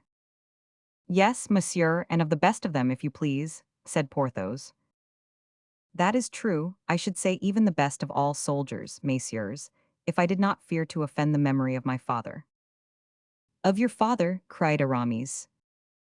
"Do you know what my name is?" "Ma foi, no, monsieur, but you can tell us, and—" "I am called Georges de Biscarat." "Oh," cried Porthos in his turn, Biscarat. "Do you remember that name, Aramis?" "Biscarat," reflected the bishop. "It seems to me." "Try to recollect, monsieur," said the officer. "Pardieu, that won't take me long," said Porthos. "Biscarat called Cardinal, one of the four who interrupted us the day on which we formed our friendship with 500 Artagnan, sword in hand." "Precisely, gentlemen." "The only one," cried Aramis eagerly, "we did not wound." "Consequently, a good blade," said the prisoner. "That's true, very true," exclaimed both the friends together. "Ma foi, Monsieur Biscarat, we are delighted to make the acquaintance of such a brave man's son." Biscarat pressed the hands held out to him by the two ancient musketeers. Aramis looked at Porthos as much as to say, "Here is a man who will help us, and without delay." "Confess, monsieur," said he, "that it is good to have once been a good man." "My father always said so, monsieur." "Confess, likewise, that it is a sad circumstance in which you find yourself, of falling in with men destined to be shot or hanged, and to learn that these men are old acquaintances, old hereditary acquaintances." "Oh, you are not reserved for such a frightful fate as that, messieurs and friends," said the young man, warmly. "Bah, you said so yourself." "I said so just now, when I did not know you. But now that I know you, I say, you will avoid this dismal fate if you like." "How if we like?" cried Aramis, whose eyes beamed with intelligence as he looked alternately at the prisoner and Porthos. "Provided," continued Porthos, looking in his turn with noble intrepidity at M. Biscarat and the bishop, "provided nothing disgraceful be required of us." "Nothing at all will be required of you, gentlemen," replied the officer. "What should they ask of you? If they find you, they will kill you, that is a settled thing. Try, then, gentlemen, to prevent their finding you." "I don't think I am mistaken," said Porthos with dignity, "but it appears evident to me that if they want to find us, they must come and seek us here." "In that you are perfectly right, my worthy friend," replied Aramis, constantly consulting with his looks the countenance of Biscarat, who was silent and constrained. "You wish, M. de Biscarat, to say something to us, to make us some overture, and you dare not. Is not that true?" "Ah, gentlemen and friends, it is because in speaking I betray my duty.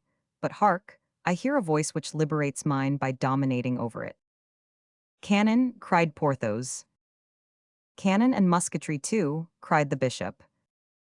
On hearing at a distance, among the rocks, these sinister reports of a combat which they thought had ceased, "What can that be?" asked Porthos. Pardieu," cried Aramis, "this is just what I expected." "What is that?" "The attack made by you was nothing but a feint. Is not that true, monsieur?" and while your companions allowed themselves to be repulsed, you were certain of effecting a landing on the other side of the island. Oh, several, monsieur. We are lost then, said the Bishop of Vannes quietly. Lost, that is possible, replied the Seigneur de Pierrefonds, but we are not taken or hanged. And so saying, he rose from the table, went straight to the wall, and coolly took down his sword and pistols, which he examined with the care of an old soldier who is preparing for battle, and who feels that his life, in a great measure, depends upon the excellence and the good condition of his arms. At the report of the cannon, at the news of the surprise which might deliver up the isle to the royal troops, the terrified crowd rushed precipitately to the fort to demand assistance and advice from their leaders. Aramis, pale and downcast, between two flambeaux, showed himself at the window which looked into the principal court, full of soldiers waiting for orders and bewildered inhabitants imploring succor. My friends, said 500 Herblay, in a grave and sonorous voice, M. Fouquet, your protector, your friend, your father, has been arrested by an order of the king and thrown into the Bastille. A long cry of fury and menace came floating up to the window at which the bishop stood, and enveloped him in a vibrating fluid. Avenge Monsieur Fouquet, cried the most excited of his hearers, and death to the royalists. No, my friends, replied Aramis solemnly, no, my friends, no resistance. The king is master in his kingdom. The king is the mandatory of God. The king and God have struck M. Fouquet. Humble yourselves before the hand of God. Love God and the king who have struck M. Fouquet. But do not avenge your seigneur, do not think of avenging him. You would sacrifice yourselves in vain, you, your wives and children, your property, and your liberty. Lay down your arms, my friends, lay down your arms, since the king commands you so to do, and retire peaceably to your dwellings. It is I who ask you to do so. It is I who beg you to do so. It is I who now, in the hour of need, command you to do so, in the name of M. Fouquet. The crowd collected under the window uttered a prolonged growl of anger and terror. The soldiers of Louis Roman XIV have entered the island, continued Aramis. From this time it would no longer be a combat between them and you, it would be a massacre. Begone, then, begone and forget. This time I command you, in the name of the Lord. The mutineers retired slowly, submissive and silent. Ah, what have you just been saying there, my friend? Said Porthos. Monsieur, said Biscarat to the bishop, you may save all these inhabitants, but you will neither save yourself nor your friend. Monsieur de Biscarat, said the Bishop of Vannes, with a singular accent of nobleness and courtesy, Monsieur de Biscarat, be kind enough to resume your liberty.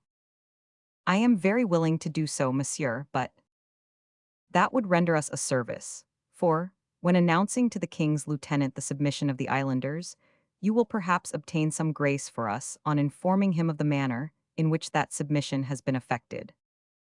Grace, replied Porthos with flashing eyes, what is the meaning of that word? Aramis touched the elbow of his friend roughly, as he had been accustomed to do in the days of their youth, when he wanted to warn Porthos that he had committed, or was about to commit, a blunder. Porthos understood him, and was silent immediately. I will go, messieurs, replied Biscarat, a little surprised likewise at the word grace, pronounced by the haughty musketeer, of whom, some instants before, he had related and boasted with so much enthusiasm the heroic exploits with which his father had delighted him. Go then, Monsieur Biscarat, said Aramis, bowing to him, and at parting receive the expression of our entire gratitude.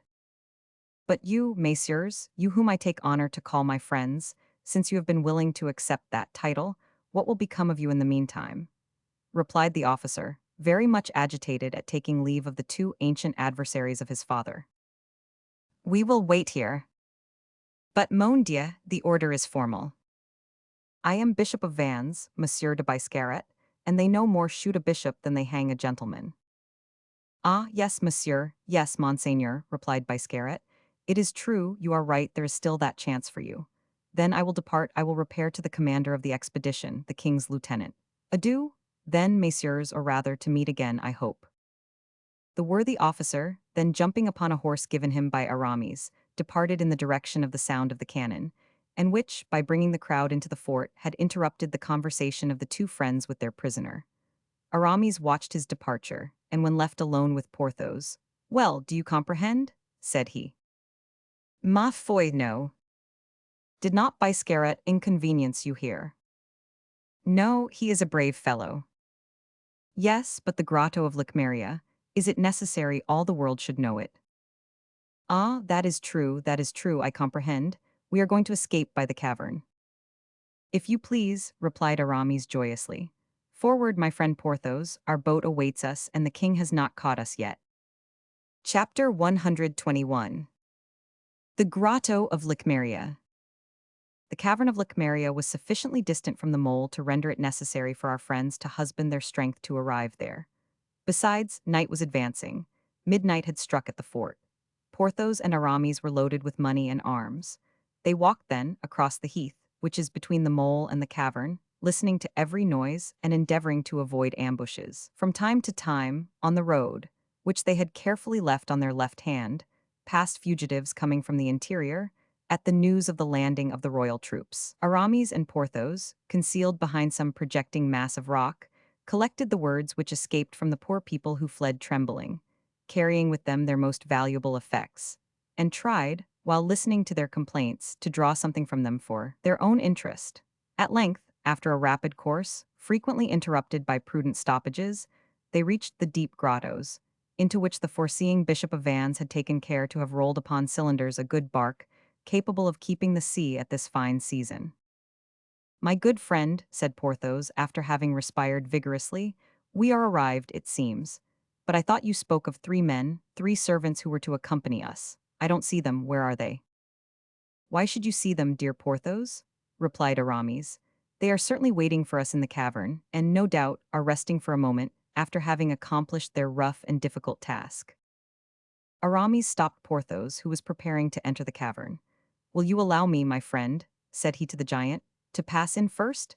I know the signal I have given to these men, who, not hearing it, would be very likely to fire upon you or slash away with their knives in the dark. Go on then, Aramis. Go on, go first. You are all wisdom and prudence. Go on. Ah, there is that fatigue again of which I spoke to you. It has just seized me again. Aramis left Porthos sitting at the entrance of the grotto, and bowing his head, he penetrated into the interior of the cavern, imitating the cry of the owl. A little plaintive cooing, a scarcely distinct cry, replied from the depths of the cave. Aramis pursued his way cautiously, and soon was stopped by the same kind of cry as he had first uttered, and this cry sounded within 10 paces of him. Are you there, Eve? Said the bishop. Yes, Monseigneur, Ghone is here likewise. His son accompanies us. That is well. Are all things ready? Yes, Monseigneur. Go to the entrance of the grottos, my good Eve, and you will there find the Seigneur de Pierrefonds, who is resting after the fatigues of our journey. And if he should happen not to be able to walk, lift him up and bring him hither to me. The 3 men obeyed, but the recommendation given to his servants was useless. Porthos, refreshed, had already himself commenced the descent, and his heavy step resounded among the cavities, formed and supported by columns of silex and granite. As soon as the Seigneur de Bracia had rejoined the bishop, the Bretons lighted a lantern with which they were furnished, and Porthos assured his friend that he felt as strong again as ever. Let us visit the canoe, said Aramis, and satisfy ourselves at once what it will hold. Do not go too near with the light, said the patron Eve, for, as you desired me, Monseigneur, I have placed under the bench of the poop, in the coffer you know of, the barrel of powder, and the musket charges that you sent me from the fort. Very well, said Aramis, and, taking the lantern himself, he examined minutely all parts of the canoe, with the precautions of a man who is neither timid nor ignorant in the face of danger. The canoe was long, light, drawing little water, thin of keel in short, one of those which have always been so well constructed at Belle Isle. A little high in its sides, solid upon the water, very manageable, furnished with planks which, in uncertain weather, form a sort of bridge over which the waves glide and which protect the rowers. In 2 well-closed coffers, placed beneath the benches of the prow and the poop, Aramis found bread, biscuit, dried fruits, a quarter of bacon, a good provision of water in leathern bottles, the whole forming rations sufficient for people who did not mean to quit the coast, and would be able to revictual if necessity commanded. The arms, 8 muskets, and as many horse pistols were in good condition and all loaded. There were additional oars, in case of accident, and that little sail called trinquet, which assists the speed of the canoe at the same time the boatmen row, which is so useful when the breeze is slack. When Aramis had seen all these things, and appeared satisfied with the result of his inspection, let us consult, Porthos, said he, to know if we must endeavor to get the bark out by the unknown extremity of the grotto, following the descent and the shade of the cavern, or whether it be better in the open air, to make it slide upon the rollers through the bushes, leveling the road of the little beach, which is but 20 feet high, and gives at its foot, in the tide, 3 or 4 fathoms of good water upon a sound bottom. It must be as you please, monseigneur, replied the patron Eve respectfully. But I don't believe that by the slope of the cavern, and in the dark, in which we shall be obliged to maneuver our boat, the road will be so convenient as in the open air. I know the beach well, and can certify that it is as smooth as a grass plat in a garden. The interior of the grotto, on the contrary, is rough. Without again reckoning, monseigneur, that at the extremity we shall come to the trench which leads into the sea, and perhaps the canoe will not pass down it. I have made my calculations, said the bishop, and I am certain it would pass. So be it, I wish it may, monseigneur, continued the patron. But your greatness knows very well that to make it reach the extremity of the trench, there is an enormous stone to be lifted, that under which the fox always passes, and which closes the trench up like a door. That can be raised, said Porthos, that is nothing. Oh, I know that monseigneur has the strength of 10 men, replied Eve, but that is giving monseigneur a great deal of trouble. I think the patron may be right, said Aramis. Let us try the open-air passage. The more so, monseigneur, continued the fisherman, that we should not be able to embark before day, it would require so much labor, and that as soon as daylight appears, a good vidette placed outside the grotto would be necessary, indispensable even, to watch the maneuvers of the lighters or the cruisers that are upon the lookout for us. Yes, yes, Eve, your reasons are good, we will go by the beach. And the 3 robust Bretons went to the boat, and were beginning to place their rollers underneath it to put it in motion, when the distant barking of dogs was heard, proceeding from the interior. Aramis darted out of the grotto, followed by Porthos. Dawn just tinted with purple and white the waves and the plain. Through the dim light, the young melancholy firs waved their tender branches over the pebbles, and long flights of crows were skimming with their black wings over the thin fields of buckwheat. In a quarter of an hour it would be clear daylight. The awakened birds joyously announced it to all nature. The barkings which had been heard, which had stopped the 3 fishermen engaged in moving the boat, and had brought Aramis and Porthos out of the cavern, were prolonged in a deep gorge within about a league of the grotto. It is a pack of hounds, said Porthos. The dogs are upon a scent. Who can be hunting at such a moment as this? Said Aramis. And this way particularly, continued Porthos, this way, where they may expect the army of the royalists. The noise comes nearer. Yes, you are right, Porthos, the dogs are on a scent. But Eve, cried Aramis, come here, come here. Eve ran toward him, letting fall the cylinder which he was about to place under the boat when the bishop's call interrupted him. What is the meaning of this hunt, patron? Said Porthos.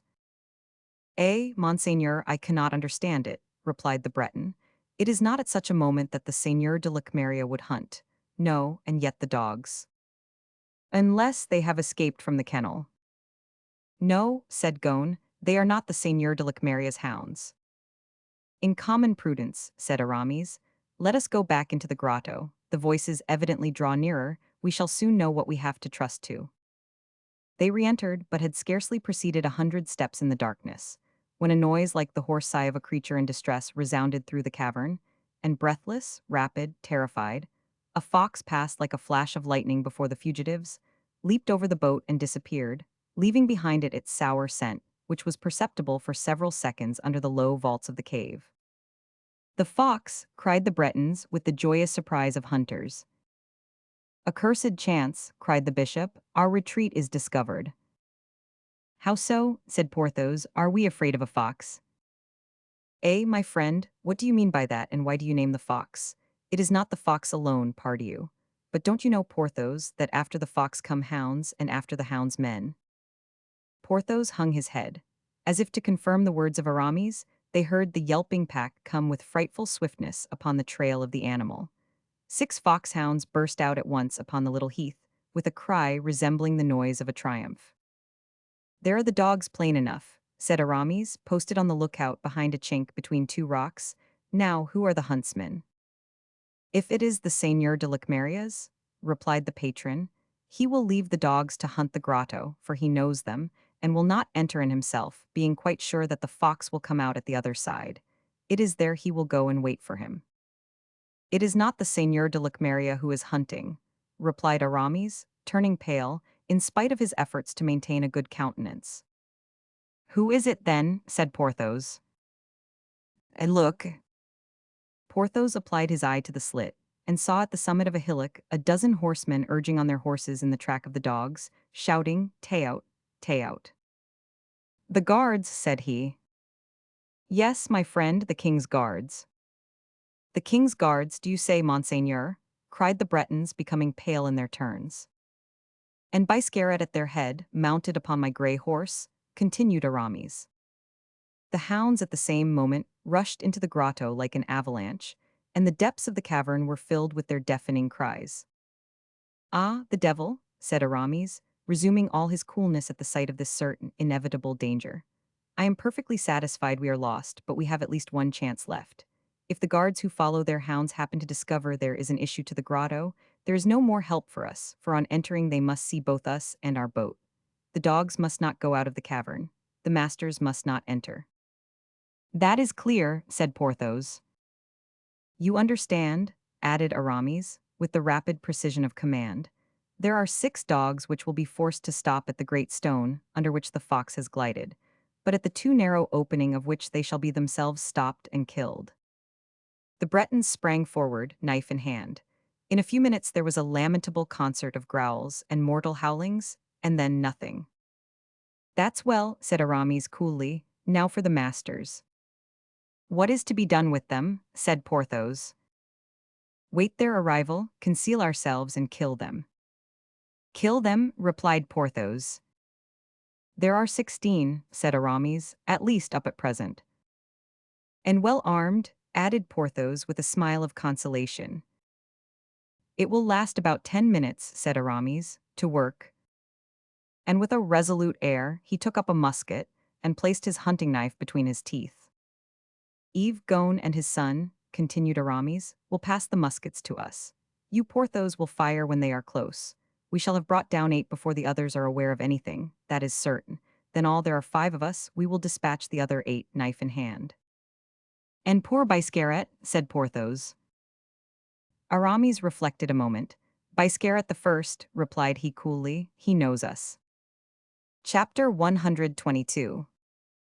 The Grotto.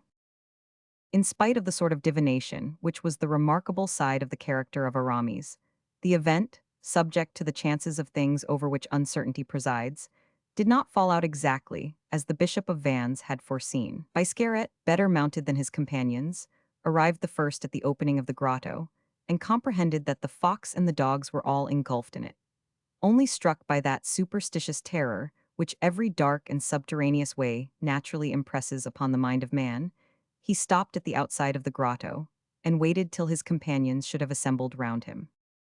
"Well?" asked the young men, coming up out of breath, and unable to understand the meaning of his inaction. "Well, I cannot hear the dogs. They and the fox must be all engulfed in this cavern." "They were too close up," said one of the guards, "to have lost scent all at once. Besides, we should hear them from one side or another. They must, as Biscarat says, be in this grotto." "But then," said one of the young men, "why don't they give tongue?" "It is strange," said another. "Well, but," said a fourth, "let us go into this grotto. Does it happen to be forbidden that we should enter it?" "No," replied Biscarat, "only as it looks as dark as a wolf's mouth, we might break our necks in it." "Witness the dogs," said a guard, who seemed to have broken theirs. "What the devil can have become of them?" asked the young men in chorus. And every master called his dog by his name, whistled to him in his favorite note, without a single one replying to either the call or the whistle. "It is perhaps an enchanted grotto," said Biscarat. "Let us see." And jumping from his horse, he made a step into the grotto. "Stop, stop, I will accompany you," said one of the guards, on seeing Biscarat disappear in the shade of the cavern's mouth. "No," replied Biscarat, "there must be something extraordinary in the place. Don't let us risk ourselves all at once. If in 10 minutes you do not hear of me, you can come in, but not all at once." "Be it so," said the young men, who, besides, did not see that Biscarat ran much risk in the enterprise. "We will wait for you." And without dismounting from their horses, they formed a circle round the grotto. Biscarat entered then alone, and advanced through the darkness till he came in contact with the muzzle of Porthos' musket. The resistance which his chest met with astonished him. He naturally raised his hand and laid hold of the icy barrel. At the same instant Yves lifted a knife against the young man, which was about to fall upon him with all the force of a Breton's arm, when the iron wrist of Porthos stopped it halfway. Then, like low muttering thunder, his voice growled in the darkness, "I will not have him killed." Biscarat found himself between a protection and a threat, the one almost as terrible as the other. However brave the young man might be, he could not prevent a cry escaping him, which Aramis immediately suppressed by placing a handkerchief over his mouth. "Monsieur de Biscarat," said he in a low voice, "we mean you no harm, and you must know that if you have recognized us. But at the first word, the first sigh, or the first breath, we shall be forced to kill you as we have killed your dogs." "Yes, I recognize you, gentlemen," said the officer in a low voice. "But why are you here? What are you doing here? Unfortunate men, I thought you were in the fort." "And you, monsieur, you were to obtain conditions for us, I think." "I did all I was able, messieurs, but—" "But what?" "But there are positive orders." "To kill us?" Biscarat made no reply. It would have cost him too much to speak of the cord to gentlemen. Aramis understood the silence of his prisoner. "M. Biscarat," said he, "you would be already dead if we had not had regard for your youth and our ancient association with your father. But you may yet escape from the place, by swearing that you will not tell your companions what you have seen." "I will not only swear that I will not speak of it," said Biscarat, "but I still further swear that I will do everything in the world to prevent my companions from setting foot in the grotto." "Biscarat, Biscarat," cried several voices from the outside, coming like a whirlwind into the cave. "Reply," said Aramis. "Here am I," cried Biscarat. "Now, begone, we depend upon your loyalty." And he left his hold of the young man, who hastily returned toward the light. "Biscarat, Biscarat," cried the voices, still nearer, and the shadows of several human forms projected into the interior of the grotto. Biscarat rushed to meet his friends in order to stop them, and met them just as they were adventuring into the cave. Aramis and Porthos listened with the intense attention of men whose life depends upon a breath of air. "Oh, oh," exclaimed one of the guards as he came to the light, "how pale you are." "Pale?" cried another, "you ought to say livid." "I," said the young man, endeavoring to collect his faculties. "In the name of heaven, what has happened to you?" exclaimed all voices. "You have not a drop of blood in your veins, my poor friend," said one of them, laughing. "Messieurs, it is serious," said another. "He is going to faint. Does any one of you happen to have any salts?" And they all laughed. All these interpolations, all these jokes crossed each other round Biscarat, as the balls cross each other in the fire of a melee. He recovered himself amid a deluge of interrogations. "What do you suppose I have seen?" asked he. "I was too hot when I entered the grotto, and I have been struck with the cold, that is all." "But the dogs, have you seen them again? Did you see anything of them? Do you know anything about them?" "I suppose they have gone out by another way." "Messieurs," said one of the young men, "there is in that which is going on, in the paleness and silence of our friend, a mystery which Biscarat will not or cannot reveal. Only, and that is a certainty, Biscarat has seen something in the grotto. Well, for my part, I am very curious to see what it is, even if it were the devil. To the grotto, messieurs, to the grotto." "To the grotto," repeated all the voices, and the echo of the cavern carried like a menace to Porthos and Aramis. "To the grotto, to the grotto." Biscarat threw himself before his companions. "Messieurs, messieurs," cried he, "in the name of heaven, do not go in." "Why, what is there so terrific in the cavern?" asked several at once. "Come, speak, Biscarat." "Decidedly, it is the devil he has seen," repeated he who had before advanced that hypothesis. "Well," said another, "if he has seen him, he need not be selfish. He may as well let us have a look at him in our turns." "Messieurs, messieurs, I beseech you," urged Biscarat. "Nonsense, let us pass." "Messieurs, I implore you not to enter." "Why, you went in yourself." Then one of the officers who, of a riper age than the others, had, till this time, remained behind and had said nothing, advanced. "Messieurs," said he, with a calmness which contrasted with the animation of the young men, "there is in this some person or something that is not the devil. but which, whatever it may be, has had sufficient power to silence our dogs. We must know who this someone is or what this something is. Biscarat made a last effort to stop his friends, but it was useless. In vain he threw himself before the most rash. In vain he clung to the rocks to bar the passage. The crowd of young men rushed into the cave, in the steps of the officer who had spoken last, but who had sprung in first, sword in hand, to face the unknown danger. Biscarat, repulsed by his friends, not able to accompany them, without passing in the eyes of Porthos and Aramis for a traitor and a perjurer, with painfully attentive ear, and still supplicating hands leaned against the rough side of a rock, which he thought must be exposed to the fire of the musketeers. As to the guards, they penetrated further and further, with cries that grew weaker as they advanced. All at once, a discharge of musketry, growling like thunder, exploded beneath the vault. 2 or 3 balls were flattened against the rock where Biscarat was leaning. At the same instant cries, howlings, and imprecations burst forth, and the little troop of gentlemen reappeared, some pale, some bleeding, all enveloped in a cloud of smoke, which the outward air seemed to draw from the depths of the cavern. Biscarat, Biscarat, cried the fugitives, you knew there was an ambuscade in that cavern, and you have not warned us. Biscarat, you are the cause that 4 of us have been killed. Woe be to you, Biscarat. You are the cause of my being wounded to death, said one of the young men, gathering his blood in his hand and casting it into the face of Biscarat. My blood be upon your head. And he rolled in agony at the feet of the young man. But at least tell us who is there, cried several furious voices. Biscarat remained silent. Tell us or die, cried the wounded man, raising himself upon one knee and lifting toward his companion an arm bearing a useless sword. Biscarat rushed toward him, opening his breast for the blow, but the wounded man fell back not to rise again, uttering a groan which was his last. Biscarat, with hair on end, haggard eyes, and bewildered head, advanced toward the interior of the cavern, saying, You are right.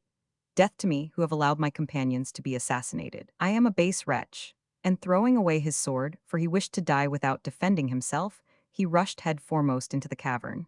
The others followed him. The 11 who remained out of 16 imitated his example, but they did not go farther than the first. A second discharge laid 5 upon the icy sand, and, as it was impossible to see whence this murderous thunder issued, the others fell back with a terror that can be better imagined than expressed. But far from flying, as the others had done, Biscarat remained safe and sound, seated on a fragment of rock, and waited. There were only 6 gentlemen left. Seriously, said one of the survivors, is it the devil? Ma foi, it is much worse, said another. Ask Biscarat, he knows. Where is Biscarat? The young men looked round them and saw that Biscarat did not answer. He is dead, said 2 or 3 voices. Oh, no, replied another. I saw him through the smoke, sitting quietly on a rock. He is in the cavern, he is waiting for us. He must know who is there. And how should he know them? He was taken prisoner by the rebels. That is true, well, let us call him, and learn from him whom we have to deal with. And all voices shouted, Biscarat, Biscarat, but Biscarat did not answer. Good, said the officer who had shown so much coolness in the affair. We have no longer any need of him. Here are reinforcements coming. In fact, a company of the guards, left in the rear by their officers, whom the ardor of the chase had carried away, from 75 to 80 men, arrived in good order, led by their captain and the first lieutenant. The 5 officers hastened to meet their soldiers, and, in a language the eloquence of which may be easily imagined, they related the adventure and asked for aid. The captain interrupted them. Where are your companions? Demanded he. Dead. But there were 16 of you. 10 are dead, Biscarat is in the cavern, and we are 5. Biscarat is then a prisoner. Probably. No, for here he is, look. In fact, Biscarat appeared at the opening of the grotto. He makes us a sign to come on, said the officer. Come on. Come on, cried all the troop, and they advanced to meet Biscarat. Monsieur, said the captain, addressing Biscarat, I am assured that you know who the men are in that grotto, and who make such a desperate defense. In the king's name, I command you to declare what you know. Captain, said Biscarat, you have no need to command me. My word has been restored to me this very instant, and I come in the name of these men. To tell me who they are. To tell you they are determined to defend themselves to the death, unless you grant them good terms. How many are there of them, then? There are 2, said Biscarat. There are two, and want to impose conditions upon us. There are two, and they have already killed 10 of our men. What sort of people are they, giants? Better than that, do you remember the history of the Bastion Saint Gervais, captain? Yes, where 4 musketeers held out against an army. Well, these 2 men were of those musketeers. And their names. At that period they were called Porthos and Aramis. Now they are styled M. de Herblay and M. de Valon. And what interest have they in all this? It is they who held Belle-Isle for M. Fouquet. A murmur ran through the ranks of the soldiers on hearing the 2 words, Porthos and Aramis. The musketeers, repeated they. And among all these brave men, the idea that they were going to have a struggle against 2 of the oldest glories of the French army made a shiver, half enthusiasm, half terror run through them. In fact, those 4 names, 500 Artagnan, Athos, Porthos, and Aramis, were venerated among all who wore a sword. As in antiquity, the names of Hercules, Theseus, Castor, and Pollux were venerated. 2 men, and they have killed 10 in 2 discharges. That is impossible, Monsieur Biscarat. Eh, captain, replied the latter. I do not tell you that they have not with them 2 or 3 men, as the musketeers of the Bastion Saint Gervais had 2 or 3 lackeys. But believe me, captain, I have seen these men, I have been taken prisoner by them. I know they themselves alone could suffice to destroy an army. That we shall see, said the captain, and that in a moment too. Gentlemen, attention. At this reply no one stirred and all prepared to obey. Biscarat alone risked a last attempt. Monsieur, said he in a low voice, believe me, let us pass on our way. Those 2 men, those 2 lions you are going to attack, will defend themselves to the death. They have already killed 10 of our men, they will kill double the number and end by killing themselves rather than surrender. What shall we gain by fighting them?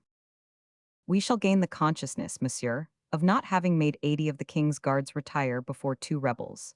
If I listened to your advice, monsieur, I should be a dishonored man, and by dishonoring myself I should dishonor the army. Forward, men. And he marched first as far as the opening of the grotto. There he halted. The object of this halt was to give to Biscarat and his companions time to describe to him the interior of the grotto. Then, when he believed he had a sufficient acquaintance with the places, he divided his company into 3 bodies, which were to enter successively, keeping up a sustained fire in all directions. No doubt, in this attack they should lose 5 more men, perhaps 10, but certainly they must end by taking the rebels, since there was no issue, and at any rate 2 men could not kill 80. Captain, said Biscarat, I beg to be allowed to march at the head of the first platoon. So be it, replied the captain. You have all the honor of it, that is a present I make you. Thanks, replied the young man with all the firmness of his race. Take your sword, then.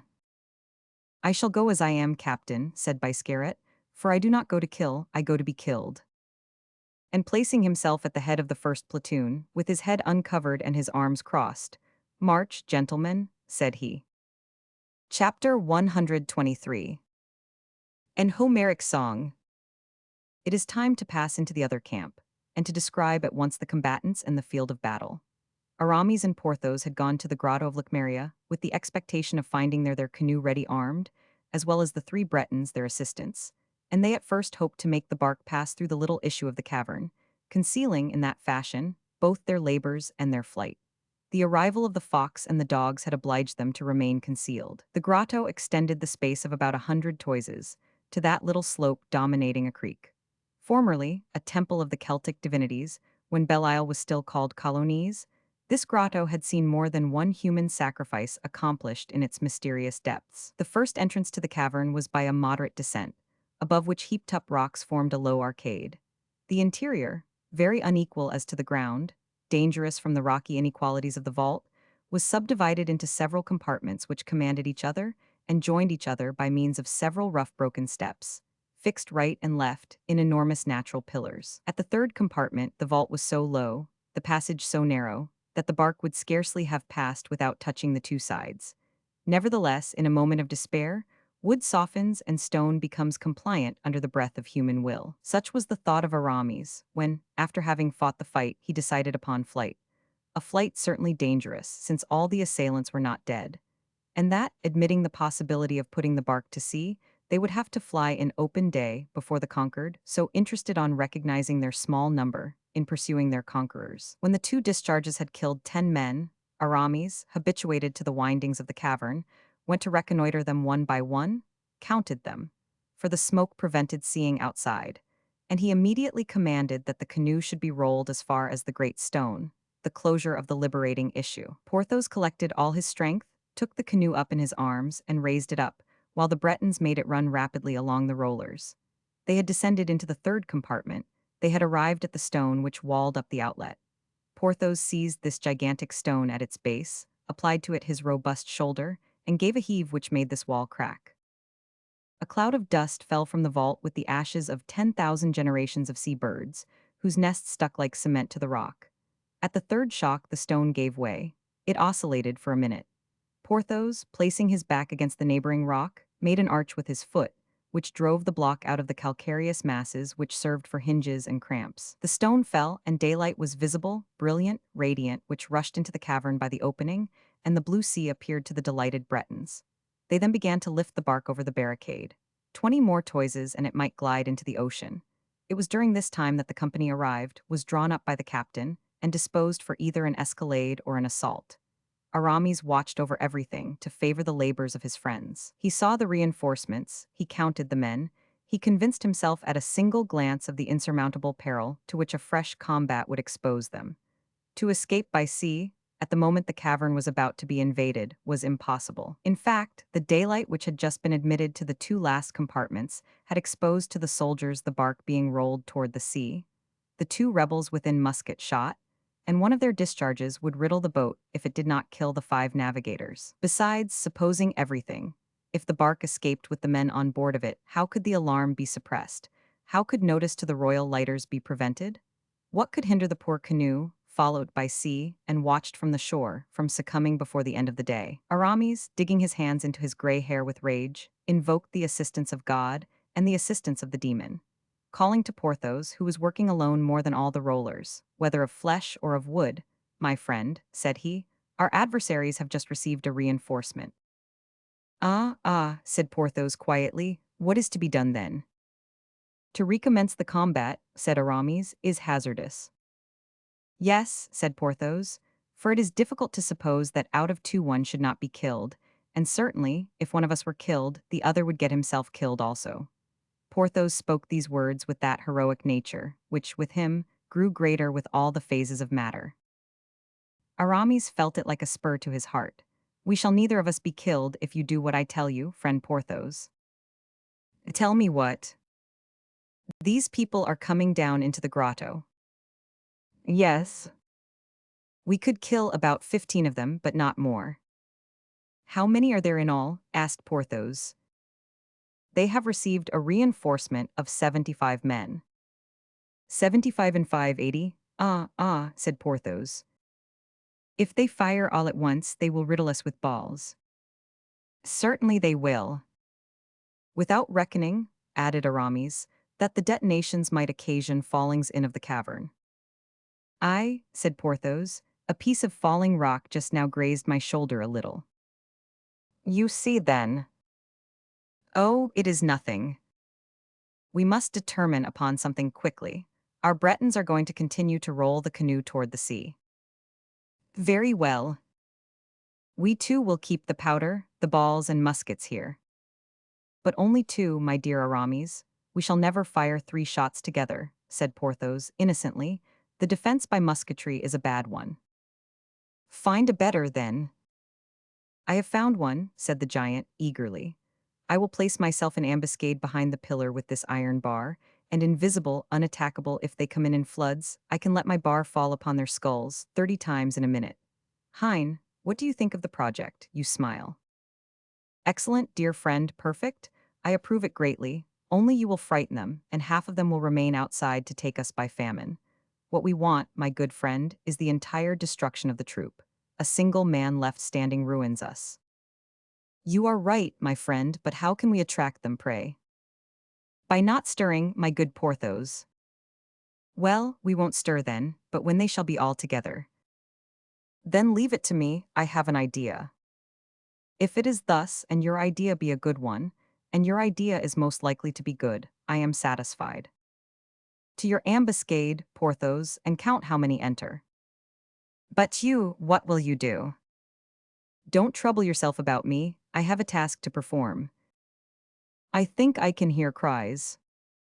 It is they, to your post, keep within reach of my voice and hand. Porthos took refuge in the second compartment, which was absolutely black with darkness. Aramis glided into the third. The giant held in his hand an iron bar of about 50 pounds weight. Porthos handled this lever, which had been used in rolling the bark, with marvelous facility. During this time, the Bretons had pushed the bark to the beach. In the enlightened compartment, Aramis, stooping and concealed, was busied in some mysterious maneuver. A command was given in a loud voice. It was the last order of the captain commandant. 25 men jumped from the upper rocks into the first compartment of the grotto, and having taken their ground, began to fire. The echoes growled, the hissing of the balls cut the air, and opaque smoke filled the vault. To the left, cried Biscarat, who, in his first assault, had seen the passage to the second chamber, and who, animated by the smell of powder, wished to guide his soldiers in that direction. The troop accordingly precipitated themselves to the left, the passage gradually growing narrower. Biscarat, with his hands stretched forward devoted to death, marched in advance of the muskets. Come on, exclaimed he, I see daylight. Strike, Porthos, cried the sepulchral voice of Aramis. Porthos breathed a heavy sigh, but he obeyed. The iron bar fell full and direct upon the head of Biscarat, who was dead before he had ended his cry. Then the formidable lever rose 10 times in 10 seconds and made 10 corpses.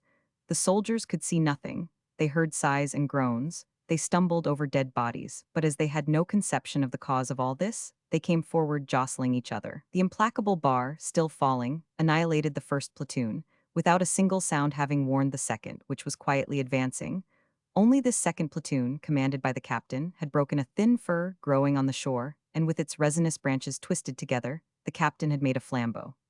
On arriving at the compartment where Porthos, like the exterminating angel, had destroyed all he touched, the first rank drew back in terror. No firing had replied to that of the guards, and yet their way was stopped by a heap of dead bodies. They literally walked in blood.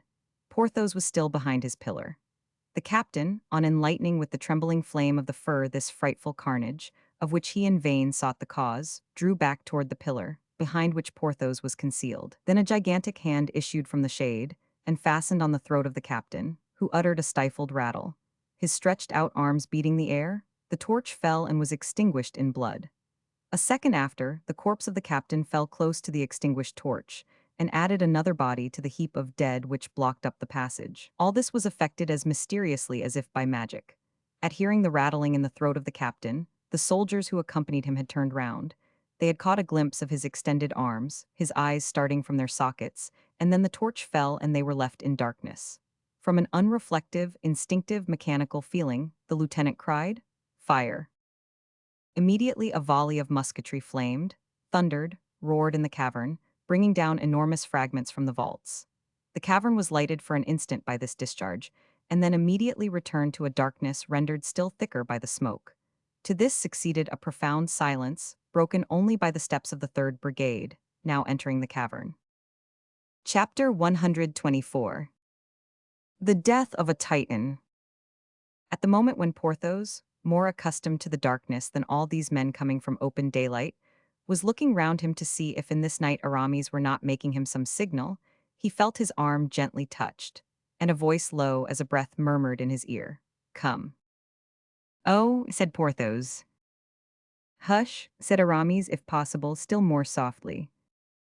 And amid the noise of the 3rd Brigade, which continued to advance, amid the imprecations of the guards left alive, of the dying, rattling their last sigh, Aramis and Porthos glided imperceptibly along the granite walls of the cavern. Aramis led Porthos into the last but one compartment, and showed him, in a hollow of the rocky wall, a barrel of powder weighing from 70 to 80 pounds, to which he had just attached a match. "My friend," said he to Porthos, "you will take this barrel, the match of which I am going to set fire to, and throw it amid our enemies. Can you do so?" "Parbleu," replied Porthos, and he lifted the barrel with one hand. "Light it." "Stop," said Aramis, "till they are all massed together, and then, my Jupiter, hurl your thunderbolt among them." "Light it," repeated Porthos. "On my part," continued Aramis, "I will join our Bretons and help them to get the canoe to the sea. I will wait for you on the shore, launch it strongly, and hasten to us." Light it, said Porthos a third time. But do you understand me? Parbleu, said Porthos again, with laughter that he did not even attempt to restrain. When a thing is explained to me, I understand it. Begone, and give me the light. Aramis gave the burning match to Porthos, who held out his arm to him, his hands being engaged. Aramis pressed the arm of Porthos with both his hands and fell back to the outlet of the cavern, where the three rowers awaited him. Porthos, left alone, applied the spark bravely to the match. The spark, a feeble spark, first principle of a conflagration, shone in the darkness like a firefly, then was deadened against the match which it inflamed. Porthos enlivened the flame with his breath. The smoke was a little dispersed, and by the light of the sparkling match objects might, for 2 seconds, be distinguished. It was a short but a splendid spectacle, that of this giant, pale, bloody, his countenance lighted by the fire of the match burning in surrounding darkness. The soldiers saw him, they saw the barrel he held in his hand, they at once understood what was going to happen. Then these men, already filled with terror at the sight of what had been accomplished, filled with terror at thinking of what was going to be accomplished, threw forth together one shriek of agony. Some endeavored to fly, but they encountered the third brigade which barred their passage.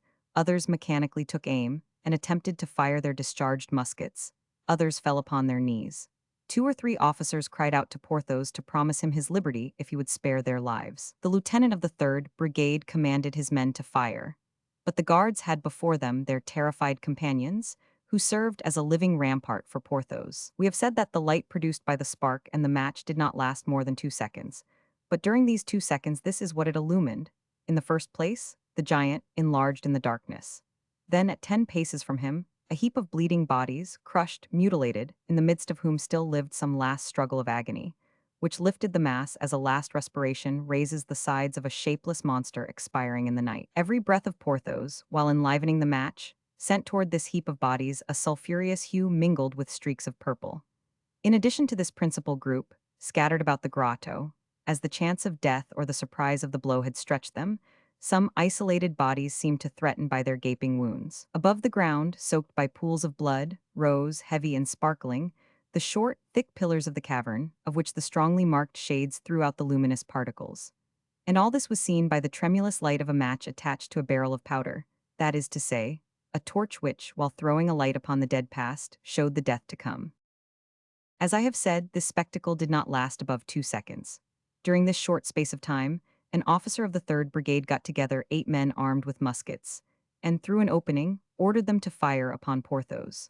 But they who received the order to fire trembled so that 3 guards fell by the discharge, and the 5 other balls went hissing to splinter the vault, plow the ground, or indent the sides of the cavern. A burst of laughter replied to this volley. Then the arm of the giant swung round, then was seen to pass through the air, like a falling star, the train of fire.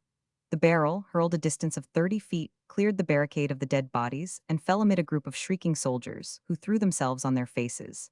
The officer had followed the brilliant train in the air.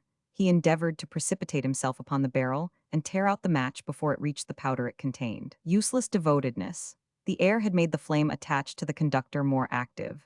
The match, which at rest might have burned 5 minutes, was consumed in 30 seconds, and the infernal work exploded. Furious vortices, hissings of sulfur and nitre, devouring ravages of the fire which caught to objects, the terrible thunder of the explosion, this is what the second which followed the 2 seconds we have described, disclosed in that cavern, equal in horrors to a cavern of demons.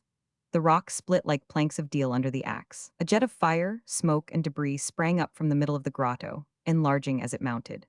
The large walls of silex tottered and fell upon the sand, and the sand itself, an instrument of pain when launched from its hardened bed, riddled the face with its myriads of cutting atoms. Cries, howlings, imprecations, and existences, all were extinguished in one immense crash. The 3 first compartments became a gulf into which fell back again, according to its weight, every vegetable, mineral, or human fragment. Then the lighter sand and ashes fell in their turns, stretching like a gray winding sheet and smoking over these dismal funerals. And now seek in this burning tomb, in this subterraneous volcano, seek for the king's guards with their blue coats laced with silver. Seek for the officers brilliant in gold. Seek for the arms upon which they depended for their defense. Seek for the stones that have killed them, the ground that has borne them. One single man has made of all this a chaos more confused, more shapeless, more terrible than the chaos which existed an hour before God had created the world. There remained nothing of the three compartments, nothing by which God could have known his own work. As to Porthos, after having hurled the barrel of powder amid his enemies, he had fled as Aramis had directed him to do, and had gained the last apartment, into which air, light, and sunshine penetrated through the opening. Therefore, scarcely had he turned the angle which separated the third compartment from the fourth, than he perceived at 100 paces from him the bark dancing on the waves. There were his friends, there was liberty, there was life after victory. 6 more of his formidable strides, and he would be out of the vault, out of the vault. 2 or 3 vigorous springs, and he would reach the canoe. Suddenly he felt his knees give way. His knees appeared powerless, his legs to yield under him. "Oh, oh," murmured he, "there is my fatigue seizing me again. I can walk no further. What is this?" Aramis perceived him through the opening, and unable to conceive what could induce him to stop thus. "Come on, Porthos, come on," cried he, "come quickly." "Oh," replied the giant, making an effort which acted upon every muscle of his body. "Oh, but I cannot."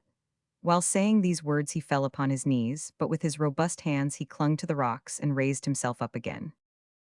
"Quick, quick," repeated Aramis, bending forward toward the shore, as if to draw Porthos toward him with his arms. "Here I am," stammered Porthos, collecting all his strength to make one step more. "In the name of heaven, Porthos, make haste, the barrel will blow up." "Make haste, Monseigneur," shouted the Bretons to Porthos, who was floundering as in a dream. But there was no longer time. The explosion resounded, the earth gaped, the smoke which rushed through the large fissures obscured the sky. The sea flowed back as if driven by the blast of fire which darted from the grotto as if from the jaws of a gigantic chimera. The reflux carried the bark out 20 toises, the rocks cracked to their base and separated like blocks beneath the operation of wedges. A portion of the vault was carried up toward heaven, as if by rapid currents, the rose-colored and green fire of the sulfur, the black lava of the argillaceous liquefactions clashed and combated for an instant beneath a majestic dome of smoke. Then, at first oscillated, then declined, then fell successively the long angles of rock which the violence of the explosion had not been able to uproot from their bed of ages. They bowed to each other like grave and slow old men, then prostrating themselves, embedded forever in their dusty tomb. This frightful shock seemed to restore to Porthos the strength he had lost. He arose, himself a giant among these giants. But at the moment he was flying between the double hedge of granite phantoms, these latter, which were no longer supported by the corresponding links, began to roll with a crash around this Titan, who looked as if precipitated from heaven amid rocks which he had just been launching at it. Porthos felt the earth beneath his feet shaken by this long rending. He extended his vast hands to the right and left to repulse the falling rocks. A gigantic block was held back by each of his extended hands. He bent his head, and a third granite mass sank between his 2 shoulders.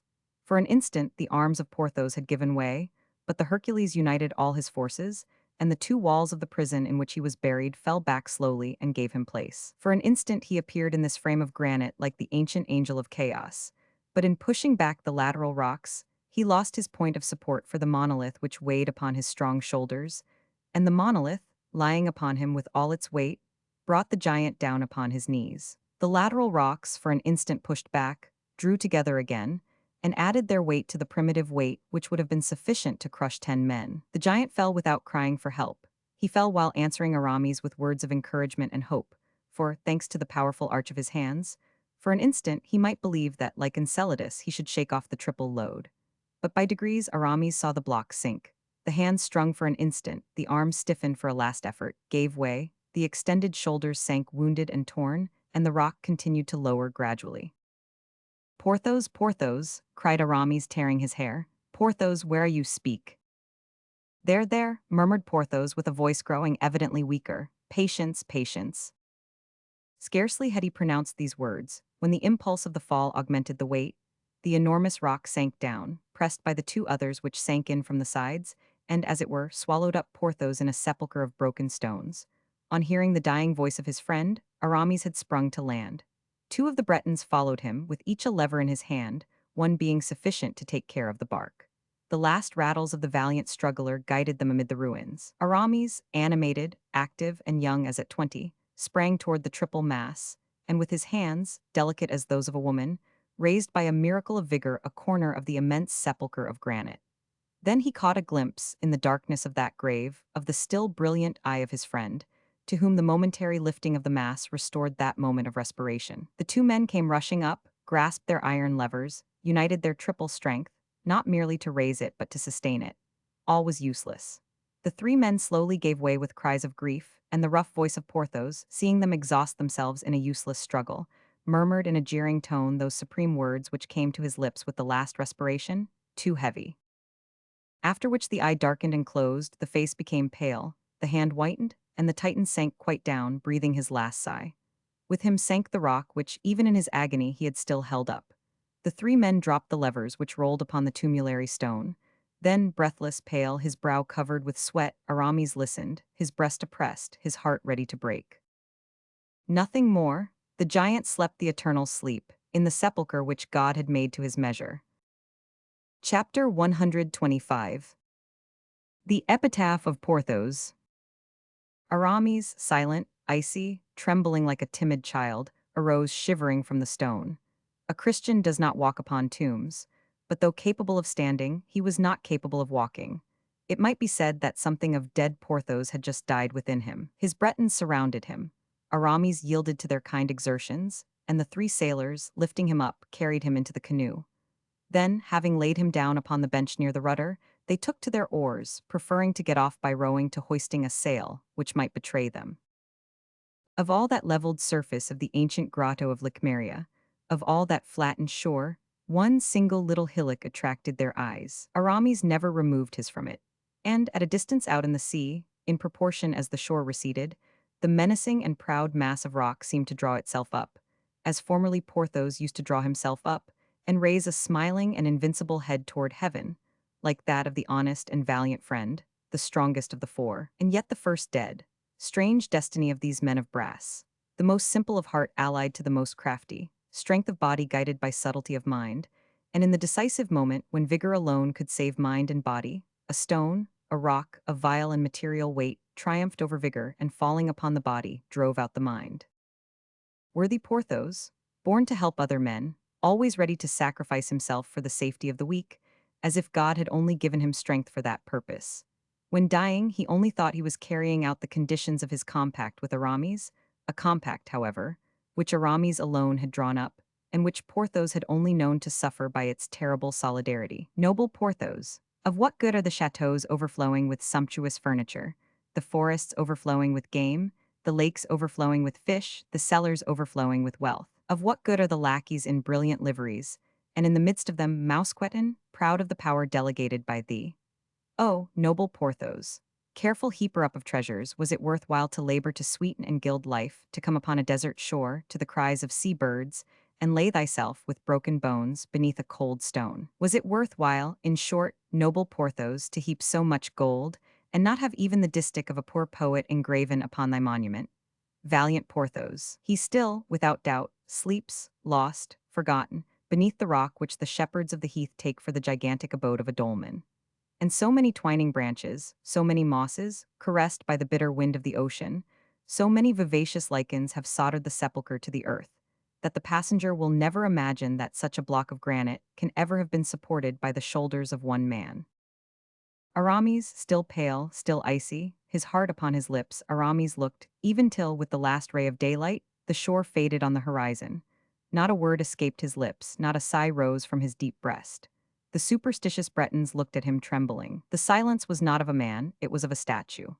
In the meantime, with the first gray lines that descended from the heavens, the canoe had hoisted its little sail, which, swelling with the kisses of the breeze, and carrying them rapidly from the coast, made brave way with its head towards Spain, across the terrible Gulf of Gascony, so rife with tempests. But scarcely half an hour after the sail had been hoisted, the rowers became inactive, reclining upon their benches, and making an eye shade with their hands, pointed out to each other a white spot which appeared on the horizon, as motionless as is in appearance a gull rocked by the insensible respiration of the waves.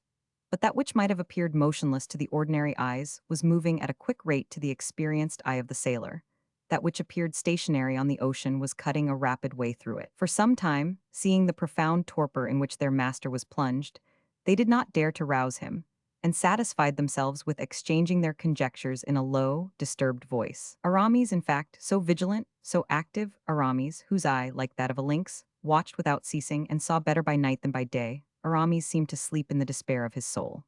An hour passed thus, during which daylight gradually disappeared, but during which also the sail in view gained so swiftly on the bark that Ghone, one of the three sailors, ventured to say aloud, "Monseigneur, we are being chased." Aramis made no reply, the ship still gained upon them. Then, of their own accord, two of the sailors, by the direction of the patron Eve, lowered the sail, in order that that single point which appeared above the surface of the waters should cease to be a guide to the eye of the enemy who was pursuing them. On the part of the ship in sight, on the contrary, two more small sails were run up at the extremities of the masts. Unfortunately, it was the time of the finest and longest days of the year, and the moon, in all her brilliancy, succeeded to this inauspicious daylight. The balancelle, which was pursuing the little bark before the wind, had then still half an hour of twilight, and a whole night almost as light as day. "Monseigneur, Monseigneur, we are lost," said the patron. "Look, they see us although we have lowered our sail." "That is not to be wondered at," murmured one of the sailors, "since they say that, by the aid of the devil, the people of the cities have fabricated instruments with which they see as well at a distance as near, by night as well as by day." Aramis took a telescope from the bottom of the boat, arranged it silently, and passing it to the sailor. "Here," said he, "look." The sailor hesitated. "Don't be alarmed," said the bishop. "There is no sin in it, and if there is any sin, I will take it upon myself." The sailor lifted the glass to his eye and uttered a cry. He believed that the vessel, which appeared to be distant about cannon shot, had suddenly, and at a single bound, cleared the distance. But on withdrawing the instrument from his eye, he saw that, except the way which the balancelle had been able to make during that short instant, it was still at the same distance. "So," murmured the sailor, "they can see us as we see them." "They see us," said Aramis, and sank again into his impassibility. "How they see us," said the patron Eve, "impossible." "Well, patron, look yourself," said the sailor, and he passed to him the glass. "Monseigneur assures me that the devil has nothing to do with this?" asked the patron. Aramis shrugged his shoulders. The patron lifted the glass to his eye. "Oh, Monseigneur," said he, "it is a miracle they are there. It seems as if I were going to touch them. 25 men at least. Ah, I see the captain forward. He holds a glass like this and is looking at us. Ah, he turns round and gives an order. They are rolling a piece of cannon forward. They are charging it. They are pointing it. Misericord, they are firing at us." And by a mechanical movement, the patron took the glass off, and the objects, sent back to the horizon, appeared again in their true aspect. The vessel was still at the distance of nearly a league, but the maneuver announced by the patron was not less real. A light cloud of smoke appeared under the sails, more blue than they, and spreading like a flower opening. Then, at about a mile from the little canoe, they saw the ball take the crown off 2 or 3 waves, dig a white furrow in the sea, and disappear at the end of that furrow, as inoffensive as the stone with which, at play, a boy makes ducks and drakes. That was at once a menace and a warning. "What is to be done?" asked the patron. "They will sink us," said Ghone. "Give us absolution, Monseigneur," and the sailors fell on their knees before him. "You forget that they can see you," said he. "That is true," said the sailors, ashamed of their weakness. "Give us your orders, Monseigneur. We are ready to die for you." "Let us wait," said Aramis. "How let us wait?" "Yes, do you not see, as you just now said, that if we endeavor to fly they will sink us?" "But perhaps," the patron ventured to say, "perhaps, by the favor of the night we could escape them." "Oh," said Aramis, "they have, little doubt, some Greek fire to lighten their own course and ours likewise." At the same moment, as if the little vessel wished to reply to the appeal of Aramis, a second cloud of smoke mounted slowly to the heavens, and from the bosom of that cloud sparkled an arrow of flame, which described its parabola like a rainbow, and fell into the sea, where it continued to burn, illuminating a space of 1/4 of a league in diameter. The Bretons looked at each other in terror. "You see plainly," said Aramis, "it will be better to wait for them." The oars dropped from the hands of the sailors, and the bark, ceasing to make way, rocked motionless on the summits of the waves. Night came on, but the vessel still approached nearer. It might be said it redoubled its speed with the darkness. From time to time, as a bloody-necked vulture rears its head out of its nest, the formidable Greek fire darted from its sides, and cast its flame into the ocean like an incandescent snow. At last it came within musket shot. All the men were on deck, arms in hand. The cannoneers were at their guns, the matches were burning. It might be thought they were about to board a frigate and to combat a crew superior in number to their own, and not to take a canoe manned by 4 people. "Surrender!" cried the commander of the balancelle, with the aid of his speaking trumpet. The sailors looked at Aramis. Aramis made a sign with his head. The patron Eve waved a white cloth at the end of a gaff. This was like striking their flag. The vessel came on like a racehorse. It launched a fresh Greek fire which fell within 20 paces of the little canoe and threw a stronger light upon them than the most ardent ray of the sun could have done. At the first sign of resistance, cried the commander of the balancelle, "Fire!" and the soldiers brought their muskets to the present. "Did not we say we surrendered?" said the patron Eve. "Living, living, captain," cried some highly exalted soldiers, "they must be taken living." "Well, yes, living," said the captain. Then turning toward the Bretons, "Your lives are all safe, my friends," cried he, "except the Chevalier de Herblay." Aramis started imperceptibly.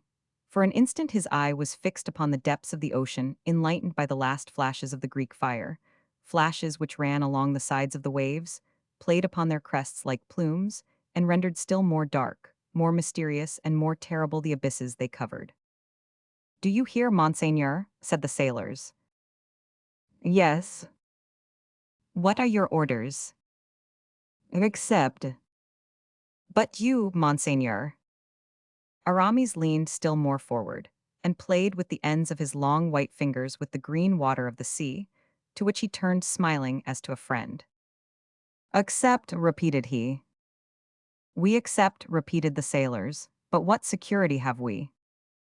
"The word of a gentleman," said the officer. "By my rank and by my name I swear that all but Le Chevalier de Herblay shall have their lives spared. I am lieutenant of the king's frigate the Pomona, and my name is Louis Constant de Pressigny."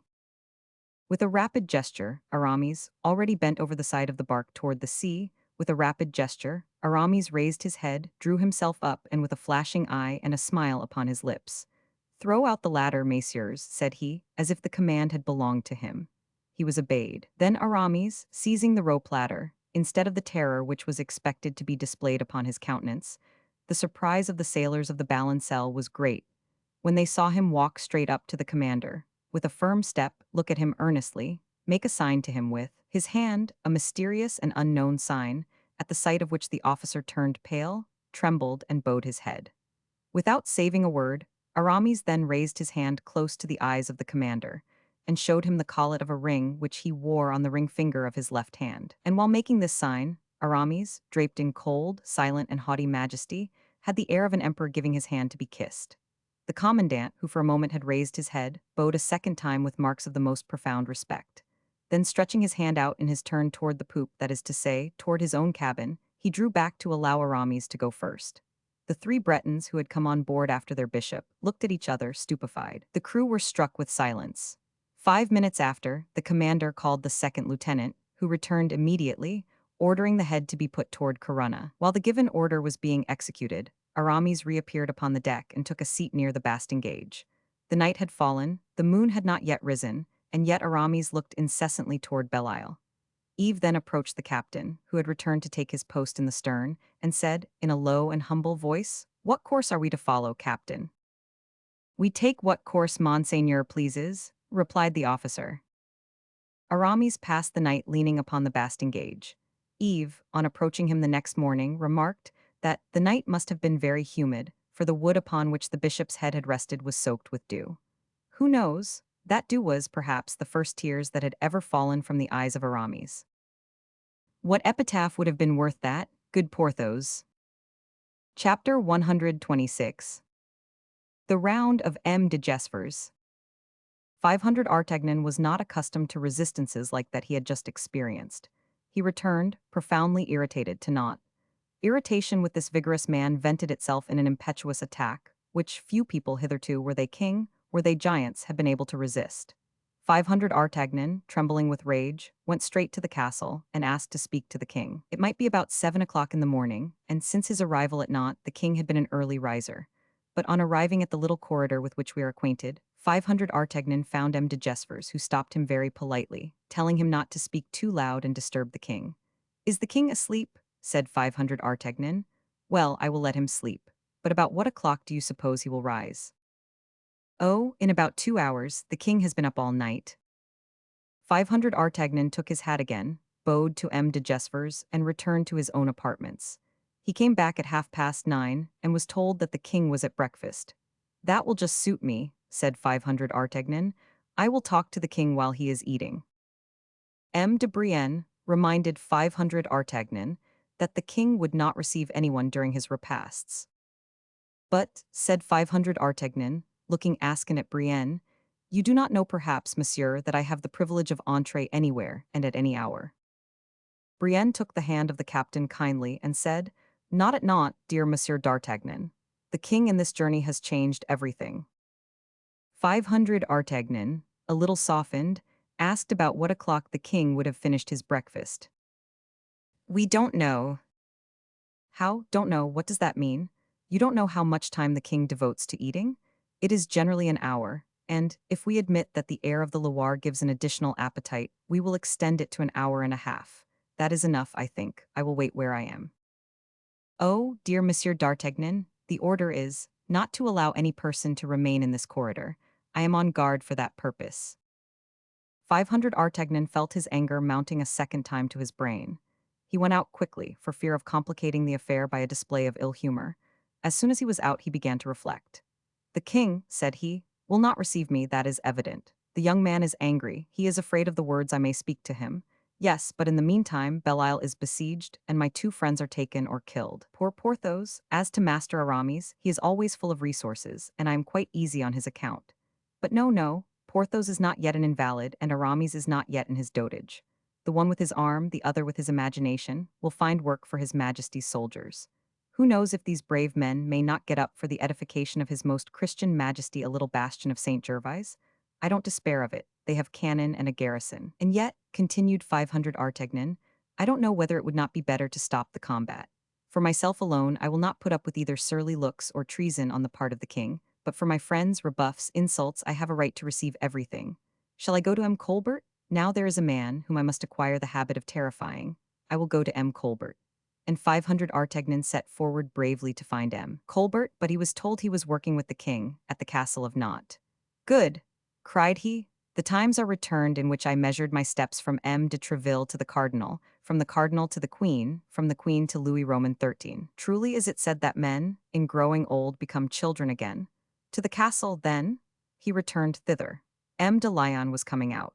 He gave 500 Artagnan both hands, but told him that the king had been busy all the preceding evening and all night, and that orders had been given that no one should be admitted.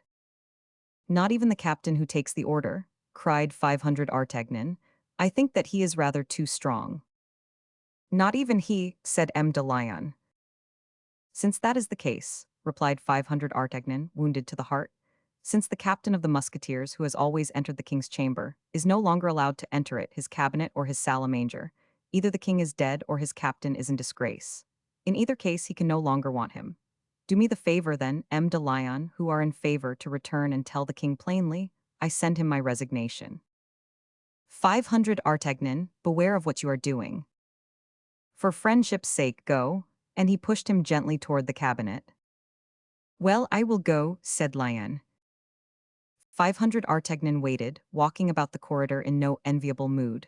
Lyon returned. Well, what did the king say? Exclaimed 500 Artagnan. He simply answered, that is well, replied Lyon. That was well, said the captain with an explosion. That is to say that he accepts it? Good, now then I am free. I am only a plain citizen, M. de Lyon. I have the pleasure of bidding you goodbye. Farewell, castle, corridor, antechamber. A bourgeois about to breathe at liberty takes his farewell of you. And without waiting longer, the captain sprang from the terrace down the staircase, where he had picked up the fragments of Gerville's letter. 5 minutes after, he was at the hostelry, where, according to the custom of all great officers who have lodgings at the castle, he had taken what was called his city chamber. But when arrived there, instead of throwing off his sword and cloak, he took his pistols, put his money into a large leather purse, sent for his horses from the castle stables, and gave orders for reaching Vannes during the night. Everything went on according to his wishes. At 8 o'clock in the evening, he was putting his foot in the stirrup, when M. de Gesvres appeared at the head of 12 guards in front of the hostelry. 500 Artagnan saw all from the corner of his eye. He could not fail seeing 13 men and 13 horses. but he feigned not to observe anything and was about to put his horse in motion. Gessvers rode up to him. "Monsieur d'Artagnan?" said he aloud. "Ah, Monsieur de Gessvers, good evening. One would say you were getting on horseback. More than that, I am mounted, as you see. It is fortunate I have met with you. Were you looking for me, then?" "Mon Dieu, yes. On the part of the king, I will wager." "Yes." "As I, 3 days ago, went in search of M. Fouquet." "Go." "Nonsense, it is of no use being delicate with me, that is all labor lost. Tell me at once you are come to arrest me." "To arrest you, good heavens, no." "Why do you come to accost me with 12 horsemen at your heels, then?" "I am making my round." "That isn't bad, and so you pick me up in your round, eh?" "I don't pick you up, I meet with you, and I beg you to come with me." "Where?" "To the king." "Good," said 500 Artagnan with a bantering air. "The king has nothing to do at last." "For heaven's sake, captain," said M. de Gessvers in a low voice to the musketeer, "do not compromise yourself, these men hear you." 500 Artagnan laughed aloud, and replied, "March, people who are arrested are placed between the 6 first guards and the 6 last." "But as I do not arrest you," said M. de Gessvers, "you will march behind with me if you please." "Well," said 500 Artagnan, "that is very polite, duck, and you are right in being so, for if ever I had had to make my rounds near your chamber de ville, I should have been courteous to you, I assure you, by the faith of a gentleman. Now, one favor more, what does the king want with me?" "Oh, the king is furious." "Very well, the king, who has thought it worthwhile to be furious, may take the trouble of getting calm again. That is all that. I shan't die of that, I will swear." "No, but I shall be sent to keep company with poor M. Fouquet. Mordieu, that is a gallant man, a worthy man. We shall live very sociably together, I will be bound." "Here we are at our place of destination," said the duck. "Captain, for heaven's sake be calm with the king." "Ah, ah, you are playing the brave man with me, duck," said 500 Artagnan, throwing one of his defiant glances over to Gessvers. "I have been told that you are ambitious of uniting your guards with my musketeers. This strikes me as a capital opportunity. I will take devilish good care not to avail myself of it, captain." "And why not?" "Oh, for many reasons. In the first place, for this. If I were to succeed you in the musketeers, after having arrested you—" "Ah, then, you admit you have arrested me." "No, I don't." "Say, met me then. So you were saying if you were to succeed me, after having arrested me, your musketeers, at the first exercise with ball cartridges, would all fire toward me by mistake." "Ah, as to that I won't say, for the fellows do love me a little." Gessvers made 500 Artagnan pass in first, and took him straight to the cabinet, where the king was waiting for his captain of the musketeers, and placed himself behind his colleague in the antechamber. The king could be heard distinctly, speaking aloud to Colbert, in the same cabinet where Colbert might have heard, a few days before, the king speaking aloud with M. d'Artagnan. The guards remained as a mounted piquet before the principal gate, and the report was quickly spread through the city that Monsieur le Capitaine of the Musketeers had just been arrested by order of the king. Then, these men were seen to be in motion, as in the good old times of Louis Roman XIII. And M. de Treville, groups were formed, the staircases were filled. Vague murmurs, issuing from the courts below, came rolling up to the upper stories, like the hoarse moanings of the tide waves. M. de Gessvers became very uneasy. He looked at his guards, who, after being interrogated by the musketeers who had just got among their ranks, began to shun them with a manifestation of uneasiness. 500 Artagnan was certainly less disturbed than M. de Gessvers, the captain of the guards, was. As soon as he entered, he had seated himself on the ledge of a window, whence, with his eagle glance, he saw all that was going on, without the least emotion. None of the progress of the fermentation which had manifested itself at the report of his arrest had escaped him. He foresaw the moment when the explosion would take place, and we know that his previsions were pretty correct.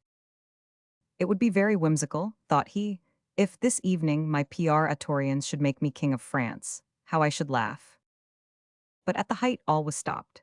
Guards, musketeers, officers, soldiers, murmurs and uneasinesses all dispersed, vanished, died away. No more tempest, no more menace, no more sedition. One word had calmed all the waves.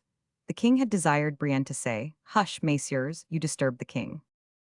500 Artagnan sighed. "All is over," said he. "The musketeers of the present day are not those of His Majesty Louis Roman XIII. All is over."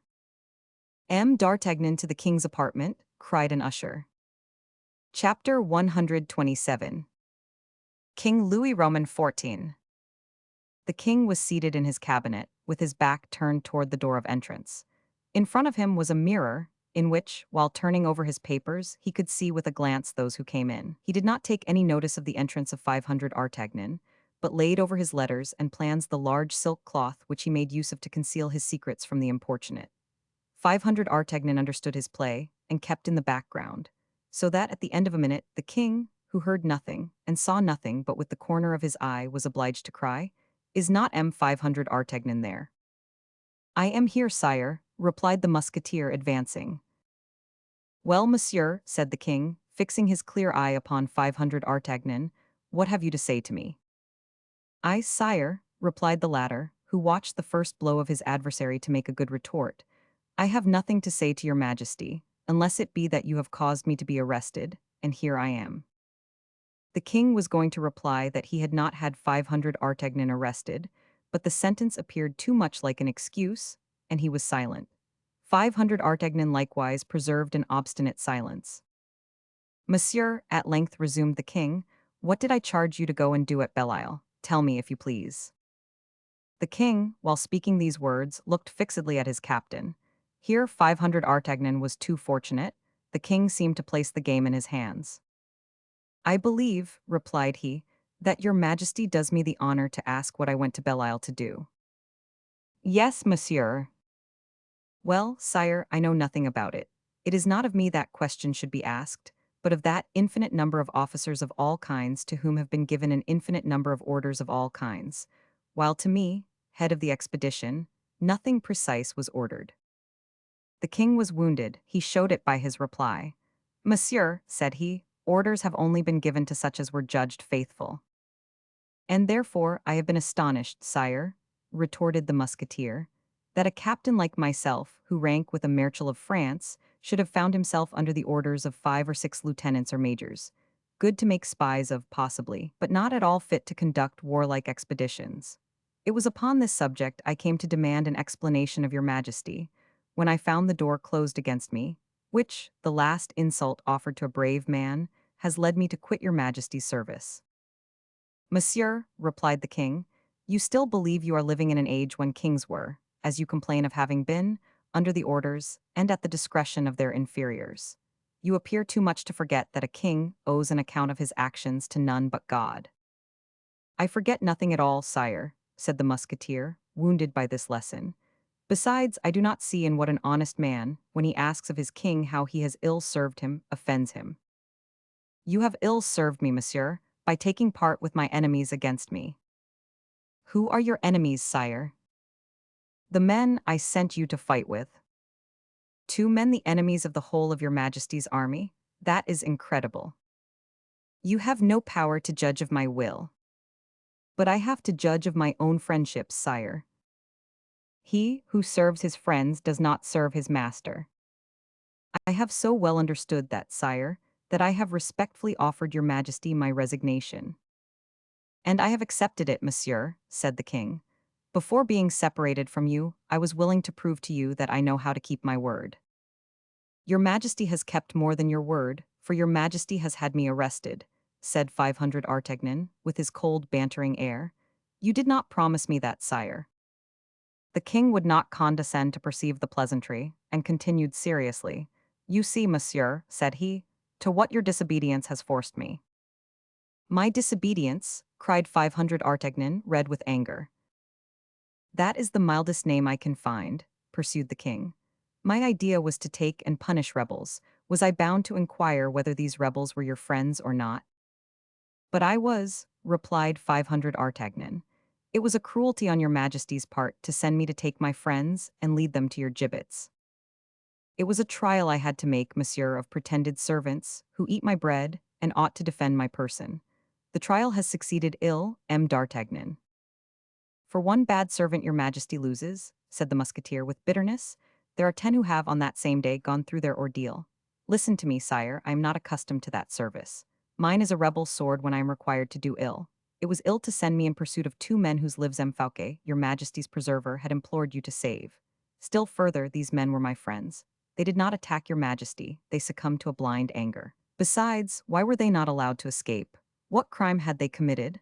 I admit that you may contest with me the right of judging of their conduct. But why suspect me before the action? Why surround me with spies? Why disgrace me before the army? Why me, in whom you have to this time showed the most entire confidence? Me who for 30 years have been attached to your person, and have given you 1,000 proofs of devotedness. For it must be said, now that I am accused, why reduce me to see 3,000 of the king's soldiers march in battle against 2 men? One would say you have forgotten what these men have done to me, said the king, in a hollow voice, and that it was no merit of theirs that I was not lost. Sire, one would say that you forget I was there. Enough, M. d'Artagnan, enough of these dominating interests which arise to keep the sun from my interests. I am founding a state in which there shall be but one master, as I promised you formerly. The moment is come for keeping my promise. You wish to be, according to your tastes or your friendships, free to destroy my plans and save my enemies? I will thwart you or will leave you. Seek a more compliant master. I know full well that another king would not conduct himself as I do, and would allow himself to be dominated over by you, at the risk of sending you some day to keep company with M. Fouquet and the others, but I have a good memory, and for me, services are sacred titles to gratitude, to impunity.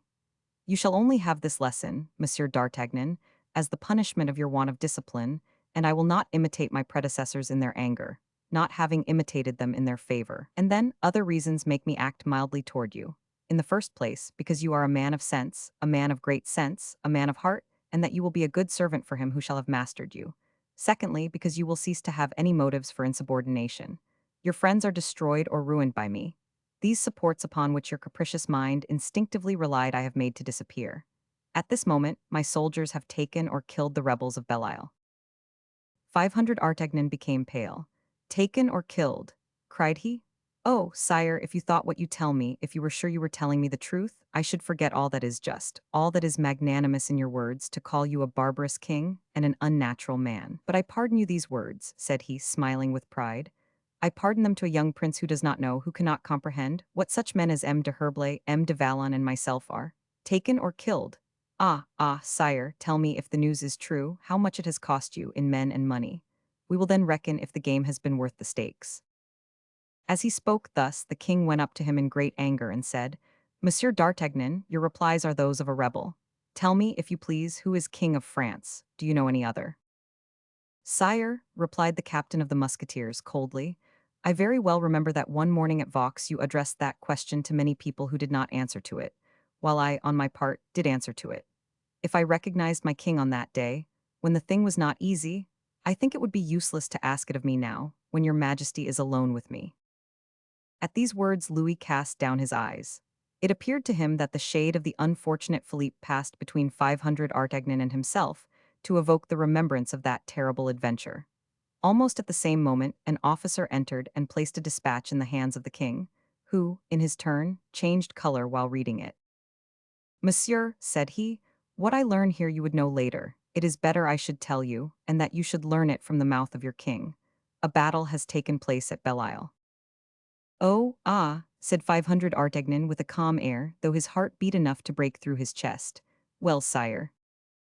Well, monsieur, and I have lost 110 men. A beam of joy and pride shone in the eyes of 500 Artagnan. And the rebels? Said he. The rebels have fled, said the king. 500 Artagnan could not restrain a cry of triumph. Only, added the king, I have a fleet which closely blockades Belle Isle, and I am certain no bark can escape. So that, said the musketeer, brought back to his dismal ideas, if these 2 gentlemen are taken. They will be hanged, said the king quietly.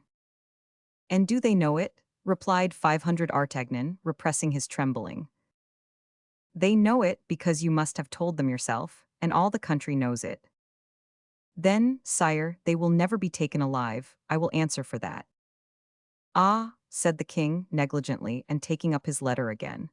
Very well, they will be dead then, Monsieur d'Artagnan, and that will come to the same thing, since I should only take them to have them hanged. 500 Artagnan wiped the sweat which flowed from his brow. I have told you, pursued Louis Roman XIV, that I would one day be an affectionate, generous, and constant master. You are now the only man of former times worthy of my anger or my friendship. I will not be sparing of either to you, according to your conduct. Could you serve a king, Monsieur d'Artagnan, who should have 100 kings his equals in the kingdom? Could I tell me, do, with such weakness, the great things I meditate? Have you ever seen an artist effect solid works with a rebellious instrument? Far from us, monsieur, those old leavens of feudal abuses. The Fronde, which threatened to ruin the monarchy, has emancipated it. I am master at home, Captain d'Artagnan, and I shall have servants who, wanting perhaps your genius, will carry devotedness and obedience up to heroism. Of what consequence, I ask you, of what consequence is it that God has given no genius to arms and legs? It is to the head he has given it, and the head, all the rest obey. I am the head. 500 Artagnan started. Louis Roman XIV continued as if he had seen nothing, although this emotion had not at all escaped him. Now, let us conclude between us two that bargain which I promised to make with you one day when you found me very little at Blois. Do me justice, monsieur, when you think that I do not make any one pay for the tears of shame I then shed. Look around you, lofty heads have bowed, bow yours, or choose the exile that will best suit you. Perhaps when reflecting upon it, you will find that this king is a generous heart, who reckons sufficiently upon your loyalty to allow you to leave him dissatisfied when you possess a great state secret. You are a brave man, I knew you to be so. Why have you judged me before term? Judge me from this day forward, 500 Artagnan, and be as severe as you please. 500 Artagnan remained bewildered, mute, undecided for the first time in his life. He had just found an adversary worthy of him. This was no longer trick, it was calculation. It was no longer violence, it was strength. It was no longer passion, it was will. It was no longer boasting, it was counsel. This young man who had brought down Fouquet, and could do without 500 Artagnan, deranged all the somewhat headstrong calculations of the musketeer. Come, let us see what stops you, said the king, kindly.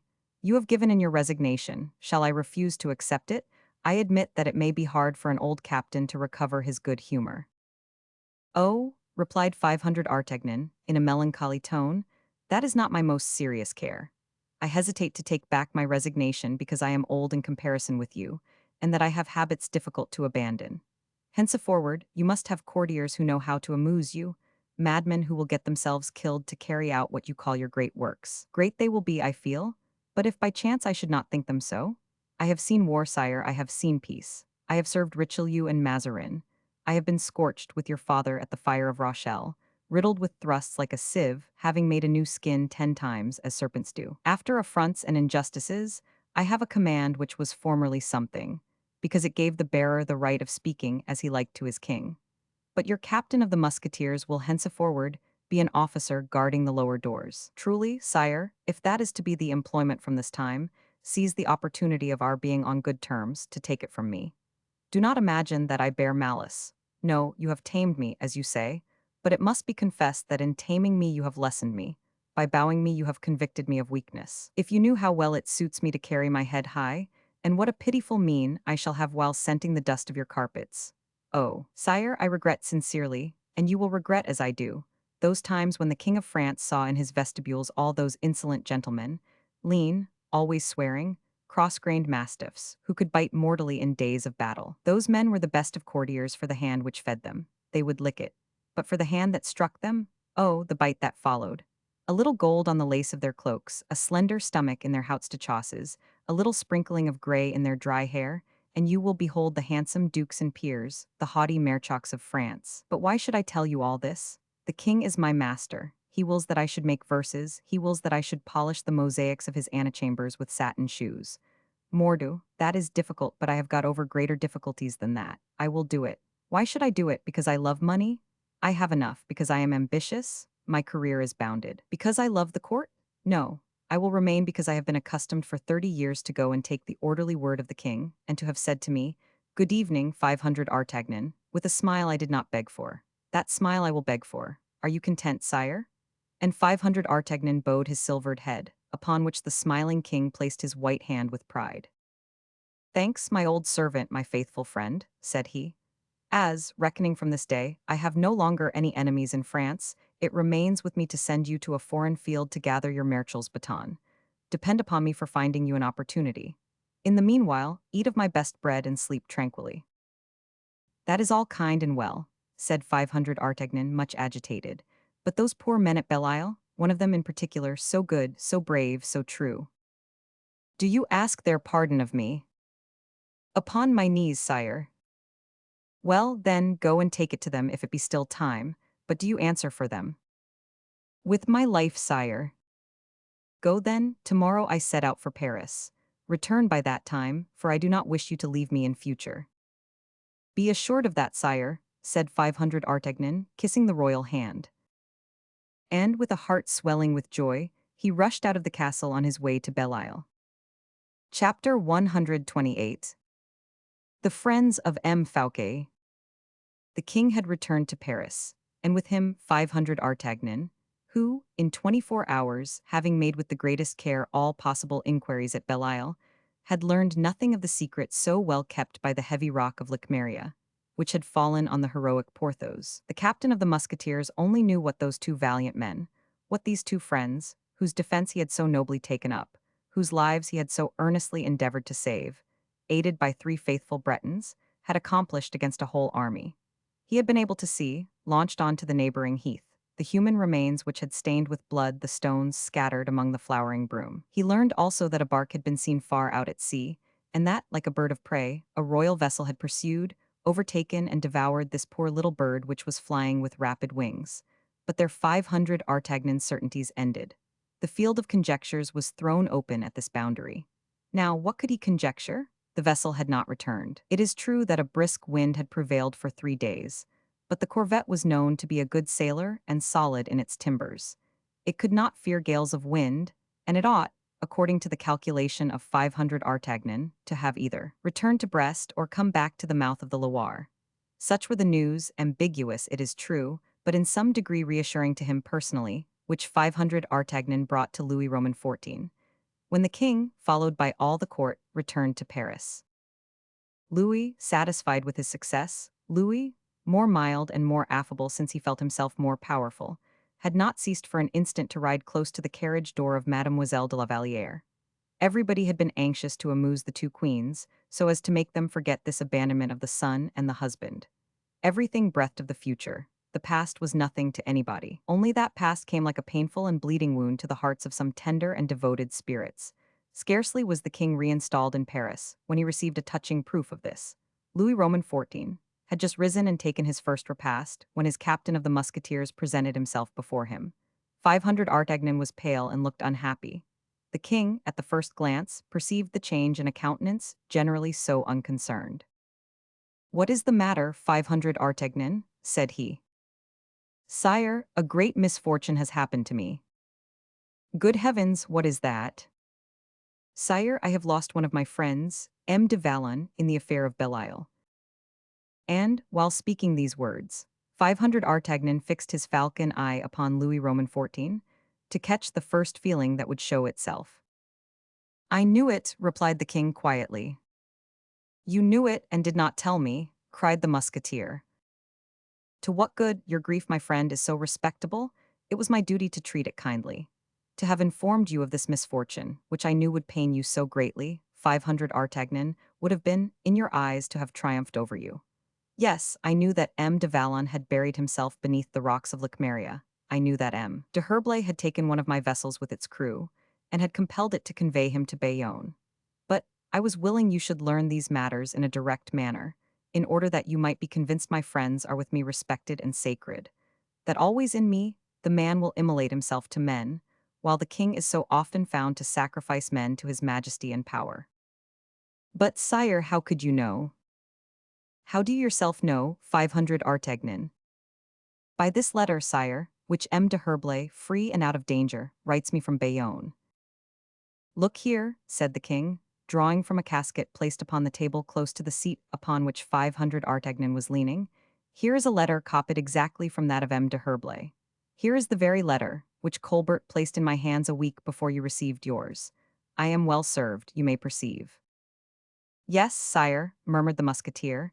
You were the only man whose fortune was capable of dominating the fortunes and strength of my two friends. You have used it, sire, but you will not abuse it, will you? 500 Artagnan, said the king, with a smile beaming with kindness. I could have M. de Herblay carried off from the territories of the King of Spain and brought here alive to inflict justice upon him. But 500 Artagnan, be assured I will not yield to this first and natural impulse. He is free, let him continue free. Oh, sire, you will not always remain so clement, so noble, so generous as you have shown yourself with respect to me and M. de Herblay. You will have about you counselors who will cure you of that weakness. No, 500 Artagnan, you are mistaken when you accuse my council of urging me to pursue rigorous measures. The advice to spare M. de Herblay comes from Colbert himself. Oh, sire, said 500 Artagnan, extremely surprised. As for you, continued the king, with a kindness very uncommon with him, I have several pieces of good news to announce to you, but you shall know them, my dear captain, the moment I have made my accounts all straight. I have said that I wish to make, and would make, your fortune. That promise will soon be a reality. 1,000 times thanks, sire, I can wait. But I implore you, while I go and practice patience, that your majesty will deign to notice those poor people who have for so long a time besieged your antechamber, and come humbly to lay a petition at your feet. Who are they? Enemies of your majesty. The king raised his head. Friends of M. Fouquet, added 500 Artagnan. Their names: M. Gerville, M. Pelisson, and a poet, M. Jean de La Fontaine. The king took a moment to reflect. What do they want? I do not know. How do they appear? In great affliction. What do they say? Nothing. What do they do? They weep. Let them come in, said the king with a serious brow. 500 Artagnan turned rapidly on his heel, raised the tapestry which closed the entrance to the royal chamber, and directing his voice to the adjoining room, cried, "Introduce."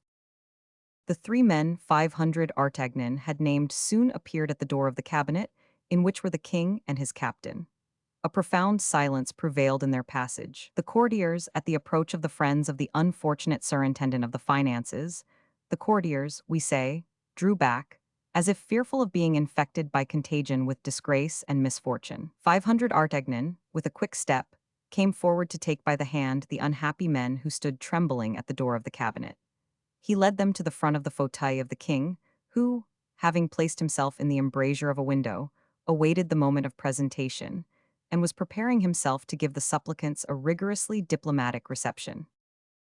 The first of the friends of Fouquet that advanced was Pelisson. He did not weep, but his tears were only restrained that the king might the better hear his voice and his prayer. Gerville bit his lips to check his tears, out of respect for the king. La Fontaine buried his face in his handkerchief, and the only signs of life he gave were the convulsive motions of his shoulders, raised by his sobs. The king had preserved all his dignity. His countenance was impassible. He had even maintained the frown which had appeared when 500 Artagnan had announced his enemies to him. He made a gesture which signified, "Speak," and he remained standing, with his eyes searchingly fixed upon these desponding men. Pelisson bowed down to the ground, and La Fontaine knelt as people do in churches. This obstinate silence, disturbed only by such dismal sighs and groans, began to excite in the king, not compassion, but impatience. "Monsieur Pelisson," said he, in a sharp, dry tone, "Monsieur Gerville, and you, monsieur," and he did not name La Fontaine, "I cannot, without sensible displeasure, see you come to plead for one of the greatest criminals that it is the duty of my justice to punish. A king does not allow himself to be softened but by tears and remorse, the tears of the innocent, the remorse of guilty. I have no faith either in the remorse of M. Fouquet or the tears of his friends, because the one is tainted to the very heart, and the others ought to dread coming to offend me in my own palace. For these reasons, I beg you, Monsieur Pelisson, Monsieur Gerville, and you, Monsieur, to say nothing that will not plainly proclaim the respect you have for my will." "Sire," replied Pelisson, trembling at these terrible words, "we are come to say nothing to your majesty that is not the most profound expression of the most sincere respect and love which are due to a king from all his subjects. Your majesty's justice is redoubtable, every one must yield to the sentences it pronounces. We respectfully bow before it. Far from us be the idea of coming to defend him who has had the misfortune to offend your majesty. He who has incurred your displeasure may be a friend of ours, but he is an enemy to the state. We abandon him, but with tears, to the severity of the king." "Besides," interrupted the king, calmed by that supplicating voice and those persuasive words, my parliament will decide. I do not strike without having weighed a crime. My justice does not wield the sword without having employed the scales. Therefore have we every confidence in that impartiality of the king, and hope to make our feeble voices heard, with the consent of your majesty, when the hour for defending an accused friend shall strike for us. In that case, messieurs, what do you ask of me? Said the king with his most imposing air. Sire, continued Pelisson, the accused leaves a wife and a family. The little property he had was scarcely sufficient to pay his debts, and Madame Fouquet, since the captivity of her husband, is abandoned by everybody. The hand of your majesty strikes like the hand of God. When the Lord sends the curse of leprosy or pestilence into a family, every one flies and shuns the abode of the leprous or the plague-stricken. Sometimes, but very rarely, a generous physician alone ventures to approach the accursed threshold, passes it with courage, and exposes his life to combat death. He is the last resource of the dying. He is the instrument of heavenly mercy. Sire, we supplicate you, with clasped hands and bended knees, as a divinity is supplicated. Madame Fouquet has no longer any friends, no longer any support. She weeps in her poor deserted house, abandoned by all those who besieged its doors in the hour of prosperity. She has neither credit nor hope left. At least the unhappy wretch upon whom your anger falls receives from you, however culpable he may be, the daily bread which is moistened by his tears. As much afflicted, more destitute than her husband, Madame Fouquet, she, who had the honor to receive your majesty at her table. Madame Fouquet, the wife of the ancient surintendant of your majesty's finances, Madame Fouquet has no longer bread. Here the mortal silence which enchained the breath of Pelisson's two friends was broken by an outburst of sobs, and 500 Artagnan, whose chest heaved at hearing this humble prayer, turned round toward the angle of the cabinet to bite his mustache and conceal his sighs.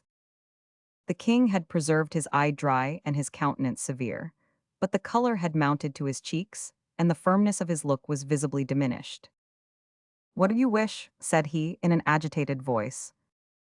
"We come humbly to ask your majesty," replied Pelisson, upon whom emotion was fast gaining, "to permit us, without incurring the displeasure of your majesty, to lend to Madame Fouquet 2,000 pistoles collected among the old friends of her husband, in order that the widow may not stand in need of the necessaries of life." At the word widow, pronounced by Pelisson while Fouquet was still alive, the king turned very pale, his pride fell, pity rose from his heart to his lips. He cast a softened look upon the men who knelt sobbing at his feet. "God forbid," said he, "that I should confound the innocent with the guilty. They know me but ill who doubt my mercy toward the weak. I strike none but the arrogant. Do, messieurs, do all that your hearts counsel you to assuage the grief of Madame Fouquet. Go, messieurs, go." The three men arose in silence with dried eyes. The tears had been dried up by contact with their burning cheeks and eyelids. They had not the strength to address their thanks to the king, who himself cut short their solemn reverences by entrenching himself suddenly behind the fauteuil. 500 Artagnan remained alone with the king. "Well," said he, approaching the young prince, who interrogated him with his look. "Well, my master, if you had not the device which belongs to your son, I would recommend you one which M. Conrart should translate into Latin, mild with the lowly, rough with the strong." The king smiled and passed into the next apartment, after having said to 500 Artagnan, "I give you the leave of absence you must want to put the affairs of your friend, the late M. de Valon, in order." Chapter 129. Porthos' will. At Pierrefonds everything was in mourning. The courts were deserted, the stables closed, the parterres neglected. In the basins, the fountains, formerly so spreading, noisy, and sparkling, had stopped of themselves. Along the roads around the chateau came a few grave personages mounted upon mules or farm nags. These were country neighbors, cures, and bailiffs of adjacent estates. All these people entered the chateau silently, gave their nags to a melancholy-looking groom, and directed their steps, conducted by a huntsman in black, to the great dining room, where Mousqueton received them at the door. Mousqueton had become so thin in 2 days that his clothes moved upon him like sheaths which are too large, and in which the blades of swords dance about at each motion. His face, composed of red and white, like that of the Madonna of Vandyck, was furrowed by 2 silver rivulets which had dug their beds in his cheeks, as full formerly as they had become flabby since his grief began. At each fresh arrival, Mousqueton found fresh tears, and it was pitiful to see him press his throat with his fat hand to keep from bursting into sobs and lamentations. All these visits were for the purpose of hearing the reading of Porthos' will, announced for that day, and at which all the covetousness and all the friendships connected with the defunct were anxious to be present, as he had left no relation behind him. The visitors took their places as they arrived, and the great room had just been closed when the clock struck 12, the hour fixed for the reading of the important document. Porthos procureur, and that was naturally the successor of Master Coquenard, commenced by slowly unfolding the vast parchment upon which the powerful hand of Porthos had traced his sovereign will. The seal broken, the spectacles put on, the preliminary cough having sounded, everyone opened his ears. Mousqueton had squatted himself in a corner, the better to weep and the better to hear.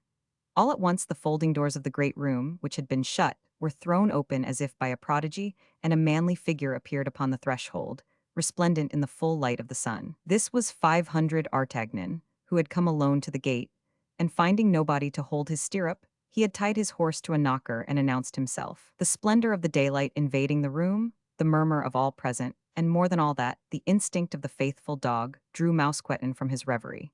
He raised his head, recognized the old friend of his master, and howling with grief, he embraced his knees, watering the floor with his tears. 500 Artagnan raised up the poor intendant, embraced him as if he had been a brother, and having nobly saluted the assembly, who all bowed as they whispered to each other his name, he went and took his seat at the extremity of the great carved oak hall, still holding by the hand poor Mousqueton, who was suffocating, and sunk down upon the steps.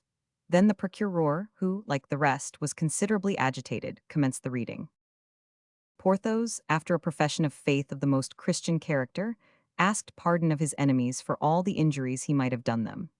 At this paragraph, a ray of inexpressible pride beamed from the eyes of 500 Artagnan. He recalled to his mind the old soldier. All those enemies of Porthos brought to the earth by his valiant hand, he reckoned up the numbers of them, and said to himself that Porthos had acted wisely not to detail his enemies or the injuries done to them, or the task would have been too much for the reader. Then came the following enumeration. I possess at this present time, by the grace of God, 1. The domain of Pierrefonds, lands, woods, meadows, waters, and forests, surrounded by good walls. 2. The domain of Bracia, chateau, forests, plowed lands, forming 3 farms. 3. The little estate de Vallon, so named because it is in the valley. Brave Porthos. 4. 50 farms in Touraine, amounting to 500 acres. 5. 3 mills upon the Cher, bringing in 600 livers each. 6. 3 fish pools in Berne, producing 200 livers a year. As to my personal or movable property, so called because it can be moved, as is so well explained by my learned friend the Bishop of Vannes, 500 Artagnan shuddered at the dismal remembrance attached to that name. The procureur continued imperturbably. They consist 1. In goods which I cannot detail here for want of room, and which furnish all my chateaux or houses, but of which the list is drawn up by my intendant. Every one turned his eyes toward Mousqueton, who was absorbed in his grief. 2. In 20 horses for saddle and draft, which I have particularly at my chateau of Pierrefonds, and which are called Bayard, Roland, Charlemagne, Pepin, Dunois, La Hire, Augier, Samson, Milo, Nimrod, Urganda, Armida, Falstrade, Dalila, Rebecca, Yolande, Finette, Grisette, Lysette, and Musette. 3. In 60 dogs forming 6 packs divided as follows. The first for the stag, the second for the wolf, the third for the wild boar, the fourth for the hare, and the 2 others for setters and protection. 4. In arms for war and the chase contained in my gallery of arms. 5. My wines of Anjou, selected for Athos, who liked them formerly. My wines of Burgundy, Champagne, Bordeaux, and Spain, stocking 8 cellars and 12 vaults in my various houses.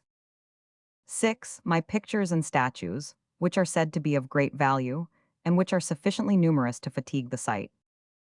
7. My library, consisting of 6,000 volumes, quite new, and have never been opened. 8. My silver plate, which is perhaps a little worn, but which ought to weigh from 1,000 to 1,200 pounds, for I had great trouble in lifting the coffer that contained it, and could not carry it more than 6 times round my chamber. 9. All these objects, in addition to the table and house linen, are divided in the residences I like the best. Here the reader stopped to take breath. Every one sighed, coughed, and redoubled his attention. The procureur resumed. I have lived without having any children, and it is probable I never shall have any, which to me is a cutting grief. And yet I am mistaken, for I have a son, in common with my other friends. That is M. Raoul Auguste Jules de Bragelonne, the true son of M. Vicomte de la Vallière. This young nobleman has appeared to me worthy to succeed to the three valiant gentlemen, of whom I am the friend and the very humble servant. Here a sharp sound interrupted the reader. It was 500 Artagnan's sword, which, slipping from his baldric, had fallen on the sonorous flooring. Everyone turned his eyes that way, and saw that a large tear had rolled from the thick lid of 500 Artagnan on to his aquiline nose, the luminous edge of which shone like a crescent enlightened by the sun. This is why, continued the procureur, I have left all my property, movable or immovable, comprised in the above enumerations, to M. le Vicomte Raoul Auguste Jules de Bragelonne, son of M. le Comte de la Vallière, to console him for the grief he seems to suffer, and enable him to support his name gloriously. A long murmur ran through the auditory. The procureur continued, seconded by the flashing eye of 500 Artagnan, which, glancing over the assembly, quickly restored the interrupted silence. On condition that M. le Vicomte de Bragelonne do give to M. le Chevalier d'Artagnan, captain of the king's musketeers, whatever the said Chevalier d'Artagnan may demand of my property. On condition that M. le Vicomte de Bragelonne do pay a good pension to M. le Chevalier de Herblay, my friend, if he should need it in exile. I leave to my intendant Mousqueton all my clothes, of city, war, or chase, to the number of 47 suits, with the assurance that he will wear them till they are worn out, for the love of, and in remembrance of his master. Moreover, I bequeath to M. le Vicomte de Bragelonne my old servant and faithful friend Mousqueton, already named, providing that the said Vicomte shall so act that Mousqueton shall declare when dying he has never ceased to be happy. On hearing these words, Mousqueton bowed, pale and trembling. His large shoulders shook convulsively. His countenance, impressed by a frightful grief, appeared from between his icy hands, and the spectators saw him stagger and hesitate, as if, though wishing to leave the hall, he did not know the way. Mousqueton, my good friend, said 500 Artagnan, go and make your preparations. I will take you with me to Athos' house, whither I shall go on leaving Pierrefonds. Mousqueton made no reply. He scarcely breathed, as if everything in that hall would from that time be foreign. He opened the door and disappeared slowly.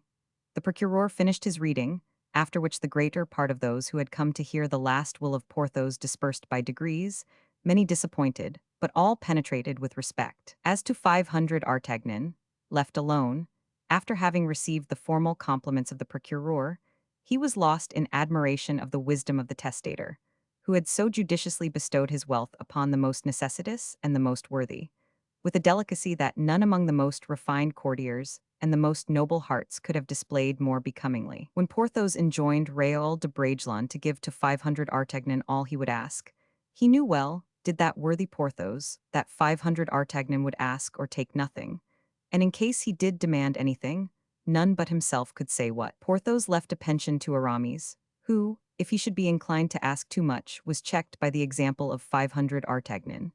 And that word exile, thrown out by the testator, without apparent intention, was it not the most mild, the most exquisite criticism upon that conduct of Aramis which had brought about the death of Porthos? But there was no mention of Athos in the testament of the dead. Could the latter for a moment suppose that the son would not offer the best part to the father? The rough mind of Porthos had judged all these causes, seized all these shades, better than the law, better than custom, better than taste. Porthos was a heart, said 500 Artagnan to himself with a sigh. As he made this reflection, he fancied he heard a groan in the room above him, and he thought immediately of poor Mousqueton, whom he felt it was a pleasing duty to divert from his grief. For this purpose he left the hall hastily to seek the worthy intendant, as he had not returned. He ascended the staircase leading to the first story, and perceived, in Porthos' own chamber, a heap of clothes of all colors and all materials, upon which Mousqueton had laid himself down after heaping them together. It was the legacy of the faithful friend. These clothes were truly his own, they had been given to him. The hand of Mousqueton was stretched over these relics, which he kissed with all his lips, with all his face, which he covered with his whole body. 500 Artagnan approached to console the poor fellow. "My God," said he does not stir, he has fainted." But 500 Artagnan was mistaken. Mousqueton was dead. Dead, like the dog who, having lost his master, comes back to die upon his cloak. Chapter 130.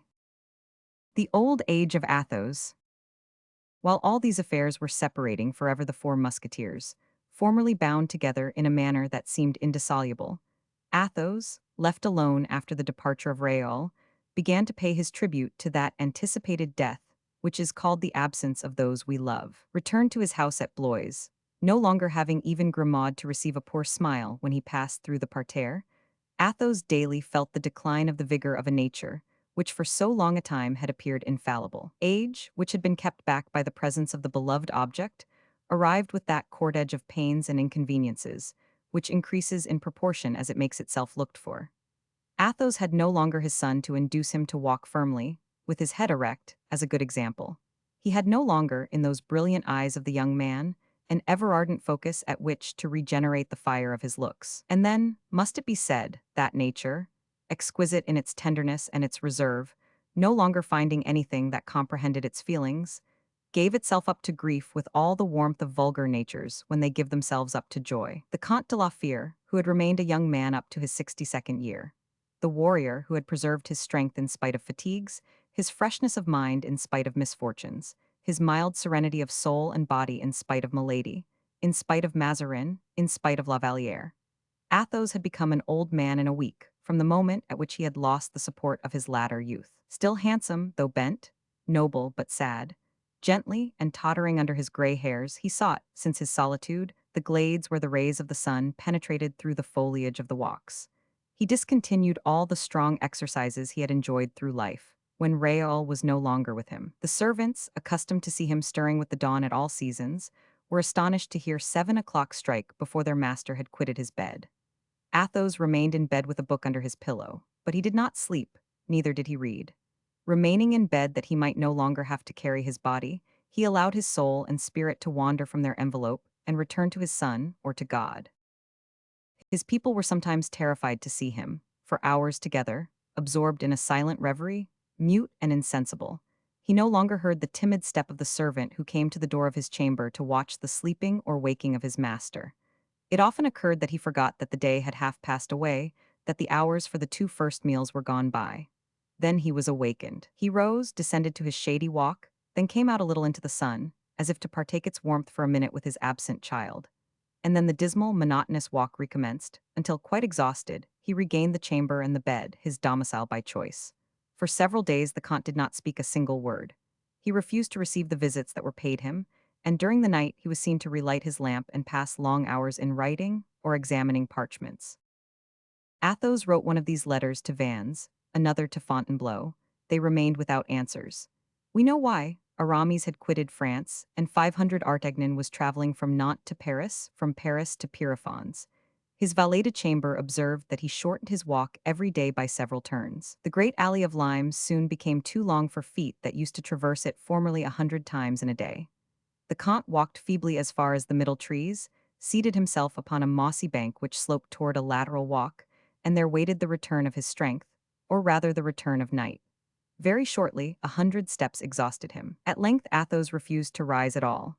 He declined all nourishment, and his terrified people, although he did not complain, although he had a smile on his lips, although he continued to speak with his sweet voice. His people went to Blois in search of the ancient physician of the late Monsieur, and brought him to the Comte de la Fère in such a fashion that he could see the Comte without being himself seen. For this purpose, they placed him in a closet adjoining the chamber of the patient, and implored him not to show himself, in the fear of displeasing their master, who had not asked for a physician. The doctor obeyed. Athos was a sort of model for the gentlemen of the country. The Blaisois boasted of possessing this sacred relic of the old French glories. Athos was a great seigneur compared with such nobles, as the king improvised by touching with his yellow fecundating scepter the dry trunks of the heraldic trees of the province. People respected, we say, if they did not love Athos. The physician could not bear to see his people weep, and to see flock round him the poor of the canton, to whom Athos gave life and consolation by his kind words and his charities. He examined, therefore, from the depths of his hiding place, the nature of that mysterious malady which bent down and devoured more mortally every day a man but lately so full of life, and of a desire to live. He remarked upon the cheeks of Athos the purple of fever, which fires itself and feeds itself. Slow fever, pitiless, born in a fold of the heart, sheltering itself behind that rampart, growing from the suffering it engenders, at once cause and effect of a perilous situation.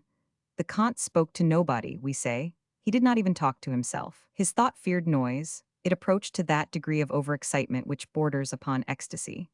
Man thus absorbed, though he does not yet belong to God, already belongs no longer to earth. The doctor remained for several hours studying this painful struggle of the will against a superior power.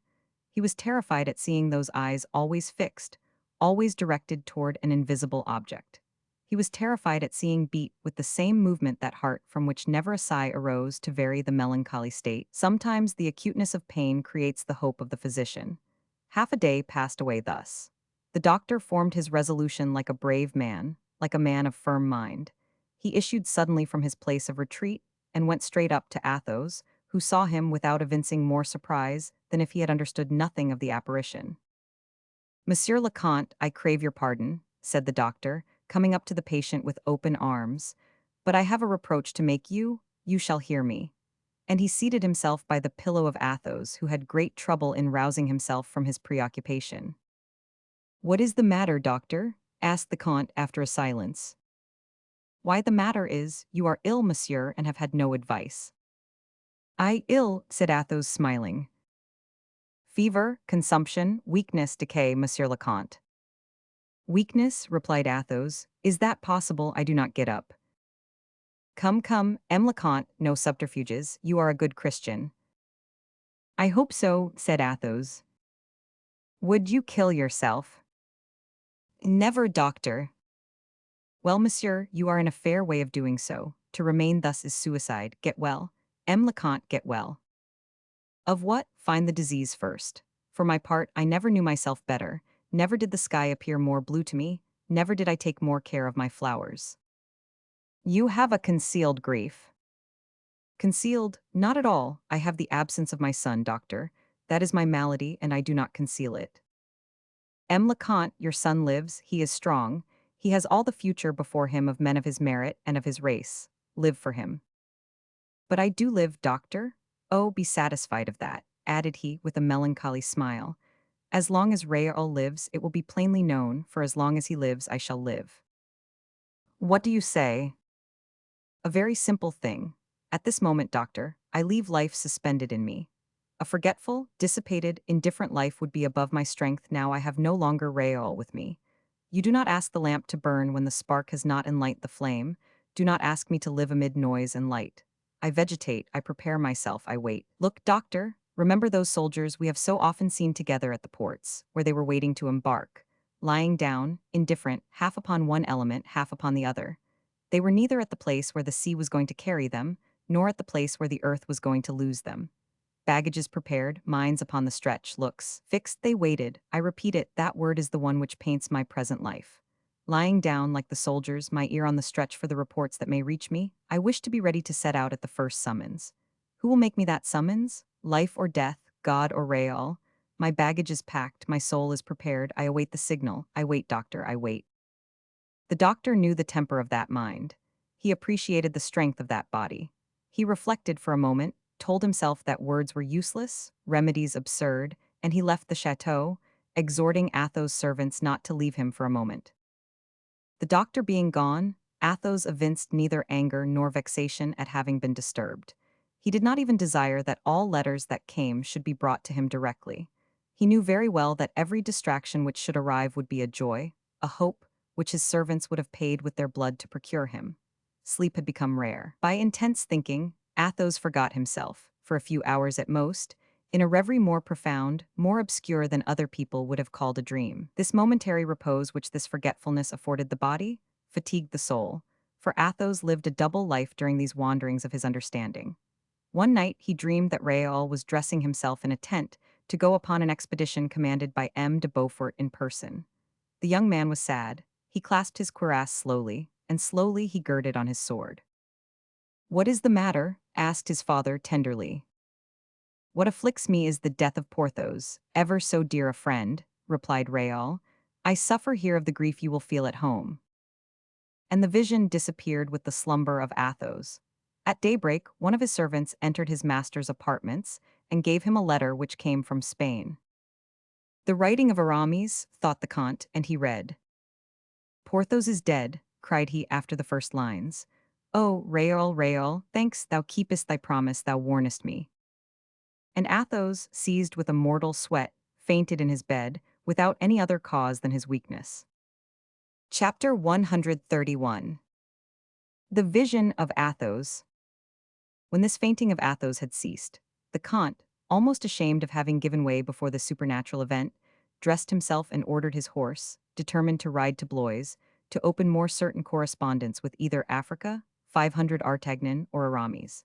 In fact, this letter from Aramis informed the Comte de la Fere of the bad success of the expedition of Belle Isle. It gave him sufficient details of the death of Porthos to move the tender and devoted heart of Athos to its last fibers.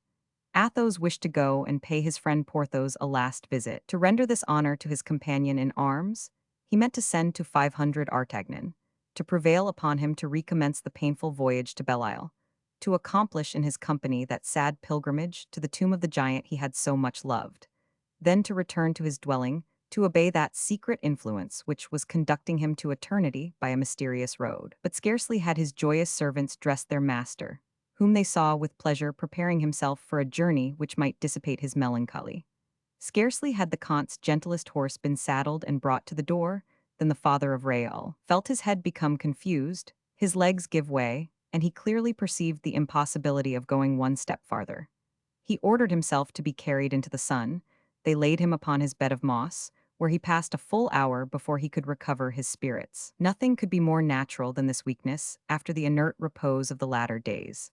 Athos took a bouillon, to give him strength, and bathed his dried lips in a glassful of the wine he loved the best, that old Anjou wine mentioned by Porthos in his admirable will. Then, refreshed, free in mind, he had his horse brought again, but it required the aid of his servants to mount painfully into the saddle. He did not go 100 paces. A shivering seized him again at the turning of the road.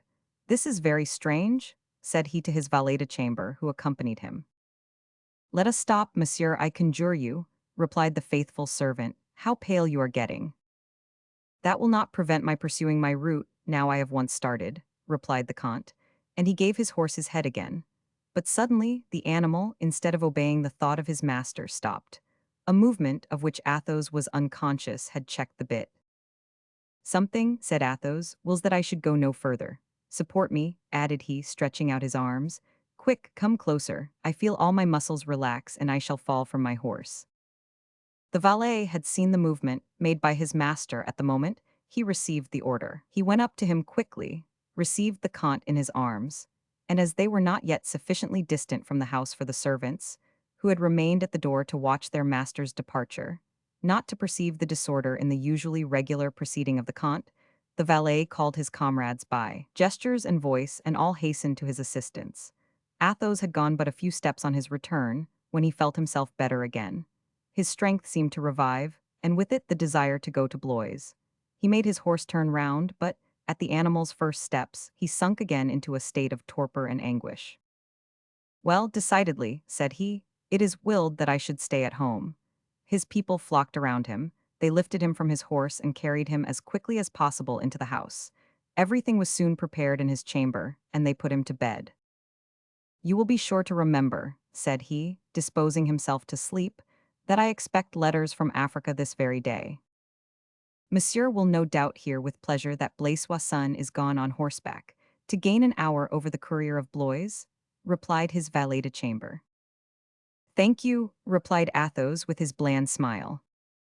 The Comte fell asleep, but his disturbed slumber resembled suffering more than repose.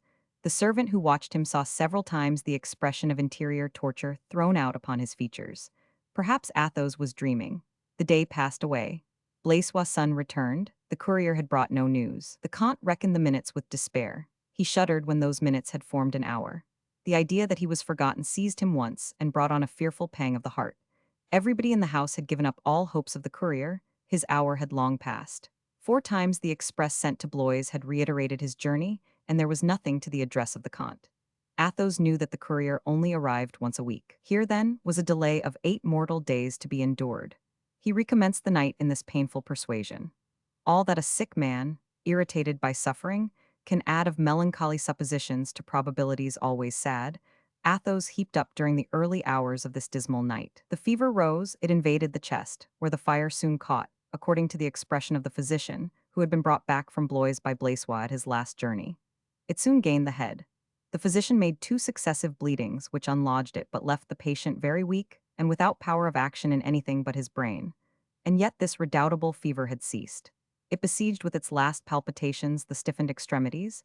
It ended by yielding as midnight struck. The physician, seeing the incontestable improvement, returned to Blois, after having ordered some prescriptions, and declared that the Comte was saved. Then commenced for Athos a strange, indefinable state. Free to think, his mind turned toward Raoul, that beloved son. His imagination painted the fields of Africa in the environs of Gigeli, where M. de Beaufort must have landed his army. There were gray rocks, rendered green in certain parts by the waters of the sea, when it lashed the shore in storms and tempests. Beyond the shore, strewed over with these rocks like tombs, ascended, in form of an amphitheater among mastic trees and cactus, a sort of small town, full of smoke, confused noises, and terrified movements. All on a sudden, from the bosom of this smoke arose a flame, which succeeded by creeping along the houses, in covering the whole surface of this town, and which increased by degrees, uniting in its red vortices tears, cries, arms extended toward heaven. There was for a moment a frightful peal-meal of madriers falling to pieces, of swords broken, of stones calcined, of trees burned and disappearing. It was a strange thing that in this chaos, in which Athos distinguished raised arms, in which he heard cries, sobs, and groans, he did not see one human figure. The cannon thundered at a distance, musketry cracked, the sea moaned, flocks made their escape, bounding over the verdant slope. But not a soldier to apply the match to the batteries of cannon, not a sailor to assist in maneuvering the fleet, not a shepherd for the flocks. After the ruin of the village and the destruction of the forts which dominated it, a ruin and a destruction operated magically without the cooperation of a single human being, the flame was extinguished, the smoke began to descend, then diminished in intensity, paled, and disappeared entirely. Night then came over the scene, a night dark upon the earth, brilliant in the firmament. The large blazing stars which sparkled in the African sky shone without lighting anything even around them. A long silence ensued, which gave, for a moment, repose to the troubled imagination of Athos, and, as he felt that that which he saw was not terminated, he applied more attentively the looks of his understanding upon the strange spectacle which his imagination had presented. This spectacle was soon continued for him. A mild and pale moon arose behind the declivities of the coast, and streaking at first the undulating ripples of the sea, which appeared to have calmed after the roarings it had sent forth during the vision of Athos, the moon, say we, shed its diamonds and opals upon the briars and bushes of the hills. The gray rocks, like so many silent and attentive phantoms, appeared to raise their verdant heads to examine, likewise the field of battle by the light of the moon. And Athos perceived that that field, entirely void during the combat, was now strewed over with fallen bodies. An inexpressible shudder of fear and horror seized his soul when he recognized the white and blue uniform of the soldiers of Picardy, with their long pikes and blue handles, and their muskets marked with the fleur-de-lis on the butts. When he saw all the gaping, cold wounds, looking up to the azure heavens as if to demand back of them the souls to which they had opened a passage, when he saw the slaughtered horses, stiff, with their tongues hanging out at one side of their mouths, sleeping in the icy blood pooled around them, staining their furniture and their monnaies, when he saw the white horse of M. de Beaufort with his head beaten to pieces, in the first ranks of the dead, Athos passed a cold hand over his brow, which he was astonished not to find burning. He was convinced by this touch that he was present, as a spectator, without fever, at the day after a battle fought upon the shores of Gigeli by the army of the expedition, which he had seen leave the coasts of France and disappear in the horizon, and of which he had saluted with thought and gesture the last cannon shot fired by the Duke as a signal of farewell to his country. Who can paint the mortal agony with which his soul followed, like a vigilant eye, the trace of those dead bodies, and examined them, one after the other, to see if Raoul slept among them? Who can express the intoxication of joy with which Athos bowed before God, and thanked him for not having seen him he sought with so much fear among the dead? In fact, fallen dead in their ranks, stiff, icy, all these dead, easy to be recognized, seemed to turn with complacency toward the Comte de la Fere, to be the better seen by him during his funereal inspection. But yet he was astonished, while viewing all these bodies, not to perceive the survivors. To such a point did the illusion extend, that this vision was for him a real voyage made by the father into Africa, to obtain more exact information respecting his son. Fatigued, therefore, with having traversed seas and continents, he sought repose under one of the tents sheltered behind a rock, on the top of which floated the white fleur-de-lis pennon. He looked for a soldier to conduct him to the tent of M. de Beaufort. Then, while his eye was wandering over the plain, turning on all sides, he saw a white form appear behind the resinous myrtles. This figure was clothed in the costume of an officer. It held in its hand a broken sword. It advanced slowly toward Athos, who, stopping short and fixing his eyes upon it, neither spoke nor moved, but wished to open his arms, because, in this silent and pale officer, he had just recognized Raoul. The Count attempted to utter a cry, but it remained stifled in his throat. Raoul, with a gesture, directed him to be silent, placing his finger on his lips and drawing back by degrees, without Athos being able to see his legs move. Count, more pale than Raoul, more trembling, followed his son, traversing painfully briars and bushes, stones and ditches, Raoul not appearing to touch the earth and no obstacle impeding the lightness of his march. The Count, whom the inequalities of the path fatigued, soon stopped exhausted. Raoul still continued to beckon him to follow him. The tender father, to whom love restored strength, made a last effort and climbed the mountain after the young man, who attracted him by his gesture and his smile. At length he gained the crest of the hill, and saw, thrown out in black, upon the horizon whitened by the moon, the elongated aerial form of Raoul. Athos stretched out his hand to get closer to his beloved son upon the plateau, and the latter also stretched out his. But suddenly, as if the young man had been drawn away in spite of himself, still retreating, he left the earth, and Athos saw the clear blue sky shine between the feet of his child and the ground of the hill. Raoul rose insensibly into the void, still smiling, still calling with a gesture. He departed toward heaven. Athos uttered a cry of terrified tenderness. He looked below again. He saw a camp destroyed and all those white bodies of the royal army like so many motionless atoms. And then, when raising his head, he saw still, his son beckoning him to ascend with him. Chapter 132. The Angel of Deaths. Athos was at this part of his marvelous vision, when the charm was suddenly broken by a great noise rising from the outward gates of the house. A horse was heard galloping over the hard gravel of the great alley, and the sound of most noisy and animated conversations ascended to the chamber in which the Count was dreaming. Athos did not stir from the place he occupied. He scarcely turned his head toward the door to ascertain the sooner what these noises could be. A heavy step ascended the stairs. The horse, which had recently galloped, departed slowly toward the stables. Great hesitation appeared in the steps which by degrees approached the chamber of Athos. A door then was opened, and Athos, turning a little toward the part of the room the noise came from, cried in a weak voice, "It is a courier from Africa, is it not?" "No, Monsieur le Comte," replied a voice which made the father of Raoul start upright in his bed. "Grimaud," murmured he, and the sweat began to pour down his cheeks.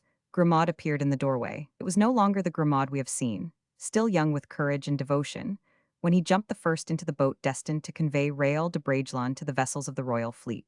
He was a stern and pale old man, his clothes covered with dust, with a few scattered hairs whitened by old age. He trembled while leaning against the door frame, and was near falling on seeing, by the light of the lamps, the countenance of his master. These two men, who had lived so long together in a community of intelligence, and whose eyes, accustomed to economize expressions, knew how to say so many things silently. These two old friends, one as noble as the other in heart, if they were unequal in fortune and birth, remained interdicted while looking at each other. By the exchange of a single glance, they had just read to the bottom of each other's heart. Grimaud bore upon his countenance the impression of a grief already old, of a dismal familiarity with it. He appeared to have no longer in use but one single version of his thoughts. As formerly he was accustomed not to speak much, he was now accustomed not to smile at all. Athos read at a glance all these shades upon the visage of his faithful servant, and in the same tone he would have employed to speak to Raoul in his dream. "Grimaud," said he, "Raoul is dead, is he not?" Behind Grimaud, the other servants listened breathlessly, with their eyes fixed upon the bed of their sick master. They heard the terrible question, and an awful silence ensued. "Yes," replied the old man, heaving up the monosyllable from his chest with a hoarse, broken sigh. Then arose voices of lamentation, which groaned without measure, and filled with regrets and prayers the chamber where the agonized father sought with his eyes for the portrait of his son. This was for Athos like the transition which led to his dream. Without uttering a cry, without shedding a tear, patient, mild, resigned as a martyr, he raised his eyes toward heaven, in order to there see again, rising above the mountain of Gigeli, the beloved shade which was leaving him at the moment of Grimaud's arrival. Without doubt, while looking toward the heavens, when resuming his marvelous dream, he repassed by the same road by which the vision, at once so terrible and so sweet, had led him before. For, after having gently closed his eyes, he reopened them and began to smile. He had just seen Raoul, who had smiled upon him. With his hands joined upon his breast, his face turned toward the window, bathed by the fresh air of night, which brought to his pillow the aroma of the flowers and the woods, Athos entered, never again to come out of it, into the contemplation of that paradise which the living never see. God willed, no doubt, to open to this elect the treasures of eternal beatitude, at the hour when other men tremble with the idea of being severely received by the Lord, and cling to this life they know, in the dread of the other life of which they get a glimpse by the dismal, murky torches of death. Athos was guided by the pure and serene soul of his son, which aspired to be like the paternal soul. Everything for this just man was melody and perfume in the rough road which souls take to return to the celestial country. After an hour of this ecstasy, Athos softly raised his hands, as white as wax. The smile did not quit his lips, and he murmured low, so low as scarcely to be audible, these three words addressed to God or to Raoul: "Here I am." And his hands fell down slowly, as if he himself had laid them on the bed. Death had been kind and mild to this noble creature. It had spared him the tortures of the agony, the convulsions of the last departure. It had opened with an indulgent finger the gates of eternity to that noble soul worthy of every respect. God had no doubt ordered it thus that the pious remembrance of this death should remain in the hearts of those present, and in the memory of other men. A death which caused to be loved the passage from this life to the other by those whose existence upon this earth leads them not to dread the last judgment. Athos preserved, even in the eternal sleep, that placid and sincere smile, an ornament which was to accompany him to the tomb. The quietude of his features, the calm of his nothingness, made his servants for a long time doubt whether he had really quitted life. The Comte's people wished to remove Grimaud, who from a distance devoured the face growing so pale, and did not approach, from the pious fear of bringing to him the breath of death. But Grimaud, fatigued as he was, refused to leave the room. He sat himself down upon the threshold, watching his master with the vigilance of a sentinel, and jealous to receive either his first waking look or his last dying sigh. The noises were all quieted in the house, and everyone respected the slumber of their lord. But Grimaud, by anxiously listening, perceived that the Comte no longer breathed. He raised himself, with his hands leaning on the ground, looked to see if there did not appear some motion in the body of his master. Nothing. Fear seized him. He rose completely up, and at the very moment heard someone coming up the stairs. A noise of spurs knocking against a sword, a warlike sound, familiar to his ears, stopped him as he was going toward the bed of Athos. A voice still more sonorous than brass or steel resounded within 3 paces of him. "Athos, Athos, my friend," cried this voice, agitated even to tears. "Monsieur le Chevalier d'Artagnan," faltered out Grimaud. "Where is he? Where is he?" continued the musketeer. Grimaud seized his arm in his bony fingers, and pointed to the bed, upon the sheets of which the livid tints of the dead already showed. A choked respiration, the opposite to a sharp cry, swelled the throat of 500 Artagnan. He advanced on tiptoe, trembling, frightened at the noise his feet made upon the floor, and his heart rent by a nameless agony. He placed his ear to the breast of Athos, his face to the Comte's mouth. Neither noise nor breath. 500 Artagnan drew back. Grimaud, who had followed him with his eyes, and for whom each of his movements had been a revelation, came timidly, and seated himself at the foot of the bed, and glued his lips to the sheet which was raised by the stiffened feet of his master. Then large drops began to flow from his red eyes. This old man in despair, who wept, bent double without uttering a word, presented the most moving spectacle that 500 Artagnan, in a life so filled with emotion, had ever met with. The captain remained standing in contemplation before that smiling dead man, who seemed to have kept his last thought to make to his best friend, to the man he had loved next to Raoul, a gracious welcome even beyond life. And as if to reply to that exalted flattery of hospitality, 500 Artagnan went and kissed Athos fervently on the brow, and with his trembling fingers closed his eyes. Then he seated himself by the pillow without dread of that dead man, who had been so kind and affectionate to him for 35 years. He fed himself greedily with the remembrances which the noble visage of the Comte brought to his mind in crowds, some blooming and charming as that smile, some dark, dismal, and icy, as that face with its eyes closed for eternity. All at once, the bitter flood which mounted from minute to minute invaded his heart, and swelled his breast almost to bursting. Incapable of mastering his emotion, he arose, and tearing himself violently from the chamber where he had just found dead him to whom he came to report the news of the death of Porthos, he uttered sobs so heartrending that the servants, who seemed only to wait for an explosion of grief, answered to it by their lugubrious clamors, and the dogs of the late Comte by their lamentable howlings. Grimaud was the only one who did not lift up his voice. Even in the paroxysm of his grief, he would not have dared to profane the dead, or for the first time disturb the slumber of his master. Athos had accustomed him never to speak. At daybreak, 500 Artagnan, who had wandered about the lower hall biting his fingers to stifle his sighs. 500 Artagnan went up once more, and watching the moment when Grimaud turned his head toward him, he made him a sign to come to him, which the faithful servant obeyed without making more noise than a shadow. 500 Artagnan went down again, followed by Grimaud, and when he had gained the vestibule, taking the old man's hands, Grimaud, said he, "I have seen how the father died, now let me know how the son died." Grimaud drew from his breast a large letter, upon the envelope of which was traced the address of Athos. He recognized the writing of M. de Beaufort, broke the seal, and began to read, walking about in the first blue rays of day, in the dark alley of old limes, marked by the still visible footsteps of the Comte who had just died. Chapter 133. The Bulletin. The Duc de Beaufort wrote to Athos. The letter destined for the living only reached the dead. God had changed the address. "My dear Comte," wrote the prince in his large, bad schoolboy's hand, "a great misfortune has struck us amid a great triumph. The king loses one of the bravest of soldiers. I lose a friend. You lose M. de Bragelonne.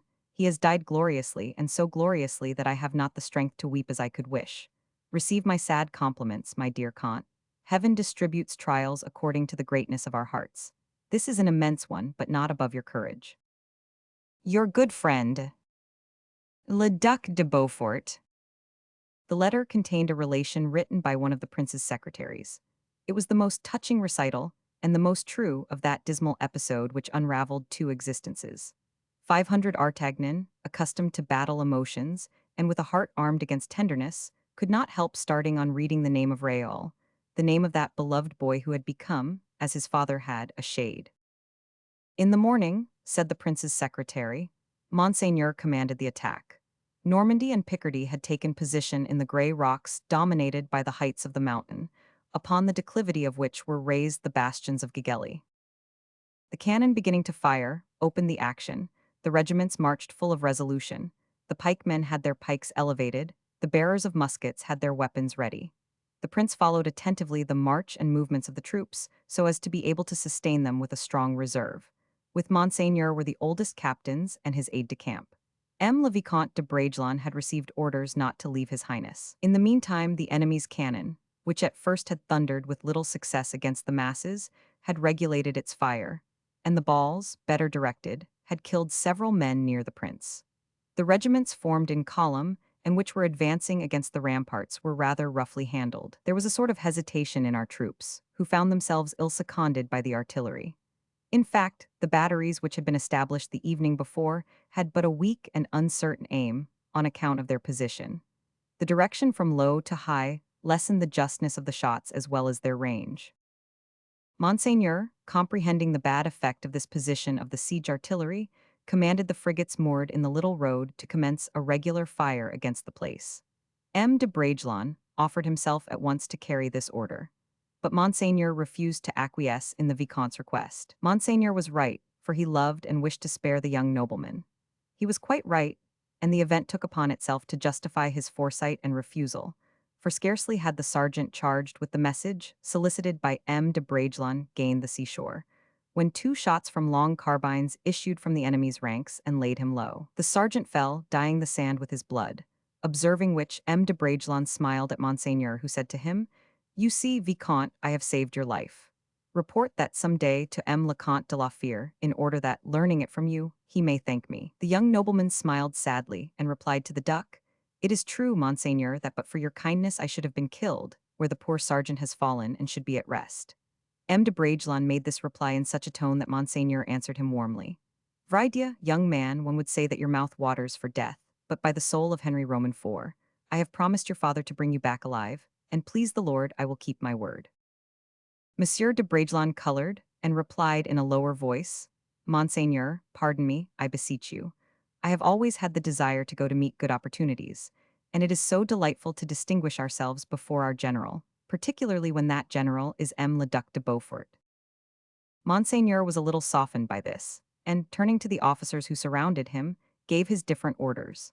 The grenadiers of the two regiments got near enough to the ditches and the entrenchments to launch their grenades, which had but little effect. In the meanwhile, M. d'Estrees, who commanded the fleet, having seen the attempt of the sergeant to approach the vessels, understood that he must act without orders and open his fire. Then the Arabs, finding themselves seriously injured by the balls from the fleet, and beholding the destruction and the ruins of their bad walls, uttered the most fearful cries. Their horsemen descended the mountain at the gallop, bent over their saddles, and rushed full tilt upon the columns of infantry, which, crossing their pikes, stopped this mad assault. Repulsed by the firm attitude of the battalion, the Arabs threw themselves with great fury toward the Etat Major, which was not on its guard at that moment. The danger was great. Monseigneur drew his sword. His secretaries and people imitated him. The officers of the suite engaged in combat with the furious Arabs. It was then M. de Bragelonne was able to satisfy the inclination he had manifested from the commencement of the action. He fought near the prince with the valor of a Roman and killed 3 Arabs with his small sword. But it was evident that his bravery did not arise from one of those sentiments of pride natural to all who fight. It was impetuous, affected, forced even. He sought to intoxicate himself with noise and carnage. He heated himself to such a degree that Monseigneur called out to him to stop. He must have heard the voice of Monseigneur, because we who were close to him heard it. He did not, however, stop, but continued his course toward the entrenchments. As M. de Bragelonne was a well-disciplined officer, this disobedience to the orders of Monseigneur very much surprised everybody, and M. de Beaufort redoubled his earnestness, crying, "Stop, Bragelonne." "Where are you going?" "Stop," repeated Monseigneur, "I command you." We all, imitating the gesture of M. le Duc, we all raised our hands. We expected that the cavalier would turn bridle, but M. de Bragelonne continued to ride toward the palisades. "Stop, Bragelonne," repeated the prince in a very loud voice. "Stop, in the name of your father." At these words M. de Bragelonne turned round. His countenance expressed a lively grief, but he did not stop. We then concluded that his horse must have run away with him. When M. le Duc had imagined that the Vicomte was not master of his horse, and had seen him precede the first grenadiers, his highness cried, "Musketeers, kill his horse. 100 pistoles for him who shall kill his horse." But who could expect to hit the beast without at least wounding his rider? No one durst venture. At length one presented himself. He was a sharpshooter of the regiment of Picardy, named Luzerne, who took aim at the animal, fired, and hit him in the quarters, for we saw the blood redden the hair of the horse. Instead of falling, the cursed genet was irritated, and carried him on more furiously than ever. Every Picard who saw this unfortunate young man rushing on to meet death shouted in the loudest manner, "Throw yourself off, Monsieur le Vicomte. Off, off, throw yourself off." M. de Bragelonne was an officer much beloved in the army. Already had the Vicomte arrived within pistol shot of the ramparts, a discharge was poured upon him, and enveloped him in its fire and smoke. We lost sight of him, the smoke dispersed. He was on foot, standing, his horse was killed. The Vicomte was summoned to surrender by the Arabs, but he made them a negative sign with his head, and continued to march toward the palisades. This was a mortal imprudence. Nevertheless, the whole army was pleased that he would not retreat, since ill chance had led him so near. He marched a few paces further, and the 2 regiments clapped their hands. It was at this moment the second discharge shook the walls, and the Vicomte de Bragelonne again disappeared in the smoke. But this time the smoke was dispersed in vain. We no longer saw him standing. He was down, with his head lower than his legs, among the bushes, and the Arabs began to think of leaving their entrenchments to come and cut off his head or take his body, as is the custom with the infidels. But Monseigneur le Duc de Beaufort had followed all this with his eyes, and the sad spectacle drew from him many and painful sighs. He then cried aloud, seeing the Arabs running like white phantoms among the mastic trees, "Grenadiers, piqueurs, will you let them take that noble body?" Saying these words and waving his sword, he himself rode toward the enemy. The regiments, rushing in his steps, ran in their turns, uttering cries as terrible as those of the Arabs were wild. The combat commenced over the body of M. de Bragelonne, and with such inveteracy was it fought that 160 Arabs were left upon the field, by the side of at least 50 of our troops. It was a lieutenant from Normandy who took the body of the Vicomte on his shoulders and carried it back to the lines. The advantage was, however, pursued, the regiments took the reserve with them, and the enemy's palisades were destroyed. At 3 o'clock the fire of the Arabs ceased. The hand-to-hand fight lasted 2 hours. That was a massacre. At 5 o'clock, we were victorious on all the points. The enemy had abandoned his positions, and M. Leduc had ordered the white flag to be planted upon the culminating point of the little mountain. It was then we had time to think of M. de Bragelonne, who had 8 large wounds through his body, by which almost all his blood had escaped. Still, however, he breathed, which afforded inexpressible joy to Monseigneur, who insisted upon being present at the first dressing of the wounds and at the consultation of the surgeons. There were 2 among them who declared M. de Bragelonne would live. Monseigneur threw his arms round their necks and promised them 1,000 louis each if they could save him. The Vicomte heard these transports of joy, and whether he was in despair, or whether he suffered much from his wounds, he expressed by his countenance a contradiction, which gave rise to reflection, particularly in one of the secretaries when he had heard what follows. The third surgeon was the brother of Sylvain de Saint Cosme, the most learned of ours. He probed the wounds in his turn and said nothing. M. de Bragelonne fixed his eyes steadily upon the skillful surgeon and seemed to interrogate his every movement. The latter, upon being questioned by Monseigneur, replied that he saw plainly 3 mortal wounds out of 8. But so strong was the constitution of the wounded, so rich was he in youth, and so merciful was the goodness of God, that perhaps M. de Bragelonne might recover, particularly if he did not move in the slightest manner. Friar Sylvain added, turning toward his assistants, "Above everything, do not allow him to move even a finger, or you will kill him." And we all left the tent in very low spirits. That secretary I have mentioned, on leaving the tent, thought he perceived a faint and sad smile glide over the lips of M. de Bragelonne, when the duck said to him, in a cheerful, kind voice, "We shall save you, Vicomte, we shall save you." In the evening, when it was believed the wounded young man had taken some repose, one of the assistants entered his tent, but rushed immediately out again, uttering loud cries. We all ran up in disorder, M. Leduc with us, and the assistant pointed to the body of M. de Bragelonne upon the ground, at the foot of his bed, bathed in the remainder of his blood.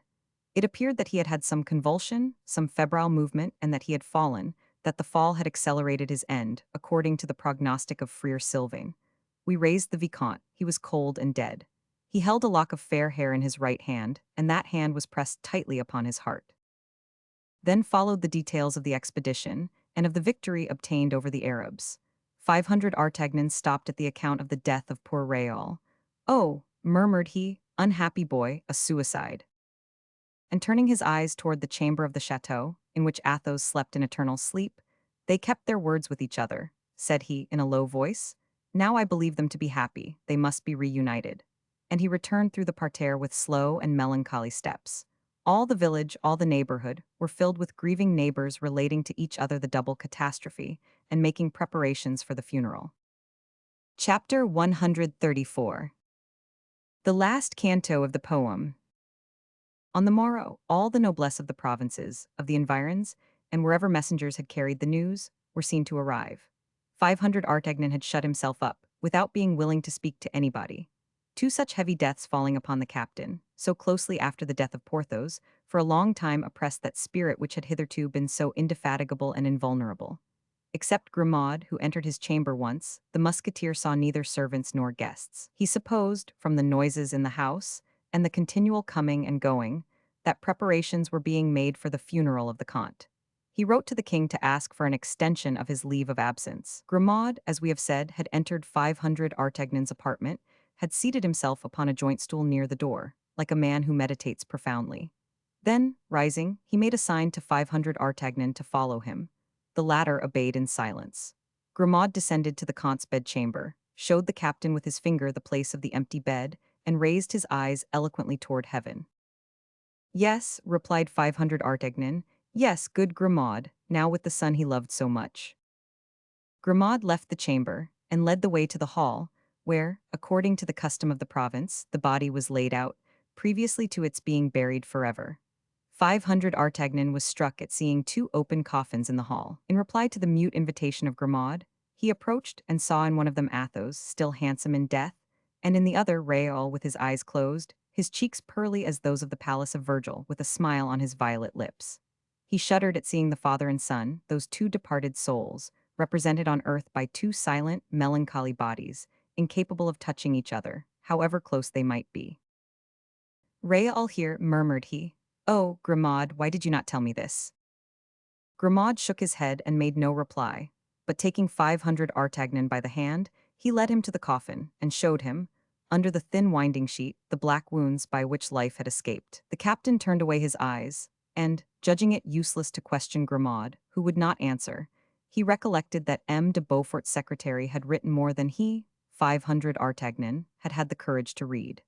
Taking up the recital of the affair which had cost Ray all his life, he found these words, which terminated the last paragraph of the letter. Monsieur le Duc has ordered that the body of Monsieur le Vicomte should be embalmed, after the manner practiced by the Arabs when they wish their bodies to be carried to their native land.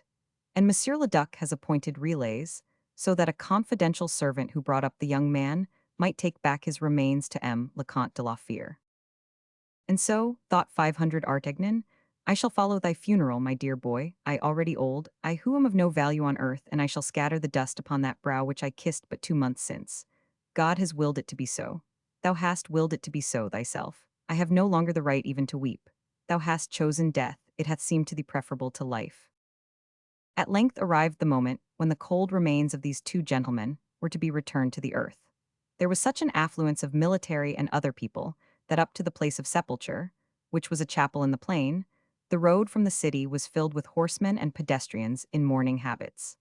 Athos had chosen for his resting place the little enclosure of a chapel erected by himself near the boundary of his estates. He had had the stones, cut in 1550, brought from an old Gothic manor house in Berry, which had sheltered his early youth. The chapel, thus re-edified, thus transported, was pleasant beneath its wood of poplars and sycamores. It was administered every Sunday by the cure of the neighboring bourg, to whom Athos paid an allowance of 200 francs for this service. And all the vassals of his domain, to the number of about 40, the laborers and the farmers with their families, came hither to hear mass, without having any occasion to go to the city. Behind the chapel extended, surrounded by 2 high hedges of nut trees, elders, white thorns, and a deep ditch, the little enclosure, uncultivated, it is true, but gay in its sterility.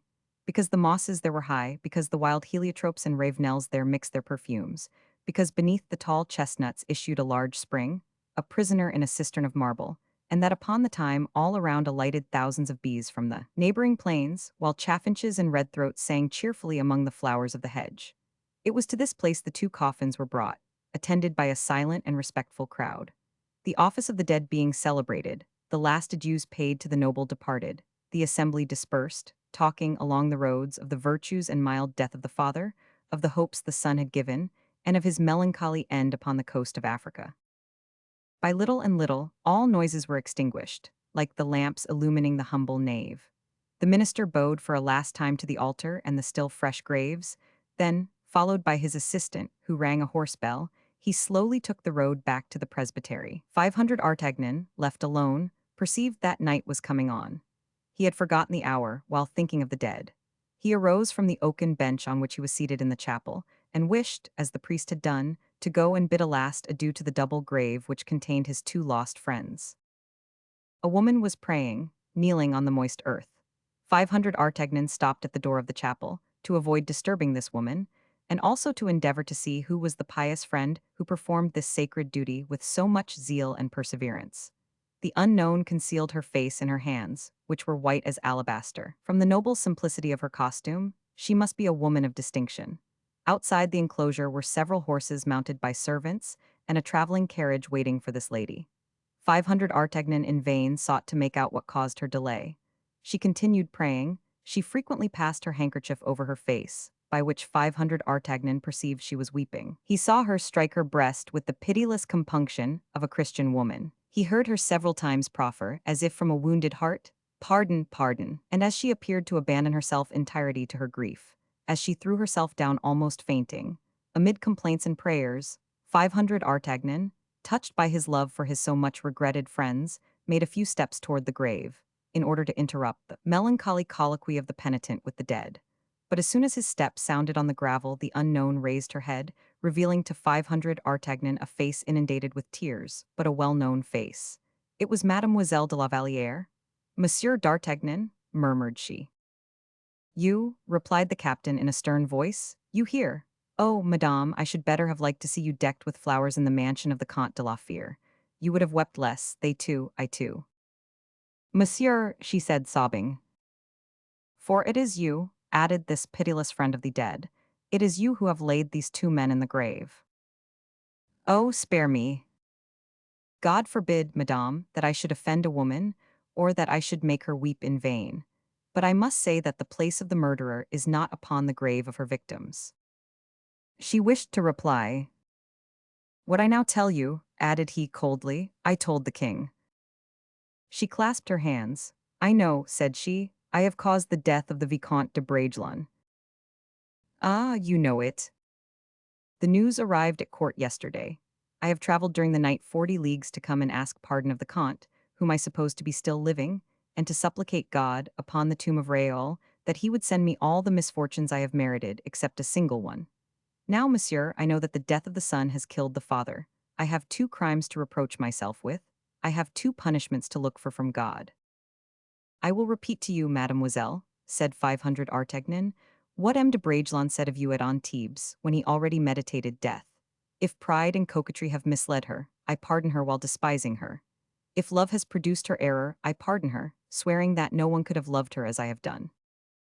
You know, interrupted Louise, that for my love I was about to sacrifice myself.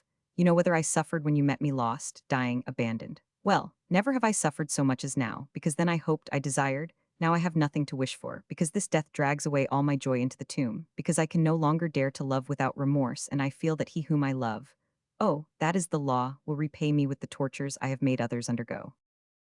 500 Artagnan made no reply. He was too well convinced she was not mistaken.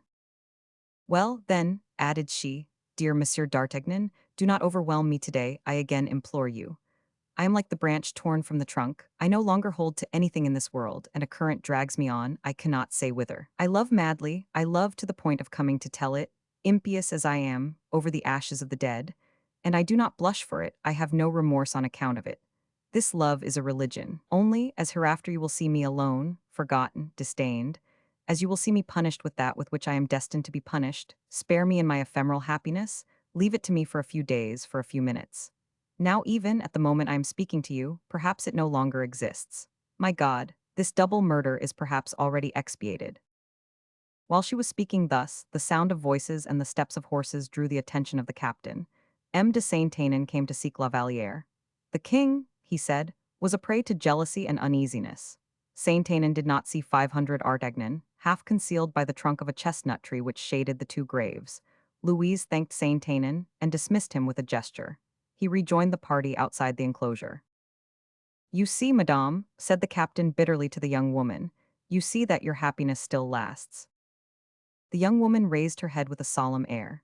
A day will come, said she, when you will repent of having so ill-judged me. On that day it is I who will pray God to forgive you for having been unjust toward me. Besides, I shall suffer so much that you will be the first to pity my sufferings. Do not reproach me with that happiness, Monsieur d'Artagnan. It costs me dear, and I have not paid all my debt. Saying these words, she again knelt down, softly and affectionately. Pardon me the last time, my affianced Raoul, said she.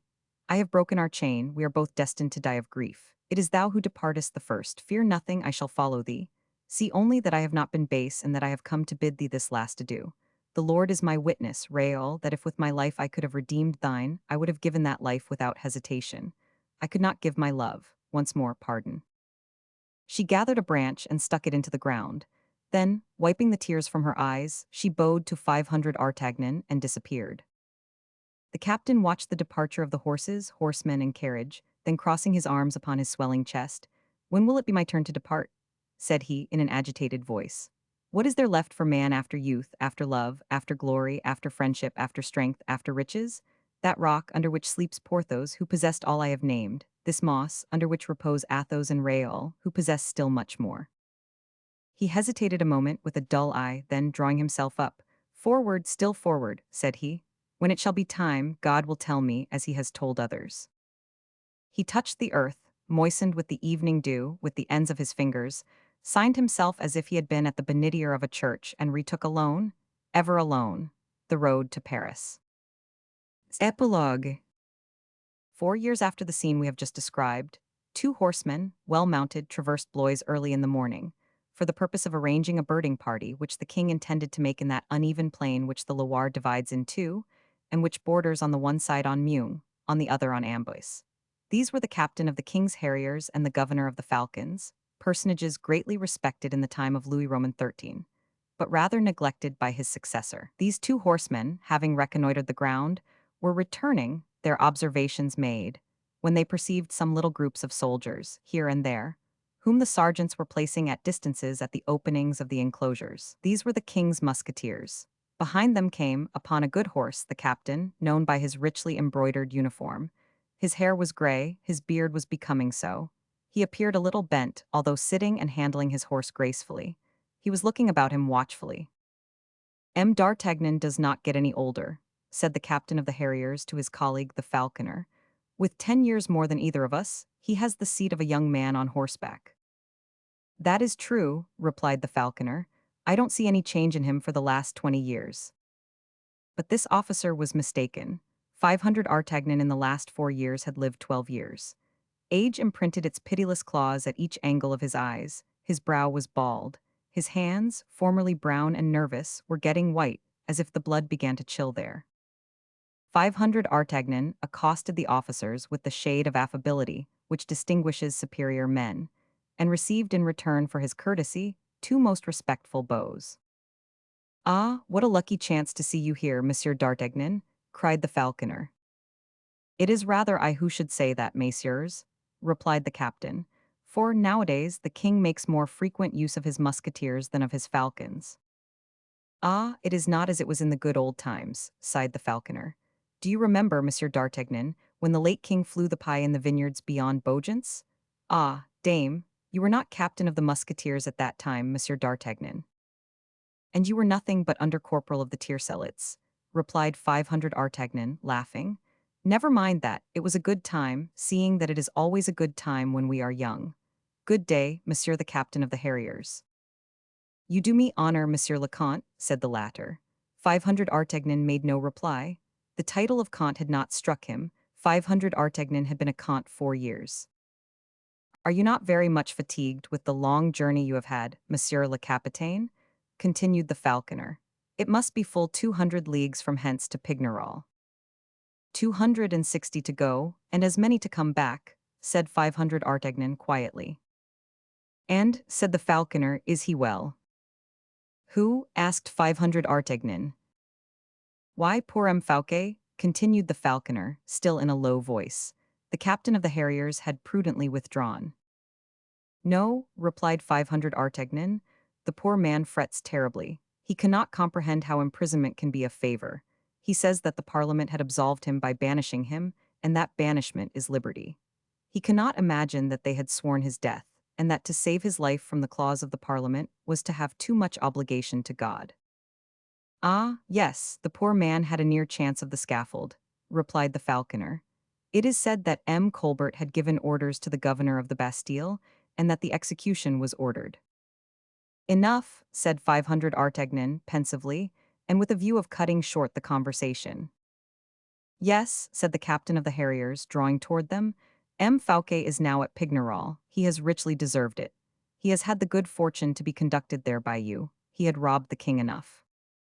500 Artagnan launched at the master of the dogs one of his evil looks, and said to him, "Monsieur, if anyone told me that you had eaten your dog's meat, not only would I refuse to believe it, but still more, if you were condemned to the whip or the jail for it, I should pity you, and would not allow people to speak ill of you. And yet, monsieur, honest man as you may be, I assure you that you are not more so than poor M. Fouquet was." After having undergone this sharp rebuke, the captain of the Harriers hung his head, and allowed the falconer to get 2 steps in advance of him, nearer to 500 Artagnan. "He is content," said the falconer, in a low voice to the musketeer. "We all know that Harriers are in fashion nowadays. If he were a falconer, he would not talk in that way." 500 Artagnan smiled in a melancholy manner at seeing this great political question resolved by the discontent of such humble interests. He for a moment ran over in his mind the glorious existence of the surintendant, the crumbling away of his fortunes, and the melancholy death that awaited him. And to conclude, "Did M. Fouquet love falconry?" said he. "Oh, passionately, monsieur," replied the falconer with an accent of bitter regret and a sigh that was the funeral oration of Fouquet. 500 Artagnan allowed the ill humor of the one and the regrets of the other to pass, and continued to advance into the plain. They could already catch glimpses of the huntsmen at the issues of the wood, the feathers of the outriders passing like shooting stars across the clearings, and the white horses cutting with their luminous apparitions the dark thickets of the copses. But, resumed 500 Artagnan, will the sport be long? Pray, give us a good swift bird, for I am very tired. Is it a heron or a swan? Both, Monsieur d'Artagnan, said the falconer. But you need not be alarmed, the king is not much of a sportsman.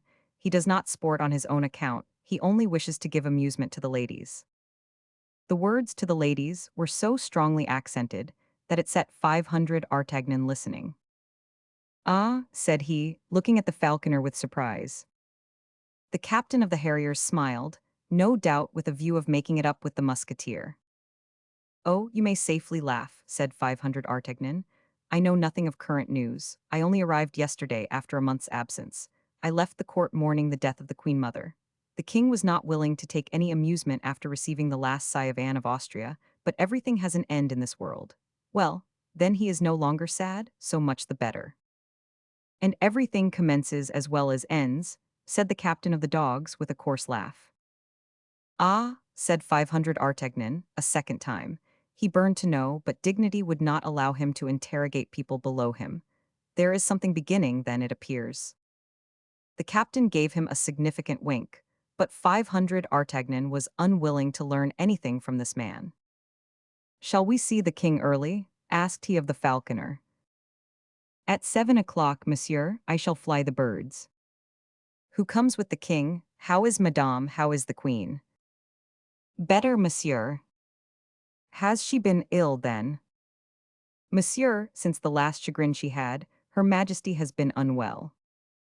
What chagrin? You need not fancy your news is old. I am but just returned.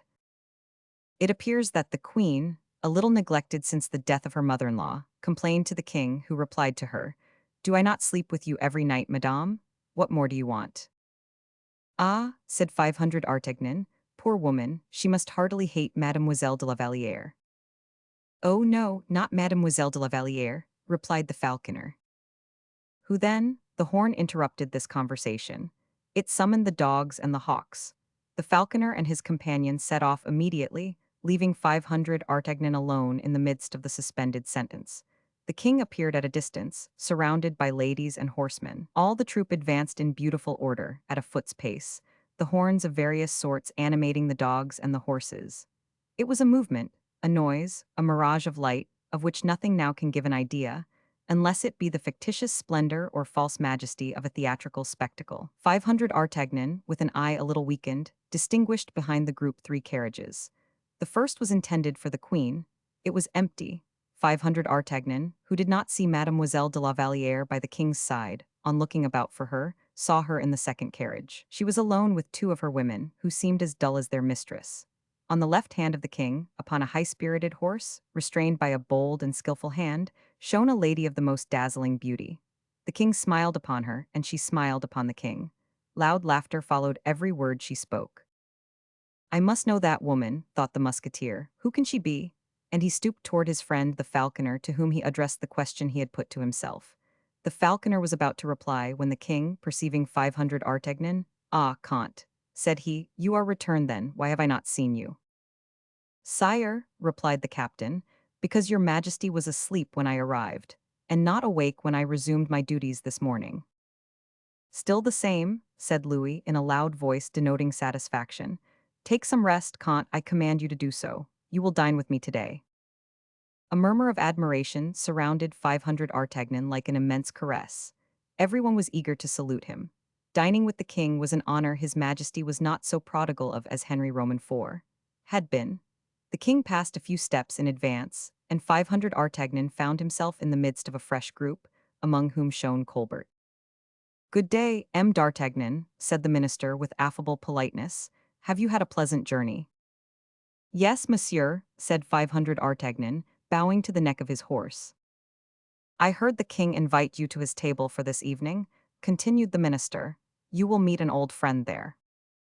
An old friend of mine? Asked 500 Artagnan, plunging painfully into the dark waves of the past, which had swallowed up for him so many friendships and so many hatreds. M. le Duc d'Almeda, who is arrived this morning from Spain. The duc d'Almeda, said 500 Artagnan, reflecting in vain. I, said an old man, white as snow, sitting bent in his carriage, which he caused to be thrown open to make room for the musketeer.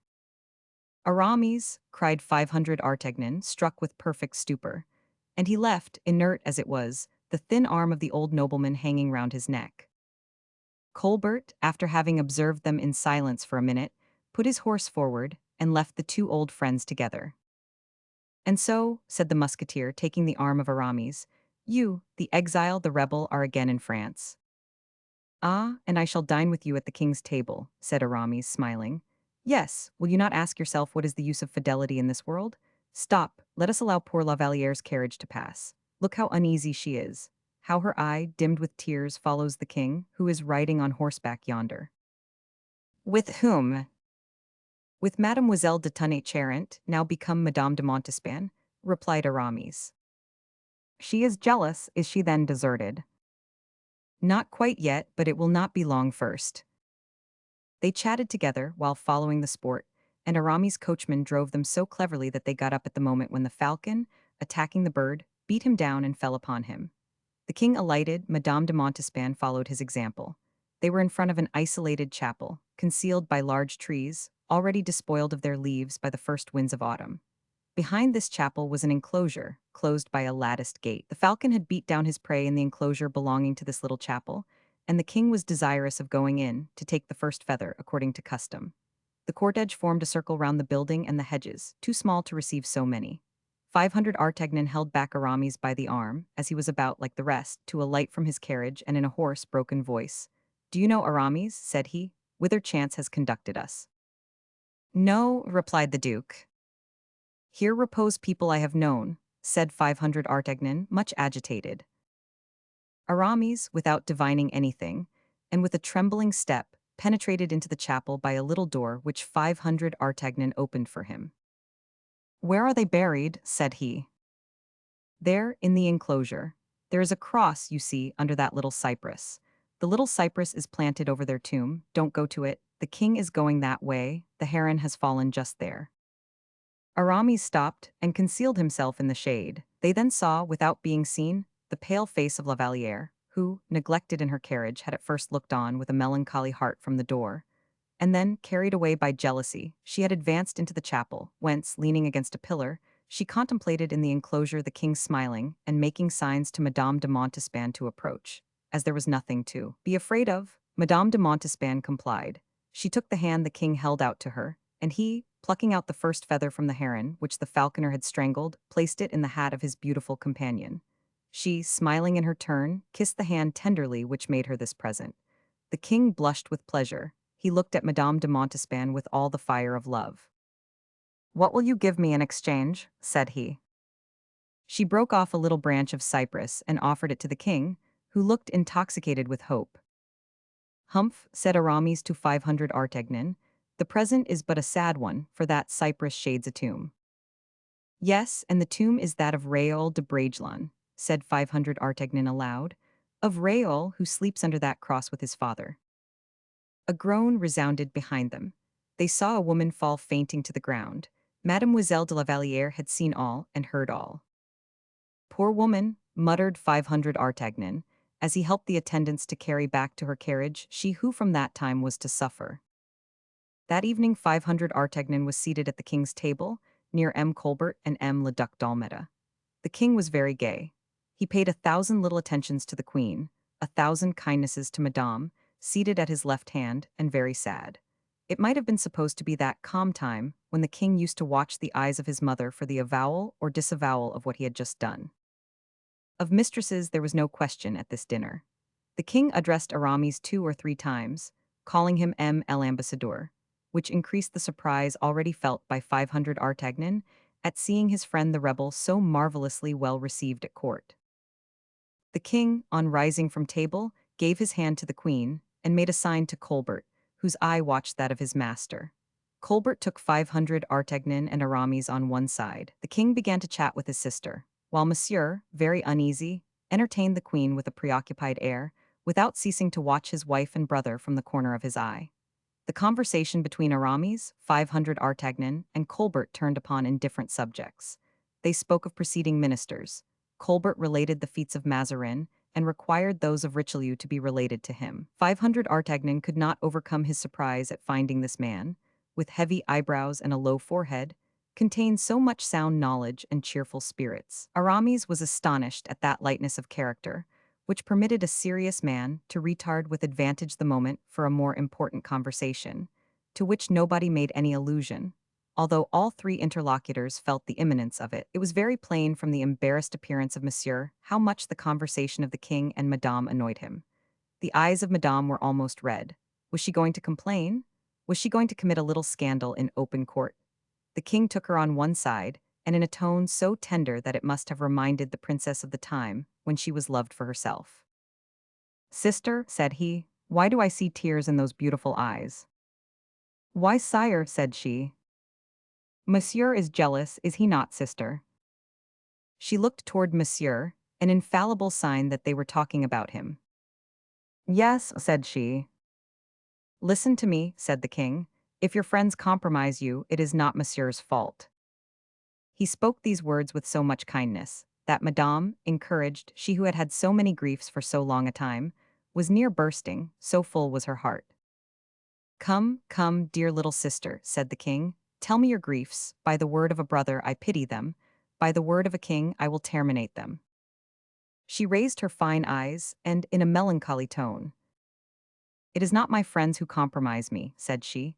"They are either absent or concealed. They have been brought into disgrace with your majesty. They, so devoted, so good, so loyal.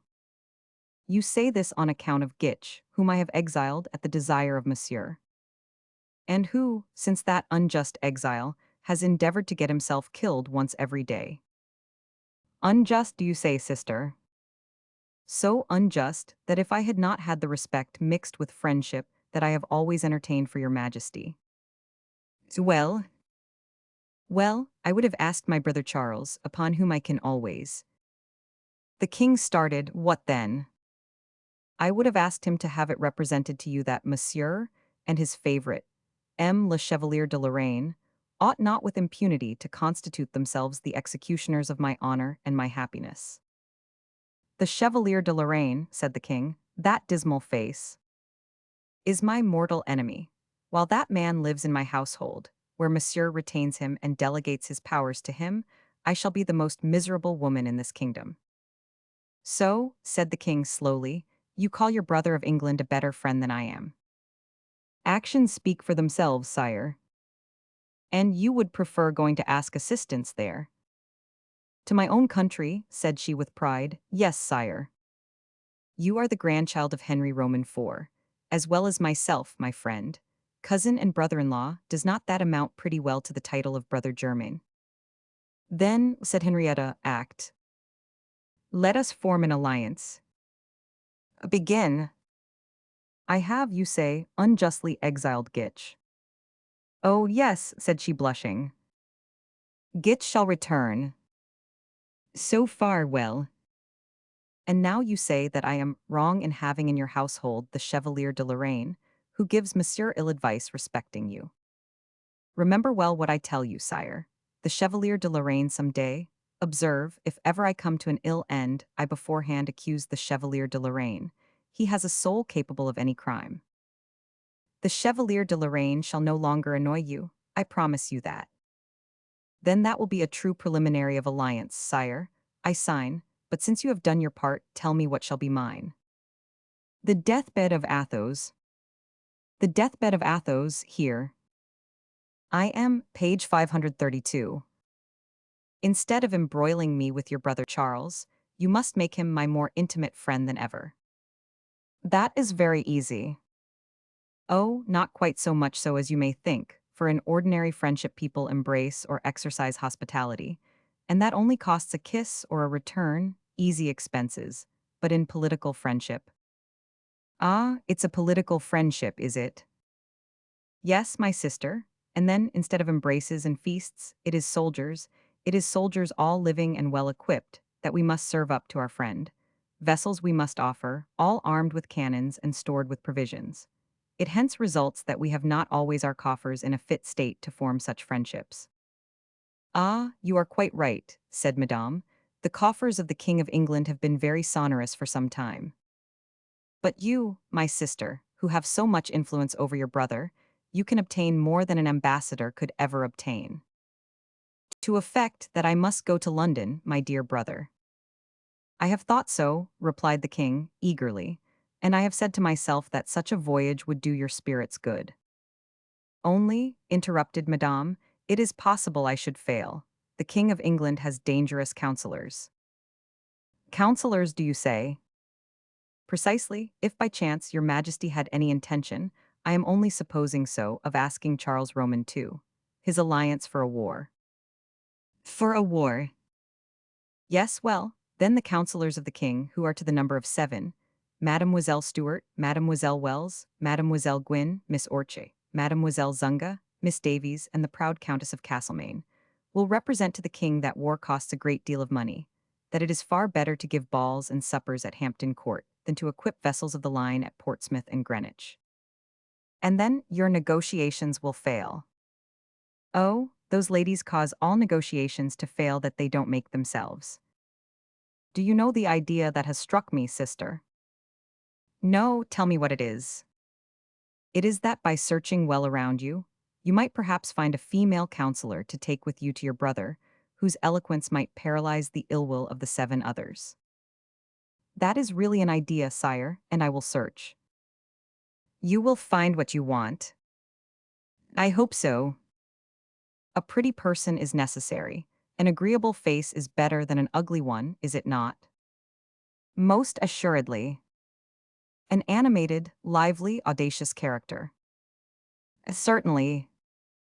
Nobility, that is, enough to enable her to approach the king without awkwardness, little enough so as not to trouble herself about the dignity of her race. Quite just. And who knows a little English? Mon Dieu, why someone, cried Madame, like Mademoiselle de Kerwal, for instance. Oh, why yes, said Louis Roman XIV. You have found, it is you who have found my sister. I will take her, she will have no cause to complain, I suppose. Oh, no, I will name her seductress plenipotentiaire at once, and will add the dowry to the title. That is well. I fancy you already on your road, my dear little sister, and consoled for all your griefs. I will go on 2 conditions. The first is that I shall know what I am negotiating about. This is it, the Dutch, insult me daily in their gazettes and by their republican attitude. I don't like republics. That may easily be conceived, sire. I see with pain that these kings of the sea, they call themselves so, keep trade from France in the Indies, and that their vessels will soon occupy all the ports in Europe. Such a power is too near me, sister. They are your allies, nevertheless. That is why they were wrong in having the medal you have heard of struck, a medal which represents Holland stopping the sun, as Joshua did with this legend, the sun has stopped before me. There is not much fraternity in that, is there? I thought you had forgotten that miserable affair. I never forget anything, my sister. And if my true friends, such as your brother Charles, are willing to second me, the princess remained pensively silent. Listen to me, there is the empire of the seas to be shared, said Louis Roman XIV. For this partition, which England submits to, could I not represent the second party as well as the Dutch? We have Mademoiselle de Kerwal to treat that question, replied Madame. Your second condition for going, if you please, sister. The consent of Monsieur, my husband, you shall have it. Then consider me gone, my brother. On hearing these words, Louis Roman XIV turned round toward the corner of the room in which 500 Artagnan, Colbert, and Aramis stood, and made an affirmative sign to his minister. Colbert then broke the conversation at the point it happened to be at, and said to Aramis, Monsieur l'ambassadeur, shall we talk about business? 500 Artagnan immediately withdrew from politeness. He directed his steps toward the chimney, within hearing of what the king was going to say to Monsieur, who, evidently uneasy, had gone to him. The face of the king was animated. Upon his brow was stamped a will, the redoubtable expression of which already met with no more contradiction in France, and was soon to meet with no more in Europe. Monsieur, said the king to his brother, I am not pleased with M. le Chevalier de Lorraine. You, who do him the honor to protect him, must advise him to travel for a few months. These words fell with the crush of an avalanche upon Monsieur, who adored this favorite and concentrated all his affections in him. In what has the Chevalier been able to displease your majesty? Cried he, darting a furious look at Madame. I will tell you that when he is gone, replied the impassible king, and also when Madame here shall have crossed over into England. Madame, into England, murmured Monsieur in a perfect state of stupor. In a week, my brother, continued the king, while we two will go whither I will tell you. And the king turned upon his heel after having smiled in his brother's face, to sweeten a little the bitter draught he had given him. During this time, Colbert was talking with the Duc d'Almeda. Monsieur, said Colbert to Aramis, this is the moment for us to come to an understanding. I have made your peace with the king, and I owed that clearly to a man of your merit, but as you have often expressed friendship for me, an opportunity presents itself for giving me a proof of it. You are, besides, more a Frenchman than Spaniard. Shall we have, answer me frankly, the neutrality of Spain, if we undertake anything against the United Provinces? Monsieur, replied Aramis, the interest of Spain is very clear. To embroil Europe with the United Provinces, against which subsists the ancient malice of their conquered liberty, is our policy, but the King of France is allied with the United Provinces. You are not ignorant, besides, that it would be a maritime war, and that France is not in a state to make such a one with advantage. Colbert, turning round at this moment, saw 500 Artagnan, who was seeking an interlocutor, during the aside of the king and Monsieur. He called him, at the same time saying in a low voice to Aramis, We may talk with M. d'Artagnan, I suppose. Oh, certainly, replied the ambassador. We were saying, M. d'Almeda and I, said Colbert, that war with the United Provinces would be a maritime war. That's evident enough, replied the musketeer. And what do you think of it, Monsieur d'Artagnan? I think that to carry that war on successfully, you must have a very large land army. What did you say? Said Colbert, thinking he had ill understood him. Why such a land army? Said Aramis. Because the king will be beaten by sea if he has not the English with him, and that when beaten by sea, he will be soon invaded, either by the Dutch in his ports, or by the Spaniards by land. And Spain neutral? Asked Aramis. Neutral as long as the king shall be the stronger, rejoined 500 Artagnan. Colbert admired that sagacity which never touched a question without enlightening it thoroughly. Aramis smiled, as he had long known that in diplomacy 500 Artagnan acknowledged no master. Colbert, who, like all proud men, dwelt upon his fantasy with a certainty of success, resumed the subject. Who told you, M. d'Artagnan, that the king had no navy? Oh, I have taken no heed of these details, replied the captain. I am but a middling sailor. Like all nervous people, I hate the sea, and yet I have an idea that with ships, France being a seaport with 200 heads, we might have sailors.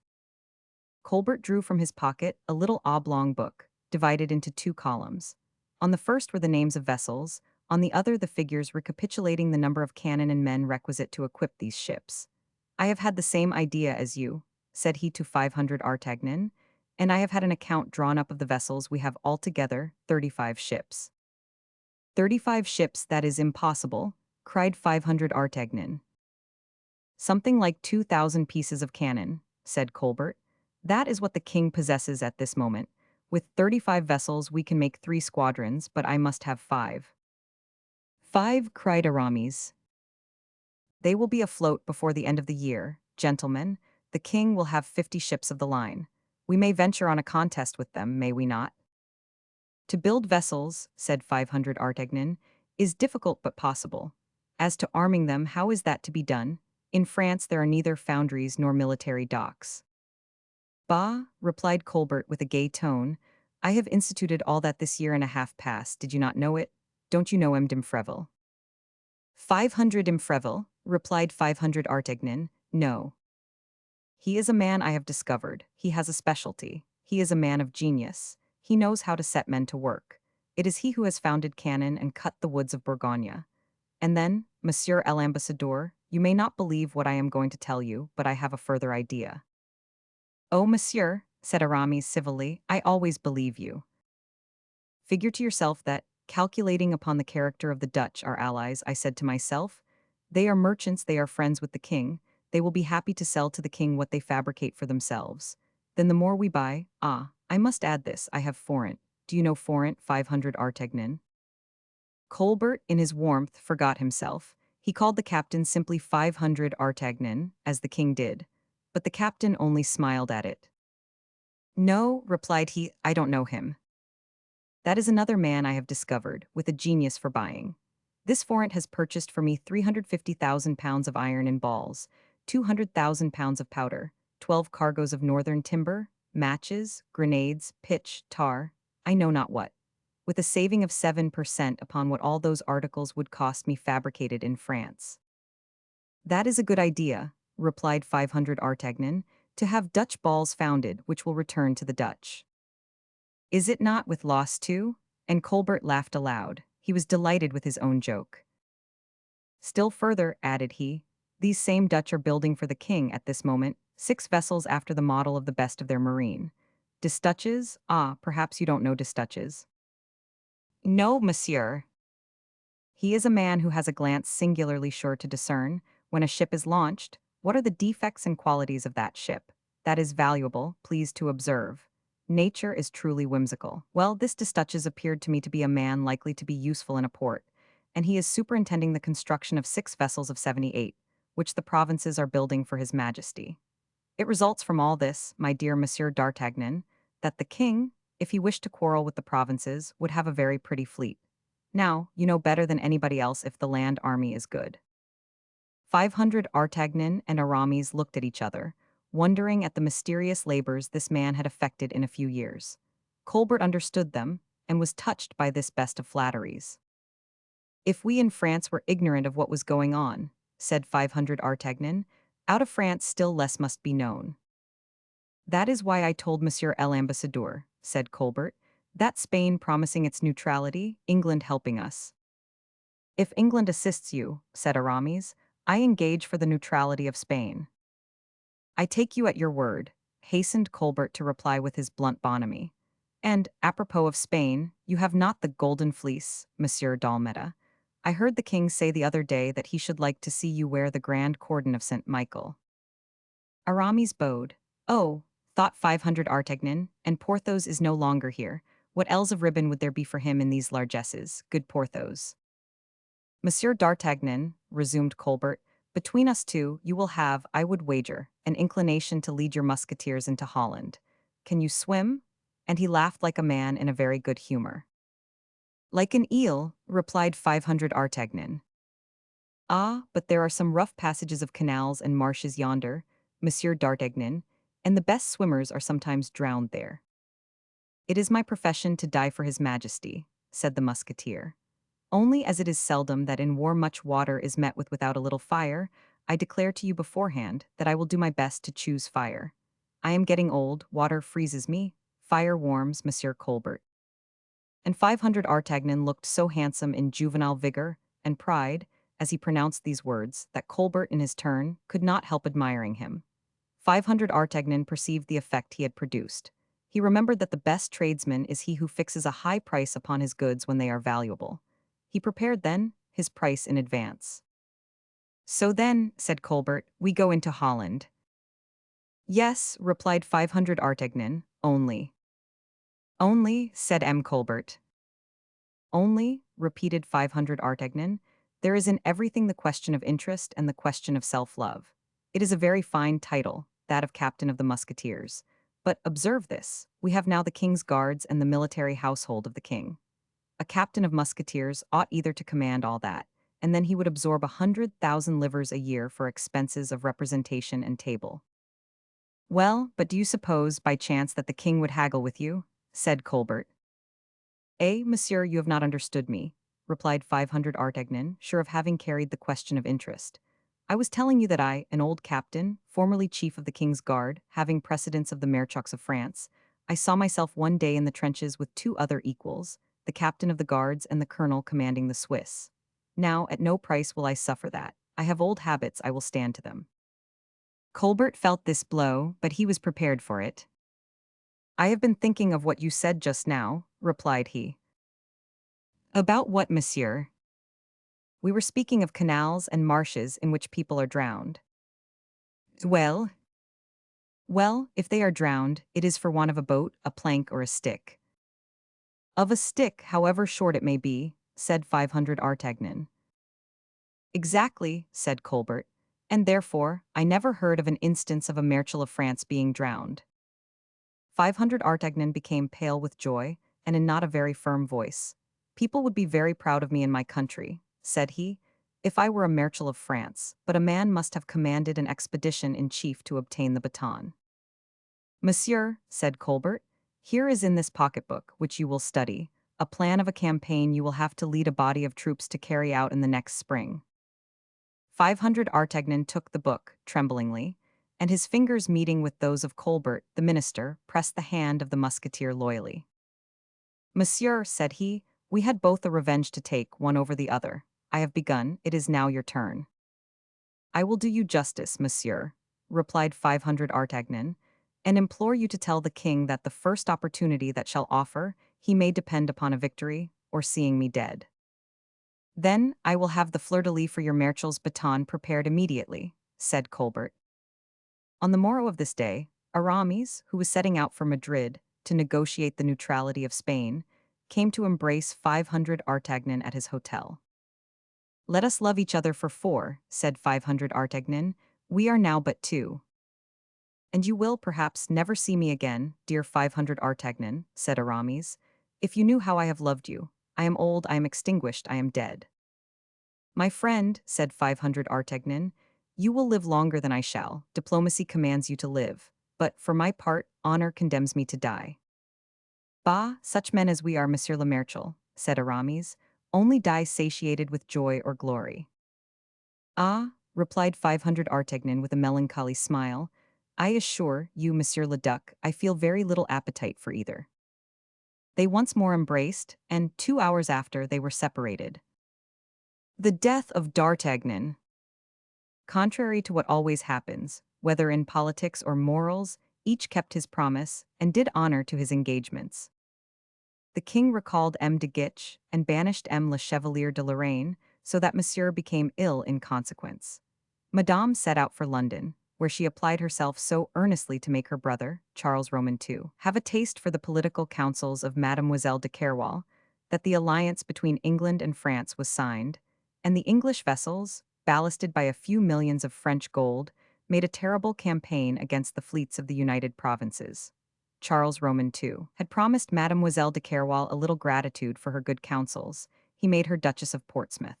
Colbert had promised the king vessels, munitions, and victories. He kept his word, as is well known. At length Aramis, upon whose promises there was least dependence to be placed, wrote Colbert the following letter, on the subject of the negotiations which he had undertaken at Madrid. Monsieur Colbert, I have the honor to expedite to you the R.P. d'Oliva, General ad interim of the Society of Jesus, my provisional successor. The Reverend Father will explain to you, Monsieur Colbert, that I preserve to myself the direction of all the affairs of the order which concern France and Spain, but that I am not willing to retain the title of general, which would throw too much light upon the march of the negotiations with which His Catholic Majesty wishes to entrust me. I shall resume that title by the command of His Majesty, when the labors I have undertaken in concert with you, for the great glory of God and His Church, shall be brought to a good end. The R.P. d'Oliva will inform you likewise, Monsieur, of the consent which His Catholic Majesty gives to the signature of a treaty which assures the neutrality of Spain.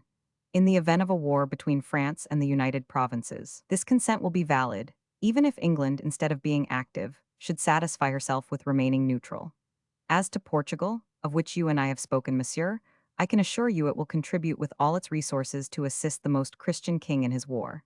I beg you, Monsieur Colbert, to preserve to me your friendship, as also to believe in my profound attachment, and to lay my respect at the feet of His Most Christian Majesty. Signed, Le Duc de Almeida. Aramis had then performed more than he had promised. It remained to be known how the king, M. Colbert, and 500 Artagnan would be faithful to each other. In the spring, as Colbert had predicted, the land army entered on its campaign. It preceded, in magnificent order, the court of Louis Roman XIV, who, setting out on horseback, surrounded by carriages filled with ladies and courtiers, conducted the elite of his kingdom to this sanguinary fate.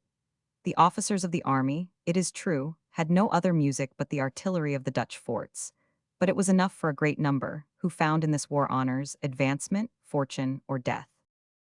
M500 Artagnan set out commanding a body of 12,000 men, cavalry and infantry, with which he was ordered to take the different places which form the knots of that strategic network which is called La Frise.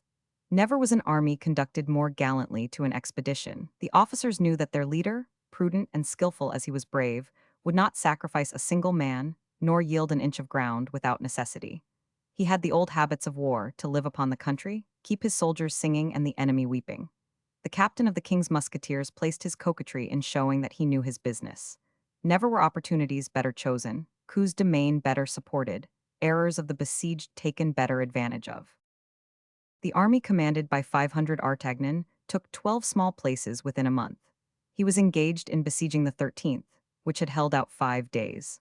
500 Artagnan caused the trenches to be opened without appearing to suppose that these people would ever allow themselves to be taken. The pioneers and laborers were, in the army of this man, a body full of emulation, ideas, and zeal, because he treated them like soldiers, knew how to render their work glorious, and never allowed them to be killed if he could prevent it. It should have been seen then, with what eagerness the marshy glebes of Holland were turned over. Those turf heaps, those mounds of potter's clay, melted at the words of the soldiers like butter in the vast frying pans of the Friesland housewives. M. d'Artagnan dispatched a courier to the king to give him an account of the last successes, which redoubled the good humor of his majesty and his inclination to amuse the ladies. These victories of M. d'Artagnan gave so much majesty to the prince that Madame de Montespan no longer called him anything but Louis the Invincible, so that Mademoiselle de La Vallière, who only called the king Louis the Victorious, lost much of his majesty's favor. Besides, her eyes were frequently red, and for an invincible nothing is more disagreeable than a mistress who weeps while everything is smiling around her. The star of Mademoiselle de La Vallière was being drowned in the horizon in clouds and tears. But the gaiety of Madame de Montespan redoubled with the successes of the king, and consoled him for every other unpleasant circumstance. It was to 500 Artagnan the king owed this, and his majesty was anxious to acknowledge these services. He wrote to M. Colbert, Monsieur Colbert, we have a promise to fulfill with M. d'Artagnan, who so well keeps his. This is to inform you that the time is come for performing it. All provisions for this purpose you shall be furnished within due time, Louis. In consequence of this, Colbert, who detained the envoy of 500 Artagnan, placed in the hands of that messenger a letter from himself for 500 Artagnan, and a small coffer of ebony inlaid with gold, which was not very voluminous in appearance, but which, without doubt, was very heavy, as a guard of 5 men was given to the messenger, to assist him in carrying it. These people arrived before the place which 500 Artagnan was besieging toward daybreak, and presented themselves at the lodgings of the general. They were told that M. d'Artagnan, annoyed by a sortie which the governor, an artful man, had made the evening before, and in which the works had been destroyed, 77 men killed, and the reparation of the breaches commenced, had just gone with half a score companies of grenadiers to reconstruct the works. M. Colbert's envoy had orders to go and seek M. d'Artagnan, wherever he might be, or at whatever hour of the day or night. He directed his course, therefore, toward the trenches, followed by his escort, all on horseback. They perceived M. d'Artagnan in the open plain, with his gold-laced hat, his long cane, and his large gilded cuffs. He was biting his white mustache, and wiping off, with his left hand, the dust which the passing balls threw up from the ground they plowed near him. They also saw, amid this terrible fire, which filled the air with its hissing whistle, officers handling the shovel, soldiers rolling barrows, and vast fascines, rising by being either carried or dragged by from 10 to 20 men, cover the front of the trench, reopened to the center by this extraordinary effort of the general animating his soldiers. In 3 hours all had been reinstated. 500 Artagnan began to speak more mildly, and he became quite calm when the captain of the pioneers approached him, hat in hand, to tell him that the trench was again lodgeable. This man had scarcely finished speaking when a ball took off one of his legs, and he fell into the arms of 500 Artagnan. The latter lifted up his soldier, and quietly, with soothing words, carried him into the trench, amid the enthusiastic applause of the regiments. From that time it was no longer ardor, it was delirium. 2 companies stole away up to the advanced posts, which they destroyed instantly. When their comrades, restrained with great difficulty by 500 Artagnan, saw them lodged upon the bastions, they rushed forward likewise, and soon a furious assault was made upon the counterscarp, upon which depended the safety of the place. 500 Artagnan perceived there was only one means left of stopping his army, and that was to lodge it in the place. He directed all his force to two breaches, which the besieged were busy in repairing. The shock was terrible. 18 companies took part in it, and 500 Artagnan went with the rest, within half cannon shot of the place, to support the attack by echelons. The cries of the Dutch, who were being poniarded upon their guns by 500 Artagnan's grenadiers, were distinctly audible. The struggle grew fiercer with the despair of the governor, who disputed his position foot by foot. 500 Artagnan, to put an end to the affair, and silence the fire which was unceasing, sent a fresh column, which penetrated like a wimble through the posts that remained solid, and he soon perceived upon the ramparts, through the fire, the terrified flight of the besieged pursued by the besiegers. It was at this moment the general, breathing freely and full of joy, heard a voice behind him, saying, "Monsieur, if you please, from M. Colbert." He broke the seal of a letter which contained these words: "Monsieur 500 Artagnan, the king commands me to inform you that he has nominated you Marshal of France, as a reward of your good services, and the honor you do to his arms. The king is highly pleased, monsieur, with the captures you have made. He commands you, in particular, to finish the siege you have commenced, with good fortune to you, and success for him." 500 Artagnan was standing with a heated countenance and a sparkling eye. He looked up to watch the progress of his troops upon the walls, still enveloped in red and black volumes of smoke. "I have finished," replied he to the messenger. "The city will have surrendered in a quarter of an hour." He then resumed his reading. "The coffret, Monsieur d'Artagnan, is my own present. You will not be sorry to see that while you warriors are drawing the sword to defend the king, I am animating the pacific arts to ornament the recompenses worthy of you. I commend myself to your friendship, Monsieur le Marechal, and beg you to believe in all mine. Colbert." 500 Artagnan, intoxicated with joy, made a sign to the messenger, who approached with his coffret in his hands. But at the moment the Marechal was going to look at it, a loud explosion resounded from the ramparts, and called his attention toward the city. "It is strange," said 500 Artagnan, "that I don't yet see the king's flag upon the walls, or hear the drums beat the chamade." He launched 300 fresh men, under a high-spirited officer, and ordered another breach to be beaten. Then, being more tranquil, he turned toward the coffret, which Colbert's envoy held out to him. It was his treasure, he had won it. 500 Artagnan was holding out his hand to open the coffret, when a ball from the city crushed the coffret in the arms of the officer, struck 500 Artagnan full in the chest, and knocked him down upon a sloping heap of earth, while the fleur-de-lis baton, escaping from the broken sides of the box, came rolling. Under the powerless hand of the Marechal, 500 Artagnan endeavored to raise himself up. It was thought he had been knocked down without being wounded. A terrible cry broke from the group of his terrified officers. The Marechal was covered with blood. The paleness of death ascended slowly to his noble countenance. Leaning upon the arms which were held out on all sides to receive him, he was able once more to turn his eyes toward the place, and to distinguish the white flag at the crest of the principal bastion.